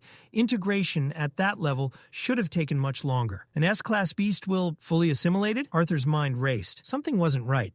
He couldn't ignore the possibility that the marble Windsom had given her had accelerated the process unnaturally. Varian continued, voice strained. Tessia was conscious, aware, but she had no control. Varian ordered Arthur to step in. He would support from below. The royal guards, shaken but loyal, offered assistance. Varian dismissed them immediately. This was beyond their level. He commanded them to clear the area and prevent anyone from approaching.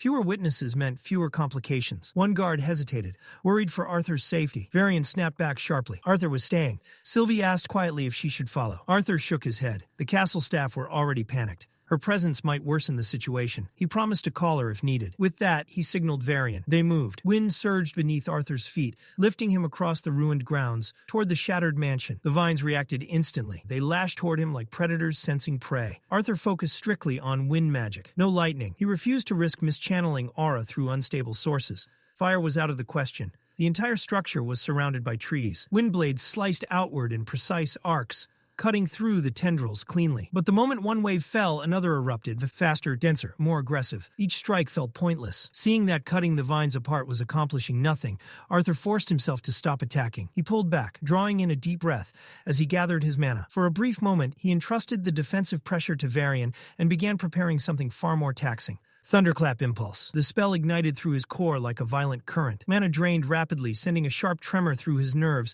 as lightning pulsed along his pathways. And then the world slowed. The thrashing tendrils that had seemed impossibly fast now moved as if submerged in water. Even Varian's powerful strikes appeared dulled and delayed. Arthur launched forward. With heightened perception and sharpened reflexes, he threaded through the chaotic forest of vines. Every step required flawless precision. Clusters snapped toward him from blind angles, but he twisted and pivoted through narrow openings that shouldn't have existed. At last, he reached Tessia. She stood at the epicenter of the storm, emerald mana spiraling wildly around her. He began forming another spell, intending to pull them both out. The vines reacted violently. They recoiled all at once, compressing like a coiled spring. He tightened his hold around Tessia and formed a mana barrier around her body, shielding her from the debris and backlash. Her scream echoed faintly over the city. Arthur narrowed his focus one final time. Absolute zero. Cold erupted outward in an instant. The pursuing tendrils froze solid mid-lash. Arthur twisted his body and drove a precise kick through them. The frozen vines shattered. Fragments burst apart like glimmering diamonds, scattering through the golden evening light of the kingdom below. Silence followed. Tessia remained in his arms, trembling, not from fear alone, but from frustration. When she spoke, her voice carried something heavier than exhaustion. She hated this. Hated always being the one who needed saving. Arthur didn't blame her. If anything, he felt responsible. He had been the one to give her the beast will. The instability wasn't her failure. It was the consequence of power forced to mature too quickly. But Tessia didn't see it that way. To her, Arthur had given her an opportunity, a chance to grow stronger. And if she wanted to stand beside him as an equal, she had to master it. She refused to remain someone who constantly needed rescuing. Arthur's expression softened. He offered her a small smile and extended his fist. Tessia bumped it with her own. No dramatic vows, no grand declarations, just a quiet promise. He would wait for her. Unseen by them, Windsom observed from the shadows. His gaze lingered not on their shared moment, but on Sylvie nearby. There were truths Arthur still didn't know. Truths about Sylvie's bloodline and the weight of her existence, but not yet. The boy wasn't ready. Arthur and Tessia remained unaware of the silent watcher. Their moment was interrupted by the deliberate clearing of a throat. Varian. He gestured toward the devastation surrounding them. The mansion was partially destroyed. Rubble littered the grounds. The crisis wasn't entirely over. They lingered a second too long, still caught in each other's eyes, until Varian physically stepped between them, gently forcing reality back into place. Arthur blinked in confusion. Where are we going? Varian answered plainly. They needed to leave. The castle was unstable, and attention would only complicate matters. An inn had already been arranged, secure, easier to guard, and away from unnecessary scrutiny. Later, seated in silence, Arthur felt guilt settle heavily in his chest. This had started with him. He had encouraged Tessia to use the first phase of her beast will. Varian accepted part of the blame. He too had believed she could handle it. Her body had fully integrated the will, and he assumed he could intervene if things escalated. They had both miscalculated. Arthur replayed the integration in his mind. It had been accelerated. Tessia had skipped the gradual training phase, the period meant for balancing foreign mana and adapting to it. That missing foundation worried him. If she lost control again, it wouldn't just endanger her. It could endanger everyone nearby. Varian clenched his jaw, frustration evident. He admitted to himself that pride had clouded his judgment. He had been too eager to celebrate his granddaughter's growth. Now he had to think ahead. A mana suppression seal came to mind, something that could restrain her power if necessary. But that solution carried its own risks. In a real emergency, such a seal could leave her defenseless. Perhaps a better alternative would be a protective artifact, something capable of shielding her during instability without restricting her abilities. Arthur agreed immediately. An artifact was the smarter path, and to reassure Varian, he promised to remain by Tessia's side as much as possible. Varian chuckled at that, teasing that Arthur would protect her even if she weren't his granddaughter. Then his tone shifted, more serious. He asked Arthur something personal. What did he truly think of Tessia? Not as a friend, but as something more. Had he ever imagined a future with her? Marriage? Arthur froze, caught off guard by the abrupt change in direction. Before he could fully respond, Varian continued. Tessia had flaws. She was still impulsive, perhaps too sheltered at times. Her family might have indulged her excessively, but she was kind. And what she and Arthur shared, history, trust, understanding, those weren't easily found. Arthur attempted to deflect by mentioning that elves traditionally didn't marry young. Varian laughed softly at the idea of clinging to tradition. The world was changing far too quickly for rigid customs. The real question remained simple. Did Arthur like her? Arthur answered honestly. He did, but he also admitted he didn't yet understand what love truly meant. He needed time to grow, to mature, to become someone worthy before deciding something so important. For now, his focus was on improving himself. Varian studied him for a long moment. Then he nodded. It was the answer of someone who refused to rush into feelings he didn't fully comprehend. Someone determined to strengthen himself before making promises he might not yet be ready to keep. A mature answer, and one Varian respected. Arthur's priorities were clear. Even so, his eyes drifted toward Tessia, a faint worry surfacing as he wondered whether she had overheard any part of the conversation. Varian noticed the glance and calmly reassured him. She was fast asleep. In truth, Tessia was anything but. She lay perfectly still, eyes shut, breathing measured. But inside, her thoughts were in complete chaos. Arthur had admitted he liked her. The words replayed over and over in her mind. Her heart pounded so loudly she was certain it could be heard. Heat crept across her cheeks. She forced herself not to move. Varian, however, noticed the sheen of sweat forming on her forehead and commented on it. Arthur glanced at her, uncertain, then dismissed it as a possible nightmare. He didn't dwell on it, but his own thoughts weren't calm either. He knew his feelings toward Tessia were different, more protective, heavier, more serious than what he felt for anyone else. That difference alone meant he couldn't afford another mistake when it came to her safety. The idea of crafting a protective artifact returned to him, something reliable, something constant. It would give her security and give him peace of mind. That line of thought drifted naturally to his family, his mother, Ellie. They had the Phoenix pendants, powerful, yes, but single use, a last resort. And Ellie wasn't even awakened yet. If Windsom's warning about war was true, Ellie would be vulnerable. Arthur's thoughts deepened. Ellie would need a bond. Not just any bond, but something powerful. Varian glanced at him and narrowed his eyes. He told Arthur to stop whatever strange scenario he was building in his head. They had arrived. The carriage rolled to a halt. The door opened. Alduin and Marial stood waiting. The moment Tessia stepped out and saw them, all composure vanished. She rushed into her mother's arms, her earlier turmoil forgotten in the warmth of reunion. Marial held her tightly. Alduin greeted Arthur kindly, noting with amusement that he always seemed to be present whenever something happened involving Tessia. Marial thanked Arthur sincerely, though confusion soon crossed her face. They had been redirected mid-journey and informed that their manor was under construction. She wanted answers. Alduin laughed lightly, half-jokingly asking whether Tessia had somehow destroyed their home. Tessia hesitated and admitted, well, not completely. Before things could spiral, Varian stepped in smoothly. He claimed it had happened during a training session. He'd grown over-enthusiastic while using his first phase and accidentally damaged part of the manor. Arthur blinked, momentarily thrown off, then awkwardly supported the explanation. As they approached the estate, Varian assured them the damage wasn't severe. Repairs would be handled swiftly. The halls might be a bit drafty for now, but nothing more. He added that the situation presented a good opportunity to visit Rhynia, something they had postponed for too long. Tessia perked up at that. It had been a while since she'd seen her grandmother. She asked if everything was all right. Varian smiled faintly and explained that Rhynia had been preoccupied. Lately, she'd shown particular interest in Arthur's future. That caught Arthur off guard. Why would Rhynia concern herself with him? He glanced around as they traveled, realizing the forest path felt unfamiliar. It didn't resemble the routes from previous visits. Mariel gently explained that it had indeed been years since they last saw Rhynia. She had moved. Varian added that Rhynia had chosen to isolate herself near the kingdom's edge.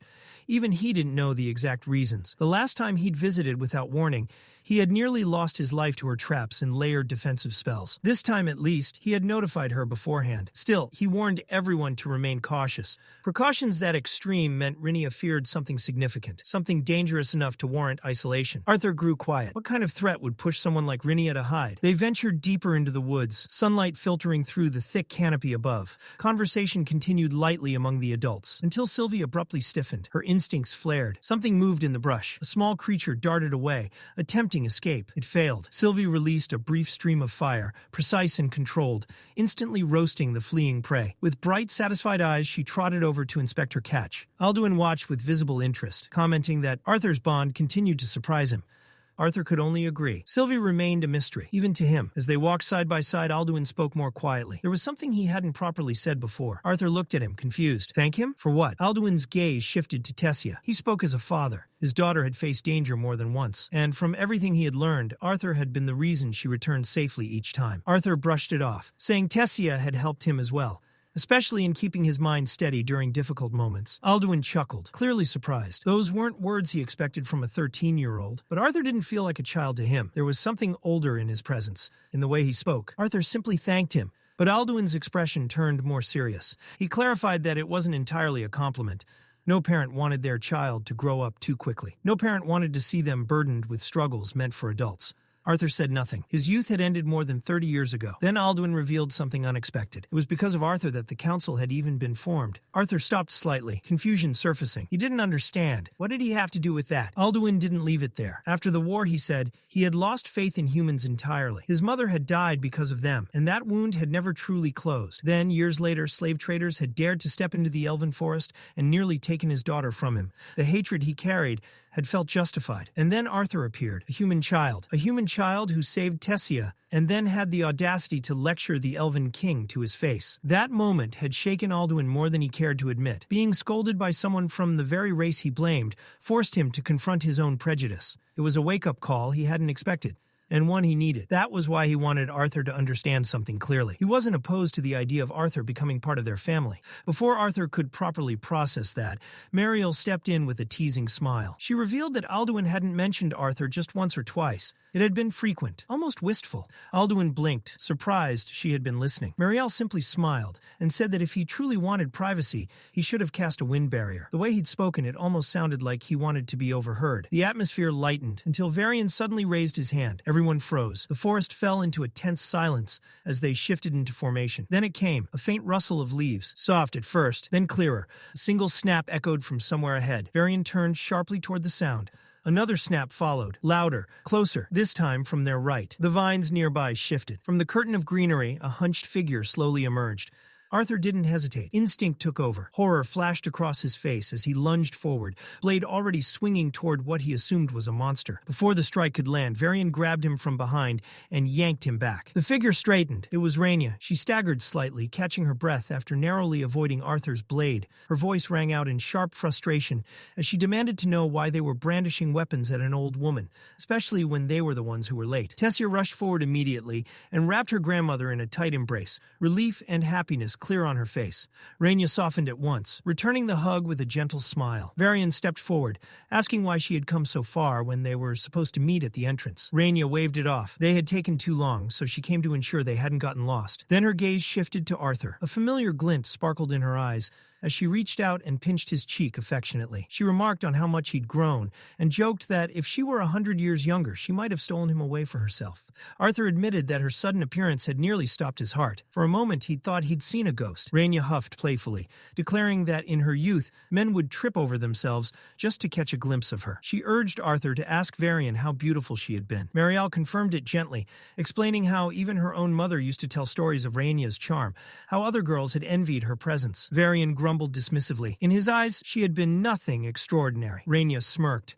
Of course he'd say that. Varian had only ever truly looked at one girl. The words left her mouth, and immediately her expression shifted. Silence fell. She reached out and placed a hand on Varian's shoulder. Regret softened her voice as she apologized for bringing up old memories. Varian responded quietly, admitting that he should be the one apologizing. Rainia had her own share of pain as well. The air grew heavy. Even the forest seemed to still around them. Questions formed in Arthur's mind, questions he knew better than to ask. Mariel gently rested a hand on his shoulder. Her smile was soft, though clearly forced. Rainia broke the tension, announcing they were nearly there. They resumed walking. Leaves crunched underfoot. The occasional snap of a twig echoed in the quiet. Gradually, the trees thinned. They stepped into a clearing, and the distant sound of rushing water grew into a roaring presence that filled the air. It felt as if the forest had been holding its breath until this very moment. Rainia moved ahead, eyes focused forward. They had arrived. Her voice turned firm as she gave one clear instruction. No one was to conjure light. They entered a dark tunnel, guided solely by her voice echoing through the cold stone corridors. The path twisted endlessly. Arthur quickly lost track of the turns and abandoned any attempt to memorize them. At last, a faint flicker appeared in the distance. The tunnel opened. Rainia welcomed them into what she casually referred to as her cottage. The interior was far larger than the narrow entrance suggested. Arthur's eyes sharpened. That wasn't normal. Rainia distributed a warm herbal tonic. One by one, they drank. The liquid soothed their bodies, easing tension from the long journey. Arthur drank as well, but his mind remained alert. The space was impossibly large. This had to be deviant magic, and not a form he recognized. Conversation continued softly. Between the warmth, the exhaustion, and the drink, drowsiness crept in. One by one, the others succumbed, their breathing evening out as they drifted into sleep. Arthur remained awake, calm, aware, not alarmed. Rainia turned toward him, unsurprised. She had expected shock. Arthur gave her none. He had seen too much lately for that. A faint smile touched her lips, as if she could sense exactly what he was thinking. She acknowledged quietly that he was ready. Arthur understood. Something important was about to be revealed. Something meant meant for him alone. Rhaenyra didn't begin immediately. Before revealing what she had seen, she paused and decided Arthur needed to understand her first, her power, and the burden that came with it. Not magic in the traditional sense. Divination. Arthur had only skimmed over it in books. Even the advanced texts at Xyrus Academy barely touched on the subject. It was classified as one of the rarest deviant arts in existence, and now he was sitting across from a true diviner. Rhaenyra noticed the spark of curiosity in his eyes and smiled faintly. Setting her cup aside, she began. Deviants, she explained, were fundamentally different from elemental mages. Elemental users drew mana from the atmosphere, shaping it into fire, wind, earth, or water. Deviants did not. They relied on something internal, a personal source, something uniquely their own. She gave him an example he would understand. His mother, Alice, was an emitter. Her healing abilities far surpassed conventional recovery spells because they weren't simply structured mana techniques. They were fueled by her own internal reservoir. Rhaenyra had met many deviants over the years. Despite their varied abilities, they all shared that same trait, a personal pool of power separate from the natural flow of mana. Arthur, she noted, was an elemental deviant. He manipulated higher forms of natural elements. Diviners were different still. Their gift didn't awaken through training or discipline. It could manifest suddenly, even late in life. And when it did, it came in flashes, unpredictable, fragmented glimpses of the future. They couldn't control when the visions appeared. They couldn't summon them. They didn't even require mana. The images simply came. Rhaenyra admitted that, on its surface, it sounded like a useless ability. Random fragments of an uncertain future. She reminded Arthur of the spells she once used, so he could speak to his parents as a child. That projection, those illusions, were techniques she created herself. But that wasn't true divination. True divination was something far more dangerous. It was the conscious act of looking ahead. Arthur frowned, trying to reconcile that with what she'd said earlier. If visions didn't require mana, then what powered them? Rhaenyra met his gaze calmly. Lifespan. Every time a diviner deliberately chose to see the future, they paid with their own time. Years shaved away. Moments never reclaimed. That was the real cost of her gift. Everything else she did, illusions, projections, minor tricks, were secondary abilities she developed to compensate. The true power of divination came with a simple price: life. She then spoke of Varian's wife, Lania. Lania had been a diviner as well. Far stronger than Rhaenyra ever was. Her visions were frequent, long, and painfully clear. She was admired not only for her ability, but for her beauty and grace, the pride of her kingdom. When she and Varian fell in love, their marriage felt like destiny fulfilled. For a time it seemed fate had favored them. But fate was never kind for long. Near the end of the war between elves and humans, when peace finally seemed within reach, the humans made one final move. The king of Sapin ordered an assassination. The target was Varian, heir to the elven throne. Lania saw it coming, but her visions were never complete. They showed Varian's death, but not the precise moment, not the exact method, just enough to torment her, enough to fill her nights with dread. She could see the future, but she couldn't change it. Rhaenyra's voice softened as she shifted back to Arthur. There were two things she wanted him to remember. First, people often committed terrible acts for reasons they believed were good. Nothing was ever as simple as it appeared. He must never judge solely by the surface. There was always something beneath. Second, the most dangerous enemy wasn't always a king or a general. Sometimes it was the forgotten soldier, the one abandoned, the one with nothing left to lose. That kind of person could burn the world down without hesitation. She apologized for not saying more. Arthur's future was still unfolding. Too many details could disrupt what was meant to happen. He and Tessia would be leaving the next day. Arthur remained silent. The conversation lingered in him like a bitter herbal tonic, necessary, but difficult to swallow. Far from Xyrus Academy, beyond the depths of the forest, a gathering had begun. A group of cult followers stood assembled in the shadows. Beneath the cold night sky, they gathered in a tight circle, tension hanging thick in the air. Lucas Wykes stood among them. In his hand was a small vial containing the same experimental drug that had already claimed Marcos's life. Charles explained that Marcos had volunteered to take it, but his body simply hadn't endured the strain. Lucas wasn't impressed. He laughed at them openly, mocking the fact that none of them had been selected to try it themselves. To him, that alone proved their weakness. When he realized the drug's power far exceeded their limits, his disdain only deepened. Their mana cores were too fragile, too pathetic. The drug would tear them apart instantly. Charles's patience snapped. He reminded Lucas that they hadn't asked to babysit him. A larger operation was already in motion. Their informant had warned them that DC officers were growing suspicious. Time was short. Lucas didn't care. A sudden streak of fire sliced through the air, grazing past Charles's shoulder. He and the others barely avoided being scorched. Charles whipped around in alarm. Lucas hadn't moved. He stood there calmly, unaffected. He called Charles what he believed him to be, a mere errand boy. While they wasted time squabbling, their leader was already advancing the true plan. Then, without hesitation, Lucas uncorked the vial and swallowed the drug. The reaction was instant. His heartbeat thundered violently against his ribs. Agony tore through him like molten iron flooding his veins. He collapsed to the ground, convulsing, body twisting under unbearable strain. Charles watched and smiled. There was something satisfying about seeing Lucas suffer. He mocked him, returning every insult. Even someone as arrogant and powerful as Lucas couldn't withstand it. Certain of his impending death, Charles stepped forward and pressed his foot against Lucas's head. He told him to die quickly. Lucas's hand shot up. His grip clamped around Charles's ankle with monstrous strength. Bones cracked. Charles screamed. With a flick of his wrist, Lucas hurled him across the clearing. Charles smashed into a tree, the impact knocking the air from his lungs. Lucas rose slowly. A memory surfaced. His brother, Baron. Baron's voice echoed in his mind, calling him weak, accusing him of relying on their parents' wealth instead of forging his own strength, challenging him to prove himself without privilege. That humiliation ignited something darker inside him. A twisted grin stretched across his face. Then he began to laugh. The sound was unstable, unhinged. Flames erupted from his body, deep crimson, violent, and alive. This wasn't simple magic anymore. It was raw devastation given form. Juno panicked. He drew his sword, but his hands trembled. Instinct screamed at him to run. He dropped the weapon and fled. Lucas raised a single finger. A concentrated beam of energy shot forward, piercing straight through Juno. The scream barely left his throat before flames engulfed him entirely. His body burned alive, his cries fading into the forest until nothing remained but ash. The healer shouted in horror and rushed toward the flames, but Charles, still broken and bleeding, grabbed him, demanding healing first. The healer trembled, grief flooding his face. Juno was gone. Rage overtook him. He raised his wand and unleashed a desperate spell. A torrent of water blasted forward like a projectile. It never reached Lucas. The inferno surrounding him vaporized it instantly. In the next heartbeat, Lucas was in front of the healer. His hand wrapped around the man's throat and lifted him effortlessly off the ground. He slammed him down with crushing force, splitting the earth beneath them. The impact shook the clearing. Flames spiraled around Lucas's arm as he leaned closer, mocking him. His grip tightened. Blood streamed from the healer's eyes. The man begged. Lucas burned him alive. When the fire died down, nothing remained. Only smoke. Lucas turned toward Charles. Charles tried to stand, terror overtaking him. Lucas approached slowly, fire trailing at every step. He wanted Charles to feel it, the helplessness, the fear. Charles screamed. Flames swallowed him whole. His cries echoed briefly, then vanished. Far from the slaughter, morning light filtered into the stone cottage. Rinia moved gently through the room, waking everyone. She prepared a simple meal from foraged plants and mushrooms. There was no meat, but Arthur appreciated the warmth and flavor. Sylvie clearly did not. Rinia commented that the herbs in last night's tea had been stronger than intended. She hadn't meant to put them all into such a deep sleep. Alduin reassured her that the rest had likely been needed. Varian grumbled that some responsibilities didn't pause for enchanted beverages.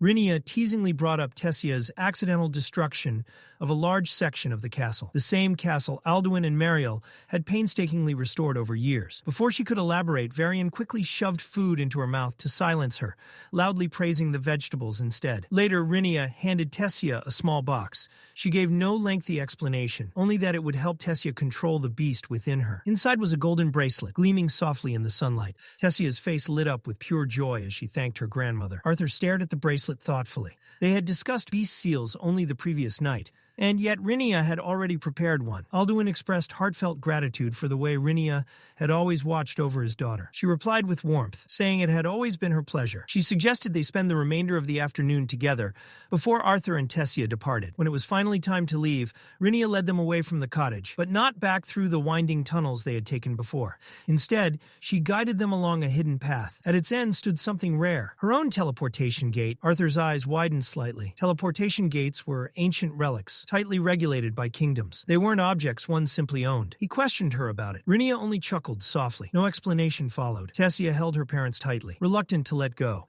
Marielle stroked her hair and promised they would visit soon. Before Arthur and Tessia stepped through the gate, Varian reminded them to stop by Director Goodsky's office before classes resumed. He hadn't received word from her in some time and wanted confirmation that she was well. Tessia thanked Rinia sincerely for everything, wishing they could have stayed longer. Rinia smiled with quiet affection, telling her that every moment they shared was precious. As they prepared to depart, Sylvie glanced up at Arthur, sensing the weight lingering in him. She asked softly if he was all right. Arthur brushed a hand over her head and assured her he was fine. With final farewells exchanged, Arthur, Tessia, and Sylvie stepped into the teleportation gate. The transition struck like a sudden drop in gravity. The world twisted, compressed, then released. When their feet touched solid ground again, dizziness clung to them for a brief moment. But they had arrived safely. Tessia looked around, frowning slightly. There were no guards stationed nearby. That was unusual. Arthur reasoned that it was likely because of the Aurora Constellate. With trade temporarily halted during the event, Much of the city's staff had probably taken leave, leaving certain areas undermanned. Above them, the sky had begun to darken as the sun dipped lower. From the floating city, the aurora shimmered far more brilliantly than it had back in Elenoir. Waves of color rippled across the heavens in breathtaking displays. Even though she had seen it before, Tessia couldn't hide her awe. When they reached Hellstea Manor, Sylvie ran ahead, scratching eagerly at the door. It opened, and the last person Arthur expected stood there, Jasmine, his former mentor from his adventurer days. For a moment, he simply stared. Before he could react, the rest of the twin horns appeared behind her one by one. Durden smiled warmly, commenting on how much Arthur had grown. Adam leaned against him lazily, pointing out the small ponytail Durden had begun wearing. Arthur noticed it too. Adam laughed, claiming he originally thought Durden was copying him, until he realized it was Arthur's old style that had unknowingly inspired it. Angela came barreling down the stairs and wrapped Arthur in a crushing hug, exclaiming over how tall he had gotten. Without hesitation, she scooped Tessia up as well, earning a startled squeal from the elf girl. Reynolds stepped in, ever practical, reminding everyone to give them space and let them inside. Ellie greeted her brother next, grinning as she teased him for once, returning home without looking half dead. Helen followed, calmly guiding the excited group upstairs. Arthur felt a rare sense of ease. It had been over a year since they had all been together like this. Tessia, however, declined the invitation to stay long. She explained politely that she needed to return to school. Student council duties were waiting, and she still had to meet Director Goodsky. Others, like Lilia, were already working diligently. As president, she believed it was her responsibility to set the standard. Arthur watched her carefully. He asked if something was wrong. She dismissed the concern with a gentle shake of her head. She simply wanted help adjusting to the suppressor device. She would need to wear it for some time, and it would take getting used to. Arthur remembered his promise to Varian, to stay close, especially while her magic was restrained. Still, Tessia reassured him, it was only one night. She would manage. He reminded her not to push herself. Her manicore was unstable. Rest was more important than pride. Alice stepped forward quietly and removed her own muffler, wrapping it around Tessia's neck with gentle hands. She offered no grand speech, only a soft wish for her to stay warm. Tessia smiled shyly and thanked her before waving goodbye. Arthur didn't follow immediately. He stood there until she disappeared from view. Ellie called him back inside. Dinner quickly descended into chaos. Adam loudly declared it a blessing not to share a bedspread with Durden for once. Durden raised his glass and thanked the gods in exaggerated relief, sending the table into laughter. Arthur tried and failed to suppress his own laughter when Ellie tackled Adam to the floor and somehow pinned him. As the evening wore on, both Durden and Reynolds became thoroughly drunk. The atmosphere grew louder, looser. Jasmine had been quiet for most of it, but eventually she approached Arthur. Her steps were slightly unsteady, her eyes glassy. She repeated more than once how much she cared about him, how worried she had been during his absence. One by one, the group drifted away to their rooms. Only Helen and Arthur remained seated among the aftermath of overturned chairs and half-empty glasses. Helen suggested stepping outside for fresh air. Arthur agreed. The cool night breeze was a welcome contrast to the warmth and noise inside. Helen mentioned almost casually that Arthur had unknowingly taken over Reynolds' role in constantly worrying Alice. Arthur admitted that seemed to be the one skill he was consistently improving. Then Helen's expression shifted, more serious. She told him he was meant for greater things, but she warned him to stay grounded, to remember what he truly wanted, and most importantly, to know what he was fighting for. Arthur raised an eyebrow and asked if she was drunk too. Helen laughed softly, admitting maybe she was. The discovery of a new continent had stirred something in her. Before heading back inside to make sure her teammates didn't burn the manor down, she reminded him to rest. She winked. Then she disappeared through the door. Arthur remained alone beneath the aurora-lit sky. Silence settled around him. His thoughts turned inward. He didn't believe he had been placed in this world to be maneuvered like a piece on someone else's board. He didn't know why he had been reborn here, but he refused to surrender his will. He would not allow gods, fate, or unseen hands to dictate his path. His purpose was simple, to protect the smiles of those he cared about. No matter what power stood behind the curtain, Arthur intended to carve his own future. Meanwhile, the cult's masked leader stood calmly among his followers. He gave the command. The assault had begun. Mana beasts roared in the darkness. Massive creatures, among them the Hades serpent, answered without hesitation, their monstrous cries shaking the land. Back at Xyrus Academy, the disciplinary committee worked under mounting pressure. Theodore stood impatiently, demanding confirmation that preparations were complete. Kai knelt beside a complex device, saying activation was nearly ready. They were simply waiting for Doradrea to arrive so the system could be finalized.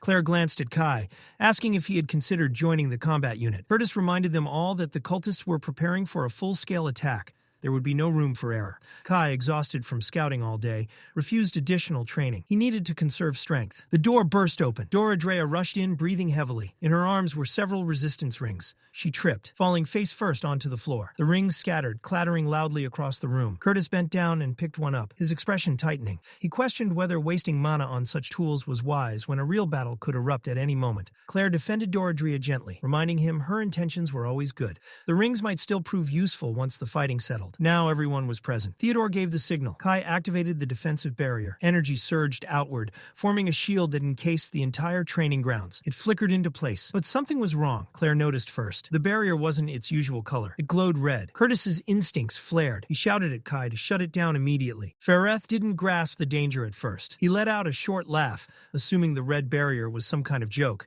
Kai's idea of poorly timed humor. Claire didn't laugh. She stepped closer and pressed her palm against the barrier. The mana felt wrong, unstable, and sealed tight. A chill crept up her spine. "Theodore," she called. "I don't think he can hear us." Theodore didn't waste time. He drove his fist into the barrier with a burst of mana. Nothing, not even a ripple. Kathleen's voice cut through the tension. "There should be an emergency kill switch." Claire dropped to her knees and tore up the floor panel. Beneath it lay the control mechanism, shattered. Someone had sabotaged it. Silence swept over the room. Then Kathleen's eyes widened. "The barrier, look!" A jagged hole had formed in the crimson shield. They barely had a second to react before shards of stone shot through the opening like arrows. Kathleen snapped her wand forward, unleashing a blast of water that slowed the projectiles mid-air. Theodore followed instantly, increasing the gravity around them. The shards slammed into the ground harmlessly. No time to breathe. Cloaked figures began pouring through the breach. Claire's voice rose above the chaos. Formation! Theodore, Doradrea, and Claire surged forward in perfect sync. Doradrea led with brute force. Her fist slammed into the first attacker, sending him crashing backward. Curtis followed through without hesitation, blade flashing as he cut down another. Fereth and Kathleen erected thick walls of ice, sealing their flanks. Theodore punched the ground, gravity rippling outward. Enemies stumbled, thrown off balance. Claire spun into the fray, flames roaring around her as her blade carved a blazing arc through the attackers. They pushed forward, fighting toward the opening. They had to reach Kai. Something was terribly wrong. Then, a voice echoed through the battlefield, smooth, mocking. Doradrea froze. She knew that voice. Lucas stepped into view, a twisted smile pulling at his lips. The air shifted. Lucas spoke casually, almost bored. It was Kai who had trapped them inside. Doradrea's jaw tightened. She didn't want to believe it. Lucas didn't argue. He didn't need to. He vanished in a burst of fire. In the next instant, he was among them. Fereth and Curtis were struck by a single sweeping motion. Blown away like leaves in a storm, their bodies slammed across the ground from the sheer force. Claire dashed in from behind, blade raised. Lucas didn't even turn. Flames surged from his shadow, forming a monstrous, bestial shape. The fiery construct hurled a blazing fist toward her. Doradrea reacted instantly, grabbing Claire and throwing both of them aside. They smashed hard into the barrier. Claire's vision blurred. Then she noticed something. The barrier flickered where they hit, weakened. The mana resistance bands Doradrea had brought earlier were interfering with it. It wasn't much, but it was something. "We can break through," Claire said through clenched teeth. "If we all push." Doradrea's eyes never left Lucas. "He's stronger than the professor's," she muttered. "This isn't normal." Theodore activated downforce and launched himself forward, aiming for Lucas while he was focused on Fereth. Fast, precise, it didn't matter.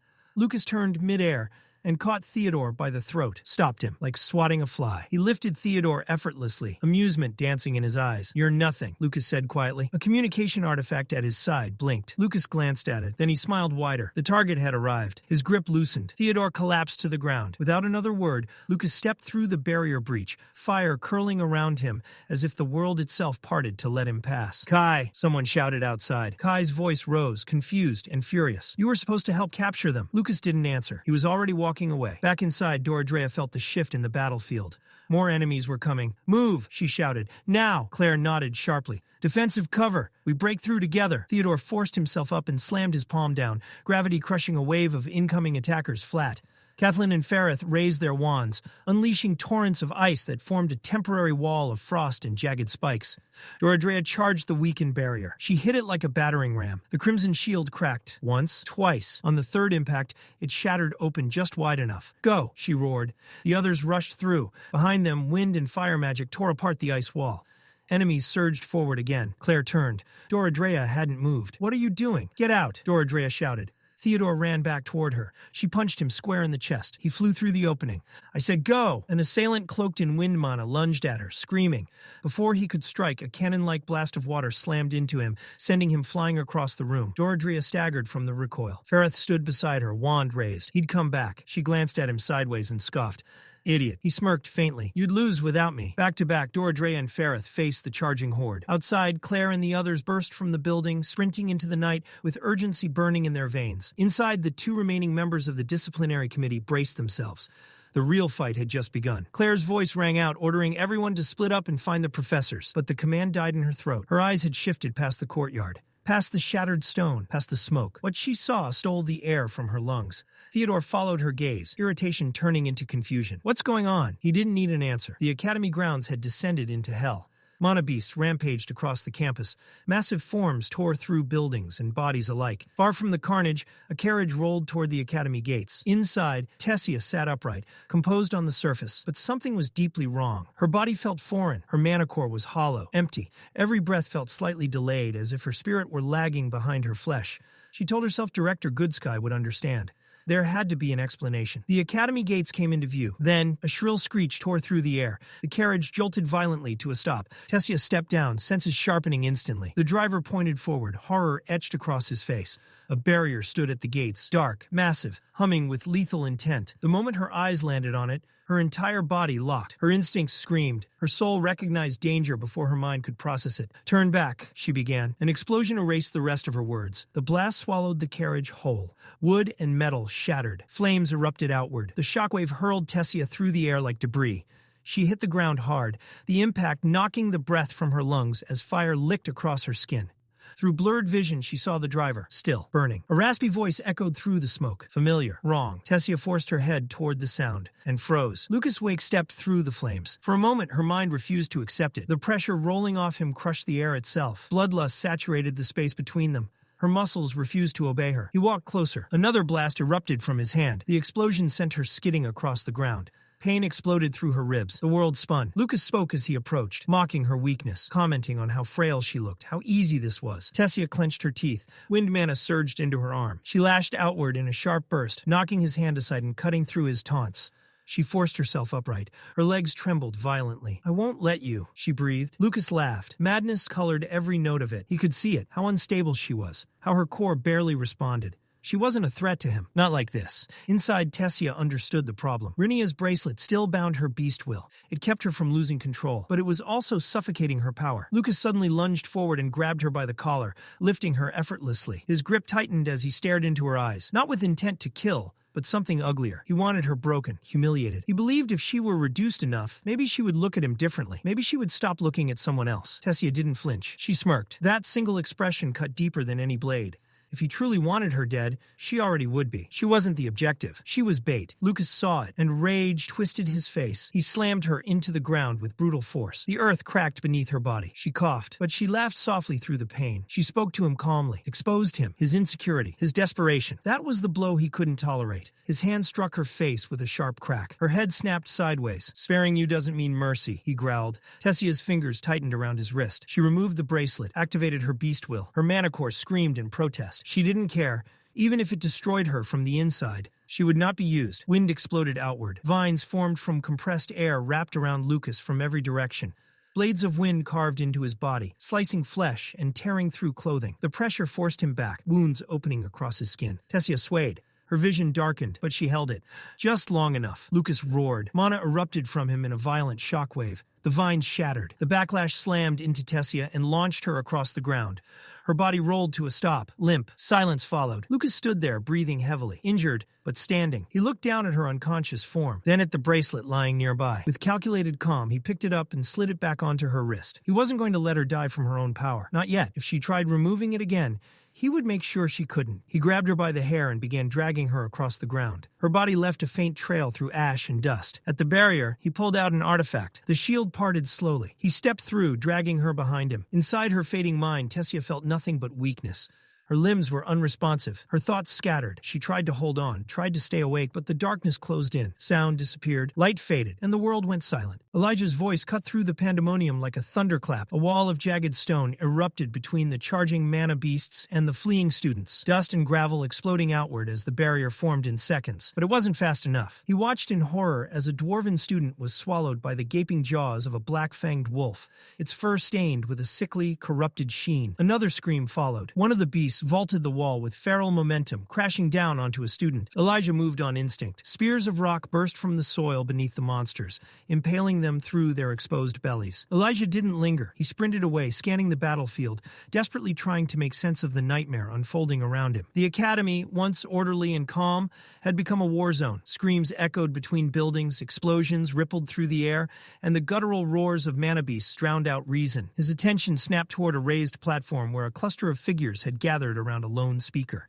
A shrill, grating voice rang out, unnaturally amplified, slicing through the chaos. The figure proclaimed himself the master of the mana beasts, offering protection to human students who pledged loyalty, while declaring elves and dwarves unworthy of mercy, their mana cores sentenced to destruction. Then came the laughter, twisted, unhinged. It crawled up Elijah's spine like ice. His thoughts spiraled. How had the most prestigious academy fallen this far? How could the faculty, how could Director Goodsky have allowed things to rot to this point? A scream tore him out of his thoughts. Close, too close. Just meters away, an elven girl struggled in terror, begging to be released as a professor restrained her from behind. The betrayal was suffocating. Every ounce of trust placed in Xyrus Academy shattered in that moment. Elijah froze for a heartbeat, then rage ignited. Even the professors were cultists. Mana surged violently through his channels as he roared, summoning jagged shards of stone and hurling them at the traitor. But the man was ready. With a flick of his wand, an ice barrier snapped into place, deflecting the projectiles in a spray of frost. Before Elijah could press the attack, the ground shook. Grotter, Curtis's bond, charged like a living battering ram, slamming into the rogue professor and sending him flying. The impact scattered nearby cultists, knocking them off their feet and leaving them reeling across the dirt-stained grounds. Curtis didn't hesitate. He barked a command for Grotter to stay alert and guard the area. Outnumbered and momentarily shaken, the professor assessed his chances. With a snarl of frustration, he chose survival over pride, turning and fleeing into the chaos without a backward glance. Curtis immediately turned to the elven girl, urging her to head for the training facility, where a handful of trustworthy professors were still holding their ground. Elijah faced Curtis, relief washing over him at the sight of a familiar ally. He demanded answers. What about the disciplinary committee? Curtis didn't sugarcoat it. Most were alive, scattered across campus, searching for reinforcements. But then his tone darkened. Doradrea and Ferrith were gone. They had stayed behind, holding the cultists back so others could escape. The weight of those names settled heavily in Elijah's chest. Desperation crept in as he fired off more questions. Arthur? Tessia? The student council? Curtis explained that neither Arthur nor Tessia had returned to the academy, a fact that, given the circumstances, might actually be a blessing. The remaining council members were alive but separated during the initial assault. Lilia and Clive had been split from the group. Their whereabouts were unknown. Elijah swallowed hard. What could they even do now? Curtis had no real answers. Survive, hold out, pray that soldiers arrived, or that the lances finally mobilized. Then the sky itself seemed to rupture. A deafening boom tore across the campus, the sound so violently amplified by mana that it shattered all sense of direction. Then a voice echoed out, calm, mocking, theatrical, poured down from the bell tower at the heart of the academy. A masked figure stood high above, his tone dripping with cruel amusement as he announced a gathering, a final ceremony, as he called it. All surviving students and faculty were instructed to make their way to the tower. There, he promised, awaited a spectacle no one would forget. He assured them the mana beasts would cease their attacks. Beyond the grand gates of Xyrus Academy, panic surged like a rising tide. Dozens of parents pressed against the barrier, shouting, pleading, their fear feeding off one another. A father near the front screamed until his voice cracked, demanding answers. He had tried contacting his daughter over and over, but nothing came back. Why were they being kept outside? Why wasn't the school responding? Nearby, professors stood rigid, struggling to maintain order. One stepped forward, urgently warning the crowd to stay clear of the magical barrier, pleading for calm, while insisting mages were working on a solution, even as doubt bled through his voice. Another professor spun toward a station mage, demanding a status update. The mage, pale and breathless, delivered news that made the air feel even heavier. Neither the Mages Guild nor the Artificers Guild had ever witnessed a barrier like the one sealing off the academy. The professor listening to the report had no patience for scholarly analysis.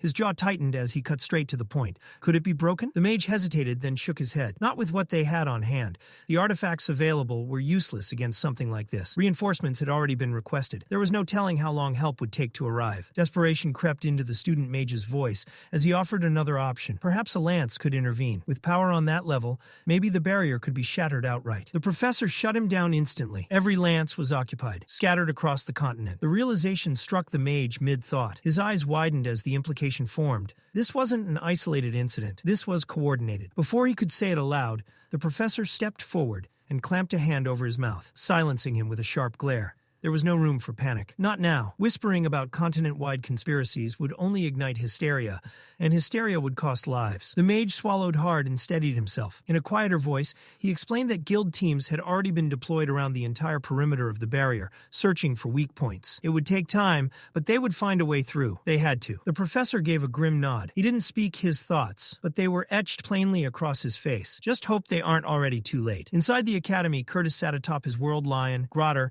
and raised his left arm high. The students clustered nearby reacted instantly. Elijah and several others fell in behind him without question. There was only one direction left to go, toward the bell tower, the epicenter of the madness. Elijah shouting as he helped clear a path. Curtis slowed, then stopped, turning back just long enough to meet Elijah's gaze. His expression was firm, resolute. He was going to search for the remaining members of the disciplinary committee. Elijah was to stay behind. Before Elijah could protest, Curtis was gone, swallowed by smoke, fire, and chaos. What remained was devastation. Students lay scattered across the grounds, bruised, bloodied, broken. Some clutched the lifeless bodies of friends, sobbing uncontrollably. Others wandered aimlessly, eyes hollow, minds unable to process the horror that had torn their world apart. Nearby, several professors regrouped. 4 of them stepped forward in unison, hands raised, and unleashed a barrage of high-tier spells at the barrier imprisoning the academy. The magic struck and vanished. Not a single crack formed. The barrier remained pristine, untouched, unchallenged. Behind them, panic erupted. Students screamed, cried, begged. Their voices rose in a frantic chorus, demanding answers, demanding freedom. Disbelief twisted their faces as they shouted at the adults meant to protect them. Why was this happening? Why wasn't anyone saving them? Then the voice returned. That same shrill, grating tone cut through the chaos, forcing every head to turn back toward the bell tower. The figure stood boldly at its edge, cloaked in dark robes, a grotesque mask hiding his face. He posed like an actor before a captive audience, savoring every second. Rage surged from the crowd. Students raised trembling hands and unleashed spells of their own. Spears of earth erupted upward. Blades of fire and wind screamed through the air. It was a final, desperate act of defiance. And it meant nothing. The attacks shattered harmlessly against a translucent shield, breaking apart like glass against stone. The man's shoulders shook. He was laughing, not nervously, not fearfully. He was delighted. His laughter deepened, dripping with mockery as he reveled in their despair. Then casually, he reached behind himself and tossed something over the edge. The object struck the ground, bounced once, and rolled to a stop near the front of the crowd. Silence fell. Then they saw it. Those closest recoiled in horror. It was a severed head, cleanly cut, eyes dull, lifeless. Recognition spread like poison. Elijah stared, frozen, his mind refusing to process what his eyes were seeing, until reality crashed into him. His knees buckled. He collapsed forward, retching violently as bile burned his throat. His entire body trembled. Somewhere deep inside, he prayed it wasn't her. But someone else already knew. A scream tore through the field, raw and agonizing. Theodore surged forward, fury and grief tearing him apart. He shoved past students, slammed into the barrier, and began pounding it with his fists. Blood smeared across the unyielding surface as he screamed her name, voice breaking under the weight of his pain. Dora Drea. Her head lay at the masked man's feet. Theodore's fists kept striking the barrier, knuckles split. His voice reduced to shattered cries as he demanded the murderer face him. The laughter stopped. Slowly, deliberately, the man lifted his hands and removed his mask. The face beneath was no stranger to madness, but it was no mere lunatic either. Drenive. His eyes burned with twisted pride as he announced his name, as if it were a title meant to inspire awe. He spoke like a man reborn, powerful, untouchable, destined for greatness. Across the barrier, Theodore stood his ground. His voice cut through the silence, calling Drenive what he truly was, a coward. But the words never fully landed. In the span of a single breath, the world warped. Drenive vanished and reappeared directly in front of Theodore. One instant, Theodore stood safely behind the barrier. The next, he was ripped through it as if the wall had never existed. His body twisted midair on instinct alone. He landed cleanly, boots skidding across stone, muscles coiling as fury ignited behind his eyes. There was no hesitation, no fear, only rage. With a roar that tore from his chest, Theodore hurled himself forward. His legs snapped upward, heel coming down in a vicious arc aimed straight for Drenive's shoulder. The impact detonated. Stone shattered beneath them, the platform buckling as dust and debris exploded outward. For a heartbeat, everything went silent. Then the students erupted. Cheers burst from trembling throats, hope flashing across terrified faces. Some shouted in disbelief, swearing that even a professor would have struggled to stop a blow like that. Then a scream tore through the dust. It wasn't Drenive. As the cloud settled, the truth revealed itself in brutal clarity. The platform had fractured, but Theodore's leg had paid the greater price. Bone punched through torn flesh, his calf mangled beyond recognition, twisted at angles no body should ever bend. He collapsed, breath tearing from his lungs. Dreniv stood above him, unharmed. A shadow fell over Theodore's face as Dreniv lifted his foot and brought it down, pinning Theodore's skull to the broken stone. The pressure was merciless, crushing. Dreniv looked down at him with open amusement, his smirk never wavering. He mocked him, mocked his courage, mocked his defiance, mocked the foolish belief that he could matter. Then, almost lazily, Dreniv raised a hand and snapped his fingers. The air ignited. A wet, gurgling scream ripped through the courtyard as unnatural crimson flames engulfed Theodore's body. Fire clung to him like a living thing, devouring flesh and sanity alike. His limbs flailed for a moment, just long enough to be seen, before the flames consumed everything. Snap. The fire vanished. What remained on the shattered platform could no longer be called human. A blackened, smoking shape curled in on itself, silent and unmoving. Dreniv straightened, standing proudly amidst the ruin. He gestured toward the corpse with theatrical flair and announced, almost cheerfully, that Theodore was still alive. Silence fell like a blade. No one moved. No one breathed. Then Dreniv declared the main event had begun. At his command, the frozen mana beasts stationed across the grounds stirred, awakening as if roused from a deep sleep. From the bell tower, a slow procession emerged, hooded figures in dark robes, dragging prisoners forward like offerings. Fareth was among them. His once confident expression was hollow, pain and exhaustion carved deep into his face. And then, Tessia. Elijah's thought stopped. Sound vanished. The world narrowed to a single unbearable image. Tessia was dragged forward by her hair, blood streaking her face, clothes torn and stained. Something inside Elijah shattered. He stumbled toward the barrier, palms slamming against the invisible wall, his breath coming in ragged bursts. Nearby, Claire clung to Curtis, her hand shaking as she covered his mouth. Tears streamed down her face as she silently begged him not to move. Curtis didn't listen. Rage exploded from him as he drove his fist into the barrier hard enough to crack bone. His body trembled, fury and grief twisting his face as he screamed vows of vengeance into the void, swearing to kill Dreniv. Claire sobbed, tightening her grip, begging him not to throw himself into the same fate Theodore had met. Curtis turned on her, shouting through the pain. How could they stand there? How could they wait while their friends were tortured? What was the point of patience when Fareth bled and Theodore burned? Then Catelyn stepped forward. Without a word, she struck him. The slap cut through the chaos, silencing him instantly. Tears streamed down her face as she stared at her brother, voice breaking as she reminded him of what mattered. They needed a plan. They needed to protect everyone, not throw their lives away to blind fury. They couldn't lose him too. The weight of her words hit harder than her hand. Curtis trembled, then nodded, jaw clenched tight. Elijah, meanwhile, couldn't look away from Tessia. She wasn't supposed to be here. She should never have been here. So why was she chained, bloodied, suffering? Dreniv spread his arms wide, basking in their despair, and introduced himself as their savior, a liberator from a distant, merciless land. His voice dripped with smug authority as he spoke of a homeland where the weak were discarded without hesitation.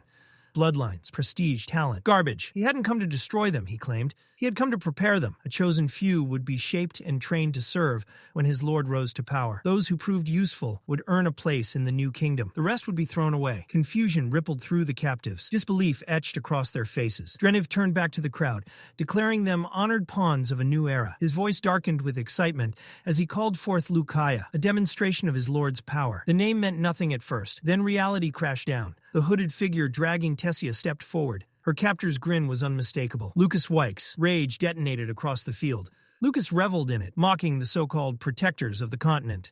The disciplinary committee had failed. The academy had failed. Even Tessia, the elf princess, lay broken at his feet. Elijah's fury broke free, and the moment Lucas leaned closer to Tessia, still gripping her hair, all restraint vanished. Lucas dragged his tongue slowly along her neck, deliberate and intimate, his eyes never leaving Elijah's. The sadistic amusement etched into his grin was unmistakable. Something in Elijah snapped. The world bled red at the edges of his vision as rage flooded in, drowning thought, drowning reason. Heat surged behind his eyes, then everything went eerily cold. Somewhere deep inside, a presence stirred, ancient, hateful, and utterly foreign.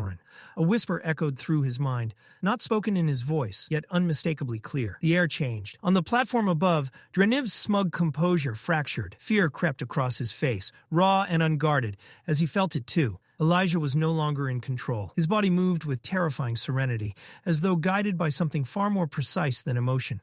The voice inside him grew louder, sharper, urging violence, promising ruin. Without warning, jagged black spikes tore through the ground around him, ripping upward like living spears. Students too slow to flee cried out as dark magic lashed through the area, blood staining the shattered earth. Somewhere, Elijah's conscious mind recoiled in horror. He hadn't meant to hurt them, but his body didn't stop. His gaze was locked onto Lucas Wykes. The rage had chosen. The barrier separating them hissed as dark plasma gathered around Elijah's hand. The magic dissolved the barrier, as if it were nothing more than mist. Chaos followed. Mana beasts hurled themselves forward from all sides, summoned in desperate defense. None reached him. With a single, effortless sweep of his arm, the ground erupted again. Black spikes surged skyward, impaling the creatures midair, freezing them like shattered marionettes before they could even strike. The robed figures faltered, hands loosened. Prisoners were dropped as hesitation rippled through their ranks. They prepared to rush Elijah together, but Dreniv stopped them. Whatever he saw now terrified him. Inside Elijah, the storm reached its peak. Pain exploded through his body, white-hot and merciless. Muscles seized, cracks formed beneath his skin. He was tearing himself apart.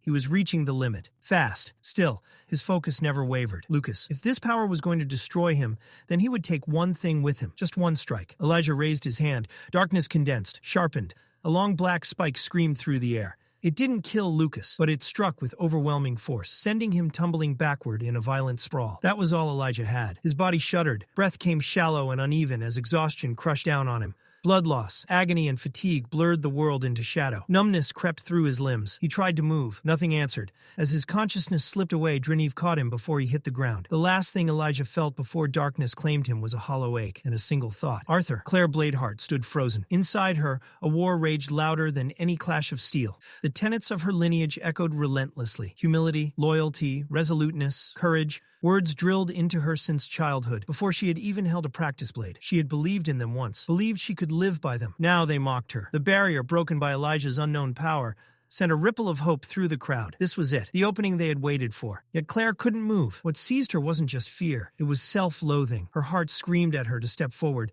but her body refused to obey. Then the professors advanced. Grenier led the charge, a massive figure with a staff blazing with radiant energy, blood pouring from his side as if it didn't matter. Beside him walked Professor Glory, grim and unyielding. They marched straight toward death. Claire's chest tightened. They had to know the odds, and yet they went anyway. Was that duty or pride? Was this courage or madness dressed as valor? The truth slipped from her lips in a whisper she barely recognized. It still felt hopeless. Curtis looked at her then. He didn't need to ask. She saw it in his eyes. Lead us. Tell us what to do. Clive watched her too, searching for certainty, for a plan, for hope. Claire stumbled back, crushed beneath the weight of expectation. They were ready to follow her. And she was breaking. Why couldn't the professors handle this? Why did it have to be them, the students, throwing their lives into the fire? Chaos churned around her, but her gaze stayed fixed on the professors, advancing toward the breach. They looked unreal, like heroes from the bedtime stories her mother once told. Grenier led. The formation professor followed. Then Professor Glory. Their eyes met. Professor Glory gave her a single solemn nod and drew a second sword from her dimension ring. That gesture pierced Claire's soul. No words were spoken. None were needed. The Bladeheart creed screamed in her mind. Humility, loyalty, resoluteness, courage.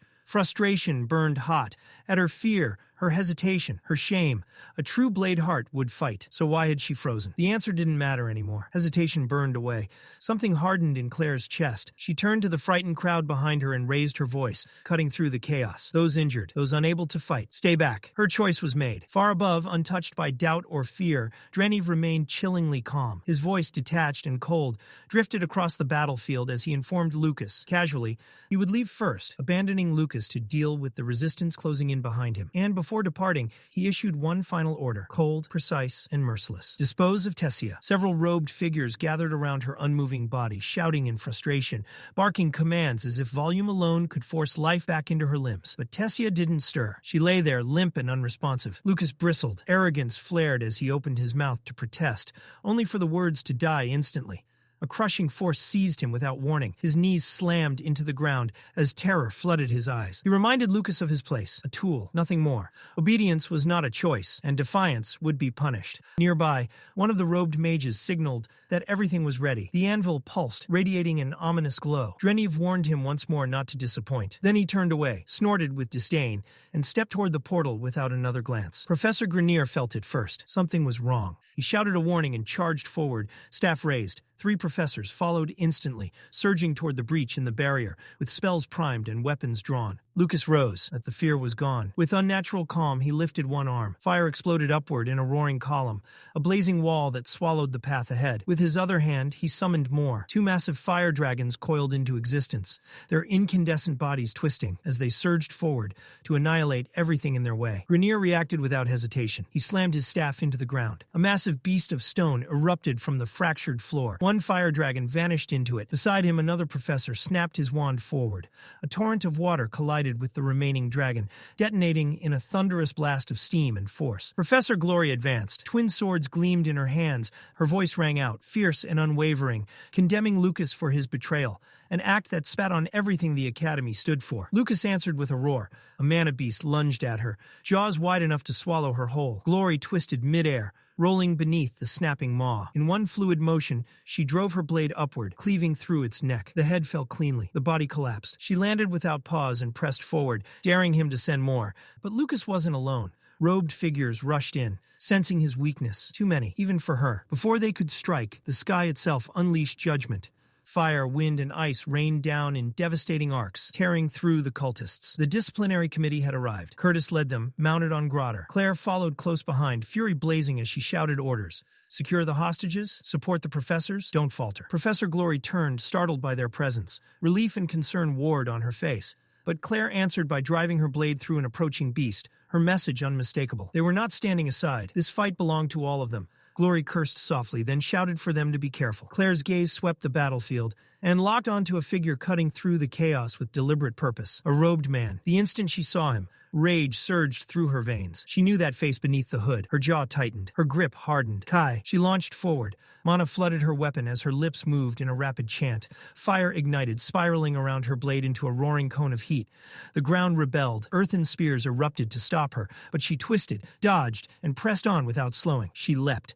Fire tore through the smoke. From within the flames, water magic surged to meet her, steam screaming as elements clashed. Then metal snapped through the air. Thin, gleaming wires lashed out. They wrapped around her wrists and ankles midair, yanking her to a halt, suspending her helplessly. Claire strained against them, eyes burning as she demanded how he could do this. To them, to Theo, to Doradrea, the answer never came. An unseen force slammed into her. The world spun as she was hurled backward, breath ripped from her lungs. For a heartbeat, everything went silent. Why wasn't anyone stopping him? Why were they running toward her, while the real threat walked away? Then the pain hit. She looked down. A jagged stone spike jutted from her stomach. Her sword slipped from numb fingers. Blood soaked her armor as she reached down, trembling, barely believing what she saw. The silence shattered. Screams tore through the battlefield. Voices called her name in terror, but it all sounded distant, fading fast. And then the sky roared. A sound ripped through the heavens, ancient, feral, and absolute.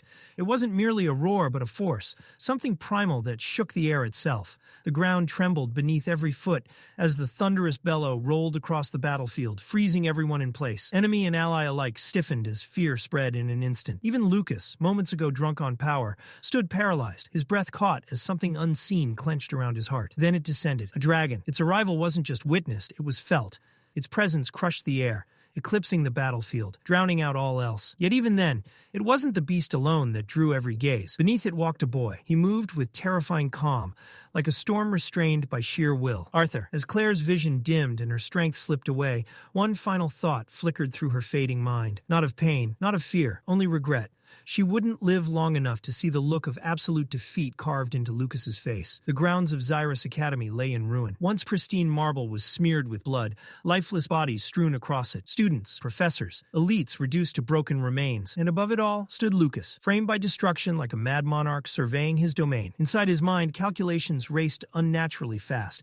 His thoughts sharpened, reflexes honed beyond human limits. Dreniv's elixir burned through his veins, flooding him with mana that felt endless. He felt untouchable. And yet, something was wrong. An icy sensation coiled deep within him, foreign and suffocating, as if his very core recoiled from what he had become. His body screamed warnings, but Lucas laughed them away, too intoxicated by power to listen. Then he saw him. Arthur Leywin stood before him, a dragon at his side, radiating ancient authority, as if the battlefield itself bowed in recognition. Lucas barked out a laugh, wild and mocking. Arthur didn't respond. He didn't even look at him. Arthur walked past without a single glance, as though Lucas didn't exist at all. That indifference cut deeper than any blade. Rage boiled over. Arthur should have trembled, should have begged. Instead, he walked through death and ruin as if it were meaningless. His silence screamed louder than mockery, tearing at Lucas's pride until it frayed into madness. Around them, the cloaked followers faltered, their confidence shattered beneath the dragon's presence. Whispers of fear rippled through their ranks as the truth sank in. This wasn't an illusion, nor a summon. It was a dragon, and their bodies refused to obey, even when instincts screamed to run. Arthur ignored them all. He went to Tessia. She lay unconscious amid the wreckage. Arthur knelt beside her, gently brushing blood-matted strands from her face, searching desperately for signs of life. A pulse. Tessia was alive. Drugged, suppressed, bruised, but alive. Peace didn't last. Lucas's voice slithered through the air again, dripping with venom and delight. He boasted that Tessia had cried out for Arthur, that he had spared her only because Drenif ordered it. And beneath his words lurked something worse. A desire to break Arthur not through strength, but helplessness. Sylvie roared. The Academy's foundation shuddered under the fury of it. Arthur didn't react. His eyes never left Tessia. That disregard shattered something inside Lucas.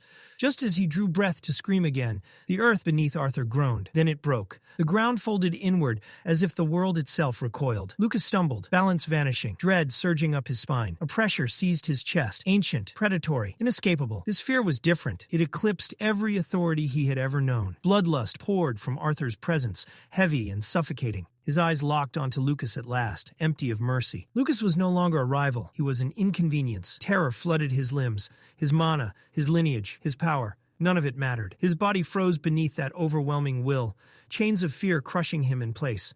Panic tore at his thoughts, as instinct screamed to flee. Shadows erupted beneath him. They coiled around his legs like living things, yanking him down as the darkness tightened its grip. His breath hitched, comprehension slipping through his fingers. How? How could all of it mean nothing? Then he understood. This wasn't raw power. It was experience. Battles survived, wars endured, lives taken, and burdens carried alone. Arthur stood above him like wrath incarnate. Desperate, Lucas lashed out. With a trembling snarl, he cast his spell, Hell's Rain. Dozens of fiery spheres ignited around him, forming a blazing ring of destruction as they hovered, spinning, ready to burn everything in their path. From behind, Sylvie called out, her voice sharp with concern, but Arthur didn't turn. He could have stepped back, watched Lucas tear himself apart with his own unstable magic. That would have been easy. Merciful, even. Arthur refused to grant him that mercy. Drawing a measured breath, he released the next seal within himself. The world drained of color, vision collapsing into stark monochrome as Dragon's Awakening. Second phase took hold. Water mana surged at his command, the very air screaming as it crystallized. White fire erupted outward. Absolute zero. A curtain of frost bloomed around Arthur, just as Lucas's bombardment crashed down. The spheres detonated on contact, yet not one passed through. Flame met cold and died, hissing into vapor, annihilated before it could threaten him. Lucas froze, his mouth opened, lips trembling as his mind failed to grasp what he was seeing. Ice. Arthur was wielding ice. Panic clawed at Lucas's thoughts. He dragged together every shred of mana he had left, forcing it into his right arm. The glow there became violent, unstable, pulsing like a dying star as he attempted a creation form spell. Mana condensed, screaming under pressure, shaping itself into a spear of blue fire. Volatile, barely contained. Arthur didn't hesitate. He cast two spells at once. Lightning crackled around one hand, ice coiled around the other. Lucas hurled the spear. Arthur caught it mid-air with his left hand. The impact shoved him back a single step. That was all. From Arthur's right hand, black lightning detonated outward. It shrieked through the air and slammed into Lucas's arm, severing it instantly. The limb tore free, charred and ruined, as Lucas was hurled across the stone. He hit the ground, screaming. Arthur advanced. Lucas collapsed, clutching empty air where his arm had been, blood pouring freely as terror hollowed his gaze. Lightning crawled along Arthur's forearm, his expression terrifyingly calm. Lucas understood then. A quadra elemental. The realization broke something inside him. Arthur reached down and seized Lucas's remaining arm. The flame around his hand shifted, its heat inverted into killing cold. Frost raced along flesh and bone in a blink. Then Arthur crushed it. The arm shattered into frozen fragments, exploding outward like glass. Lucas stared at what remained, unblinking, before his body went slack and crashed to the ground. He tried to speak, tried to breathe, choking on his own blood. Arthur stepped on his leg. Gravity surged through his foot. He gave a single command. The bones snapped with a wet, grotesque crack. Blood sprayed across the broken floor as Lucas screamed, the sound shredded and animal. Pinned and helpless, Arthur leaned closer. He demanded answers. About Drenif, about everything. Lucas's fear twisted into spite. Through ragged breaths, he grinned, madness flickering in his eyes as he tried to taunt him. Arthur crushed the other leg. The sound echoed. Arthur stood over him, the storm overhead mirroring the weight in his chest. The world would change again. It always did. He couldn't stop that. But this was his choice. He positioned his foot between what remained of Lucas's legs. Lucas trembled, stammering in broken terror. Arthur met his eyes. His sentence was simple, that this suffering would follow him into his next life. Mana surged. Arthur brought his foot down. The sound that followed was obscene. Lucas's final scream was no longer human. Silence fell. No cheers rose. No relief followed. Every student, every professor, they stared at Arthur with fear. The fear that had once belonged to Lucas now rested on him. Arthur felt it settle like a noose. Once, he had embraced that reaction. Now it felt like a burden he would always carry alone. Dragon Dragon's awakening unraveled violently. Pain ripped through him as glowing runes faded from his skin. Color returned to the world, though his soul felt torn raw. Lucas lay broken, frothing, eyes vacant, muttering nonsense as unconsciousness claimed him. Arthur raised his hand to finish it. Then the air screamed. A sharp, piercing resonance shattered the silence.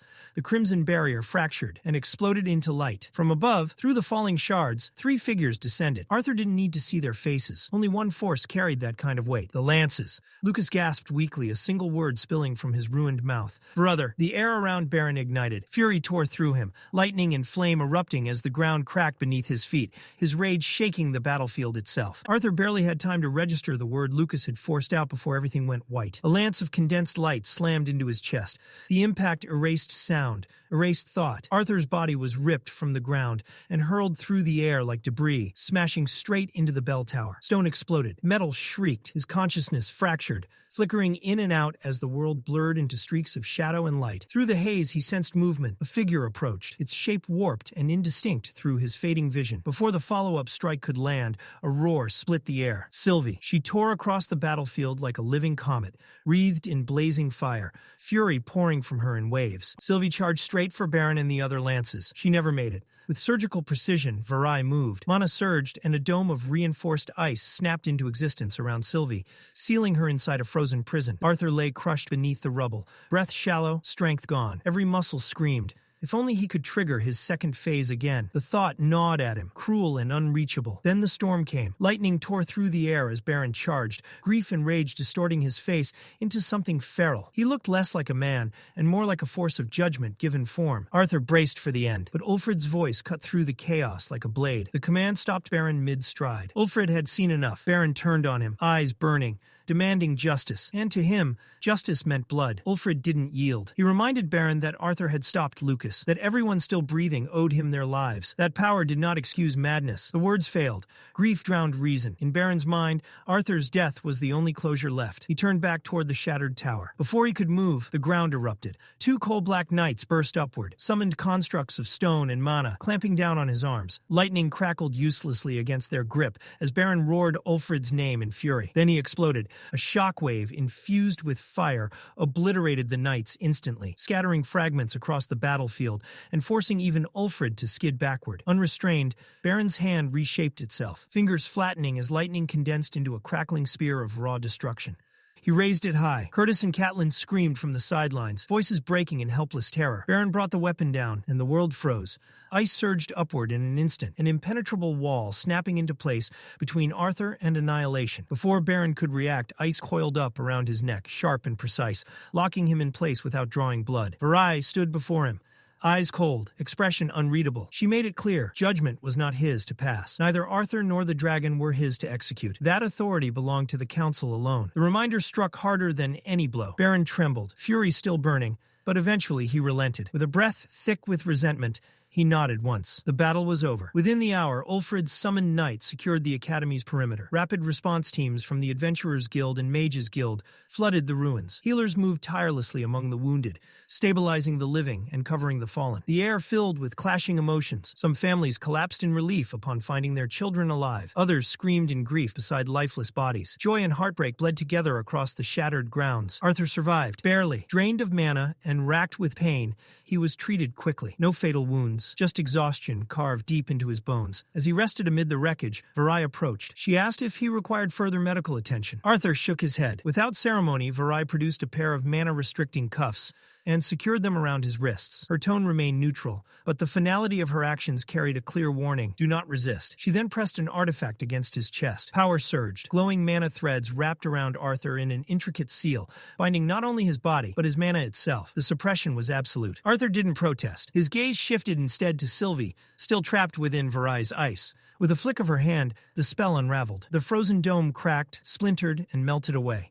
Sylvie stepped free at once, placing herself between Arthur and the lances, her stance defiant despite the imbalance of power. Arthur spoke calmly, gently. He told her it was useless, that this fight was over, that they couldn't win here. Reluctantly, Sylvie yielded. Light shimmered around her as she reverted to her smaller, fox-like form. The transformation drew a brief flicker of surprise from Varai. Sylvie patted to Arthur's side, pressing against his leg, eyes filled with worry. Arthur met her gaze with quiet reassurance. Using a magical link, Varai bound Sylvie's form to Arthur's restraints. The two were now shackled together. Then Varai turned and motioned forward. Arthur followed without resistance. Summoned knights and lances closed ranks around them, forming an unbreakable escort as they moved toward the Mage Guild's temporary camp, where judgment would await. As Arthur was led away, the weight of judgment pressed in from every side. The air beyond the courtyard was thick with whispers. These weren't idle rumors anymore. They were shaping a story, one that painted Arthur as a criminal who had slain a student. And not just any student, but a Wykes, a noble. Even when a few voices tried to push back,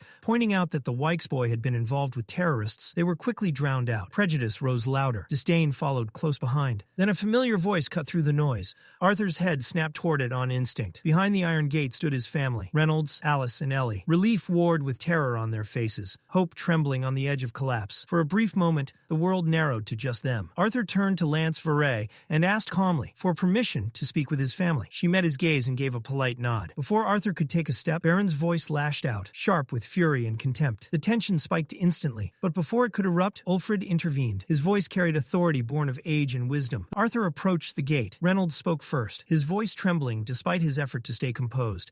He asked what had happened, why his son was bound like a criminal. Arthur answered lightly, brushing it off as a misunderstanding.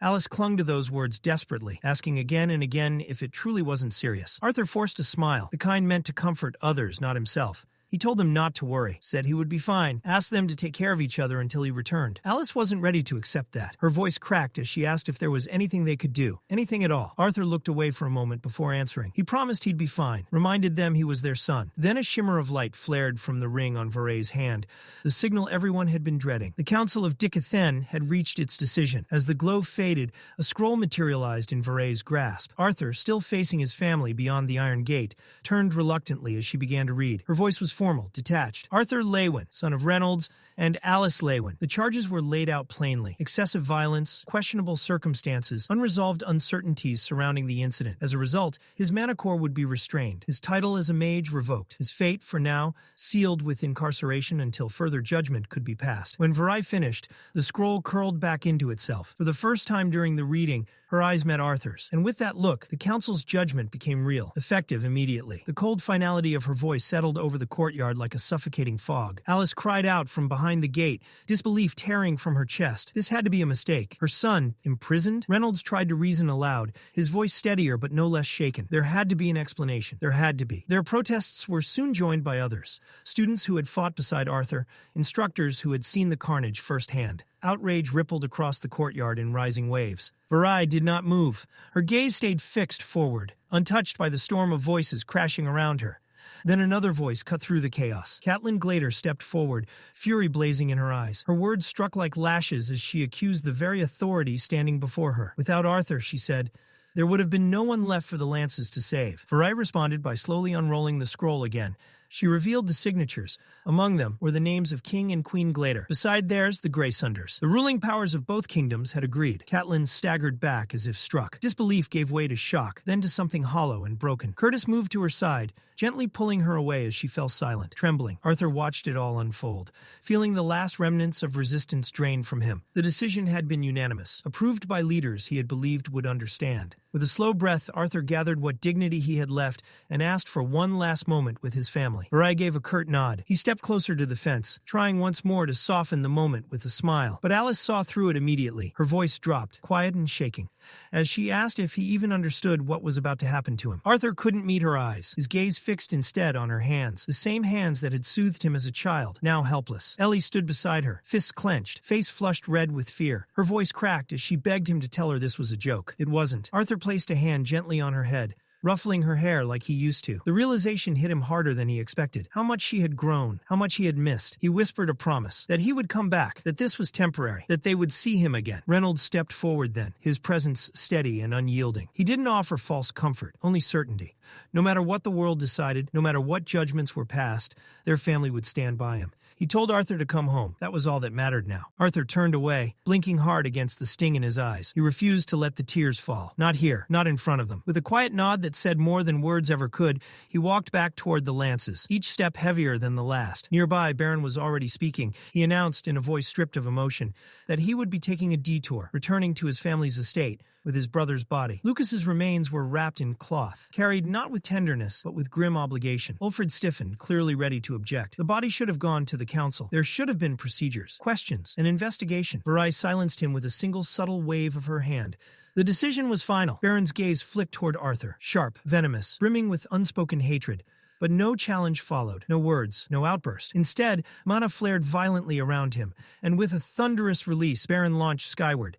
In seconds, he vanished into the clouds, carrying his brother's corpse with him. Then Ulfrid raised his hand. The ground trembled as a massive stone knight erupted from below, its form towering and expressionless. Without ceremony, it lifted Arthur into the air, prying him apart from Sylvie. There was no farewell, no final exchange. Their separation was as cold and efficient as a sentence being carried out. Arthur didn't resist. His eyes stayed fixed on Xyrus Academy as it shrank beneath him. It had been more than a school. It was where he had grown, struggled, found fleeting moments of peace, a second home. Baron descended from the clouds and landed at the gates of Wyke's Manor. The impact was heavy, final. In his arms lay Lucas's wrapped body. His expression was rigid, carved from stone, but the weight in his steps betrayed the burden he carried. The household staff froze at his arrival. None had expected him, least of all like this. Bows and greetings went unanswered. A housekeeper approached, cautious and respectful, only to halt mid-step as her eyes caught the outline of the body in his arms. The color drained from her face. Before she could speak, Baron's voice cut through the silence, cold and absolute. "Summon my father, now." Moments later, Baron stood before Otis Veher Wykes. The air in the room grew suffocating as Baron delivered the truth. Lucas was dead. Otis's face twisted instantly, fury erupting like a storm. His fist slammed into the table, wood cracking under the blow. To him, Lucas's death was more than loss. It was disgrace, humiliation, a stain on the Wykes name. He ranted about everything he had poured into his son, the elite tutors, the rare beast cores, the priceless elixirs, all of it wasted. His rage wasn't grief, it was wounded pride. Then it turned on Baron. Otis accused him of failure, of allowing the family name to be dragged through the mud, of daring to bring Lucas's shameful remains back to the manor. To Otis, the corpse itself was an insult. He raised his hand to strike. The blow never landed. Baron caught his father's wrist mid-air. His eyes were unyielding, cold. This wasn't a son defying his father. This was a lance asserting his authority. He reminded Otis who he was now. Not just a Wykes, but a protector of the continent. Otis sneered, bitterness replacing rage. In his eyes, Baron's status wasn't earned. It was inherited, granted by bloodline. Still, he straightened, forcing his emotions down, and demanded the truth. Baron gave it. Lucas had allied himself with cultists, led by a man named Drenive. Witnesses confirmed it. He had helped terrorize Iris Academy, and the one who ended Lucas's life did so swiftly, without mercy. Otis saw opportunity. Before reason or truth could interfere, he decided how this would be remembered. He summoned his assistant. The door opened, and Adeline stepped inside, composed and efficient. Otis immediately began dictating. His words were smooth, calculated, soaked in false grief. He painted the attack on Xyrus as a tragedy, casting Lucas not as a criminal, but a victim, a boy forced into obedience by Drenive, a pawn with no choice. Resistance, Otis claimed, would have meant instant death. Lucas became a brave child caught in a storm beyond his control. Then Otis sharpened his blade. He condemned the manner of Lucas's death, calling it merciless brutality. He named Arthur Leywin a rogue, a blackguard, a lawless threat unfit to exist within civilized society. The letter swelled with righteous fury, vengeance cloaked in the language of justice. He ended by noting plans for a private funeral and expressed hope that the council would reach a fair conclusion. When he finished, Otis turned to Baron and asked if the account was acceptable. Baron hesitated, then nodded. Adeline bowed, offered her condolences, and promised swift delivery. She exited quietly, leaving father and son alone once more. Otis immediately returned to his work. When Baron cautiously asked about funeral arrangements, Otis dismissed him without looking up. Adeline would handle it. Baron was to leave. He did. Without a word, without protest, Baron lowered his head and left the study. Far away, unaware of the narrative being forged behind closed doors, Arthur was still in the skies. Bound in suppressive restraints, escorted like a criminal rather than a savior, he soared alongside the lances. The horizon stretched endlessly around them, the sky painted in the soft hues of dusk, and somewhere beyond those clouds, a storm was quietly forming around his name. Arthur flew in silence for a while, surrounded by the rigid, unreadable expressions of the lances. Eventually, he broke it, asking how much farther they had to go. Ulfrid answered without looking back. They were close now. Arthur glanced down at the mana-restricting cuffs weighing on his wrists, and remarked that they were unnecessary. Escaping midair, especially from 2 lances of Dickathon, would be suicide. He wasn't that reckless. Ulfrid didn't argue, but he didn't agree either. Calmly, he explained that the restraints weren't about distrust, They were about precaution. Their flight path crossed over the beast glades, and even accidental mana fluctuations could provoke things they didn't want to deal with, complications they couldn't afford. Arthur frowned, questioning how even lances, guardians at the very peak of the continent's power, could struggle with mana beasts. Ulfred didn't take offense. Instead, his tone darkened, steady and honest. Lances, he reminded Arthur, were still mortal. The beast glades were ancient, unpredictable. There were creatures there, older than recorded history, threats that didn't care about titles or reputations. Then he shook his head and gave a quiet chuckle, dismissing himself. He was sharing too much, he said. Arthur was still just a boy. Arthur responded dryly, pointing out that being called a boy was strange, considering he was currently being escorted as a prisoner. That earned a soft laugh from Ulfred. Both could be true, he admitted. Arthur seized the opening, remarking that compared to the stiff, unapproachable presence of the other lances, Ulfred was surprisingly tolerable company. Ulfred smiled, conceding the point. The others weren't exactly talkative. Then his tone shifted. He asked Arthur how someone so young had become such a capable mage. Arthur answered carefully, noting that Ulfred hadn't actually seen him fight. Ulfred replied that he didn't need to. He'd already heard enough. Baron's account of Lucas, reports from students who had survived the chaos. The stories alone were enough to build a reputation. Arthur's eyes narrowed slightly. With quiet irony, he wondered aloud what those stories must have sounded like, given that he was still being marched to judgment in chains. Ulfred acknowledged the contradiction without denying it. The conversation faded into silence. Despite his friendliness, Arthur noticed how deliberately Ulfred chose his words, like a man acutely aware that every sentence carried weight. Then, without warning, their flight halted. Varai, flying ahead, stopped mid-air and raised her hand. Mana flared, and the sky itself seemed to peel apart. An illusion dissolved, revealing a spiraling staircase of gleaming ice suspended among the clouds, leading into a massive structure hidden from sight. Arthur stared, awe slipping past his composure. Ulfred caught the reaction and smirked knowingly. This was it, the floating stronghold of the council, the true seat of power in Dicothan. Ulfred urged them to move quickly. Perceptive mana beasts could sense the disturbance, and lingering was dangerous. Varai answered with a brief nod and pressed forward. Arthur was lowered gently to the base of the towering stairs. The moment his feet touched the surface, the stone construct carrying him crumbled into sand, then flowed upward, reshaping itself into a heavy mantle that fastened neatly across Ulfred's shoulders. A dwarven practice, always carrying one's earth with them, especially in places where the surroundings couldn't be relied upon. Varai led the ascent without a word. Arthur followed beside Ulfred, their footsteps echoing against the cold stone. As they climbed, a seam in the wall shimmered open, spilling pale light into the stairway. The passage beyond revealed itself slowly, and Arthur's breath caught. The corridor stretched endlessly ahead, its ceiling arched like a cathedral. Every surface was etched with ancient runes that glowed softly, not decorative, but reverent, sacred. The space felt less like a hallway and more like a monument, an homage to lives long forgotten. Ulfred leaned closer, his voice barely above a whisper. He warned Arthur not to speak casually anymore, not to the lances, and especially not within these walls. Arthur didn't respond, but something deep inside him stirred. The atmosphere, the power, the isolation, the silence, reminded him of the citadels from his past life. Grand, beautiful, and unbearably lonely. They walked on until Varai stopped before a plain door, indistinguishable from the rest. She knocked once, firmly. The door opened to reveal a stark chamber. At its far end stood a long table, and behind it sat the 6 members of the Council of Dicothan. Varai and Ulfred bowed deeply, formally announcing Arthur's arrival. Arthur followed suit, lowering himself in respect. As he straightened, a sharp voice cut through the room. King Dossid Graceunder sneered, mocking Arthur's formality. A bow, he declared, was insufficient. Someone of Arthur's station should kneel, not stand alongside lances. Arthur's jaw tightened, pride flaring.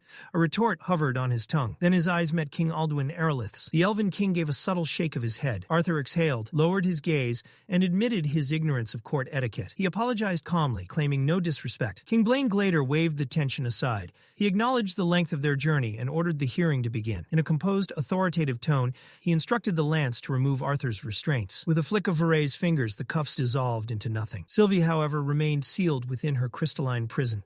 Alduin tried to steady the storm before it could break. When he spoke, it wasn't as a king, but as a father. He thanked Arthur for saving the students of Xyrus, his own daughter, Tessia Erlith, among them. Dossid Graceunder slammed his fist into the armrest, the sound echoing like a gavel. He reminded the council that they were not gathered as parents, but as rulers, as arbiters of law. Beside him, Glandhara Greysunder spoke without hesitation.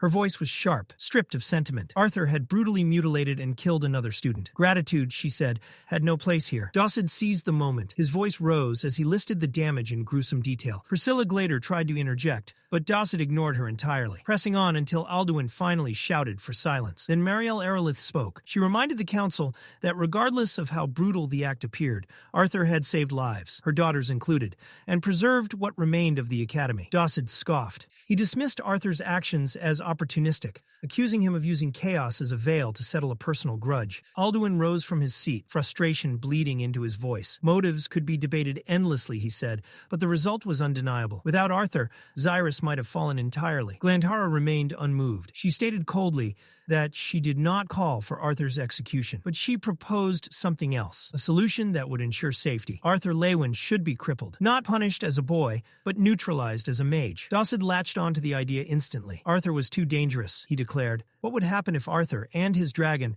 ever turned their power against the continent? Marielle recoiled in disbelief, her composure cracking as she demanded to know where the others stood. Priscilla answered first, choosing compassion over fear. She and Blaine Glader owed Arthur a debt. Their children were alive because of him. Blaine followed, careful and deliberate. The Grey Sunders, he said, were thinking of the continent's stability. This was not vengeance, but caution. Marielle rejected that logic outright. Her voice rose, accusing them of stripping humanity from justice. That was when Alduin snapped. He erupted, condemning the suggestion of crippling Arthur and imprisoning or killing Sylvie as cowardice disguised as foresight. Dawson roared back, ordering Alduin to remember his place. Alduin refused. He spoke not as a subordinate, but as a ruler, as a father. Dawson's reply was venomous. He brought up Alduin's failures, his lances, the one he had lost. The words sliced through the chamber. Priscilla condemned the cruelty. Marielle stood defiant. Dawson did not waver. He invoked the specter of war, accusing Alduin of endangering Dicathen. In the middle of the firestorm, Arthur finally tried to speak. Calmly, he asked whether he had been summoned only to hear his sentence,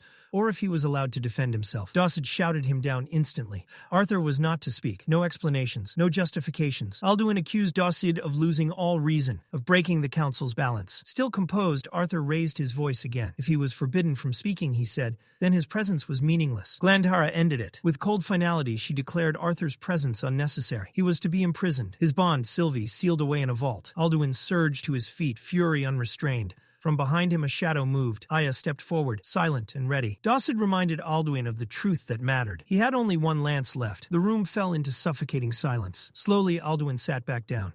Stone knights marched forward, armor grinding against marble. Arthur was seized without ceremony. Sylvie was taken separately. There would be no justice today. As Arthur was led away through a lesser corridor, the reality settled in. The Grey Sunders had turned fully against him. The Gladers chose neutrality, an absence of support that felt just as dangerous. They descended into the dungeon, and for the first time since Xyrus fell, Arthur was truly alone. Sylvie was too exhausted to grasp what was happening, and in some quiet, guilty corner of his mind, Arthur was thankful for that. She didn't deserve to feel this betrayal, this crushing turn of fate. But stripped of illusions and allies, the truth settled heavily on him. If there was any hope left, it rested with Alduin Erelith and Marielle Erelith. If even they failed to sway the council, neither he nor Sylvie would leave this place unchanged. At last, Ulfrid spoke. His voice echoed flatly as he declared this cell would be Arthur's. Sylvie would be taken elsewhere, separated from her bond. Darkness swallowed the cell, thick and suffocating. Arthur stood motionless, letting the silence press in, trying to anchor himself within it. Then a voice broke through, thin, weary, achingly familiar. Arthur's head snapped up.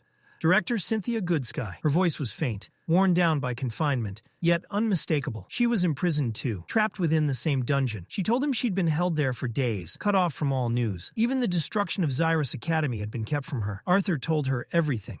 He spoke of the attack, the chaos, the students, Lucas, of how the academy she had once protected had nearly been erased. As he talked, something in her silence unsettled him. None of this aligned with what she'd been told. The council had turned on her abruptly, right after her last meeting with them, without explanation or warning. When she asked about Lucas, Arthur explained what he'd seen, the same drug that had infected others. But Lucas had been different, stronger, more controlled, horrifyingly aware. He hadn't been a mindless pawn. He'd known exactly what he was doing. Cynthia listened closely, asking whether Arthur had seen the one orchestrating it all. He hadn't. Whoever it was, They'd vanished before he arrived. That answer seemed to confirm her fears. She murmured about plans already in motion, moving faster than expected. She didn't elaborate, but her tone shifted, heavier, guarded. Arthur's pulse spiked. He demanded answers. Who were they? What was really happening? But Cynthia pulled back. She no longer spoke as a director, only as a prisoner, a scapegoat. Whatever truths the council was hiding, she had been sacrificed to keep them buried. When Arthur pressed harder, her voice strained, words breaking under invisible pressure. She confessed there were things she could not say, truths sealed by magic older and stronger than either of them. Even hinting at them caused her pain. A curse, triggered by forbidden knowledge, held her silent. Arthur's fury ignited.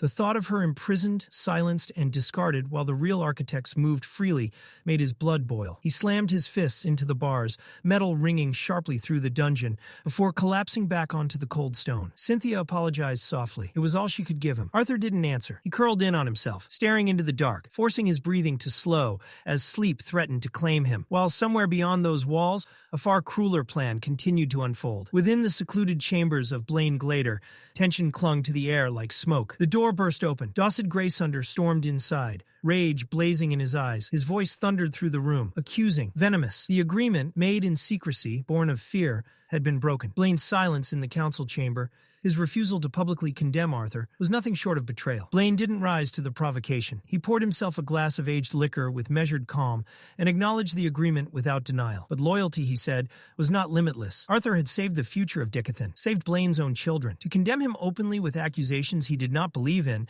was a line he would not cross. Dawson slammed his fist down, snarling that without decisive action, there would be no future left to protect. Arthur and his bond had to be handed over. That was the only solution. Sacrifice a few to preserve what remained. Blaine's restraint cracked. His voice sharpened as he reminded Dawson that he understood the stakes better than anyone.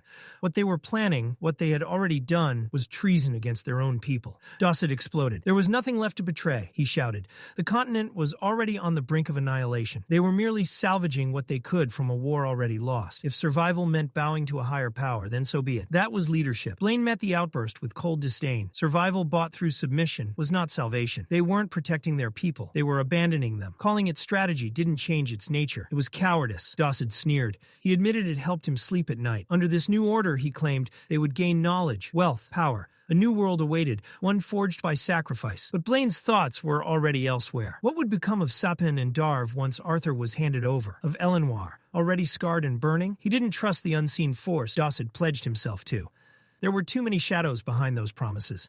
And Blaine knew one thing for certain. Whatever was coming would not spare the innocent. Dawson brushed aside Blaine's objections with a careless flick of his hand. To him, the elves had always been sanctimonious idealists, too obsessed with moral purity to survive the real world. Beneath the dim glow of the chamber, Dawson Graysunder's eyes burned with feverish obsession. His thoughts no longer belonged to his people or his crown, but to visions of eternity, ageless flesh, unfathomable power, and wealth so obscene it would eclipse every kingdom in history. But Blaine was not so easily seduced. Blaine Glader stood apart, weighed down by a conflict that hollowed him from the inside. His protest never pierced Dawson's deafened conscience. But inside, Blaine was screaming. He wasn't driven by greed. His path was shaped by inheritance and fear, the crushing responsibility of preserving the Glader bloodline. A father first, a king second. The sacrifices he had already made clawed at his soul, yet he clung to the fragile hope that his ancestors would understand, that they would forgive him for trading his conscience for his children's safety. His wife's desperation had eclipsed her loyalty to a kingdom already rotting at its foundations, and Blaine found himself walking that same desperate road beside her,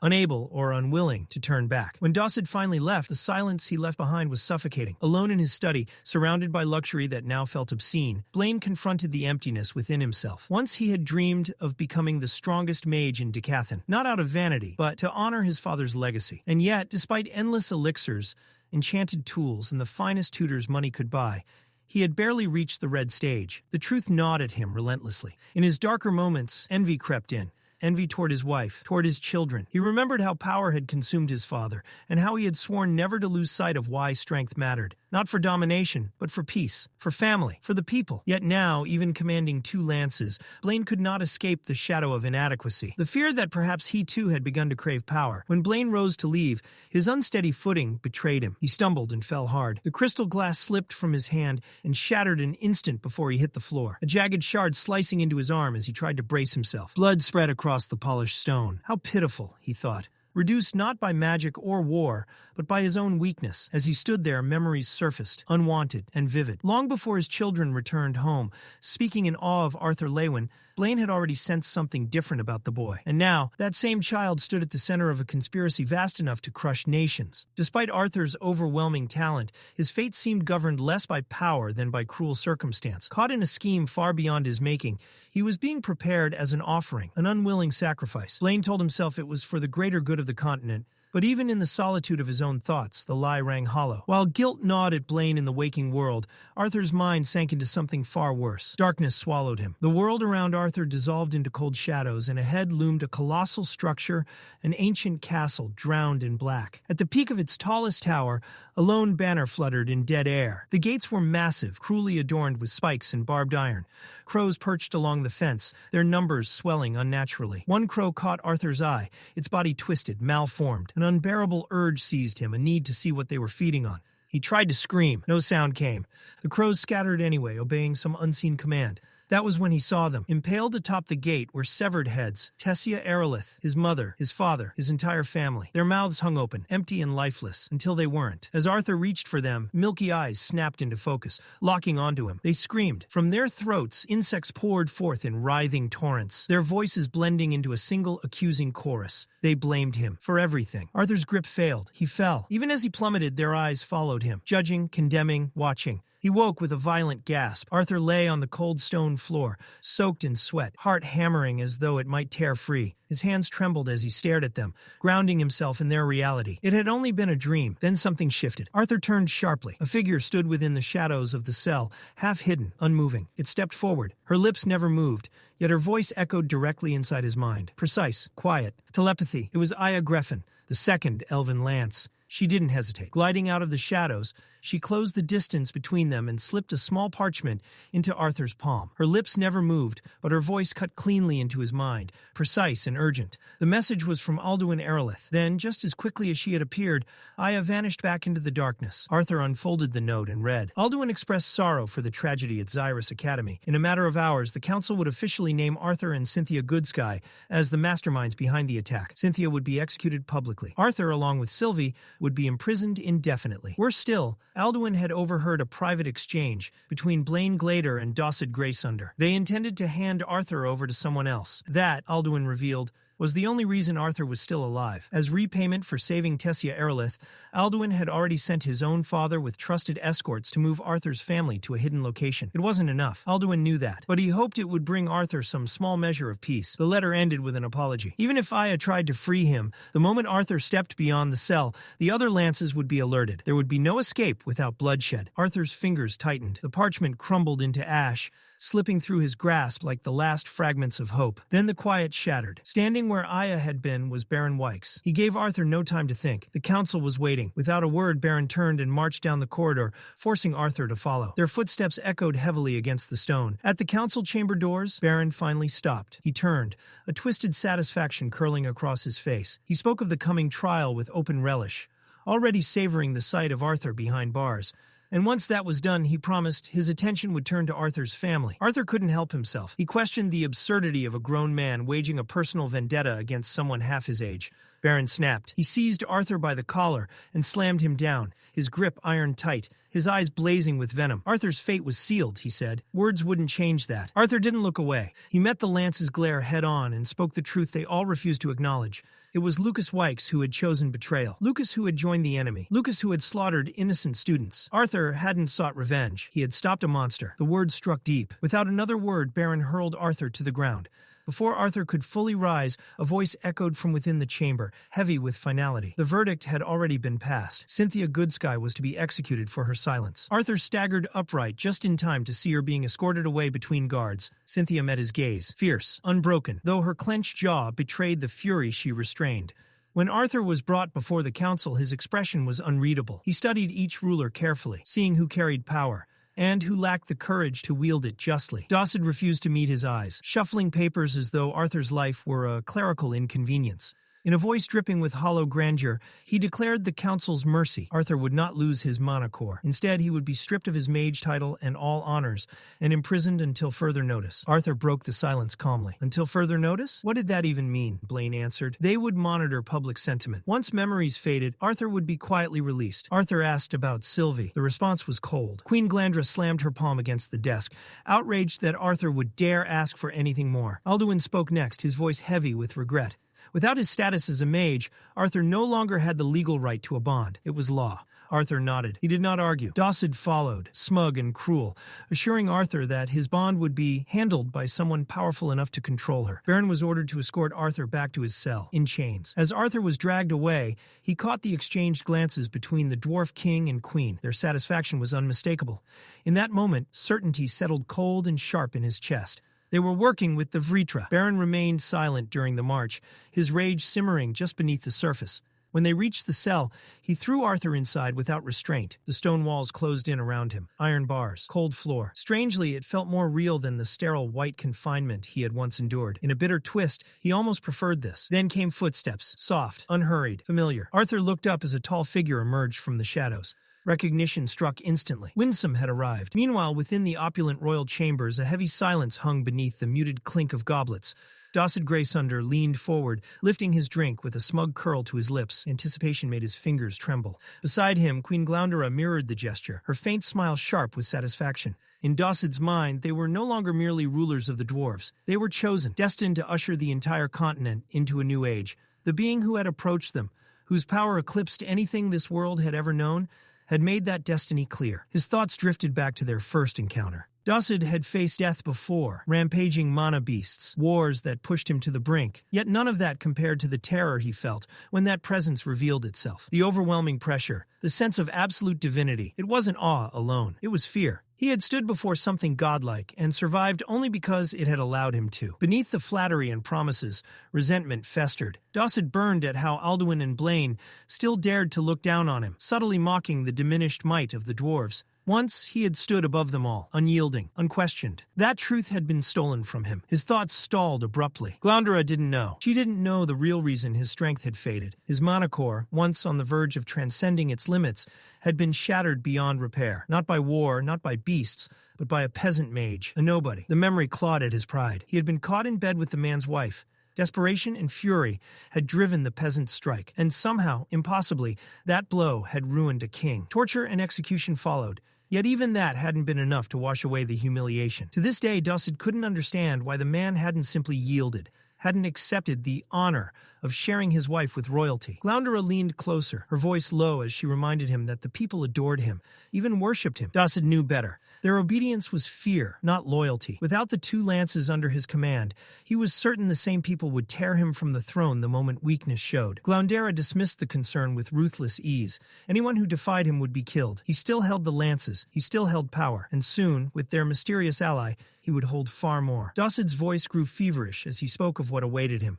Greater wealth, deeper magic, unquestioning subjects, and immortality above all else. Glandra's eyes sharpened as she reminded him of something just as crucial, the continuation of their bloodline. Driven by ambition and desire, Dossid drew her closer, savoring the moment. Glandra's impatience was barely restrained. Then the door slammed open. The thunderous crash shattered the moment. Dossid roared in fury at the interruption. But his threat died unfinished. A cold, rasping voice echoed through the chamber. The guard froze mid-step. A hole tore clean through his chest, and he collapsed lifelessly to the floor. Dossid's rage twisted instantly into terror. A cloaked figure stood within their private sanctuary. As fear flooded his core, Dossid demanded to know who dared trespass before him. The answer was chilling. The intruder knew exactly who the Greysunders were, and he had come to erase them. Deadly magic surged toward the king and queen, only to be intercepted by a rising wall of molten lava. Ulfred had reacted in time. The magma barrier hissed and cracked, barely holding against the force. Dossid stumbled back, shouting for answers. How had this enemy reached them? Ulfred apologized sharply, already seething. Mika had been alerted. The intruder would not escape. The stranger was unmoved. He stated calmly that he sought only the heads of the Greysunders. Unnecessary bloodshed did not interest him. Ulfred stepped forward, his body igniting with deep crimson flames. From the floor, 5 towering soldiers of living magma rose and charged. They never reached their target. The intruder moved, too fast to follow. In an instant, the magma knights disintegrated, collapsing into ash and glowing fragments across the marble floor. Unyielding, Ulfrid invoked one of the most powerful fire defenses known, Hell's Armor. Dark infernal flames wrapped around him like molten steel as he launched himself forward, fist blazing with lethal intent. The strike never landed. A wall of condensed mana stopped it effortlessly. The collision detonated with cataclysmic force, sending Ulfrid hurtling across the chamber. He crashed into the far wall, stone shuddering on impact. When the smoke cleared, the sight was grim. His armored arm was twisted and ruined, his fist reduced to shattered flesh. The intruder stood untouched. With deliberate calm, the stranger extended a finger. A thin blade of radiant energy formed, humming with lethal precision. In the next instant, he vanished. He reappeared before Ulfrid, the glowing blade resting lightly against the lance's chest. One word was spoken. Hell's armor shattered, cracking, splintering, and dissolving into fragments of fading mana. The impact was immediate. Blood erupted from Ulfrid's mouth as his body was hurled across the chamber like a discarded doll, smashing into the far wall with a bone-crushing crack. Stone fractured around him as he went limp. The intruder didn't spare the fallen lance another glance. Turning casually toward the stunned nobles, he offered a brief apology for the delay, addressing the Grey Sunders as though the carnage were nothing more than an inconvenient interruption. Then the ground shook. The doors burst open as Mika Earthborn stormed in. Never one for restraint, the young lance charged from behind, swinging a massive mace nearly twice her size.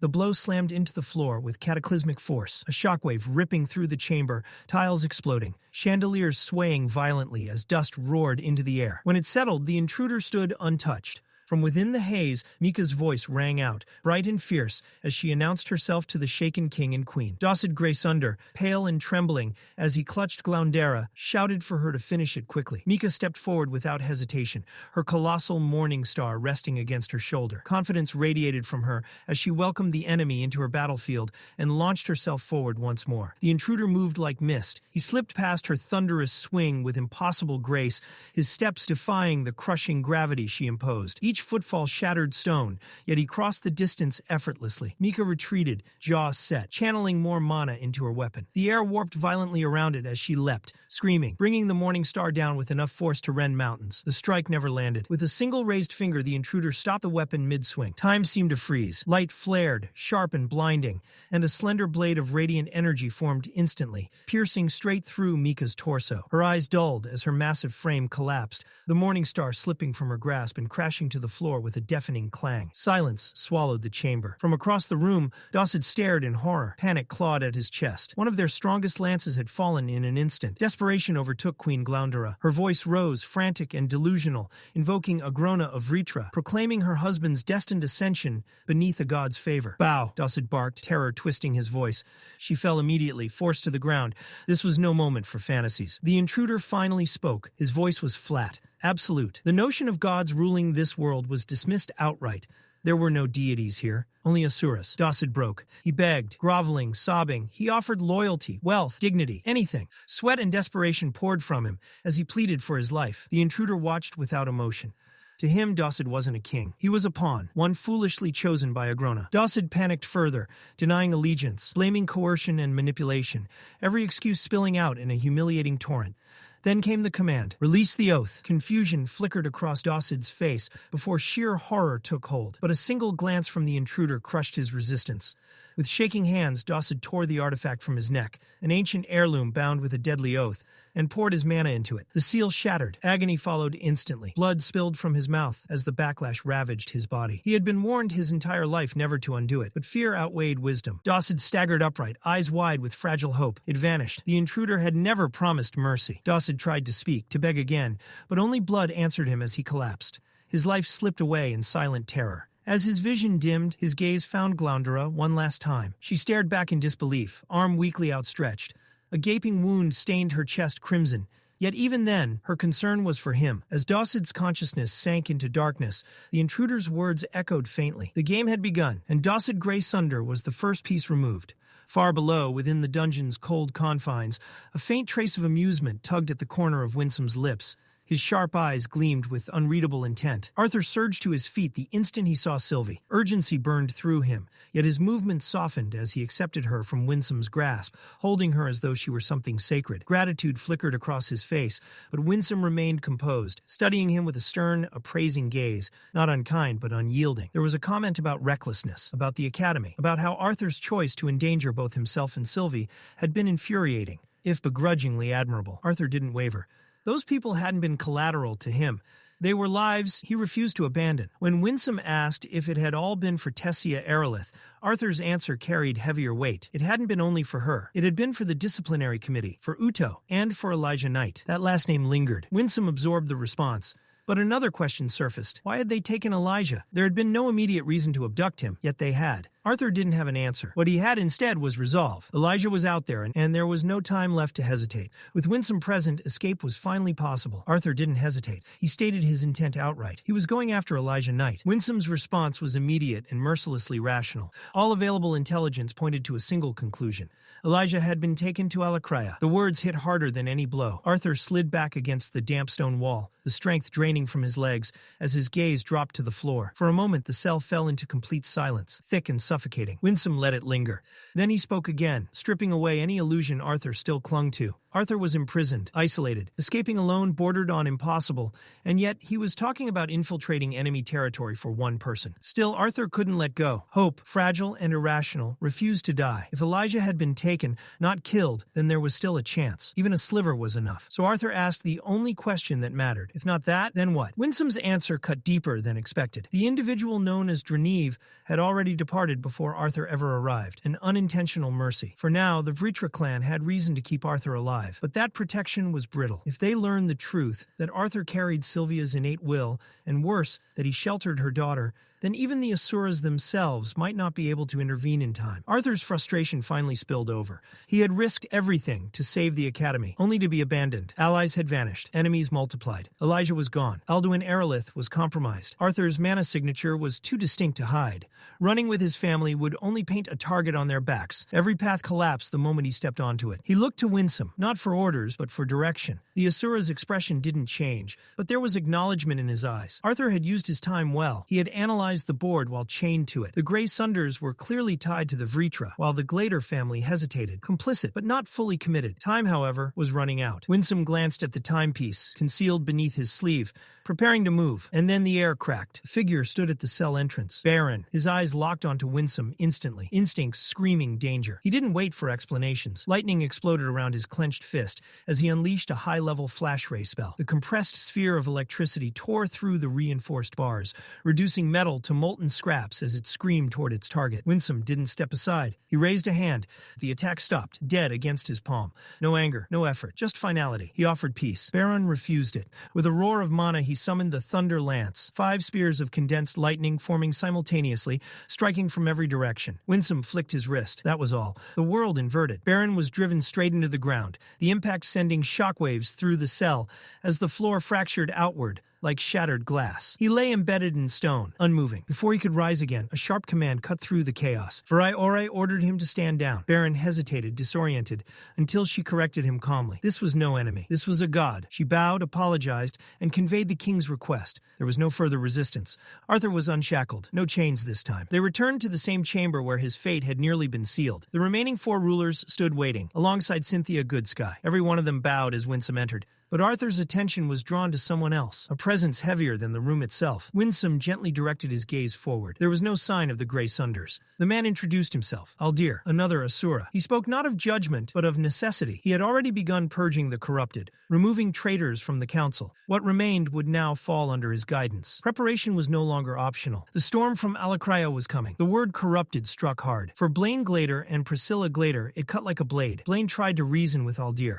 If the Asuras possessed such power, why not end it now? Why not crush the Vritra before war could even begin? Aldir dismissed the idea without hesitation. This was not a simple conflict. The Vritra and the 3 clans beneath them had once been Asuras themselves, exiled, lawbreakers. A war between higher beings would not be a battle. It would be annihilation. It would be a cataclysm capable of shattering the world itself. Long ago, a binding treaty had been forged, an absolute law between higher beings. It forbade Asuras from waging war directly against one another, or from openly interfering in the affairs of lesser realms. To violate it would invite devastation, far beyond anything Decathan had ever endured. Arthur didn't stay silent. His voice cut through the chamber, sharp with challenge, as he questioned Aldir's logic. If the goal was truly to avoid escalation, then how did the slaughter of the Grey Sunders fit into that equation? The contradiction hung heavy in the air, unspoken but undeniable. Before Aldir could respond, Windsom intervened, steering the conversation back on course. The threat now was being guided by Agrona himself, an enemy far too calculating to break the treaty over expendable pawns like the Grey Sunders. Still, Arthur couldn't let it rest. The frustration coiled tighter in his chest as he brought up the Blackhorn demons. Those nightmarish creatures hadn't appeared recently. They'd been operating in secrecy for years, striking from the shadows long before the council ever realized the truth. One of them had even killed a lance. Shock rippled through the room. Alduin Erelith faltered, his composure breaking as the implications sank in. The silence that followed was absolute, until Cynthia Goodsky stepped forward. In her hand was a shard of black crystal, unmistakable, a remnant taken from the very creature that had ended Alea Triskan's life. Aldir turned his gaze to Arthur then, something new flickering in his eyes. Windsom had spoken of the boy's potential, but now Aldir saw it firsthand. What came next chilled the room. Those horned invaders were not Asuras. They were worse. They were creations, products of relentless experimentation on lesser beings, twisted, reshaped, broken, once people, once possibilities, now abominations, failed reflections of what Arthur himself might have become. The weight of the revelation pressed down on everyone present. Marial's voice trembled as the realization fully settled. These creatures weren't gods, yet they possessed the power to kill Decathan's strongest mages. The scale of the threat suddenly felt unbearable. Was there even hope? Aldir answered, but there was no comfort in his tone. Only strategy. Those monsters were not infinite. They were Agrona's trump card, and now that Aldir had revealed himself, that card could no longer be played freely. His presence alone would force caution. The balance had shifted. The Asuras, he made clear, had their own reasons for intervening. Decathan's survival aligned with their interests. With declaration, Windsom inclined his head respectfully toward the three-eyed general. He then helped Arthur to his feet. Without waiting for permission, Windsom began guiding them toward the exit. Arthur called after him, urgency bleeding into his voice. He wanted a seat at the war councils. He wanted to stand where the fate of their world would be decided. Windsom refused calmly. Aldir was more than sufficient to handle the coming storm. There were other matters, more immediate ones. Arthur would need to say his goodbyes. The words struck like a sudden chill. He asked where they were going. Windsom's expression didn't waver. Arthur and Sylvie would be leaving this world behind, for now. Their training would not take place in Decathan. It would begin in Ephiotis. Arthur swept a jagged twig out of his hair as he trailed behind Windsom, their path cutting through the well-known depths of the Elshire forest. Windsom had only teleported them part way. The decision grated on Arthur. He couldn't help thinking that the Elder could have spared them the trek by sending them straight to Elder Rinia's refuge. Windsom, however, was unmoved by the complaint. He reminded Arthur that teleporting directly into the shelter would have interfered with the protective barrier surrounding Arthur's family. Annoyed but rational, Arthur admitted the logic. The inconvenience was a small price for safety. Windsom filled the silence with instruction, his voice firm and demanding, as if every sentence were a test Arthur was expected to pass. He questioned him relentlessly about Ephiotis and the Great Eight, probing for any gaps in his understanding. Arthur recited what had been drilled into him. 8 Asura races ruled Ephiotis, each divided into countless clans, with a single clan from each race forming the High Eight. The Vritra clan belonged to the Basilisk race. Even now, Arthur struggled to accept that the other clans had once attempted to assassinate Agrona. To him, diplomacy had seemed like the obvious answer. Windsom quickly shattered that notion. Agrona, he said, had never been someone who could be trusted. He was too dangerous, too calculating, his ambitions impossible to read. The Asuras had never truly understood what he was plotting in Alakria, nor how far his schemes reached. From the very start, they had concluded that peace was impossible. The only solution had been to erase him before his plans could fully take shape. As the forest grew denser, Arthur's thoughts drifted to Sylvia. Even with Windsom's explanations, confusion lingered. He couldn't see how she fit into the tangled politics of the Asuras, or why she had ended up in Decathan at all. Windsom's voice darkened when he finally revealed a truth known only to a handful within the Indrath clan. Long ago, Lady Sylvia had descended with an elite Asura force in an attempt to put an end to Agrona. The revelation hit Arthur hard. The idea that Sylvia had been allowed to take part in such a mission felt unreal. From everything he knew, the Asuras had gone in blind, aware only that Agrona was monstrously dangerous. To Arthur, it sounded like a death sentence. Windsom corrected him.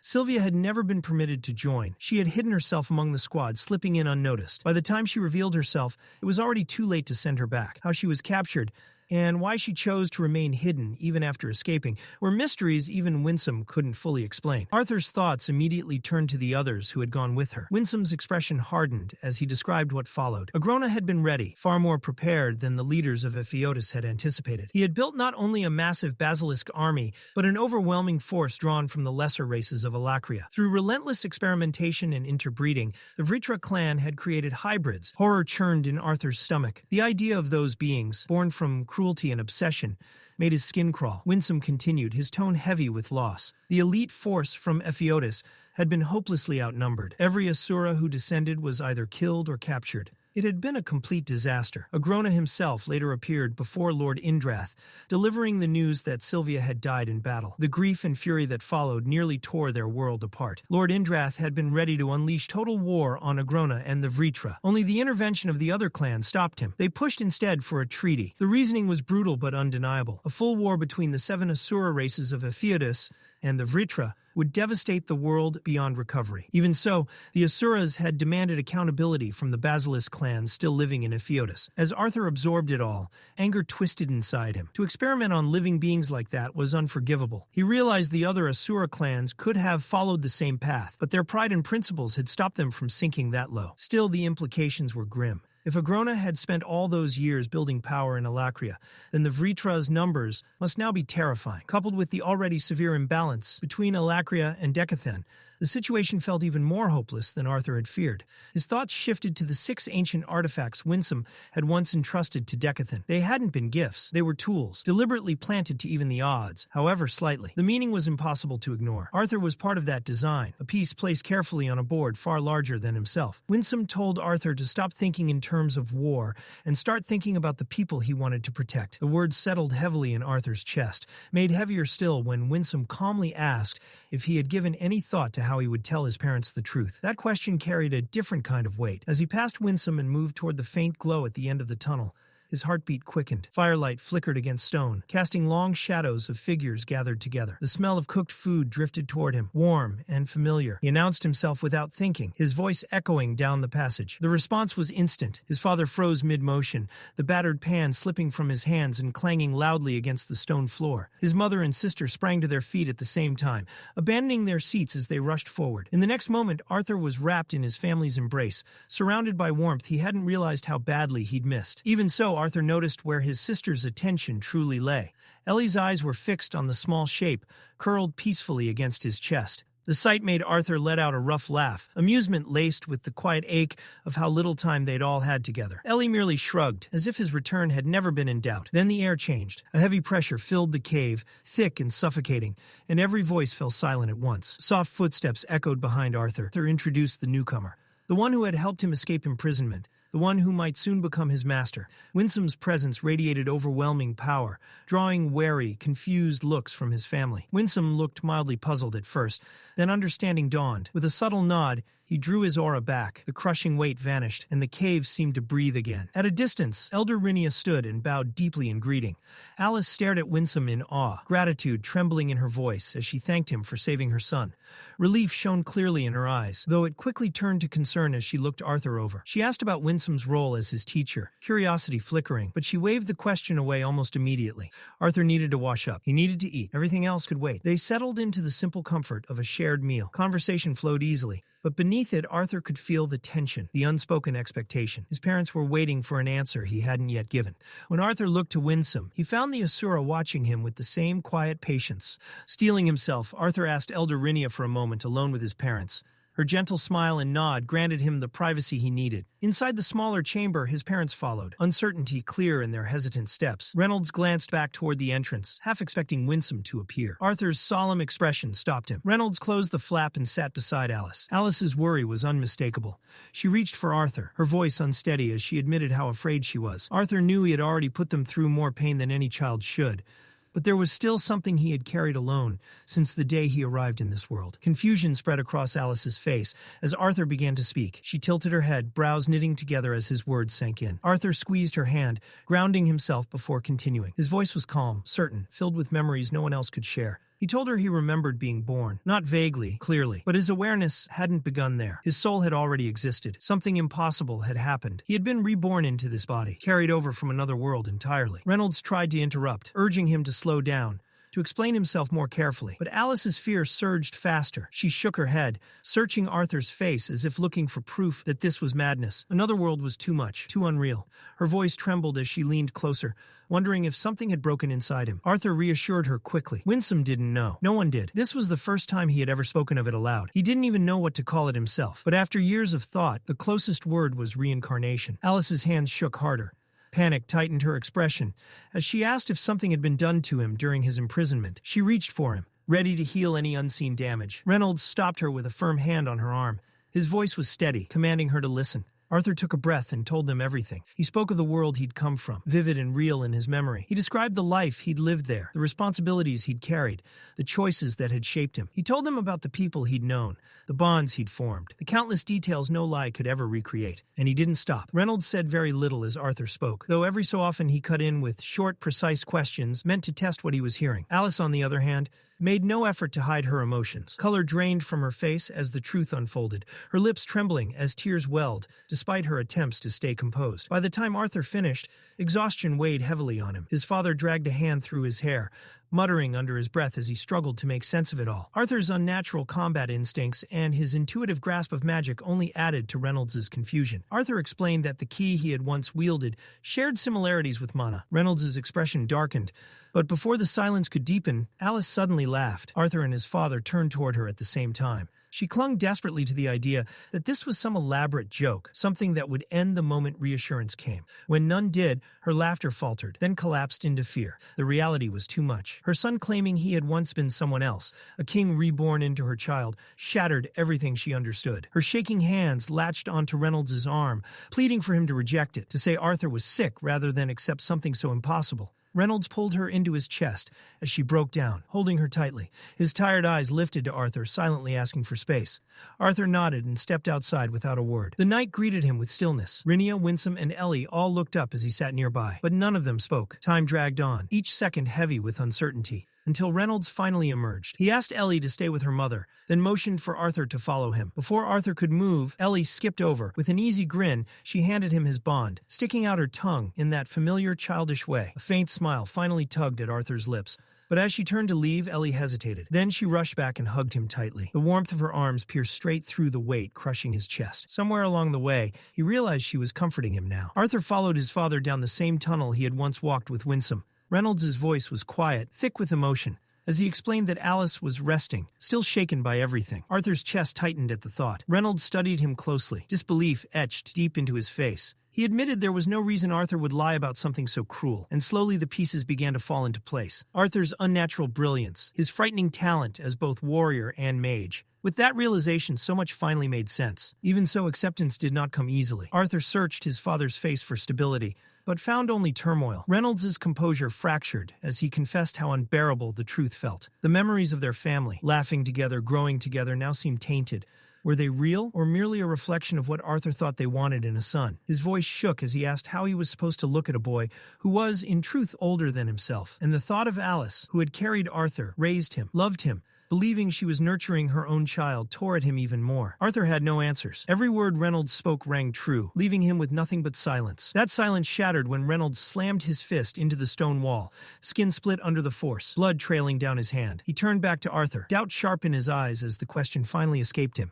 Had Arthur truly been their son, or had he taken the place of the child that should have been born? The moment the words left his mouth, regret crushed him. His hand flew up to cover his lips, shame flooding his expression. He stammered, then whispered an apology, admitting how lost and overwhelmed he felt. Arthur finally spoke. His voice was steady but heavy with guilt. He admitted he didn't know the truth himself. Maybe he had replaced the child that was meant to be theirs. He had never understood how it happened. All he knew was that he could no longer keep it hidden. He confessed that he had wanted to tell them for years, but his resolve had always failed him. He admitted he had chosen this moment because he was leaving. Reynolds' eyes widened at the word. His heart twisted as Arthur explained that, given the circumstances, distance would be best for everyone. Reynolds looked down and quietly asked how long he would be gone. When Arthur answered that it would be at least several years, his father did not try to stop him. There was no anger, no command, only silence. Arthur turned away, his head pounding, his chest aching.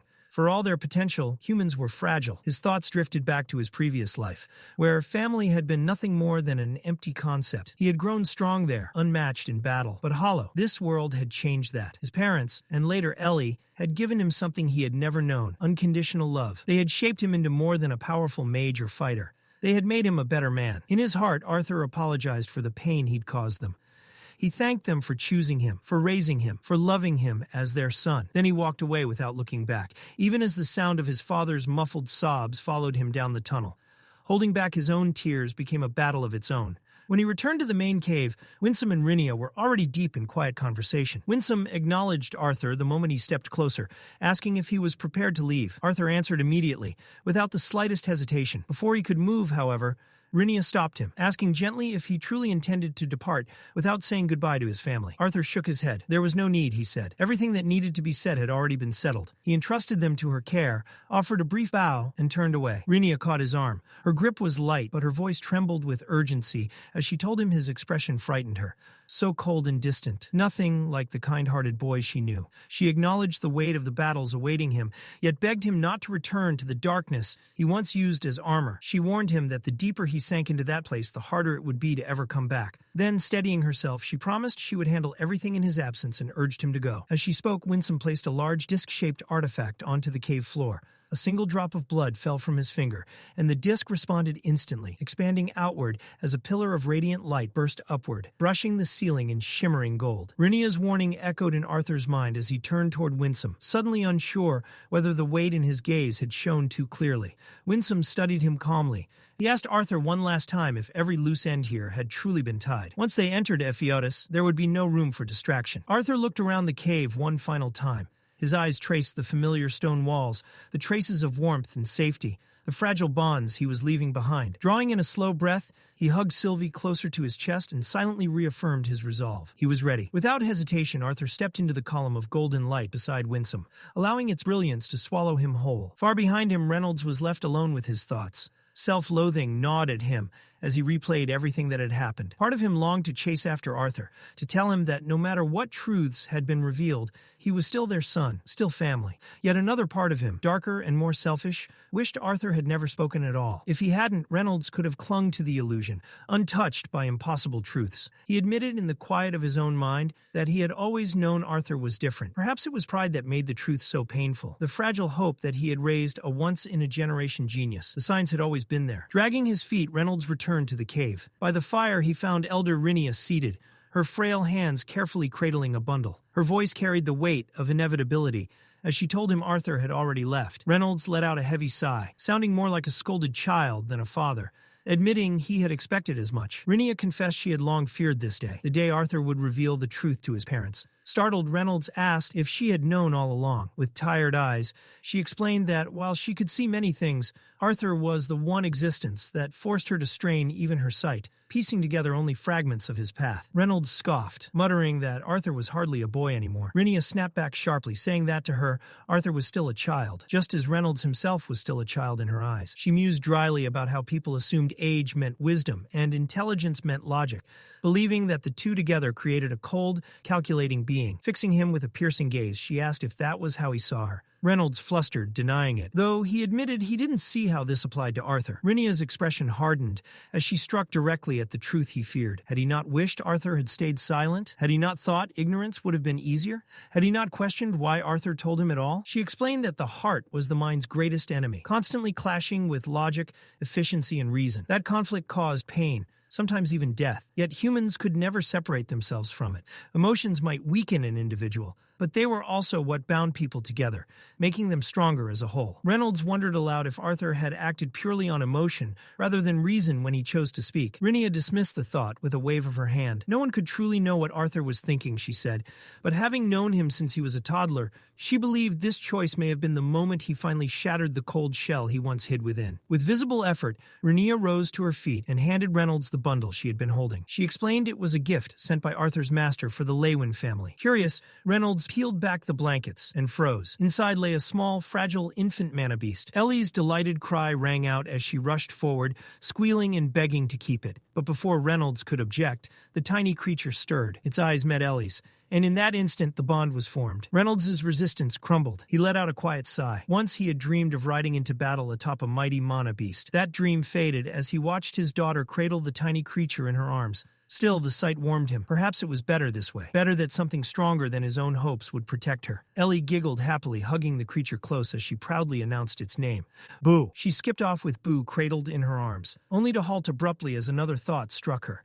Turning back, she announced that her mother had woken up. He rose at once and hurried toward the tent, warmth washing over him the moment he stepped inside. Alice was sitting up, pale but conscious. Reynolds smiled and wrapped an arm around her, pulling her close until her head rested against his shoulder. Her voice was rough as she asked how long she'd been asleep. He told her it had only been a few hours. Then she asked about Arthur. The question struck deeper than he expected. When Reynolds confirmed that Arthur had already left, Alice's body began to shake in his arms. Her voice broke as she asked if she was a terrible person. Startled, Reynolds reassured her instinctively, though confusion flickered through him. Through tears, she confessed that she had called Arthur sick, that she hadn't wanted to believe what he'd told them. Looking up at Reynolds, anguish shining in her eyes, she asked again if doubting whether Arthur was truly their son made her horrible.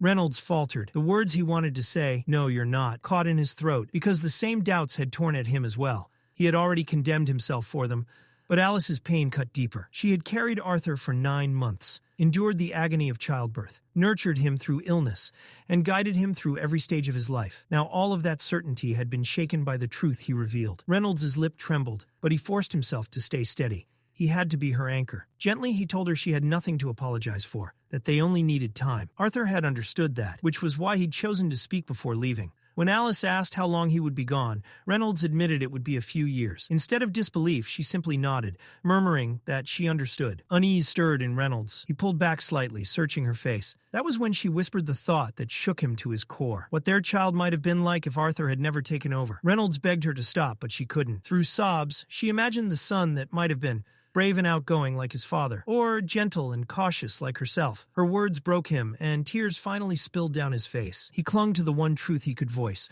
telling her that Arthur was Arthur. But Alice cut him off. Her eyes were desperate as she asked the question outright. Arthur was what? Their son. She pointed out with bitter clarity that neither of them had called him that even once since the conversation began. Reynolds admitted the truth. Right now, like her, he struggled to say it with certainty. Still, he hoped that would change when they saw Arthur again. It didn't erase what mattered most. For over 13 years, they had lived as family. They had laughed, argued, celebrated, and suffered together. What bound them wasn't blood or forgotten lives. It was shared hardship and love. He reminded her of the moment Arthur had sacrificed himself for her on the road to Xyrus, something no one could do without genuine care. She wasn't a terrible person, he told her softly. They just needed time. Alice looked at him with swollen eyes and croaked weakly that she must look awful. Reynolds only found her more beautiful in that fragile state. Leaning in, he moved to kiss her, only for Ellie's cheerful voice to break through the tent, calling out to her mother and insisting she come see someone named Boo. Confused, Alice asked what Ellie meant. Reynolds, eyes still red, gave her a small wink and promised to explain later. Gently brushing away another tear, he leaned in again, determined to finish what they'd started. Arthur had never known what to expect from the realm his kind once called the domain of gods. In his imagination, it had always been overflowing with gold and jewels beyond mortal comprehension. Yet the reality surpassed even that. In his old world, even the most powerful lived simply practicality valued over excess. Here, when Arthur stepped out of the golden light, the sight stole the breath from his lungs. Before him stretched a land so radiant it felt unreal. His eyes widened as they traced a bridge formed of shimmering minerals, something kings would have waged wars over. The realm itself felt sacred, untouched by mortal hands. Arthur's heart whispered the truth before his mind could catch up.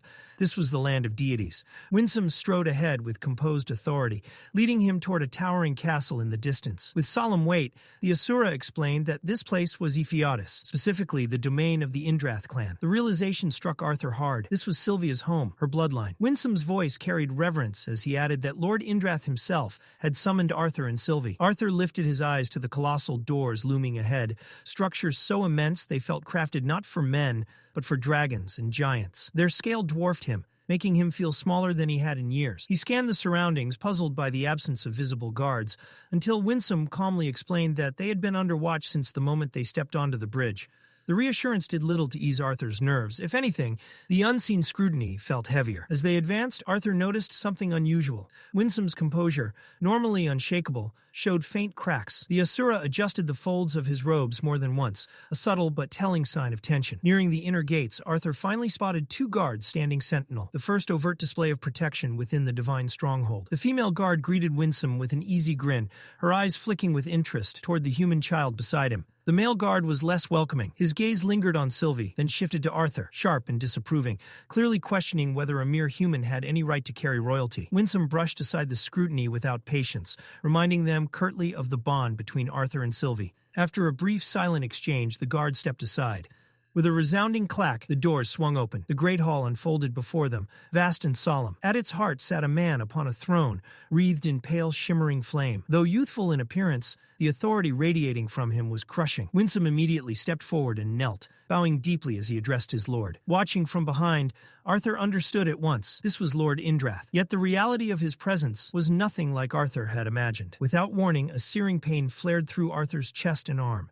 He clenched his teeth as the bond tugged violently, and, in the blink of an eye, Sylvie vanished from his grasp. She reappeared, cradled effortlessly in Lord Indrath's arms. Arthur froze, shock locking his body in place. Indrath's voice rang out, sharp and unquestionable, reminding Arthur that he had every right to hold his granddaughter. His gaze darkened as he examined Sylvie, criticizing her weakened mana reserves and condemning her forced hibernation as proof of overexertion under Arthur's care. The weight of his judgment pressed down on Arthur, leaving him exposed and powerless. To Arthur's surprise, Windsom stepped in. Bowing lower, he apologized and claimed responsibility, admitting his failure to properly oversee Sylvie's training in Decathlon. He offered to begin her instruction immediately. Indrath dismissed the proposal outright. With finality, he declared that Sylvie would remain under his personal care. He touched a finger to her brow, murmuring words Arthur couldn't hear. Power flared in Indrath's eyes, and Sylvie stirred. Her eyes opened, glowing with the same radiant purple as his. The bond between them was unmistakable. Weakly, Sylvie called out to Arthur, asking where she was. Arthur forced a smile, reassuring her that they had simply traveled far. Exhaustion tugged at her again,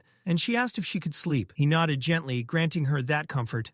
Only then did Arthur turn his attention fully to Indrath. Windsom had explained what was expected of him, but the reason for bringing him all the way to Epheotis still gnawed at him. If training was the goal, why not anywhere else? Why summon him here? Indrath answered plainly. Arthur was a necessary piece in the war against Agrona and his growing forces. Victory would benefit both sides. To prepare him, specialists would assist Windsom in his training, an honor reserved for only the most promising of the young. When Arthur pressed about timing, about how they would know when war loomed, Indrath waved the concern aside. That burden was his alone. Arthur's duty was to train. When the time came, Windsom would be informed. With that, Indrath signaled for Windsom to remove him from the hall. Arthur's attention snapped back to Sylvie. Indrath stated flatly that she would remain behind until her own training was complete. The thought of being separated from her indefinitely ignited Arthur's anger. Windsom tightened his grip on Arthur's arm, pulling him from the hall before he could protest further. Frustration simmered as they left. Arthur had endured the meeting only to be stripped of Sylvie and subjected to the Indrath clan's barely concealed contempt. It burned. Windsom met his anger with a tired sigh, explaining that the Asuras viewed reliance on lesser beings as an insult to their pride. Still, Arthur and Sylvie would not be harmed. They were too valuable. Arthur scoffed at that, recalling how Indrath had reduced him to a mere necessary piece. Windsom's lips twitched faintly, almost amused, before urging him onward. They crossed the iridescent bridge once more. Windsom mentioned there were others Arthur needed to meet. Arthur barely registered the words before Windsom abruptly grabbed his hand and announced their arrival. Confusion flared. Had they really walked all this way just for this? Before Arthur could question it, Windsom told him to hold on. The world lurched. Arthur was hurled forward, his body slamming into a tree. His eyes widened as the bark swallowed him, dragging him inward as though he were being pulled through reality itself. When his feet finally hit solid ground, his knees buckled. He was standing inside a vast cavern. Windsom emerged beside him moments later, calm and unruffled as ever. A figure stepped out from the darkness, a bald man whose presence felt heavy even before he spoke. He greeted Windsom with familiar warmth. This was Cordry, a pantheon Asura of the Thyestes clan, sharing the same lineage as Aldir. Windsom introduced Arthur as his disciple, and though Arthur stumbled over his words, he managed a respectful greeting in return. Cordry's keen eyes flicked to Windsom's hand, immediately questioning whether Lord Indrath had truly entrusted him with the ether orb. In response, Windsom revealed the translucent sphere, its surface faintly shimmering. Cordry let out a low hum, remarking that Indrath appeared to be investing an extraordinary amount into a single human. Arthur, lost in the exchange, demanded to know what the orb actually was. Cordry explained without ceremony. The ether orb would be the foundation of Arthur's training. Through it, they would tap into the dragon race's authority over ether, the primordial force that governed existence itself. With it, body and soul could be separated, and even the flow of time could be bent. The words struck Arthur like a tidal wave, but before he could fully grasp them, Windsom continued. Indrath had also granted access to his private training grounds. Hidden within the cavern was a pool of ether-saturated liquid, capable of accelerating growth and repairing the damage Arthur would inevitably suffer. As the liquid stirred faintly, Arthur felt the scale of what awaited him press down like a mountain. Cordry's faint smirk carried both pride and warning. Arthur would experience it all firsthand. His thoughts drifted back to his previous life, to the institution where pain and discipline had ruled every waking moment. 8 hours of combat training, followed by 10 more of meditation to nurture the core. Even then, the system had been crude. They had been taught nothing but how to break the human body, drilling vital points through brutal, repetitive methods. Yet Arthur had followed it all without question. He had endured every lesson, every defeat, every humiliation, long before his key center had even begun to form. Those buried memories surged back with vicious clarity as his current body failed him. A low sweep shattered both his legs at once. Arthur collapsed before he could even scream. A sharp strike followed, wrenching his shoulder from its socket. Pain exploded through him as his vision blurred. Windsom's earlier warning echoed in his mind. Pain was greatly dulled within this domain. If this was reduced agony, Arthur couldn't fathom the torment those wounds would cause in reality. The man responsible, Cordry, stood over him, expression unreadable, presence overwhelming. He nodded once and snapped his fingers. The world dissolved. Arthur jolted awake whole again, his body restored, but the memory of pain clung to him like a curse. He collapsed onto his hands and knees, retching violently until his stomach emptied. His breaths came in ragged gasps. His body was drenched, though he couldn't tell whether it was the ether-rich liquid or sweat born from sheer strain. Even so, something burned fiercely within him. Grinding his teeth, Arthur forced the words out. He demanded to continue. Cordry acknowledged his will, explaining the distortion between realms. While only 5 minutes had passed outside, nearly an hour had elapsed within the soul realm. Windsom reminded Arthur that every forced expulsion wasted precious time. Even with slowed time, being ejected repeatedly would cripple his preparation for war. Bitter and exhausted, Arthur lashed out verbally, blaming Cordry for cutting him down every few minutes. Cordry answered calmly. He was pushing Arthur to his limits. Even young Asuras, who did not experience death so frequently, struggled with the mental toll. For a human, Arthur was enduring far more than expected. The exchange ended there. Once again, the sapphire liquid rose, swallowing Arthur and Cordry whole. The familiar burning sensation returned as Arthur was dragged back into the soul realm. More than a week had passed since this torment, what Windsom politely called training, had begun within Lord Indrath's grounds. From the very start, Arthur had been forced to fight Cordry in his soul state. The ether orb dulled the pain of death, but it only made Arthur dread how unbearable such wounds would feel in the physical world. Between endless cycles of fighting, dying, eating, sleeping, and recovery, months slipped by within that vast grassland under Cordry's unblinking watch. The first time Arthur had entered the soul realm, he had died instantly, unable even to perceive Cordry's opening move. The attack patterns never changed, yet after weeks of effort, Arthur could only barely avoid them. The gap between them was absolute. Even Cordry's encouragement to trust his body did nothing to ease the suffocating frustration. No matter how long Arthur survived, Cordry always struck him down. Weeks passed. Arthur never landed a single hit. Every swing of his blade, every desperate punch, meant nothing but empty air. Cordry's movements were impossibly fast, his attacks clean and precise, his evasions effortless, as if Arthur were no more than a child flailing in vain. Cordry pressed him without mercy, instructing patience, restraint, and timing, urging him to wait for an opening that never came. Arthur couldn't avoid it, but he managed, just barely, to survive. The impact snapped Arthur's head sideways, and the world exploded into noise and pain. His body skipped across the earth like a thrown pebble, bouncing helplessly before finally coming to rest amid the tall grass. From above, the Asura looked down at him with a faint smirk, acknowledging the simple fact that Arthur had survived. Arthur spat blood, jaw throbbing, and answered the look with an unapologetically crude gesture. Defiance still burned bright in his eyes. Already his soul-state body was repairing itself. The agony dulled as fractured bones fused, torn flesh knitting together at an unnatural pace. The regeneration was merciless in its efficiency. This place would not allow him to remain broken.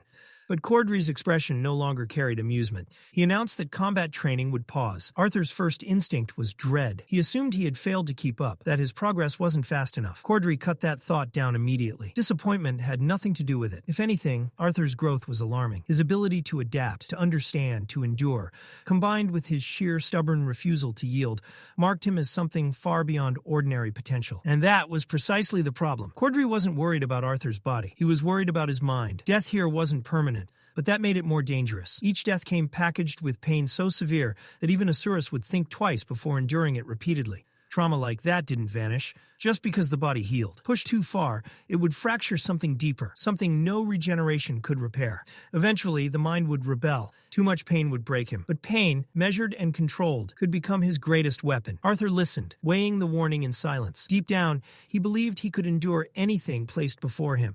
And with that certainty, he tried to dismiss the concern. The thought barely formed before a crushing sense of dread slammed into him like a tidal wave. The world lurched. Arthur's body was already airborne before his mind could process what had happened. A burning, tearing sensation ripped through his chest. He looked down in stunned disbelief to find Cordry's arm driven straight through him, emerging from his back. Strength fled instantly. His legs gave out, his body folding inward as gravity claimed him. Cordry withdrew his hand with deliberate calm and knelt beside him, meeting Arthur's fading gaze. The violence of the act was at odds with the gentleness in his expression. With patient certainty, Cordry spoke. Even gods, he said, could not define what kind of life a person truly lived. Every experience shaped the path forward, and Arthur's past had led him here, into this failure. His instincts were sharp, powerful, but they had become a crutch. He leaned on them too heavily, neglecting everything else. What Arthur needed now wasn't force. It was restraint, small steps, the humility to learn and to unlearn. Arthur's thoughts drifted backward, to the orphanage of his previous life, to scavenged knowledge, to stolen lessons, to a path he had carved alone because no one else would guide him. His body trembled, though he couldn't tell if it was from the hole in his chest, the exhilaration of training under monsters like this, or the looming shadow of the war ahead. It was all of it. More than a month had passed in the outside world. Inside this place, nearly a year had bled away. Cordry rose, and in that moment, Arthur understood something terrifying. His mentor wasn't merely strong, he was a predator. When Cordry released the restraints he had been maintaining for Arthur's sake, the pressure that flooded the space was overwhelming. It crashed down like a physical force. Arthur answered with a roar. Rage and resolve surged together as he charged forward. Dawn's ballad flared weakly in his grip, its teal glow trembling as Arthur committed everything to a single decisive strike. It was meaningless. Cordry intercepted the blade effortlessly, deflecting it as though batting aside a toy. The sword swept past his face, close enough to brush the edge of his ear, but never threatening. There was no fear in his eyes, only quiet acknowledgement. Arthur recognized it for what it was. Not praise, simply recognition. The pressure intensified. Each breath became a battle. His lungs burned, starved for air, as the invisible weight crushed down harder and harder. His body screamed at its limits. Still, Arthur lunged again, pouring every scrap of strength into one final effort. His grip failed. Dawn's ballad slipped from his hands and struck the ground with a hollow clang. His legs buckled, and he collapsed to his knees, choking, gasping, drowning in the oppressive force. Then, silence. The pressure vanished. Arthur sucked in air greedily, lungs aching as life rushed back into him. Between ragged breaths, he forced out a single question, desperate to know how long he had endured. Cordry answered calmly. He was improving. Arthur barely had time to register the words before Cordry pressed on. Weapons would be set aside for now. Despite Arthur's affinity for the sword, despite his bond with Dawn's ballad, hand-to-hand combat was essential. For a mage, it was the most adaptable, most versatile foundation. Arthur needed to reshape himself completely. Bones hardened, muscles refined, mind sharpened to its edge. Only then could he stand as the knight who would shield his continent and the people he loved. Arthur's melee training was already formidable, but Cordry wasted no time exposing its flaw. His style was built for clean, one-on-one confrontations, duels with clear lines and singular opponents. War would offer nothing so orderly. With the Asuras barred from direct involvement, the battlefield would instead be flooded by their mixed-blood descendants, enemies carrying diluted Asuran blood and overwhelming numbers. Arthur would be forced to fight while surrounded, pressured from every direction, with no room for elegant exchanges. The restriction placed on his mana was not a handicap.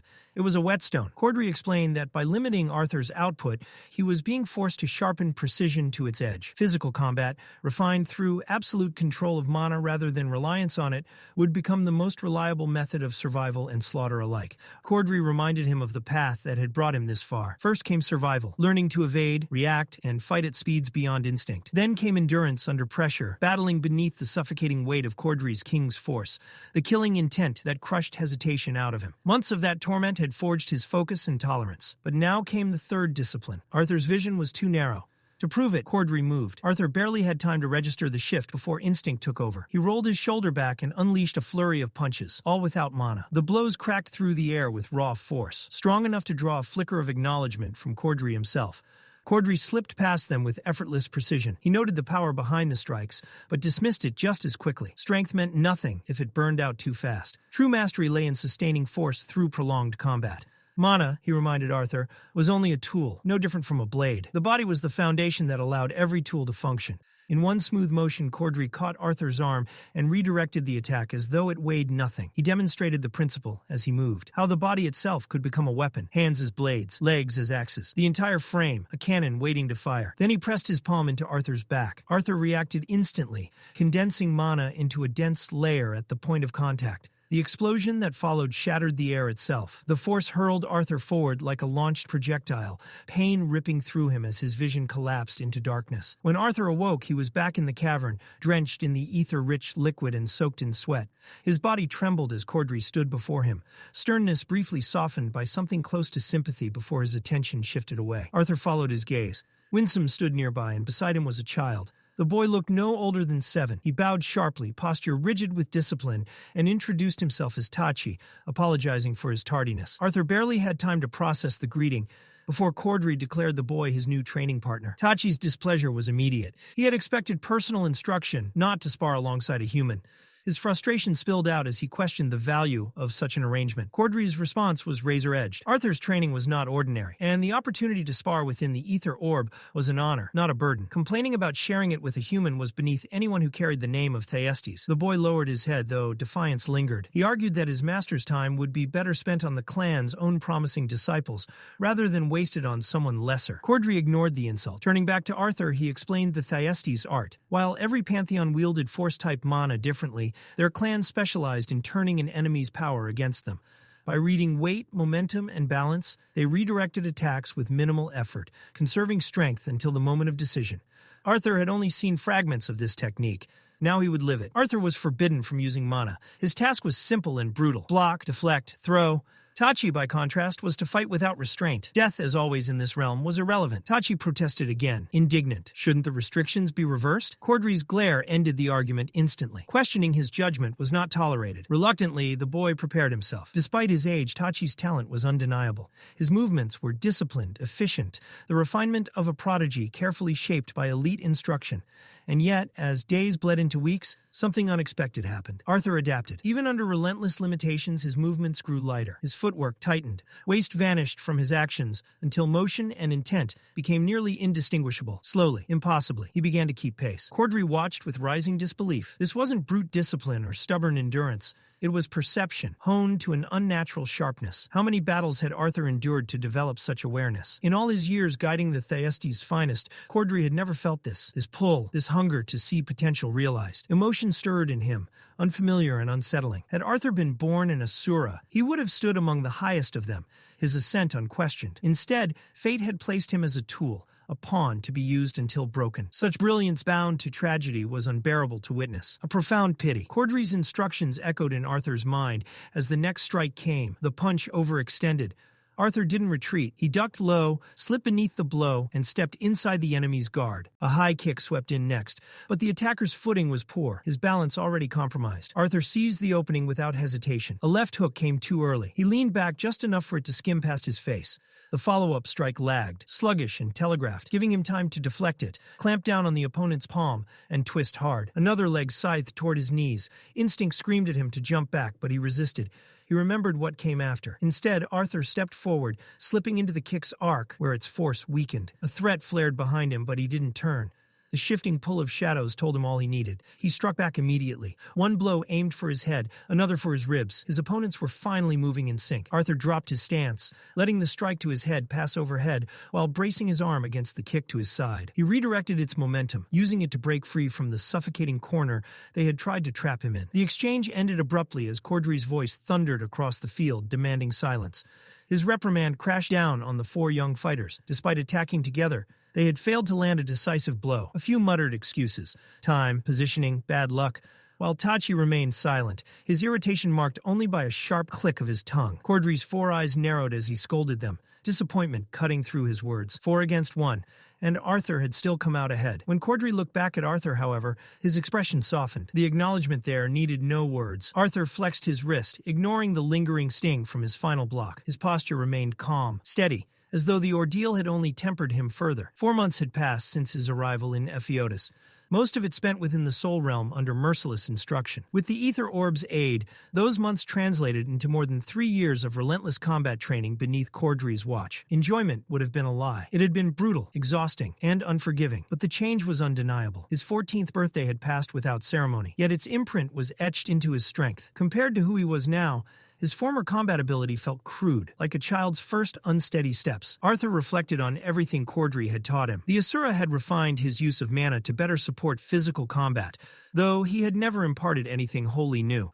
Whether that restraint came from the biological gap between their races or from the Thyestes clan's refusal to share their true mana arts, Arthur never pressed the issue. Even so, he understood how far he had come. As the Soul Realm faded into darkness, Arthur opened his eyes in the familiar cave where his body had remained for the past year.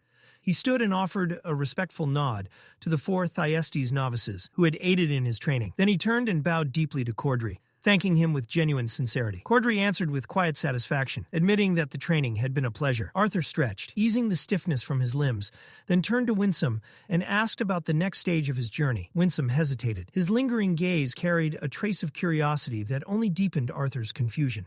Arthur looked between the 2 Asuras, sensing something amiss. Cordry tilted his head, studying Arthur as though he were an unfamiliar creation. When one of them finally spoke, the words struck hard. Arthur had not changed. Disbelief surged through him. His mana core had reached the latter levels of light yellow, nearly completing an entire stage. How could they say nothing had changed? Windsom explained calmly. Training with the Ether Orb could accelerate growth, but prolonged use on someone still considered a child was forbidden. The distortion between physical time and soul time could fracture an immature mind, causing severe psychological displacement. Cordry admitted that even he and Lord Indrath had hesitated before allowing it, but with war approaching, they had been forced to take the risk. What unsettled Windsom was that Arthur's demeanor, his presence, his mentality, had remained unchanged, despite 3 years of mental aging within the Soul Realm. A normal child would have shifted, fractured, or warped under that burden. Arthur had not. Arthur understood why. He had lived far beyond his years already. Windsom saw this as an advantage, both for Arthur's continued training and for the war ahead. He thanked Cordry, acknowledging that even among the Asuras, few could rival his mastery of close-quarters combat. Cordry dismissed the praise. This was not about thanks. It was necessity. Placing a firm hand on Arthur's shoulder, Cordry reminded him that Alacrian mages had been shaped for generations under Asuran guidance.